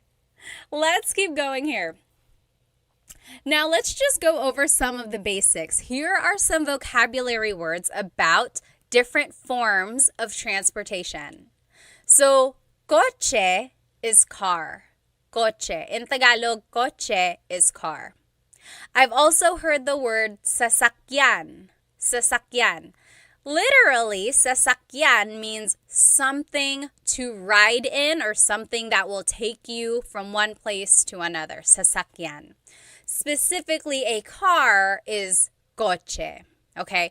Now, I want you to take a look here. This italicized word underneath, that is the verb form. So, for example, coche is car. Magmaneho is to drive. Okay? So, magmaneho means to drive. Nagmamaneho ako, I am driving. Okay? Now, aeroplano is airplane. Aeroplano, that's airplane. If you want to say you're going to fly somewhere, like I'm going to fly to Chicago, I'm going to fly to Japan. Aeroplano, it would be mag-aeroplano ako. Mag-aeroplano ako. I'm going to take an airplane there. So it's interesting how in English we would say, oh, we're going to fly. But in Tagalog, it's I am airplaning there, right? Technically, in Tagalog, the verb to fly is lipad. So you could say, lilipad ako. But that literally means I am going to fly. Like me, my body, I am going to fly. So not a lot of people say lipad.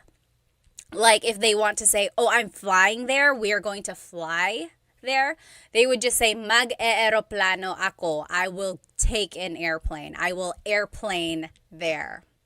Interesting, right? And we're doing that pattern again where we are turning a noun into a verb form by adding this mag prefix. Very interesting. So do you see the difference there? So in Tagalog, if you want to say we're flying somewhere, we don't actually use the verb lipad. Lipad means to fly.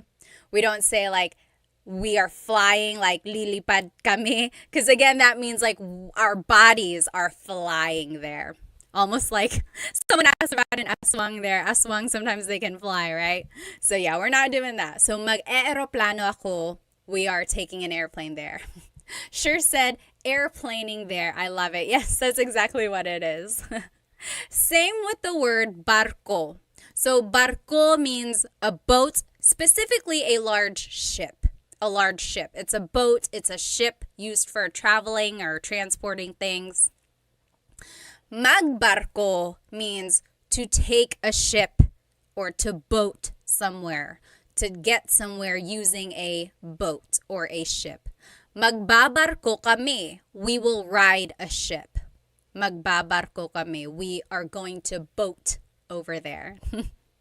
Now, I want to point out that another word for boat is bangka. Anyone know what a bangka is? Bangka? Well, a boat or barco is a boat or a ship, right? A really large ship. Bangka, anyone know? Bangka are the really, not really small, but they're the smaller boats, usually made of wood that fishermen use. Okay, so yes, TMD Texas said like a kayak, a little bit bigger than a kayak. They are usually made of wood, and it's just like a simple boat that fishermen use. And it's just like the simplest form of a boat. You know, it's usually like people have to row it. Sure said a raft, not as simple as a raft. So it's a little bit bigger than that. So yeah, it's just like a really small boat. There are no sails on it, although there could be, I guess. Usually not. There's usually like there can be a covering so that there's a little bit of shade. But actually, you know, now that I think about it, maybe there are some with propellers on it just so it could be a little bit faster. Anyway, the idea here is that a barco is really, really big, takes longer and bigger trips. And then a bangka is a smaller boat, usually made of wood. It's just very simple, used for like smaller commutes. Nefim on TikTok said bangka transports you to Boracay. Yes. So it's like Games for Tubes said canoeing. So yes, it's not quite like that. It is kind of like a canoe, I guess. There are like support beams on a bangka to keep it steady. Look it up. You'll know what I mean. You've probably seen it before. Bangka is a sailing yacht. It's not big. It's not very big. Almost Polyglot said bangka sounds like bank. Almost. Yes, GSM said, I think I've seen the ones you're talking about. Yes, if you've been in the province or any kind of smaller places like just like areas where you don't have to go very far, you'll probably see a bangka.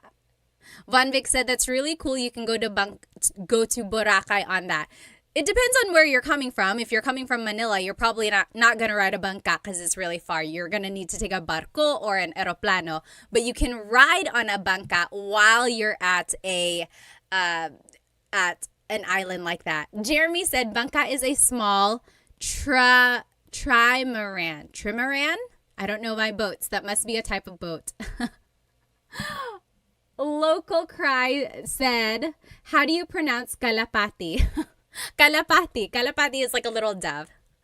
Alrighty. Oh, Zell said, I just landed in the Philippines. How awesome. How awesome. Yes, Milan said, aren't they the ones you get on tours a lot in the Philippines? Yes, you're probably going to ride a bangka to take a tour of an island. We went to Cebu and we went island hopping and we rode a bangka there. Yes, exactly right. Okay, GSM on YouTube said, yes, a trimaran. Trimaran?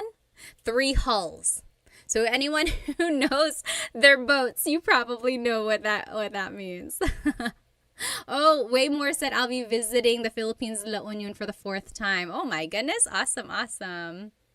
Jeremy said, I have a catamaran. Wow, awesome.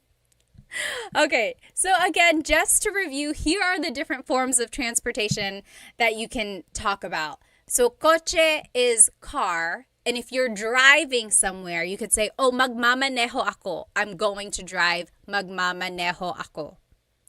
Aeroplano is airplane. And if you're going to fly somewhere, it's mag-e-aeroplano ako. Mag-e-aeroplano ako. Again, remember, for flying, you don't actually use the word lipad. Lipad in Tagalog means to fly. If you say lilipad ako, that means your body is going to fly somewhere. So you would say mag-e-aeroplano ako means I'm airplaning somewhere. I'm going to ride an airplane somewhere. And then lastly, barko is a ship. Magbabarko kami. We are going to take a ship somewhere. Okay? So let's keep going. Now, here are some phrases putting together some of the vocabulary words we just learned. So, magbabakasyon ako. Pupunta ako sa Boracay. Magbabakasyon ako. Pupunta ako sa Boracay. I'm going on vacation. I'm going to Boracay. So do you see how easy it is to kind of just put all of these phrases together? You're just stacking it up, use the phrases you know, and then make a conversation with it. Next, paano kayo pupunta doon? Paano kayo pupunta doon? How will you get there? Paano means how. Kayo means you all. Pupunta means we'll go somewhere. Doon means there. So, paano kayo pupunta doon? How will you get there? For example, maybe if you're in Manila and you're going to Cebu, someone might ask you, oh, paano kayo pupunta doon? How will you get there? Are you going to take a bus? Are you going to take a plane? Are you going to drive and then take a ship? So that's just asking what form of transportation will you be taking? Oh, Choki, thank you so much for the badge on TikTok. And anyone else who I missed. Oh, Choki also sent a heart. Maraming salamat. Thank you so much. Any support that you give is so amazing. I'm really thankful, and I always give back to the Filipino businesses that I know of. These earrings are from Senkis Pinay, by the way. Alrighty. So, again, the question was, paano kayo pupunta doon? How will you get there? Your response would just be any of the phrases that we learned about the transportation, the forms of transportation. So you could say, mag-eeroplano kami. We're flying. Mag-eeroplano kami. Or, magbubus kami, tapos sasakay kami sa barko. Magbubus kami, we're gonna take a bus. Magbubus kami. The word there is magbus, to take a bus. Now, to conjugate it into the present tense, it's magbubus kami, tapos sasakay kami ng barko. Sakay means to ride. So, sasakay kami ng barko means we will take a ship. Or you could say, tapos magbabarko kami. Then we will ship there or take a ship. Okay? Oh, someone asked a good question over here on YouTube. Let me just follow up. Okay, Jeremy said, how much of the Tagalog words are the same in Bisaya? So my husband's family is Bisaya, or they speak Bisaya. And I will say most of the words are the same. Like vocabulary-wise, there are a lot of words that cross over. Now, grammar can be a little bit different. Sometimes their verbs come before the pronoun, so that's just a little bit different.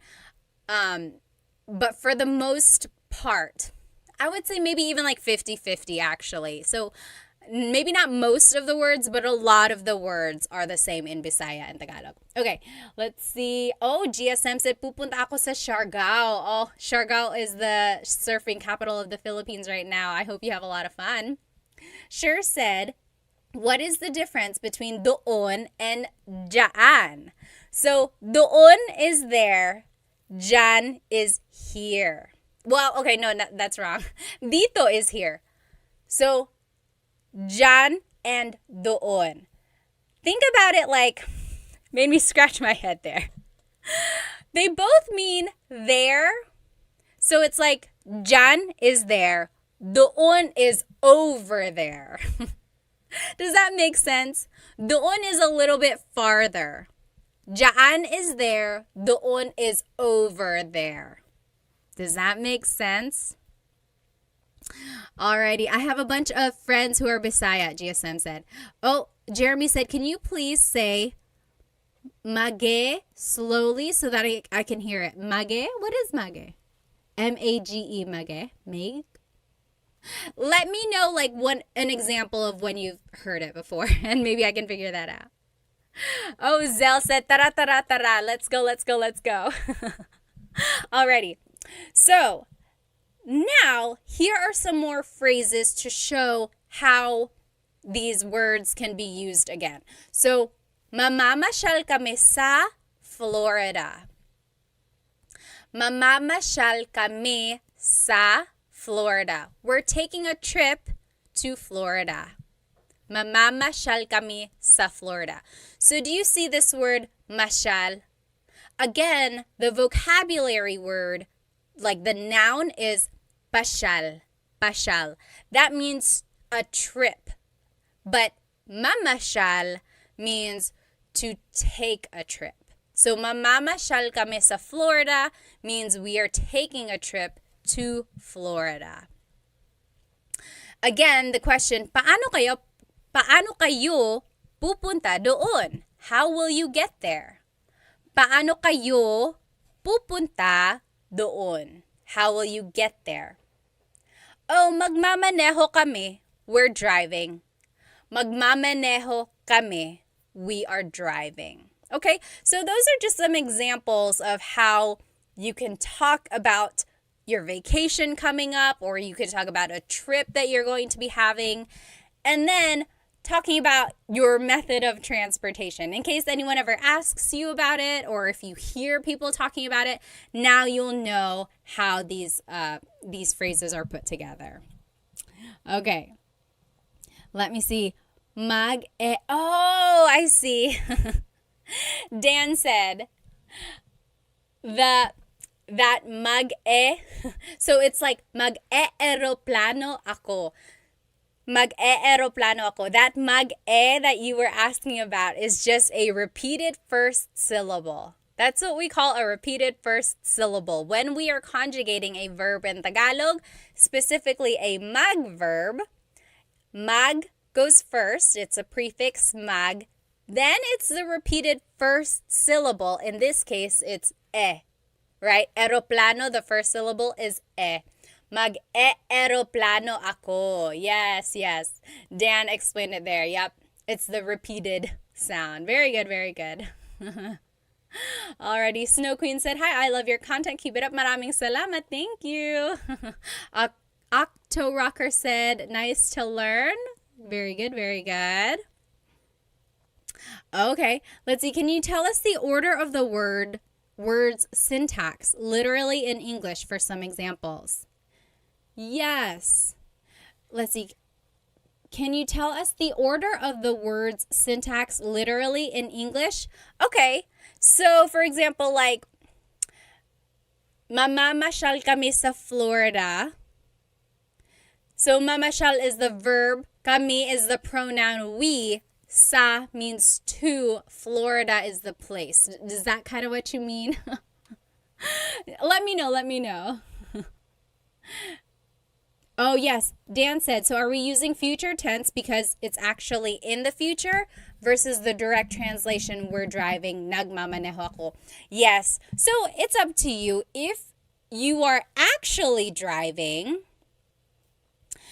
then yes, you could say, nagmamaneho kami. Very good, very good. That's a good catch there. So if you were talking about it in the future, or like about it happening in the future, then it would be magmamaneho ako. But if you are currently driving while you are telling the story, it would be nagmamaneho ako. Very good, very good. Okay, now, one more thing. You might hear someone say this is actually based on true events. Ha? Magbabarko tayo? Eroplano na lang. What? We're taking a boat? Let's just fly. So, ha, magbabarko tayo, eroplano na lang. So, that just means what? We're taking a boat, let's just fly. And that has happened to me. I think we were somewhere in the Philippines and our plan was to fly. But then for some reason, either I think the flights were overbooked or our scheduling was just off. We had to take a boat instead and then go by land the rest of the way. So I literally said, why do we have to take a boat? Or we're taking a boat, can't we just fly? And then I was informed that flight was not an option there. Let me see. All right.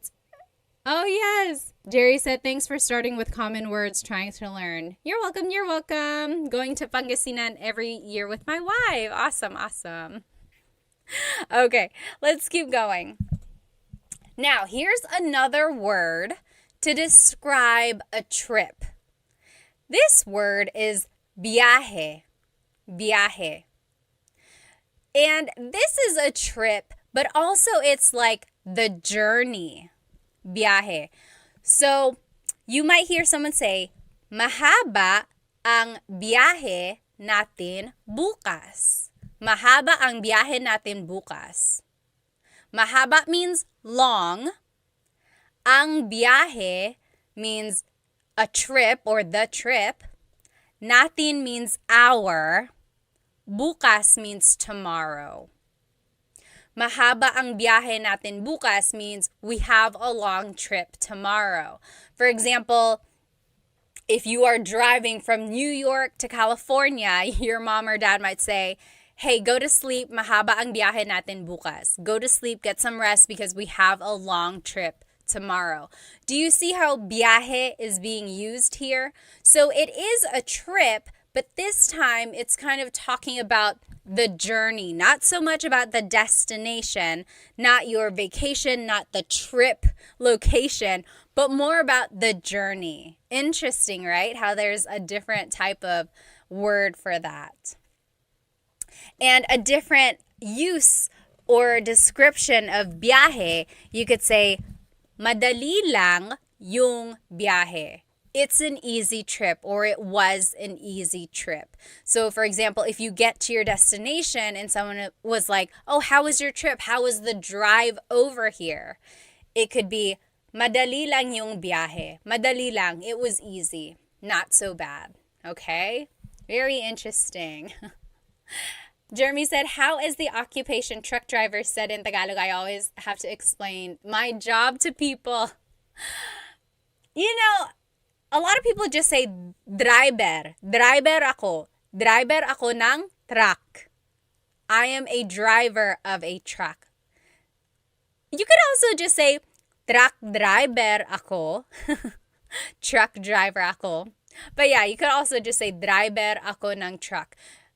A driver is a very common job, right? A lot of people drive other people. They might drive a bus. They might drive a jeepney. So people are like, oh, driver ako, driver.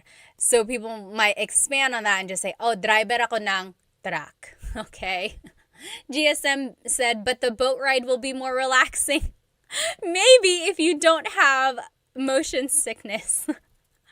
Luckily, I'm not that bad. Like, I don't get too motion sick, but I get kind of impatient. I'd rather just go.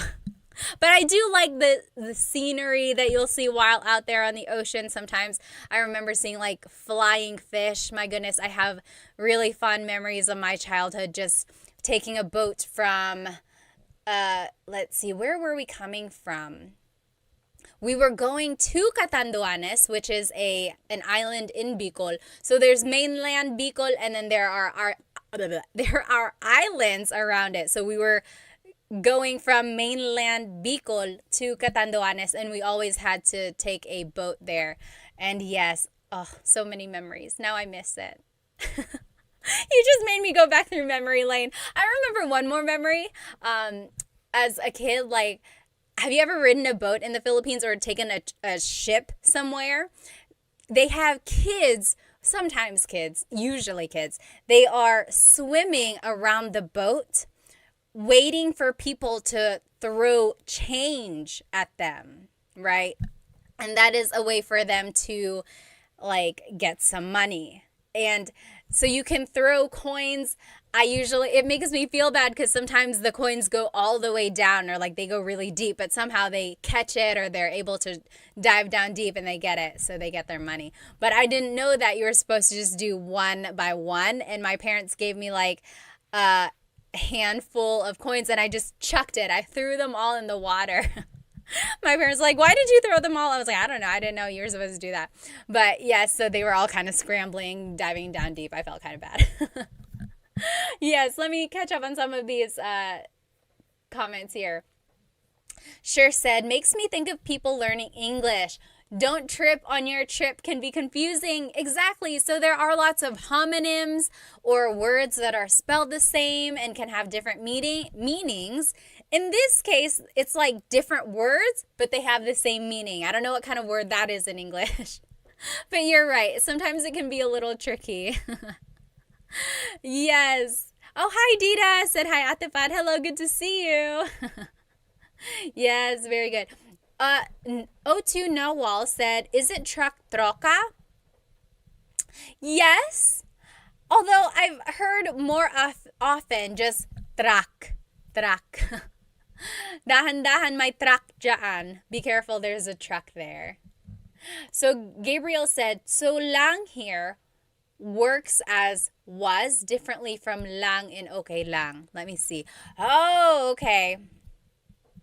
So in the phrase, madali lang yung biyahe. Madali lang yung biyahe. In this case, lang doesn't mean was. Was is kind of in the context here. Because technically, yung means, or it implies past tense.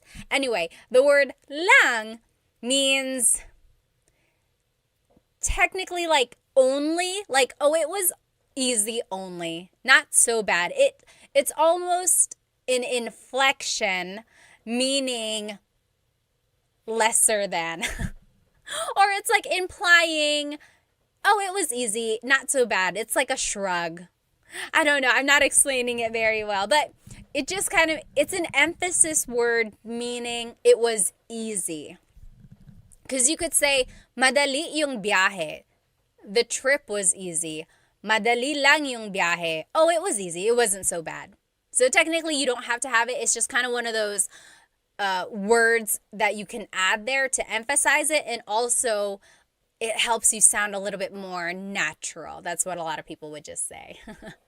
Yes, Anthony said it was just an easy trip. Thank you, Anthony. So it's like adding just. It was just easy. Even though just doesn't really translate like in English, it's just that implication. Like, oh, it wasn't so bad. Very good, very good. Awesome. Okay. So now, here are some other things you can say about your trip. Okay? So, pupunta ako sa, that means I am going to somewhere. Pupunta ako sa Florida, I'm going to Florida. Pupunta ako sa Pilipinas, I'm going to the Philippines. So, pupunta ako sa blank. I am going somewhere. Next, aalis ako sa, and then a date. So this is talking about a time when you are leaving, or like a day, a time. So, aalis ako sa Sabado. I am leaving on Saturday. Aalis ako sa susunod na buwan. I am leaving next month. Pupunta ako sa Pilipinas, aalis ako sa susunod na buwan. I'm going to the Philippines, I'm leaving next month. Okay? You could also add a time. Aalis ako sa alas 5. Aalis ako sa alas 5. Or alas 5 ako aalis is what's a little bit more natural. When you're adding a time, it's like alas 5 ako aalis. Okay? Next, the opposite of aalis means return or is returning. That would be babalik ako sa blank. Babalik ako sa Lunes. I'll be back on Monday. Babalik ako sa Lunes. Or babalik ako sa December. Oh, Dan said specifically, what if it's a specific date like December 2nd? Do you use English or Spanish or Tagalog, or what's more common? So yes, aalis ako sa December 2. I am leaving on December 2. If you want to be formal, or you could say it in Tagalog, it would be like, aalis ako sa ikalawang araw ng Desyembre. I am leaving on the second day of December. But you could just say December 2. December 2. They don't say first, second, third. They just say the number. Aalis ako sa December 2. And so on. Yeah. Nefim said, pupunta ako sa Jollibee. Any tips to learn Tagalog for my girlfriend? Eli said, oh, first of all, how sweet, very good. And then also, I would say learn vocabulary words first and then insert vocabulary words in your everyday conversations. For example, where are my susi? Where are my keys? So susi is keys. Try inserting Tagalog little by little and then you'll be able to say the full phrase. Let's see. Oh, Local said, do you have any written sources on the grammatical structure? Nothing written out unless you want to print out my slides to my full-length Tagalog lessons. So on my YouTube channel, there are full-length Tagalog lessons, and I go through the grammatical structures of present tense, past and future tense conjugation, and sentences, and there are grammatical structures in there, and I have the slides up on my Stand Store, which you can print off and follow along to while you're watching. Yes, okay, so Rayleigh said, is pupunta, does that have the same meaning as will or only means going to? Pupunta ako, I will go to. It's the same. You can say, pupunta ako sa Florida, I am going to Florida, or I will go to Florida. Does that kind of make sense? Okay. Let's see. Let me catch up on some of these comments here. Okay. Oh, Ryu Jing said, this is too advanced for me. I'm sorry. Yes, I do have some easier classes. Some people ask for a little bit more difficult, so this might be one of those. Jeremy said, do you have a vocabulary list? No, but maybe I should make one. Love you po, Dev said. Susie is my cousin's name, Nawal said. Okay. Oh, Ryu Jing said, I just want to experience the class even if I can't catch up. Alrighty. Oh, sure said, I have Ate Pat's slides for conjugation and they're very helpful. Thank you. I'm glad you found them helpful. Okay, where were we? Here. So, traveling phrases so far, we learned pupunta ako sa, I am going to blank. Ejam said, pupunta ako sa Vegas. So, I am going to Vegas. Very good. Then, aalis ako sa, I am leaving on a date. Aalis ako sa Sabado. I am leaving on Saturday. Babalik ako sa Lunes. I am coming back, or I will be back on Monday. This last one talks about who you are going to be with. So, names of people. Kasama ko si blank. Kasama ko si nanay. I will be with my mom, or I am with my mom. So, kasama ko si, that can be present tense or future tense. So, there's no real indication of tense here. So, you could just use it in the future or present. So, kasama ko si Kuya Art. I will be with Kuya Art, or something like that. Take a look at this next slide. It has some examples written in. Oops. So, pupunta ako sa Maynila. I am going to Manila. Pupunta ako sa Maynila. Do you see the spelling of Manila here? This is the Tagalog spelling of Manila. Pupunta ako sa Maynila. Maynila. I am going to Manila. Now, you don't have to only use this phrase with a specific place, like a city or anything like that. You can use this phrase with like a location that's generally speaking. For example, pupunta ako sa tindahan. I am going to the store. Pupunta ako sa eskwelahan. I'm going to school. Or it could be specific like this. Pupunta ako sa Maynila. I'm going to Manila. Or pupunta ako sa bahay ni nanay. I'm going to mother's house. I just want you to learn this phrase pupunta ako sa means I'm going somewhere. Okay? Jay said, just joining Ate Pat. Sorry, late po. No worries, no worries. Next, aalis ako sa Sabado. I am leaving on Saturday. Babalik ako sa isang linggo. Babalik ako sa isang linggo. I will be back in 1 week. Babalik ako sa isang linggo. Dex said, aloha from Hawaii. Hello, hello. Oh, Jason said, Pat, pupunta ako ng Pinas para maghanap ng mapapang asawa. Of course. Did you see my eye roll?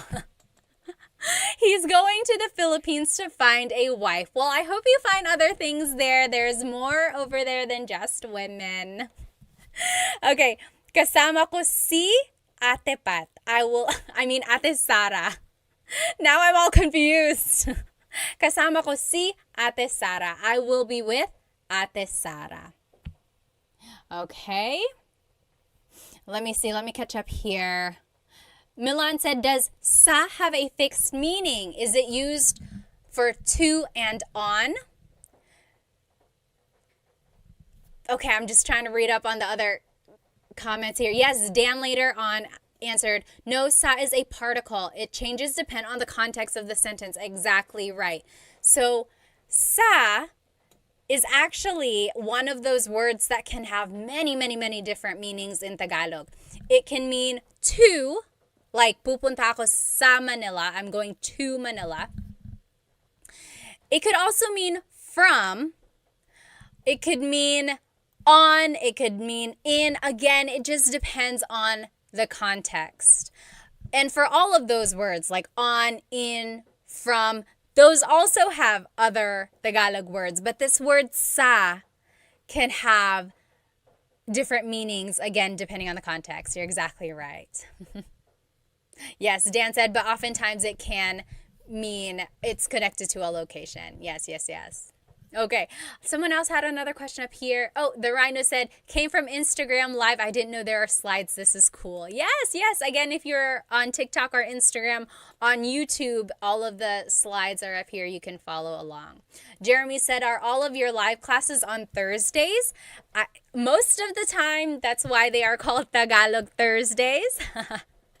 But over the summer, I've been a little bit busy. Some of the Thursdays, we didn't have class. There was July 4th, and then I was in Chicago 1 week. But usually on Thursdays, I try to have a live Tagalog lesson. I call them Tagalog Thursdays. Any questions about these phrases? Hopefully, you can use these phrases now, and not only talking about your vacation or not only talking about like a trip that you're going on. You can use them when you're even just talking about going to the store, right? Pupunta ako sa tindahan, aalis ako ng 3:00. I'm going to the store, I'm leaving at 3 o'clock, whether you are here or not, right? Maybe say that to someone tomorrow or something like that. Or if you need to go shopping, you could say, aalis ako, babalik ako sa 1 oras. I'm leaving, I will be back in 1 hour. Babalik ako sa 1 oras. Okay? JB said, sa is a preposition, diba? Again, it's one of those things, depending on its context, it can be a preposition. You're right. Puck said, I learned that by listening to my wife mess up all the English translation from sa. Yes, exactly right. So he said his wife never gets the prepositions right, like on, in, to, because sa takes the place of a lot of those words. Exactly right, Puck. Unfortunately, for some Filipino like people who get that confused. You're right. Maria said, what about the word si? Like in the word kasama ko si. Is that referring to a person? Yes. Yes, that is the linking word that comes before a person's name in a phrase like this and for a lot of cases. So if a person's name is coming after something, Usually it's si. Sometimes it's ni. Ni is possessive. Like, bahay ni Ate Sara. Bahay ni Ate Sara, that means Ate Sara's house. But if you say kasama ko si Ate Sara, that means you are with Ate Sara. Okay? Let's keep going here. Now, here are some phrases you can say in the Philippines while you are traveling, okay? So this might be useful for you, but you could also say it if you're just around the house or if you're traveling to somewhere new. Nasaan ang CR? Nasaan ang CR? What is CR? Does anyone know what CR stands for? Take a minute, write it in the comments while I catch up on some of these comments here. Oh, thank you. Let me see. Someone sent a gift here. Lito sent a rose on TikTok. Maraming salamat. Thank you so much.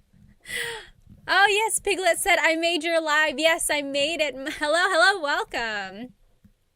Dan said, Ate Pat, ang mga live class mo, ang pinaka-paborito kong serye. Salamat naman. He said, your lives are my favorite series. Yes, exactly right. Anthony and Puck and JB, you guys all got a snow.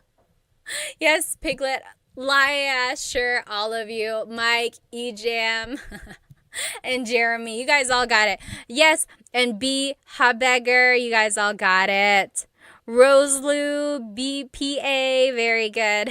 Oh, so Girl with No said crying room. So it's not right, not quite crying room. Yay, JF got it on TikTok. So CR is comfort room. Comfort room. And from my understanding, that word came about from or that phrase came about from when the Americans were in the Philippines during World War II, and it was just considered like, oh, the comfort room. So for some reason, that stuck around. So they always say like, nasaan ang CR? Or CR ba ito? Is this a bathroom? So CR means comfort room. In case you ever go to the Philippines and you hear that or someone asks you about it, that is what that means, and it's the bathroom. Oh, the Rhino, thank you so much. The Rhino sent a gift through YouTube and it said, Maraming salamat ate, go buy some Chicken Joy. You know the way to my heart. Thank you. Unfortunately, the closest Chicken Joy to me is 3 hours away. But thank you so much. Yes, I am over here in North Carolina and the nearest Jollibee is in Virginia Beach and it's so far away. Okay. Yes, let's keep going here. Oh, Jason said, how long does it take to understand people who talk fast? Nagbabasa ako, okay. So, in order to understand Tagalog really fast, like people who are speaking, sometimes I even have to close my eyes and just pick out the words you know, and then from there, use the context clues, right? But I would say, depending on how fast someone is talking and how much vocabulary words you know, it can take a little while. Alrighty, let's keep going. So nasaan ang CR means where is the bathroom. Keep that in your pocket for the next time you need to ask where is the bathroom. Now, if you want to buy something, this is what you can say. Pabili po ng. Pabili means can I buy? Can I buy? Po is a sign of respect. Nang means some or a thing. Pabili po ng blank. For example, pabili po ng tubig. Can I please buy some water? Pabili po ng tubig. Or pabili po ng tinapay.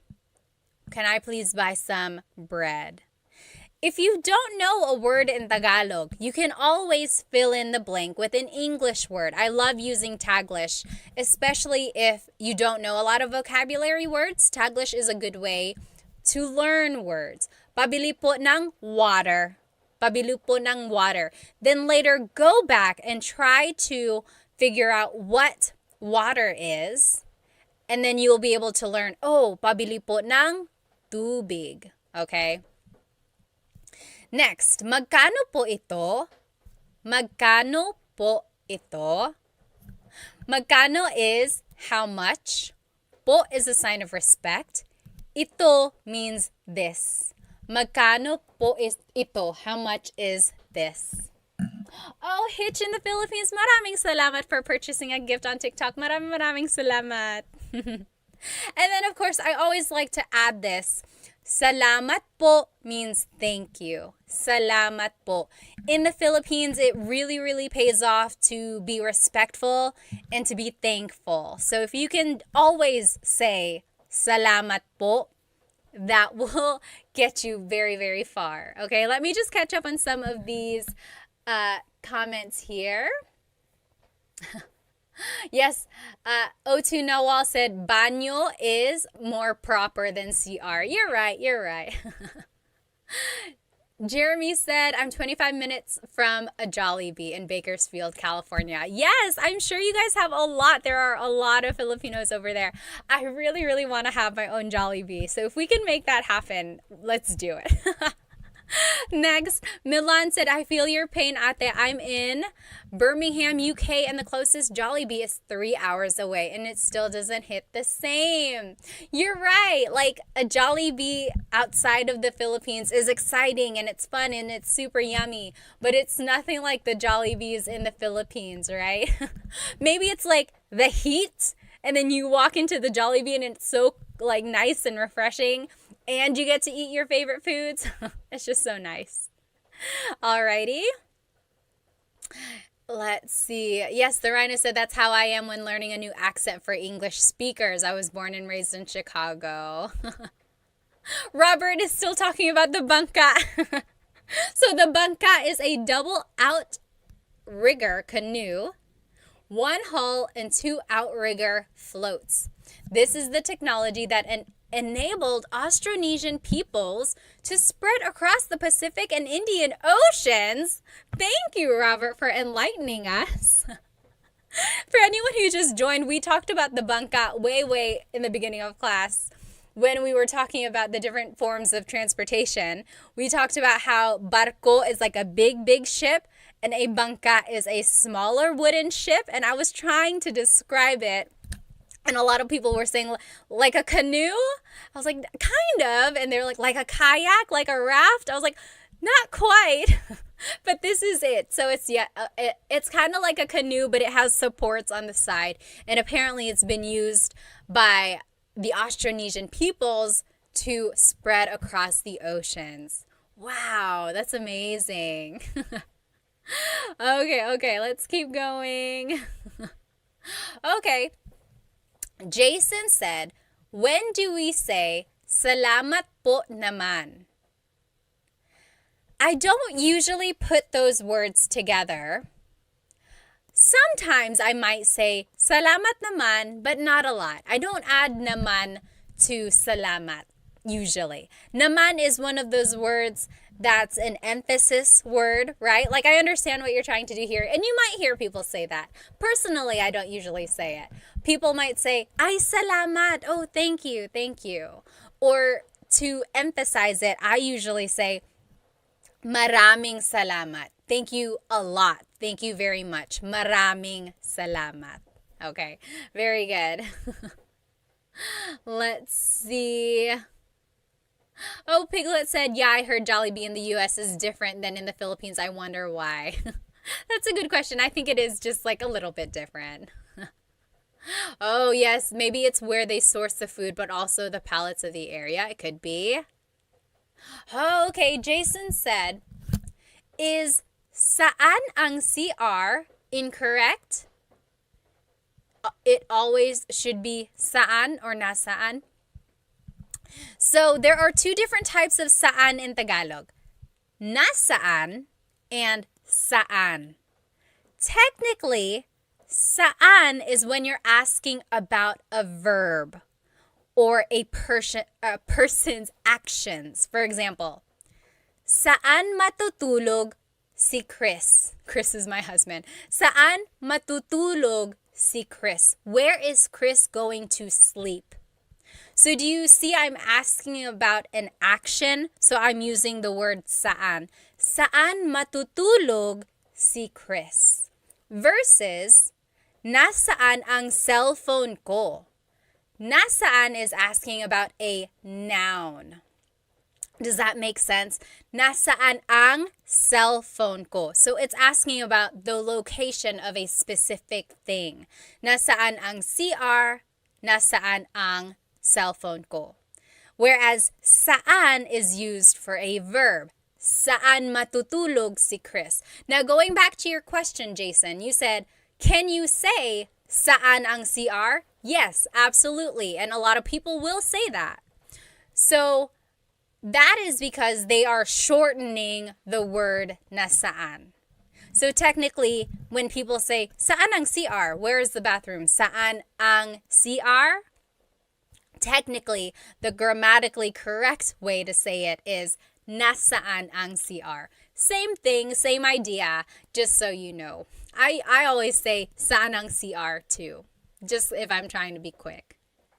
Very good. Oh, Tony said, is magkano from the root of ano in the way gaano is? And then someone asked, or Dan said, yes. Well, first, Dan answered the question about saan and nasaan and said, you can still say it. People will understand. No one will call it out. Exactly right. Yes. And then also Dan said the root is kano, meaning like the quantity of something. Yes. So it's not quite the same, but very similar as the word gaano. It's a little bit different.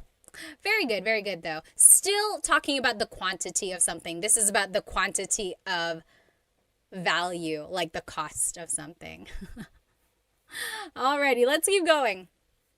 So again, just to go over some of these phrases that you can say while traveling in the Philippines. Nasaan ang CR? Where is the bathroom? Nasaan ang CR? Or pabili po ng, can I please buy? Pabili po ng tubig, can I please buy water? Pabili ng tinapay, can I please buy bread? Or magkano po ito? How much is this? Magkano po ito?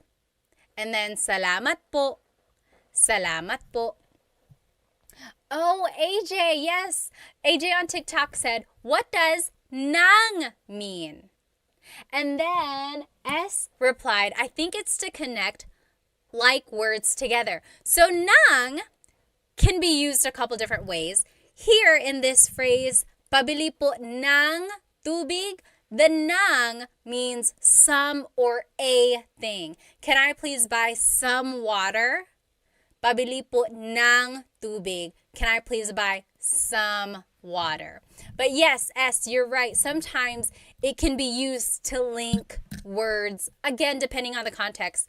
But in this phrase, it means some or a thing. Very good question. Okay, this is the last thing we're going to do tonight. So throughout this lesson, we learned some phrases, some vocabulary words about traveling. I want you to listen to what I am about to say. It's going to be a little dialogue. And I'm going to say it in Tagalog, and I want you to see how much you can understand. Okay? This is going to test your oral comprehension skills. So imagine you are listening to people talk about a trip. This is what you might hear. So let's see how much you can understand. You might know more than you think, okay? Okay, here we go.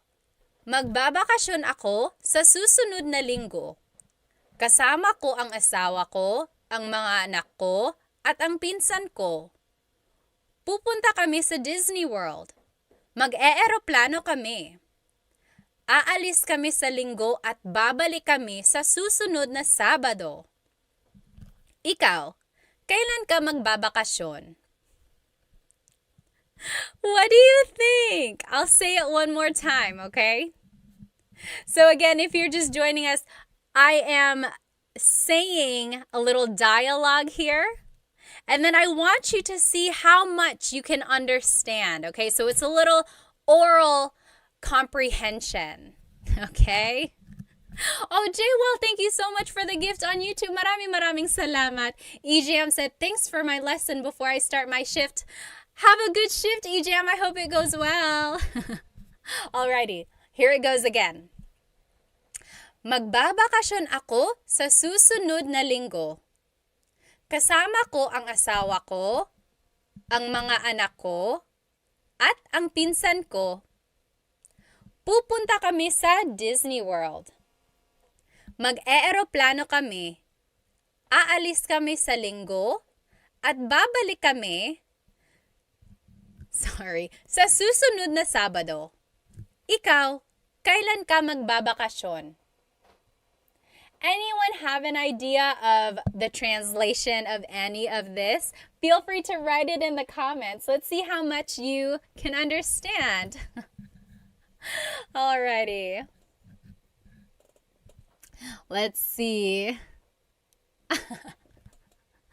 Alrighty, let me just see here. Oh. Okay. Yes! JB said, I will be on vacation in 1 week. I'm with my spouse, my child, and my cousin. We're going to Disney World. We're flying. We're leaving in a week and coming back early on Saturday. You, when are you going? Alrighty, let's double check here. Okay. Yes! Blake Kayer on Instagram. Yes, you're getting it. Yes, okay, let's see. So, magbabakasyon ako sa susunod na linggo. That means I'm going on vacation next week. Yes. So, susunod na linggo means next week. Susunod na linggo means next week. So, magbabakasyon ako sa susunod na linggo. I'm going on vacation next week. Next, kasama ko ang asawa ko, ang mga anak ko, at ang pinsan ko. That means I'm going with my husband, my kids, and my cousin.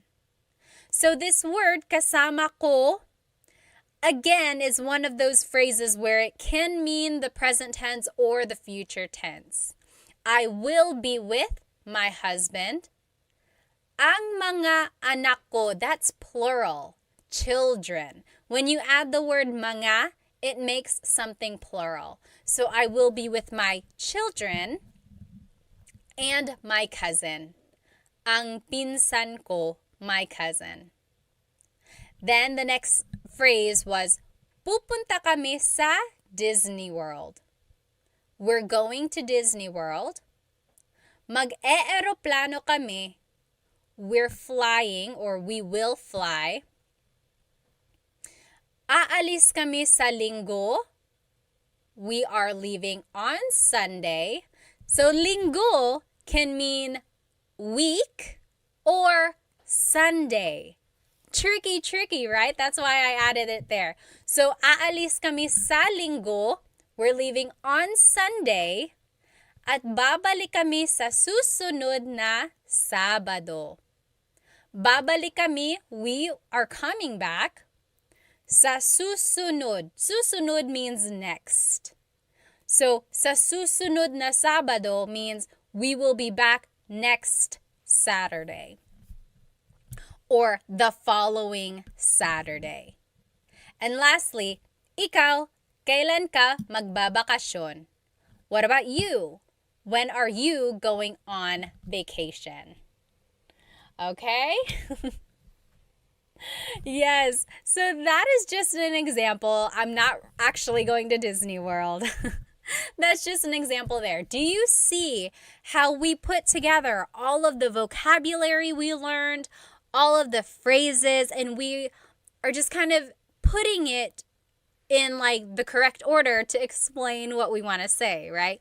So hopefully you can recognize some of these words and phrases now when someone talks about a trip or a vacation they're going to go on. Okay? Now, here's just a review of everything we learned tonight. We talked about the vocabulary of different forms of transportation, right? It just makes me laugh. We finally figured out what a bangka is. We learned aeroplano is airplane, coche is car, barco is boat, a ship, and bangka is like a smaller boat, right? And then we learned some phrases, lots and lots of phrases about traveling. We learned bakasyon is vacation, pasyal is a trip, viaje is also a trip, but also more like a journey, right? It's more like the act of taking a trip. And then we learned some phrases that you can say while traveling in the Philippines. And then we practiced with this example dialogue. Okay, does anyone have any questions or comments? Let me just go through some of these comments, especially on Instagram. I want to make sure I saw them. If you have a question and I didn't get to it, feel free to write it again. Blake Care said, I'm taking vacation and we're going to Disney World. Oh, I think you were just translating what I was saying, right? Okay. Oh, Jeremy said, babalik is Sunday. Babalik means to come back. Sunday is linggo. Linggo. Yes. Okay, awesome. Well, thank you, everyone. Oh, Meep, thank you so much for the gift. I think you sent a gift. Yes, you sent me a heart. Maraming salamat on TikTok. Thank you so much. I will see you again next, actually, I think I will see you more or a lot earlier than next Thursday.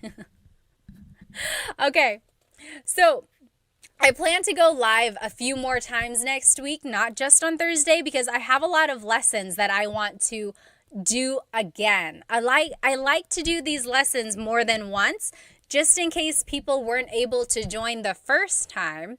I like people to be able to join and ask their own questions and things like that. So hopefully I can be on again some other time next week. But I will definitely be on here on Instagram and YouTube and TikTok live next Thursday for Tagalog Thursday. Oh, Surf, thank you so much for the gift on TikTok.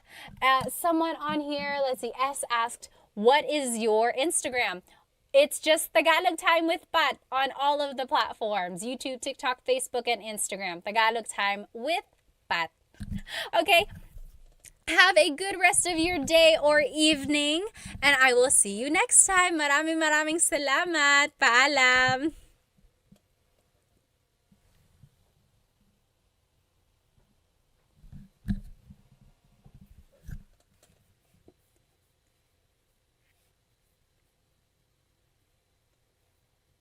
Hello, everybody. Welcome. Welcome to Tagalog Thursday. I'm so happy you're here with me on YouTube. Let me go ahead and just make sure our other friends are joining us as well. We have a really fun class tonight. Hello, everybody. Welcome to Tagalog Thursday. I have missed you. I've missed you a lot. Tonight is going to be a very fun night because I actually have something that we're going to use, and I think it's going to be very, very helpful. So if you looked at my Instagram story, you'll notice that I put a link up there for some flashcards that I made for us. So I have been working really hard. I made some Tagalog verb flashcards for you. And not only are they vocabulary words about the different verbs in Tagalog, but on the back of the flashcards are conjugations of the verbs as well. Oh, TikTok, let me see if I can flip the screen so that you can see it. Is that better? Yeah, there we go. Okay. So these flashcards are so great because they have the word on them And then on the back is how you conjugate the verb. Okay, a lot of you have said, oh, verbs and conjugation are like some of the most challenging things about Tagalog. And it's true.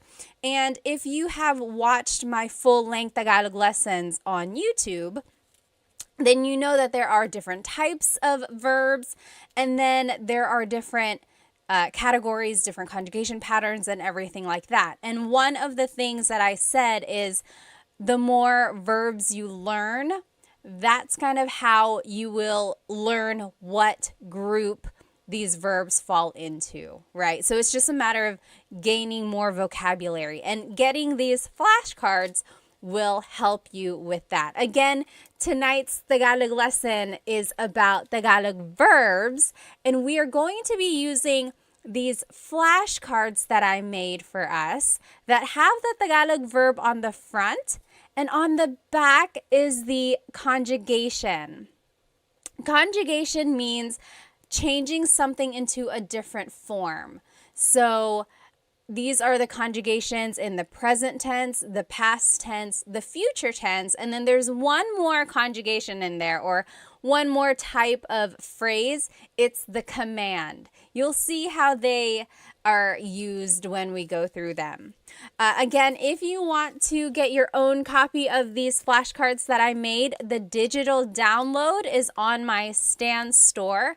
I put the link in my stories, but also it's in the in my bio as well.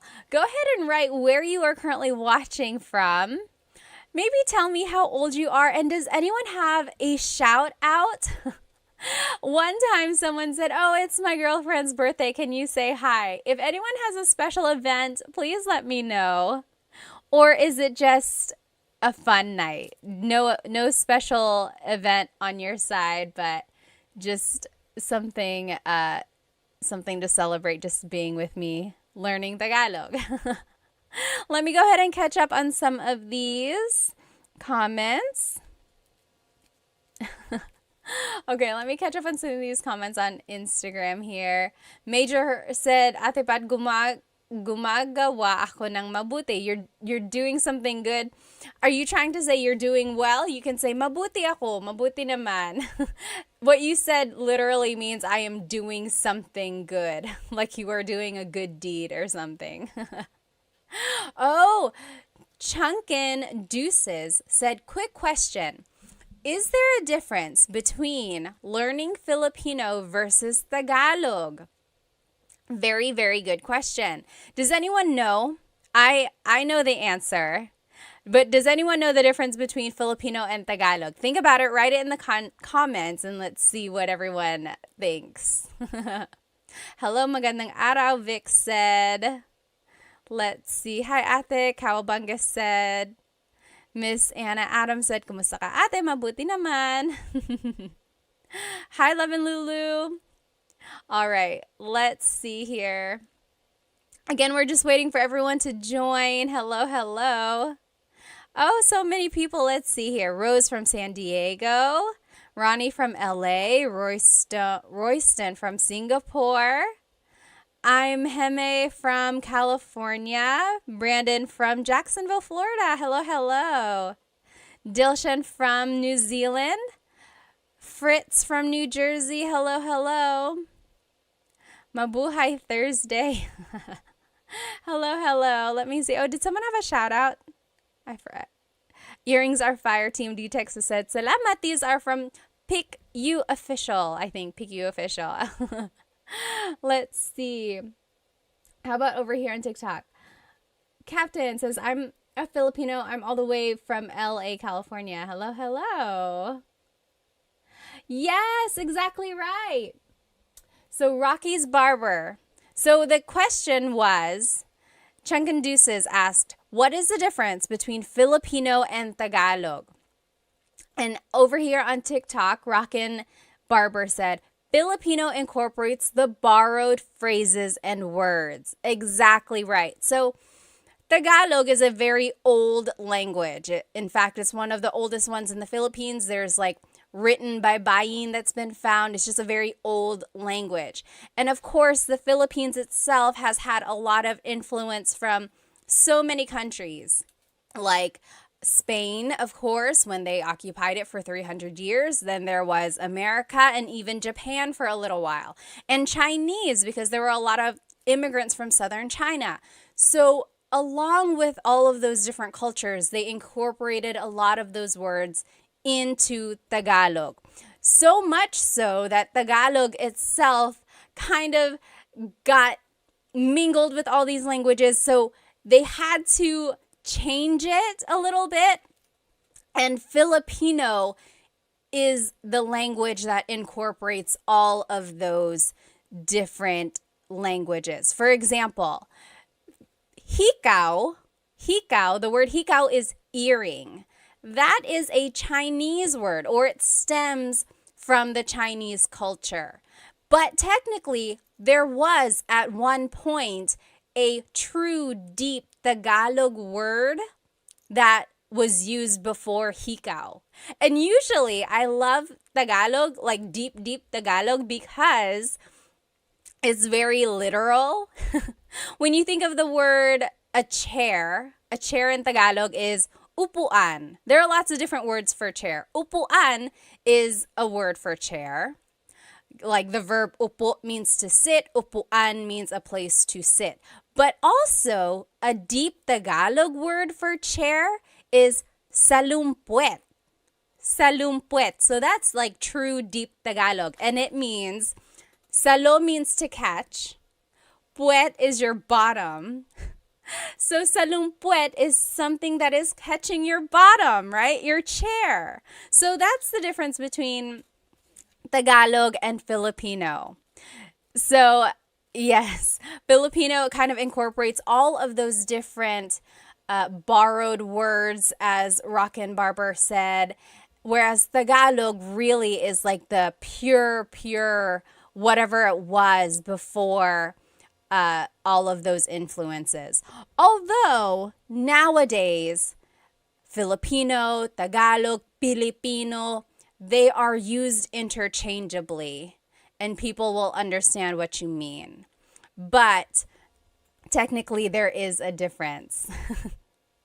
Oh, hello, Tagalog Kurt. Someone is saying hello, Tagalog Kurt. Are they here?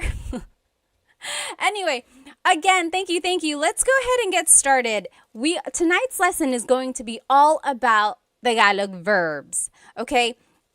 So depending on where you are in your Tagalog learning journey, you might already know how to conjugate verbs and you just want to learn more. Or maybe you are a true beginner, you just want to gain more vocabulary. This is a good way to do it. Or maybe you are kind of a little bit more experienced and you just want to quiz yourself, or you just want to make sure you know the right words.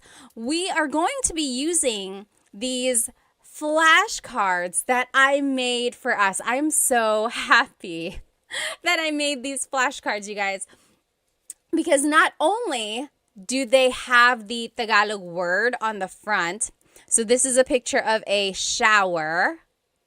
To shower in Tagalog is maligo, and it says that on the front, okay? On the back of the card has the conjugation of the or of the verb.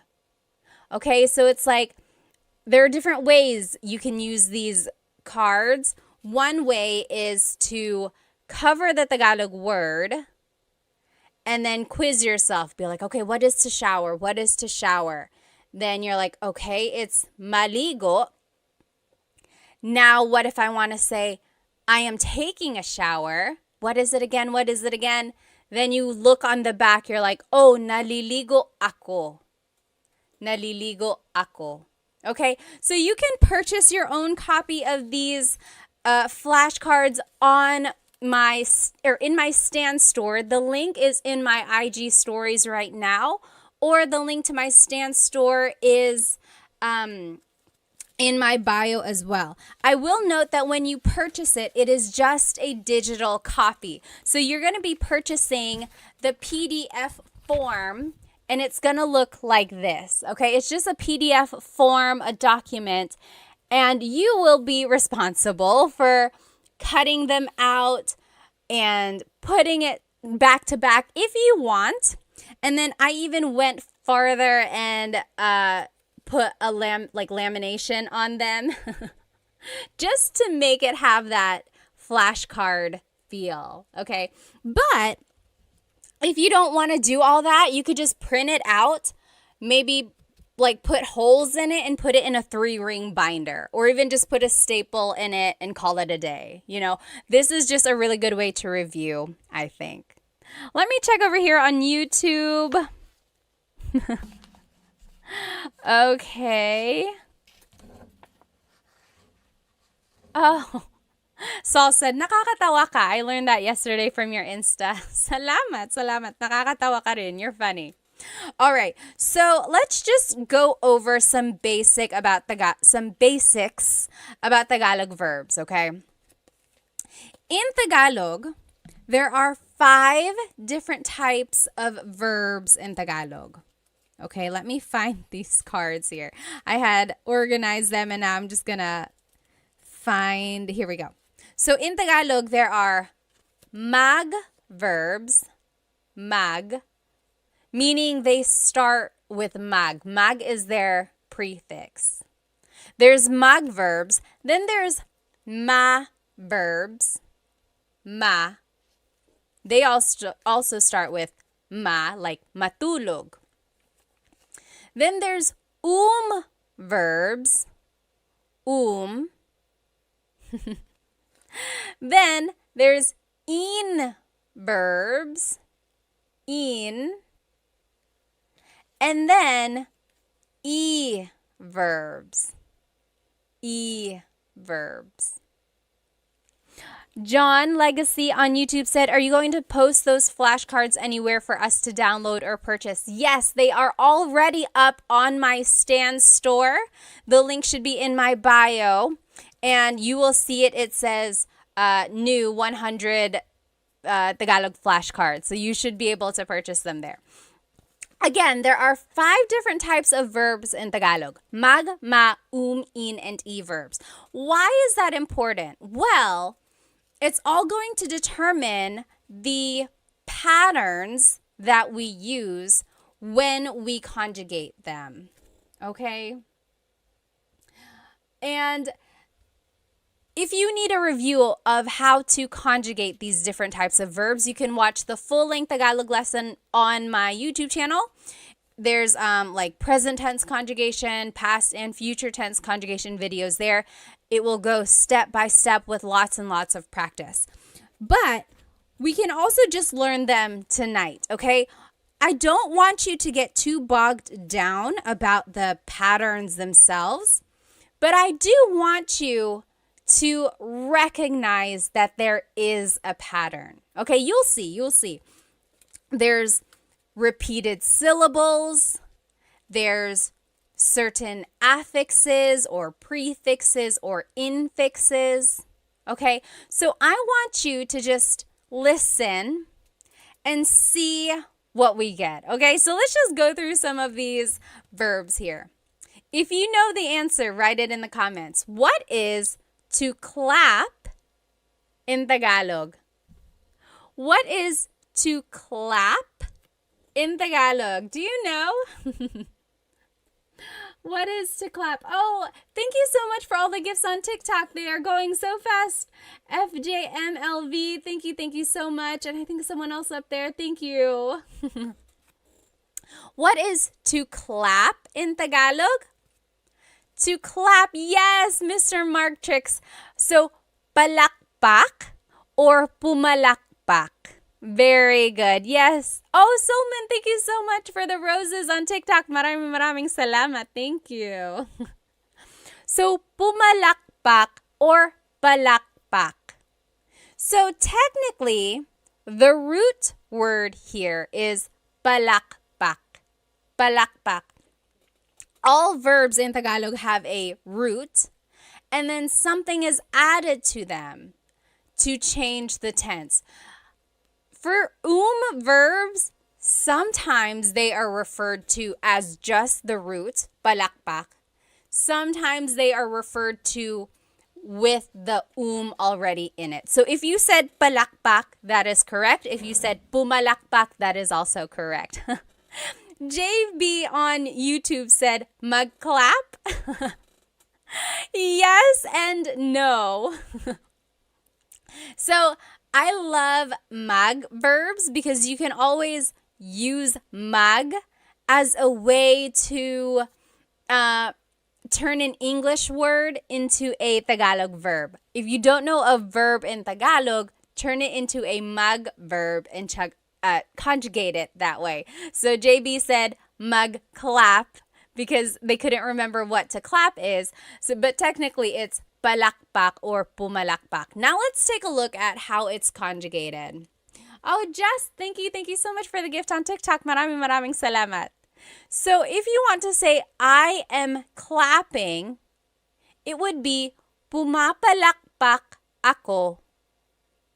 Pumapalakpak ako. So that's just right here. Again, these flashcards are on my Stan store. You can purchase the digital copy and then you can cut them out and laminate it yourself. On the front of it is the verb. On the back are the conjugations. Okay, so in the present tense, it would be pumapalakpak ako. Pumapalakpak ako. Oh, Saul, thank you so much for the badge on Instagram. Thank you. In the past tense, it's pumalakpak ako. Pumalakpak ako. Future tense, it's papalakpak ako. So, it's very interesting. Again, all of these patterns are very specific and don't get too bogged down. I just want you to be able to recognize mostly the root and then see if you can recognize that there is a repeated syllable and then certain affixes and prefixes. Now, if you want to say it as a command, it would be pumalakpak ka. Pumalakpak ka. Clap your hands.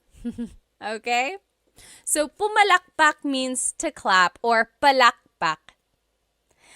Interestingly, the noun form of clap, like applause, is palakpak. So sometimes it can be confusing if you don't use the People can be like, are you talking about the verb or the noun? And of course, you would just use context clues from there. All right, let's keep going. What is to yell in Tagalog? To yell. Do you know what to yell in Tagalog is? To yell in Tagalog is sumigaw. Sumigaw. So in the present tense, sumisigaw ako or sumisigaw siya. Yes, very good. Warhawk got it right on TikTok. Sumisigaw siya. She is yelling. Or sumigaw siya. She yelled. Sisigaw siya.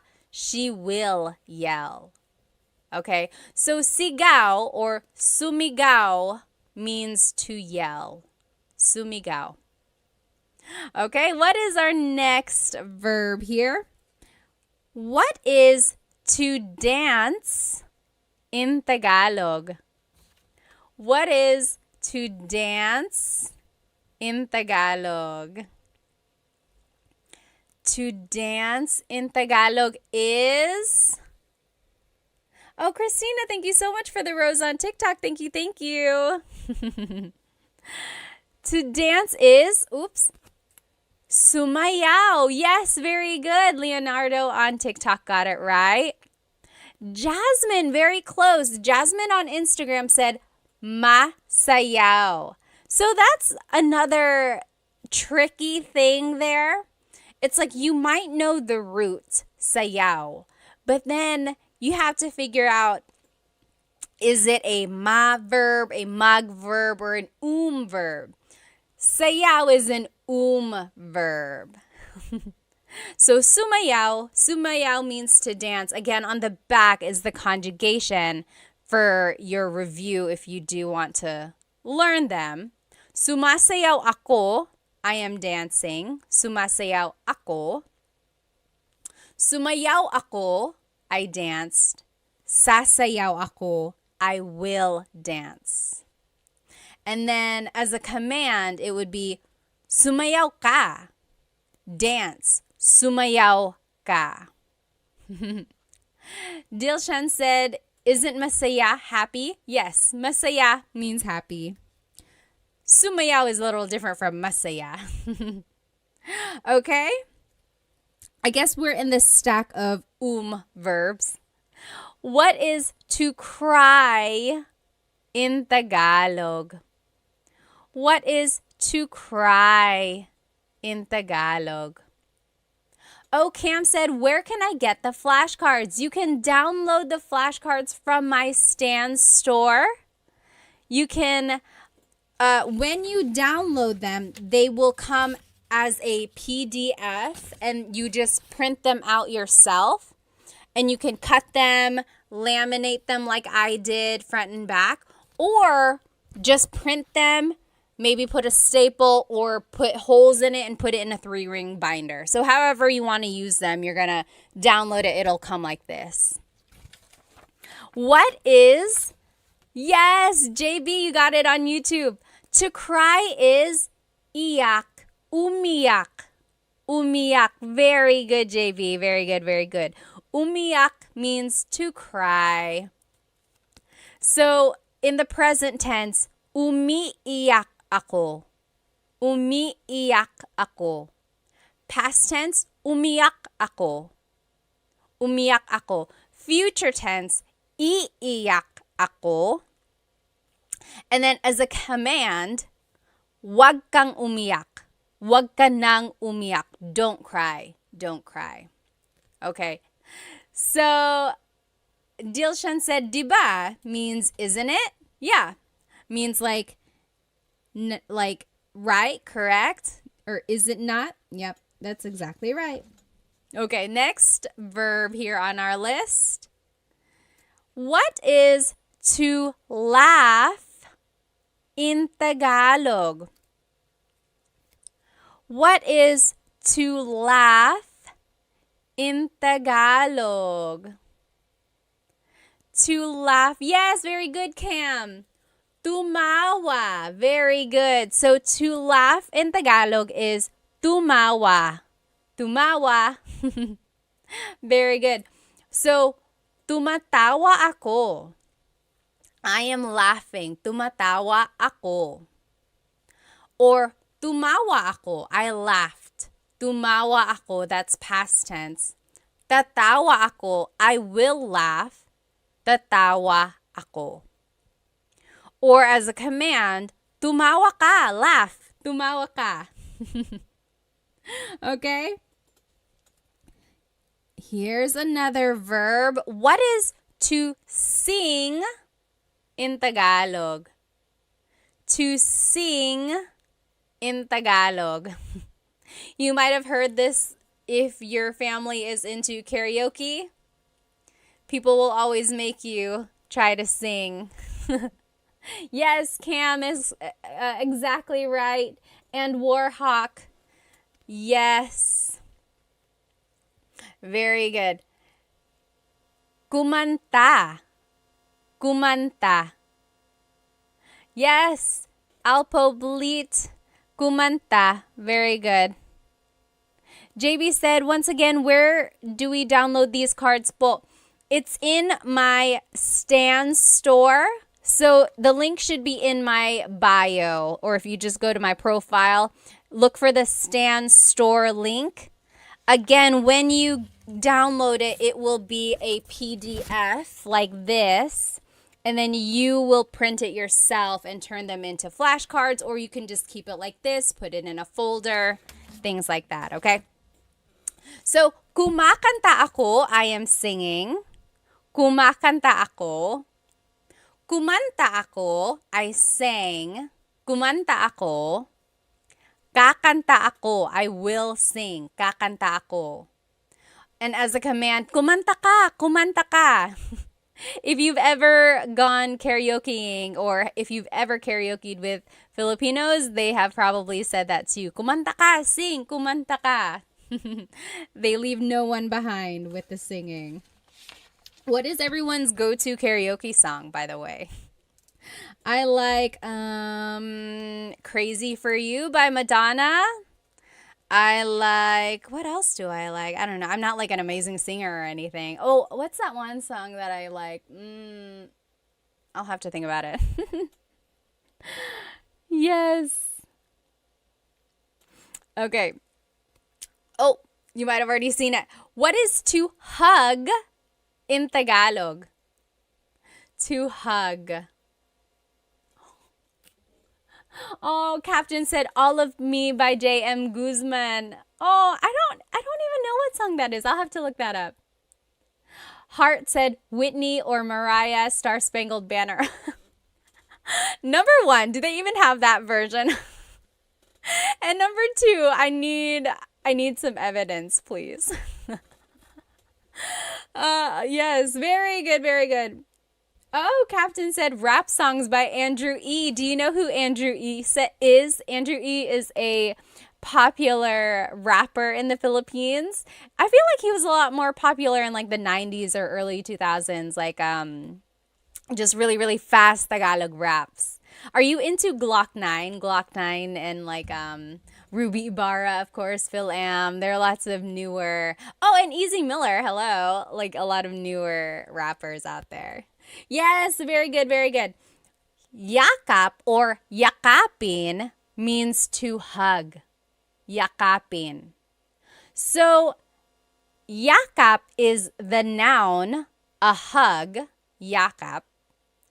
Yakapin is the verb to hug. Captain said Sharon Cuneta. You like to sing Sharon Cuneta songs? Oh, Chris McCollin said, I met Andrew E. Really? How? Jez said Dilaw by Maki. I don't think I've heard that one. I'll have to look that up. So yes, yakapin. Now we're in the in. Where am I? In verbs. In. So the first set of verbs we looked at were verbs. These are in verbs. The difference there is that verbs can be object or actor focused.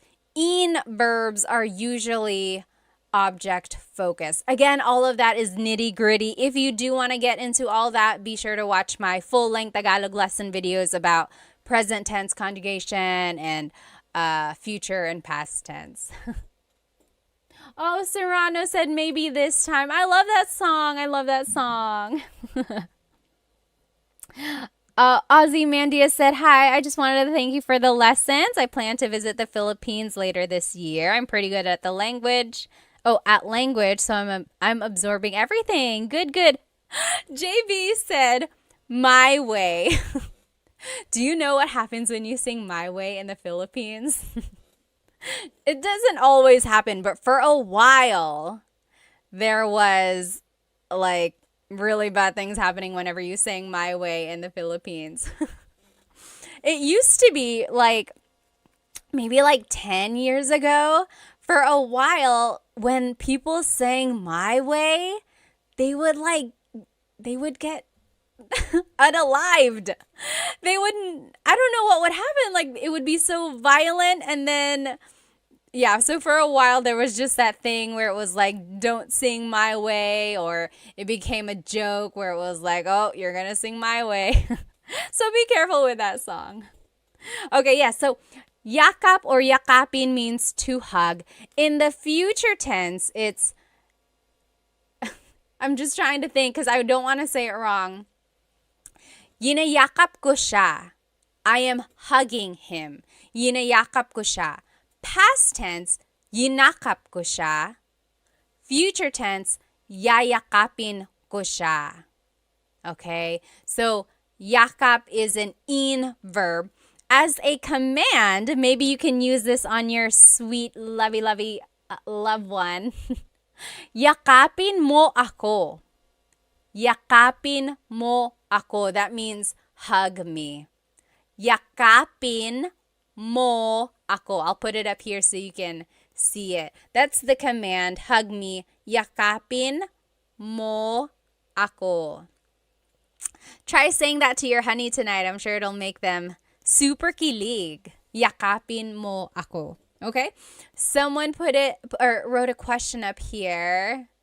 Someone asked why. Why is it that when you sang My Way, you would get like unalived? I don't know. It was just like, maybe it just happened to be that when people were singing that, there were like violent people around them. I don't know. But for a while, you should look it up. It was like singing My Way at karaoke was kind of dangerous. Oh, and then someone asked, do you know how to speak Bisaya? No, I do not, but I know someone who does, and I'll be sharing them with you in just a little while, like maybe next week or in a couple weeks. Oh, someone up here asked, Ladorabi said, is Filipino Sign Language the same as American Sign Language? So I feel like either last year or the year before, I posted a video of Filipino Sign Language. And then people commented, oh, it's the same as American Sign Language because American Sign Language actually is universal. So people said it's the same. But I'm sure there might be some nuances. But that is a great question. If anyone knows, like, is there a difference between Filipino Sign Language and American Sign Language? Let us know. Jasmine said, I heard of you sing it badly. So maybe if you sing My Way badly, then that's why it was so violent. Patch said, your tutorials really helped me in my tutoring sesh with my US students. Thank you, thank you, thank you. Maraming salamat. Thank you, din. Oh, interesting. Okay, so PJ said Japanese Sign Language is a little different. Interesting. Okay, so yeah, there might be some similarities between Filipino Sign Language and then like American Sign Language, but also there might be some differences as well. Warhawk said, I'll never sing that song in the Philippines. Yeah, don't sing My Way. You might not want to. Okay, and then someone asked, do I speak Waray? No, I do not, but I'm looking for someone who can teach it. If you know anyone who can teach Waray, send them my way. Okay. What is to pull in Tagalog? What is to pull in Tagalog? Yes, JB, yakapin was an in verb. We're actually in the in verbs now. Tots asked, can you speak Kapampangan? No, I cannot. I wish I knew people who could, though. Yes, Serrano. Hilahin. Very good, Warhawk. Hilahin. Hilahin. Very good. Hilahin means to pull. Hila means to pull. That's the root. Hila. Hilahin is like the conjugated version, or it's just incorporating that in affix there. So hila means to pull. Hilahin is conjugating it as an in verb. In the present tense, it's hinihila ko ang lubid. I am pulling the rope. Hinihila ko ang lubid. In the past tense, hinila ko ang lubid.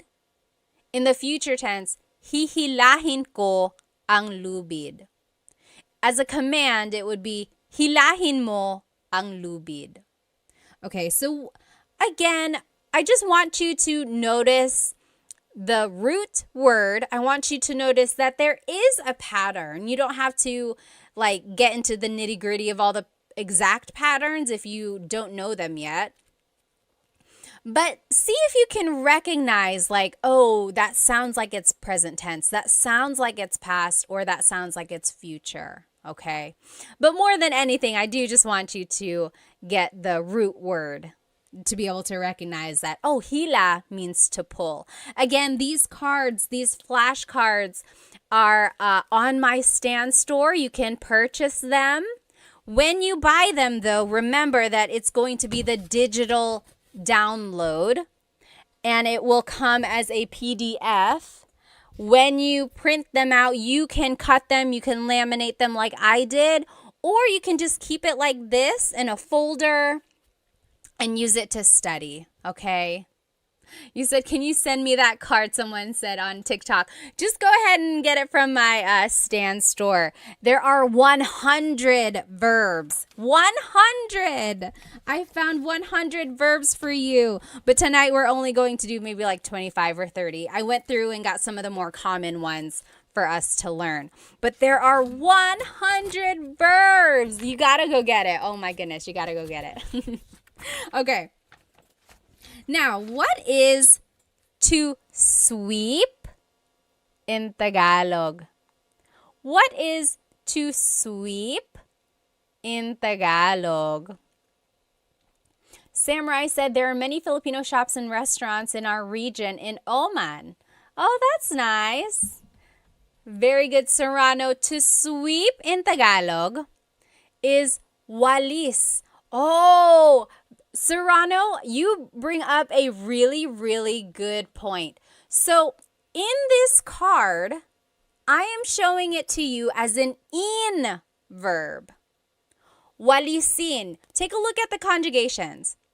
Winawalis ko ang sahig. Winawalis ko ang sahig. I am sweeping the floor. Now, Serrano on TikTok said, magwalis. Oh, I love this, you guys. Walis is one of those verbs which can be either object-focused or actor-focused, okay? So there are certain verbs in Tagalog that can take on different types of verbs. So remember, there's magma, in, or i. Walis can be an in verb, or it could be a mag verb. When it's an in verb, it's being conjugated as an object-focused verb. So you can even see it in the conjugation example. Winawalis ko ang sahig. I am sweeping the floor. The focus of this sentence really is the floor. What are you doing? I am sweeping the floor. Now listen to this. When I say, nagwawalis ako, now I'm conjugating it like a mag verb. Nagwawalis ako, that just means I'm sweeping, right? It's a complete sentence. Nagwawalis ako, I'm sweeping. There's no floor, there's no object. It's just about me, the actor. It's actor focused. What are you doing? I am sweeping. Versus, what are you doing? I am sweeping the floor. Do you see the difference there? That is a prime example of a verb that can be object or actor focused. Very good observation there, okay? Tim said, I love those cards. Thank you. Again, these cards you can get on my Stan store as a digital download. When you purchase them, it's going to come as a PDF form, and you can cut them out and laminate them like I did, like front and back. Or you can just keep it in a folder and use it to study that way. There are 100 verbs in this pack, okay? Okay. Oh no, I have to go, Ryo said. Bye. Salamat. Let's see. This random name said, are you American? Yes, I am. And I'm also Filipino. Okay. What is to tell or to say in Tagalog? What is to tell and to say in Tagalog? Kakak said, how do I get the cards? A link to them is in my bio, the Stan store. Look for the link to my Stan store. Oh, very interesting. String said, magsalita. Very close. Oh, very close, you guys. Yes. Dilshan on Instagram said, nagsasalita. JB said, is the stand store on your IG page? You can find it in my YouTube channel as well. Just go to the About Me area and then look for the stand store. Yes, JB actually got it. So it's sabi or sabihin. So very interesting. A lot of you are saying salita. Salita means, it also means to say, but really it means like to talk. Magsalita ka, talk.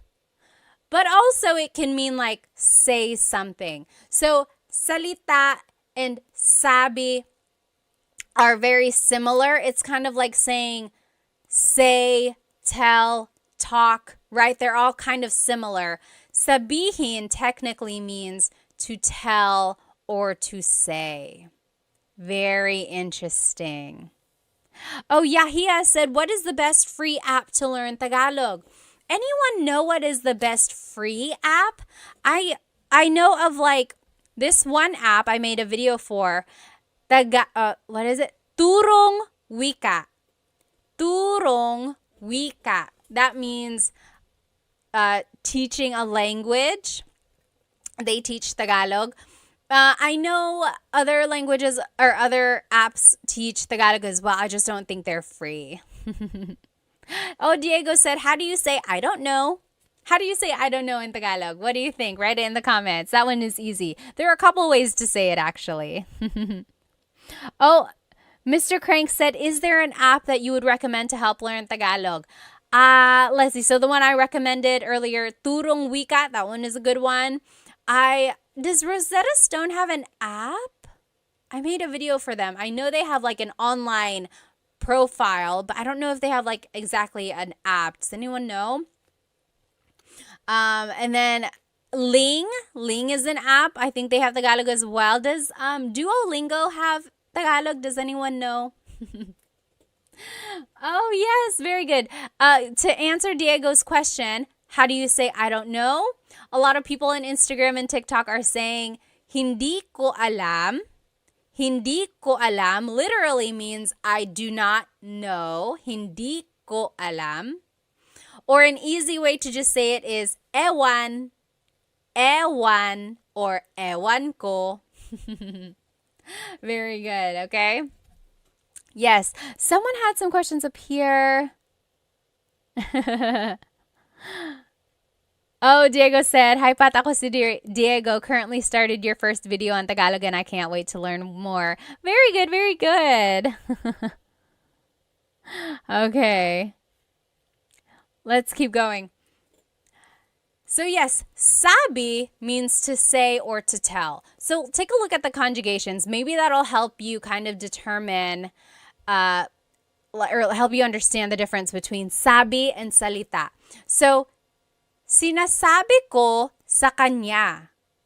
Sinasabi ko sa kanya. I am telling him. I am saying it to him. You see the difference there? Sinabi ko sa kanya. I told him. Sasabihin ko sa kanya. I will tell him. Okay? And then, as a command, sabihin mo sa kanya. Tell him. Sabihin mo. Okay. Diego said Duolingo does not have Tagalog. Interesting, interesting. What is to find in Tagalog? What is to find in Tagalog? Oh, Warhawk said Bluebird app is decent. Bluebird app. To find in Tagalog is, yes. So hanap is the root word. Hanapin is the verb. Hanapin, to find something. Hanapin. Like, oh, hanapin mo. Find it. Hanapin. So here's the conjugation. Hinahanap ko ang susi. Hinahanap ko ang susi. I am looking for the key. Hinahanap. That's the present tense. Past tense, hinanap ko ang susi. Hinanap. I looked for the key. Hahanapin ko ang susi. Hahanapin ko. I will find the key. Okay? So again, hanap means to find. Hanap. Oh, JCast said, where do you buy these flashcards? You can buy them from my Stan store. Link is in the bio. Look for my Stan store.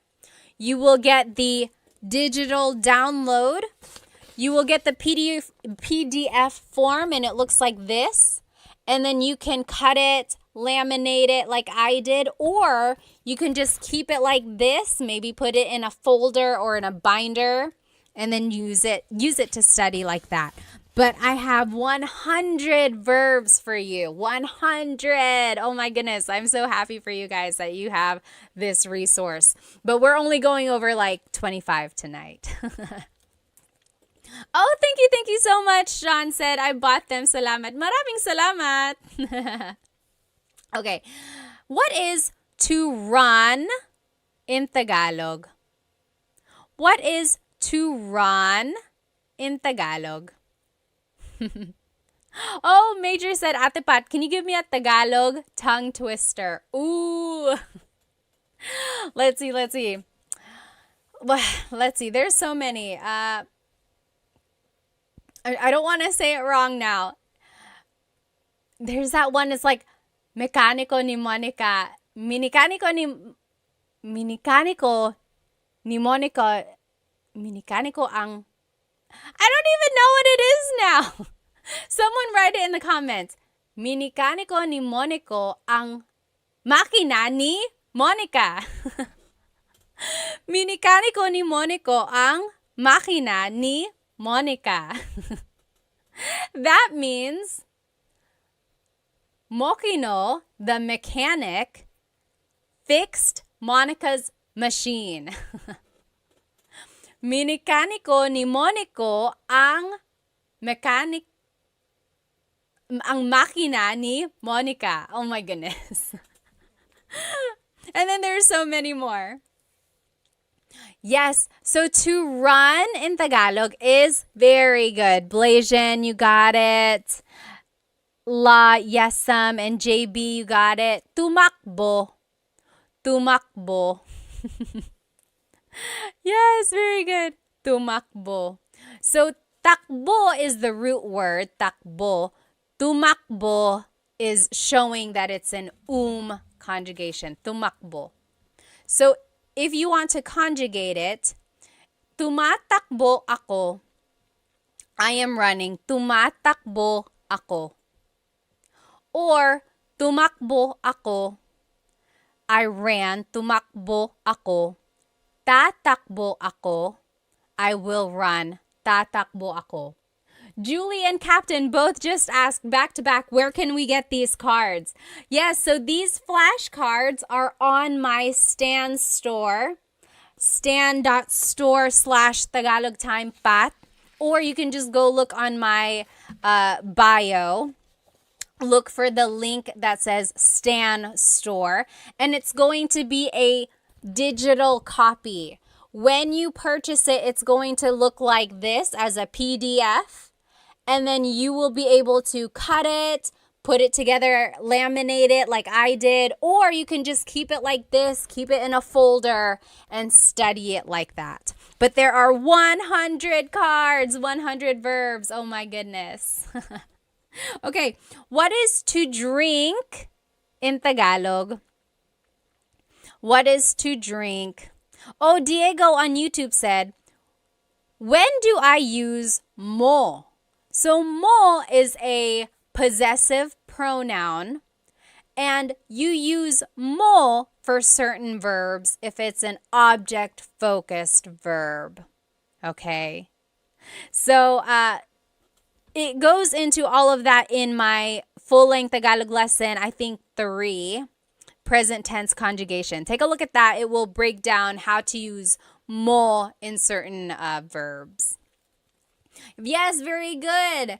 Serrano said, umiinom or uminom. Uminom means to drink. Very good. Blasian, JB, you got it. Yes, Delician.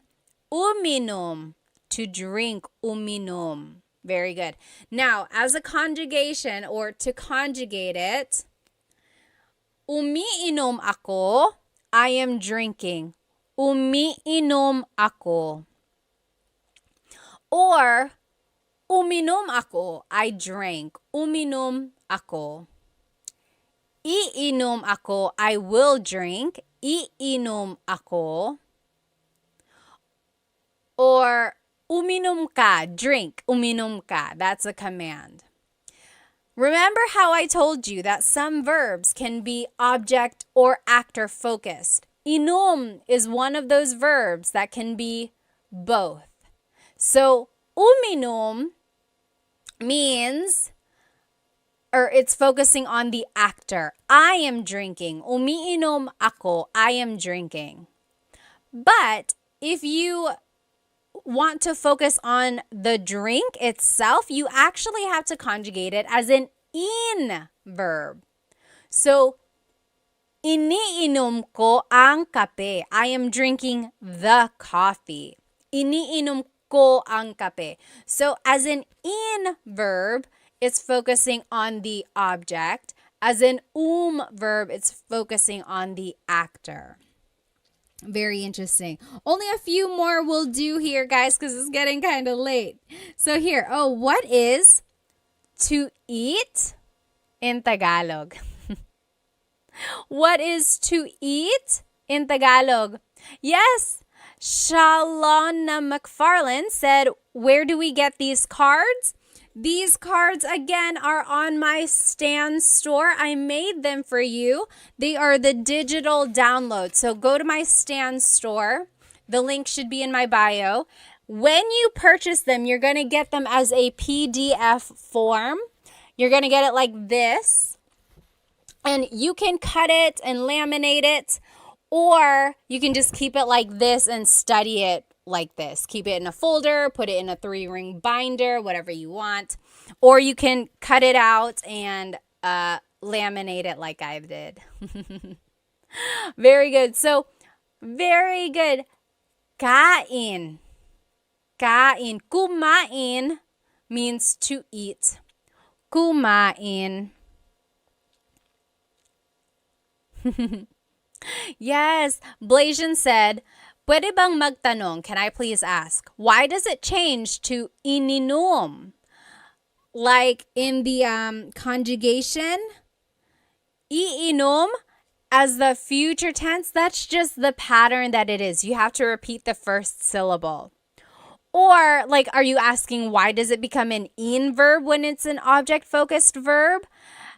It's just one of those things that it's like a thing in the Tagalog language. Some verbs can be actor or object focused, and that's how it would change. It would change by the affix or prefix. And not all verbs are like that, just certain ones. Very good. Oh, La Yesam said, can I get these cards in Canada? Yes, absolutely. When you purchase them, it's just a digital download. So it will go straight to your email, and then you can print it however you want, and then you can cut it out, or you can even just keep it like that. Very good. So kumain means to eat. Let's conjugate it. So kumakain ako, I am eating. Kumakain ako. Or past tense, kumain ako. Kumain ako, I ate. Kakain ako, I will eat. Kakain ako. And then as a command, kumain ka. Eat. Kumain ka. Okay, kumain ka. You might have heard that phrase. A lot of people like to feed their guests. So that is the thing there, the phrase that you might hear a lot. Let's see, what else? Let's take a look at some of these E verbs. We didn't get to look at them. How do you say To write in Tagalog. To write. So to write something. I'll give you a hint. It's an E verb. To write. E. Oh, hang on. Who was that? String Hands said, "Hi, Pat. Your content helped me talk to my mom during her last years before she died. Maraming salamat po." Oh, my goodness. Strings, first of all, I'm so sorry for your loss, but also, I'm so happy to have helped you. Stay strong, okay? I lost a parent too, and it's not easy at all. Oh, Julie said, "I can't find your Stan store." Let's see. Go to my link or go to my bio, and I think just click on whatever link is there, and then more links should pop up. So go to the Stan store. Someone even put it up here. I think you just type in stan.store/Tagalog Time Pat or Tagalog Time.pat or something like that. You could even try to Google stanstore.com. I'll definitely put a post or make a post about it afterwards so we can all find it. Oh, very interesting. Yes. So Serrano again said magsulat. I have it as an e-verb, isulat. Yes, Blasian also said nagsulat. So yes, this is one of those things these are one of those verbs. Again, isulat means to write, but that's focusing on the object. Like, isulat mo ang pangalan mo. Write your name. Isulat mo ang pangalan mo. Write your name.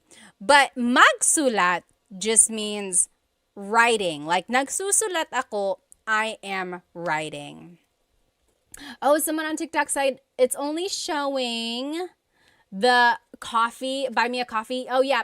So if you're on TikTok, maybe just go open a browser and do stan.store/Tagalog Time with Pat or tagalogtime.pat, or you can go to the links in my Instagram. It'll be there. Stan Store. So, isinusulat ko ang libro. I am writing the book. Or isinulat ko ang libro. I wrote the book. Or isusulat ko ang libro. I will write the book. But again, sulat can be a mag verb. Nagsusulat ako. I am writing. Or nagsulat ako. I wrote. Okay, let's do another E verb. Actually, we'll do two because they're opposites. What is to raise and to bring down? So this one is showing people raising their hand. What is to raise? This one is showing a man putting a box down. So what is to bring down? So to raise and to bring down. What is to raise and to bring down in Tagalog? And I gave you a hint. It's an E verb. To raise in Tagalog is itaas. Itaas. The opposite of that, to bring down, ibaba. So itaas, ibaba. Very good. Yes, exactly right. And you probably heard the phrase like, bababa ka ba? It's one of those things in Tagalog. It's like, baba, just depending on how you put the emphasis, it can mean different things. So, bababa ka ba means, are you going down? Like, are you going down the stairs? Are you going down the elevator? So, ibaba means to go down. Itaas means to raise, like to raise your hand. Let's take a look at ibaba. So, ibinababa ko ang bagahe. I am bringing down the luggage. Ibinababa ko ang bagahe. Or past tense, ibinaba ko ang bagahe. Future tense, ibababa ko ang bagahe. And then as a command, ibaba mo ang bagahe. Bring down the luggage. Okay? Now, let's take a look at itaas, again, to raise. In the present tense, itinataas ko ang bandila. I am raising the flag. In the past tense, itinaas ko ang bandila. I raised the flag. And then in the future tense, itataas ko ang bandila. I will raise the flag. And then as a command, itaas mo ang bandila. Raise the flag. So Love said, spaghetti pababa, pababa, ng pababa. Does anyone remember that song? So baba means to go down, and there was this song back in the day, maybe like, was it early 2000s, I think? Spaghetti pababa, pababa ng pababa, Iser said. And then spaghetti pataas, pataas ng pataas. And it was just this silly, silly dance, and you heard it on every variety show on the Filipino channel. You heard it on the radio all the time. People still dance it. I don't know why it's like that. It's like, why is the spaghetti going down? Why is it going up? Oh my gosh. You can't like not dance when you hear that song. Yes, Blasian said, is there another word for flag? Yes, so I said bandila. Bandila means flag. But watawat also means flag. There's another one, bandila, watawat, and does anyone remember what the other word for flag is? Wumagayway. Watawat, wumagayway. Wumagayway means to wave, or like to wave around, correct? I'm pretty sure. So watawat is like waving the flag, exactly. Oh, thank you, FJMLV said, I just got the flashcards. They look so good. I'm glad they have the sentences with them. Again, if you just joined, you can purchase these flashcards that we were using during the lesson. On the front is the Tagalog verb, and then on the back are the conjugation patterns in the present tense, past, future, and a command. It's like an example. So I think it'll really help you learn more verbs. And when you download it, it is a PDF digital download. So you will be able to cut it out and laminate it if you want to, like I did. Or you could just keep it like this, maybe put a staple in it, or you can put it in a 3-ring binder and just use it to study that way, okay? And there are 100 verbs, 100. I looked up all of the different verbs for you, so I think this will really help if you're trying to learn more Tagalog verbs. Again, you can get it from my Stan store. Stan store. The link should be in my Instagram bio. I think on TikTok we're having a hard time finding it there. So just go to my Instagram or YouTube. The link is in there. Bandera. Yes, I think that's another word for flag as well. Well, you guys, I had so much fun with you tonight. I hope to see you again soon. There are so many more verbs. Again, there are 100 in this pack. This is only like 25 or 30. So maybe next time we will go through more. Oh, FJM said, what are on your YouTube slides? I'm trying to learn more for my fiance. The YouTube slides, if you decide to buy those are just the whatever slides you see in the video. So back up. I make full-length Tagalog lesson videos on YouTube, so those slides are what go with the full-length Tagalog lesson videos, okay? Budak Baru said, where can I get the flashcards? I'm not from the Philippines. You can get them on my Stan store. Go to my Instagram, click on the link in my bio, and look for Stan store. And it will be a PDF download, and you can download them, you can cut them out, you can laminate it, or you can just keep it like this and study it, okay? Yes, let's see. Yes, Benny, did you get that? Benny also asked, where can I get them? Again, on my stand store. You just get the digital download and then you can make the cards or you can keep it like this. Okay? Well, I will see you guys next time. I hope you have a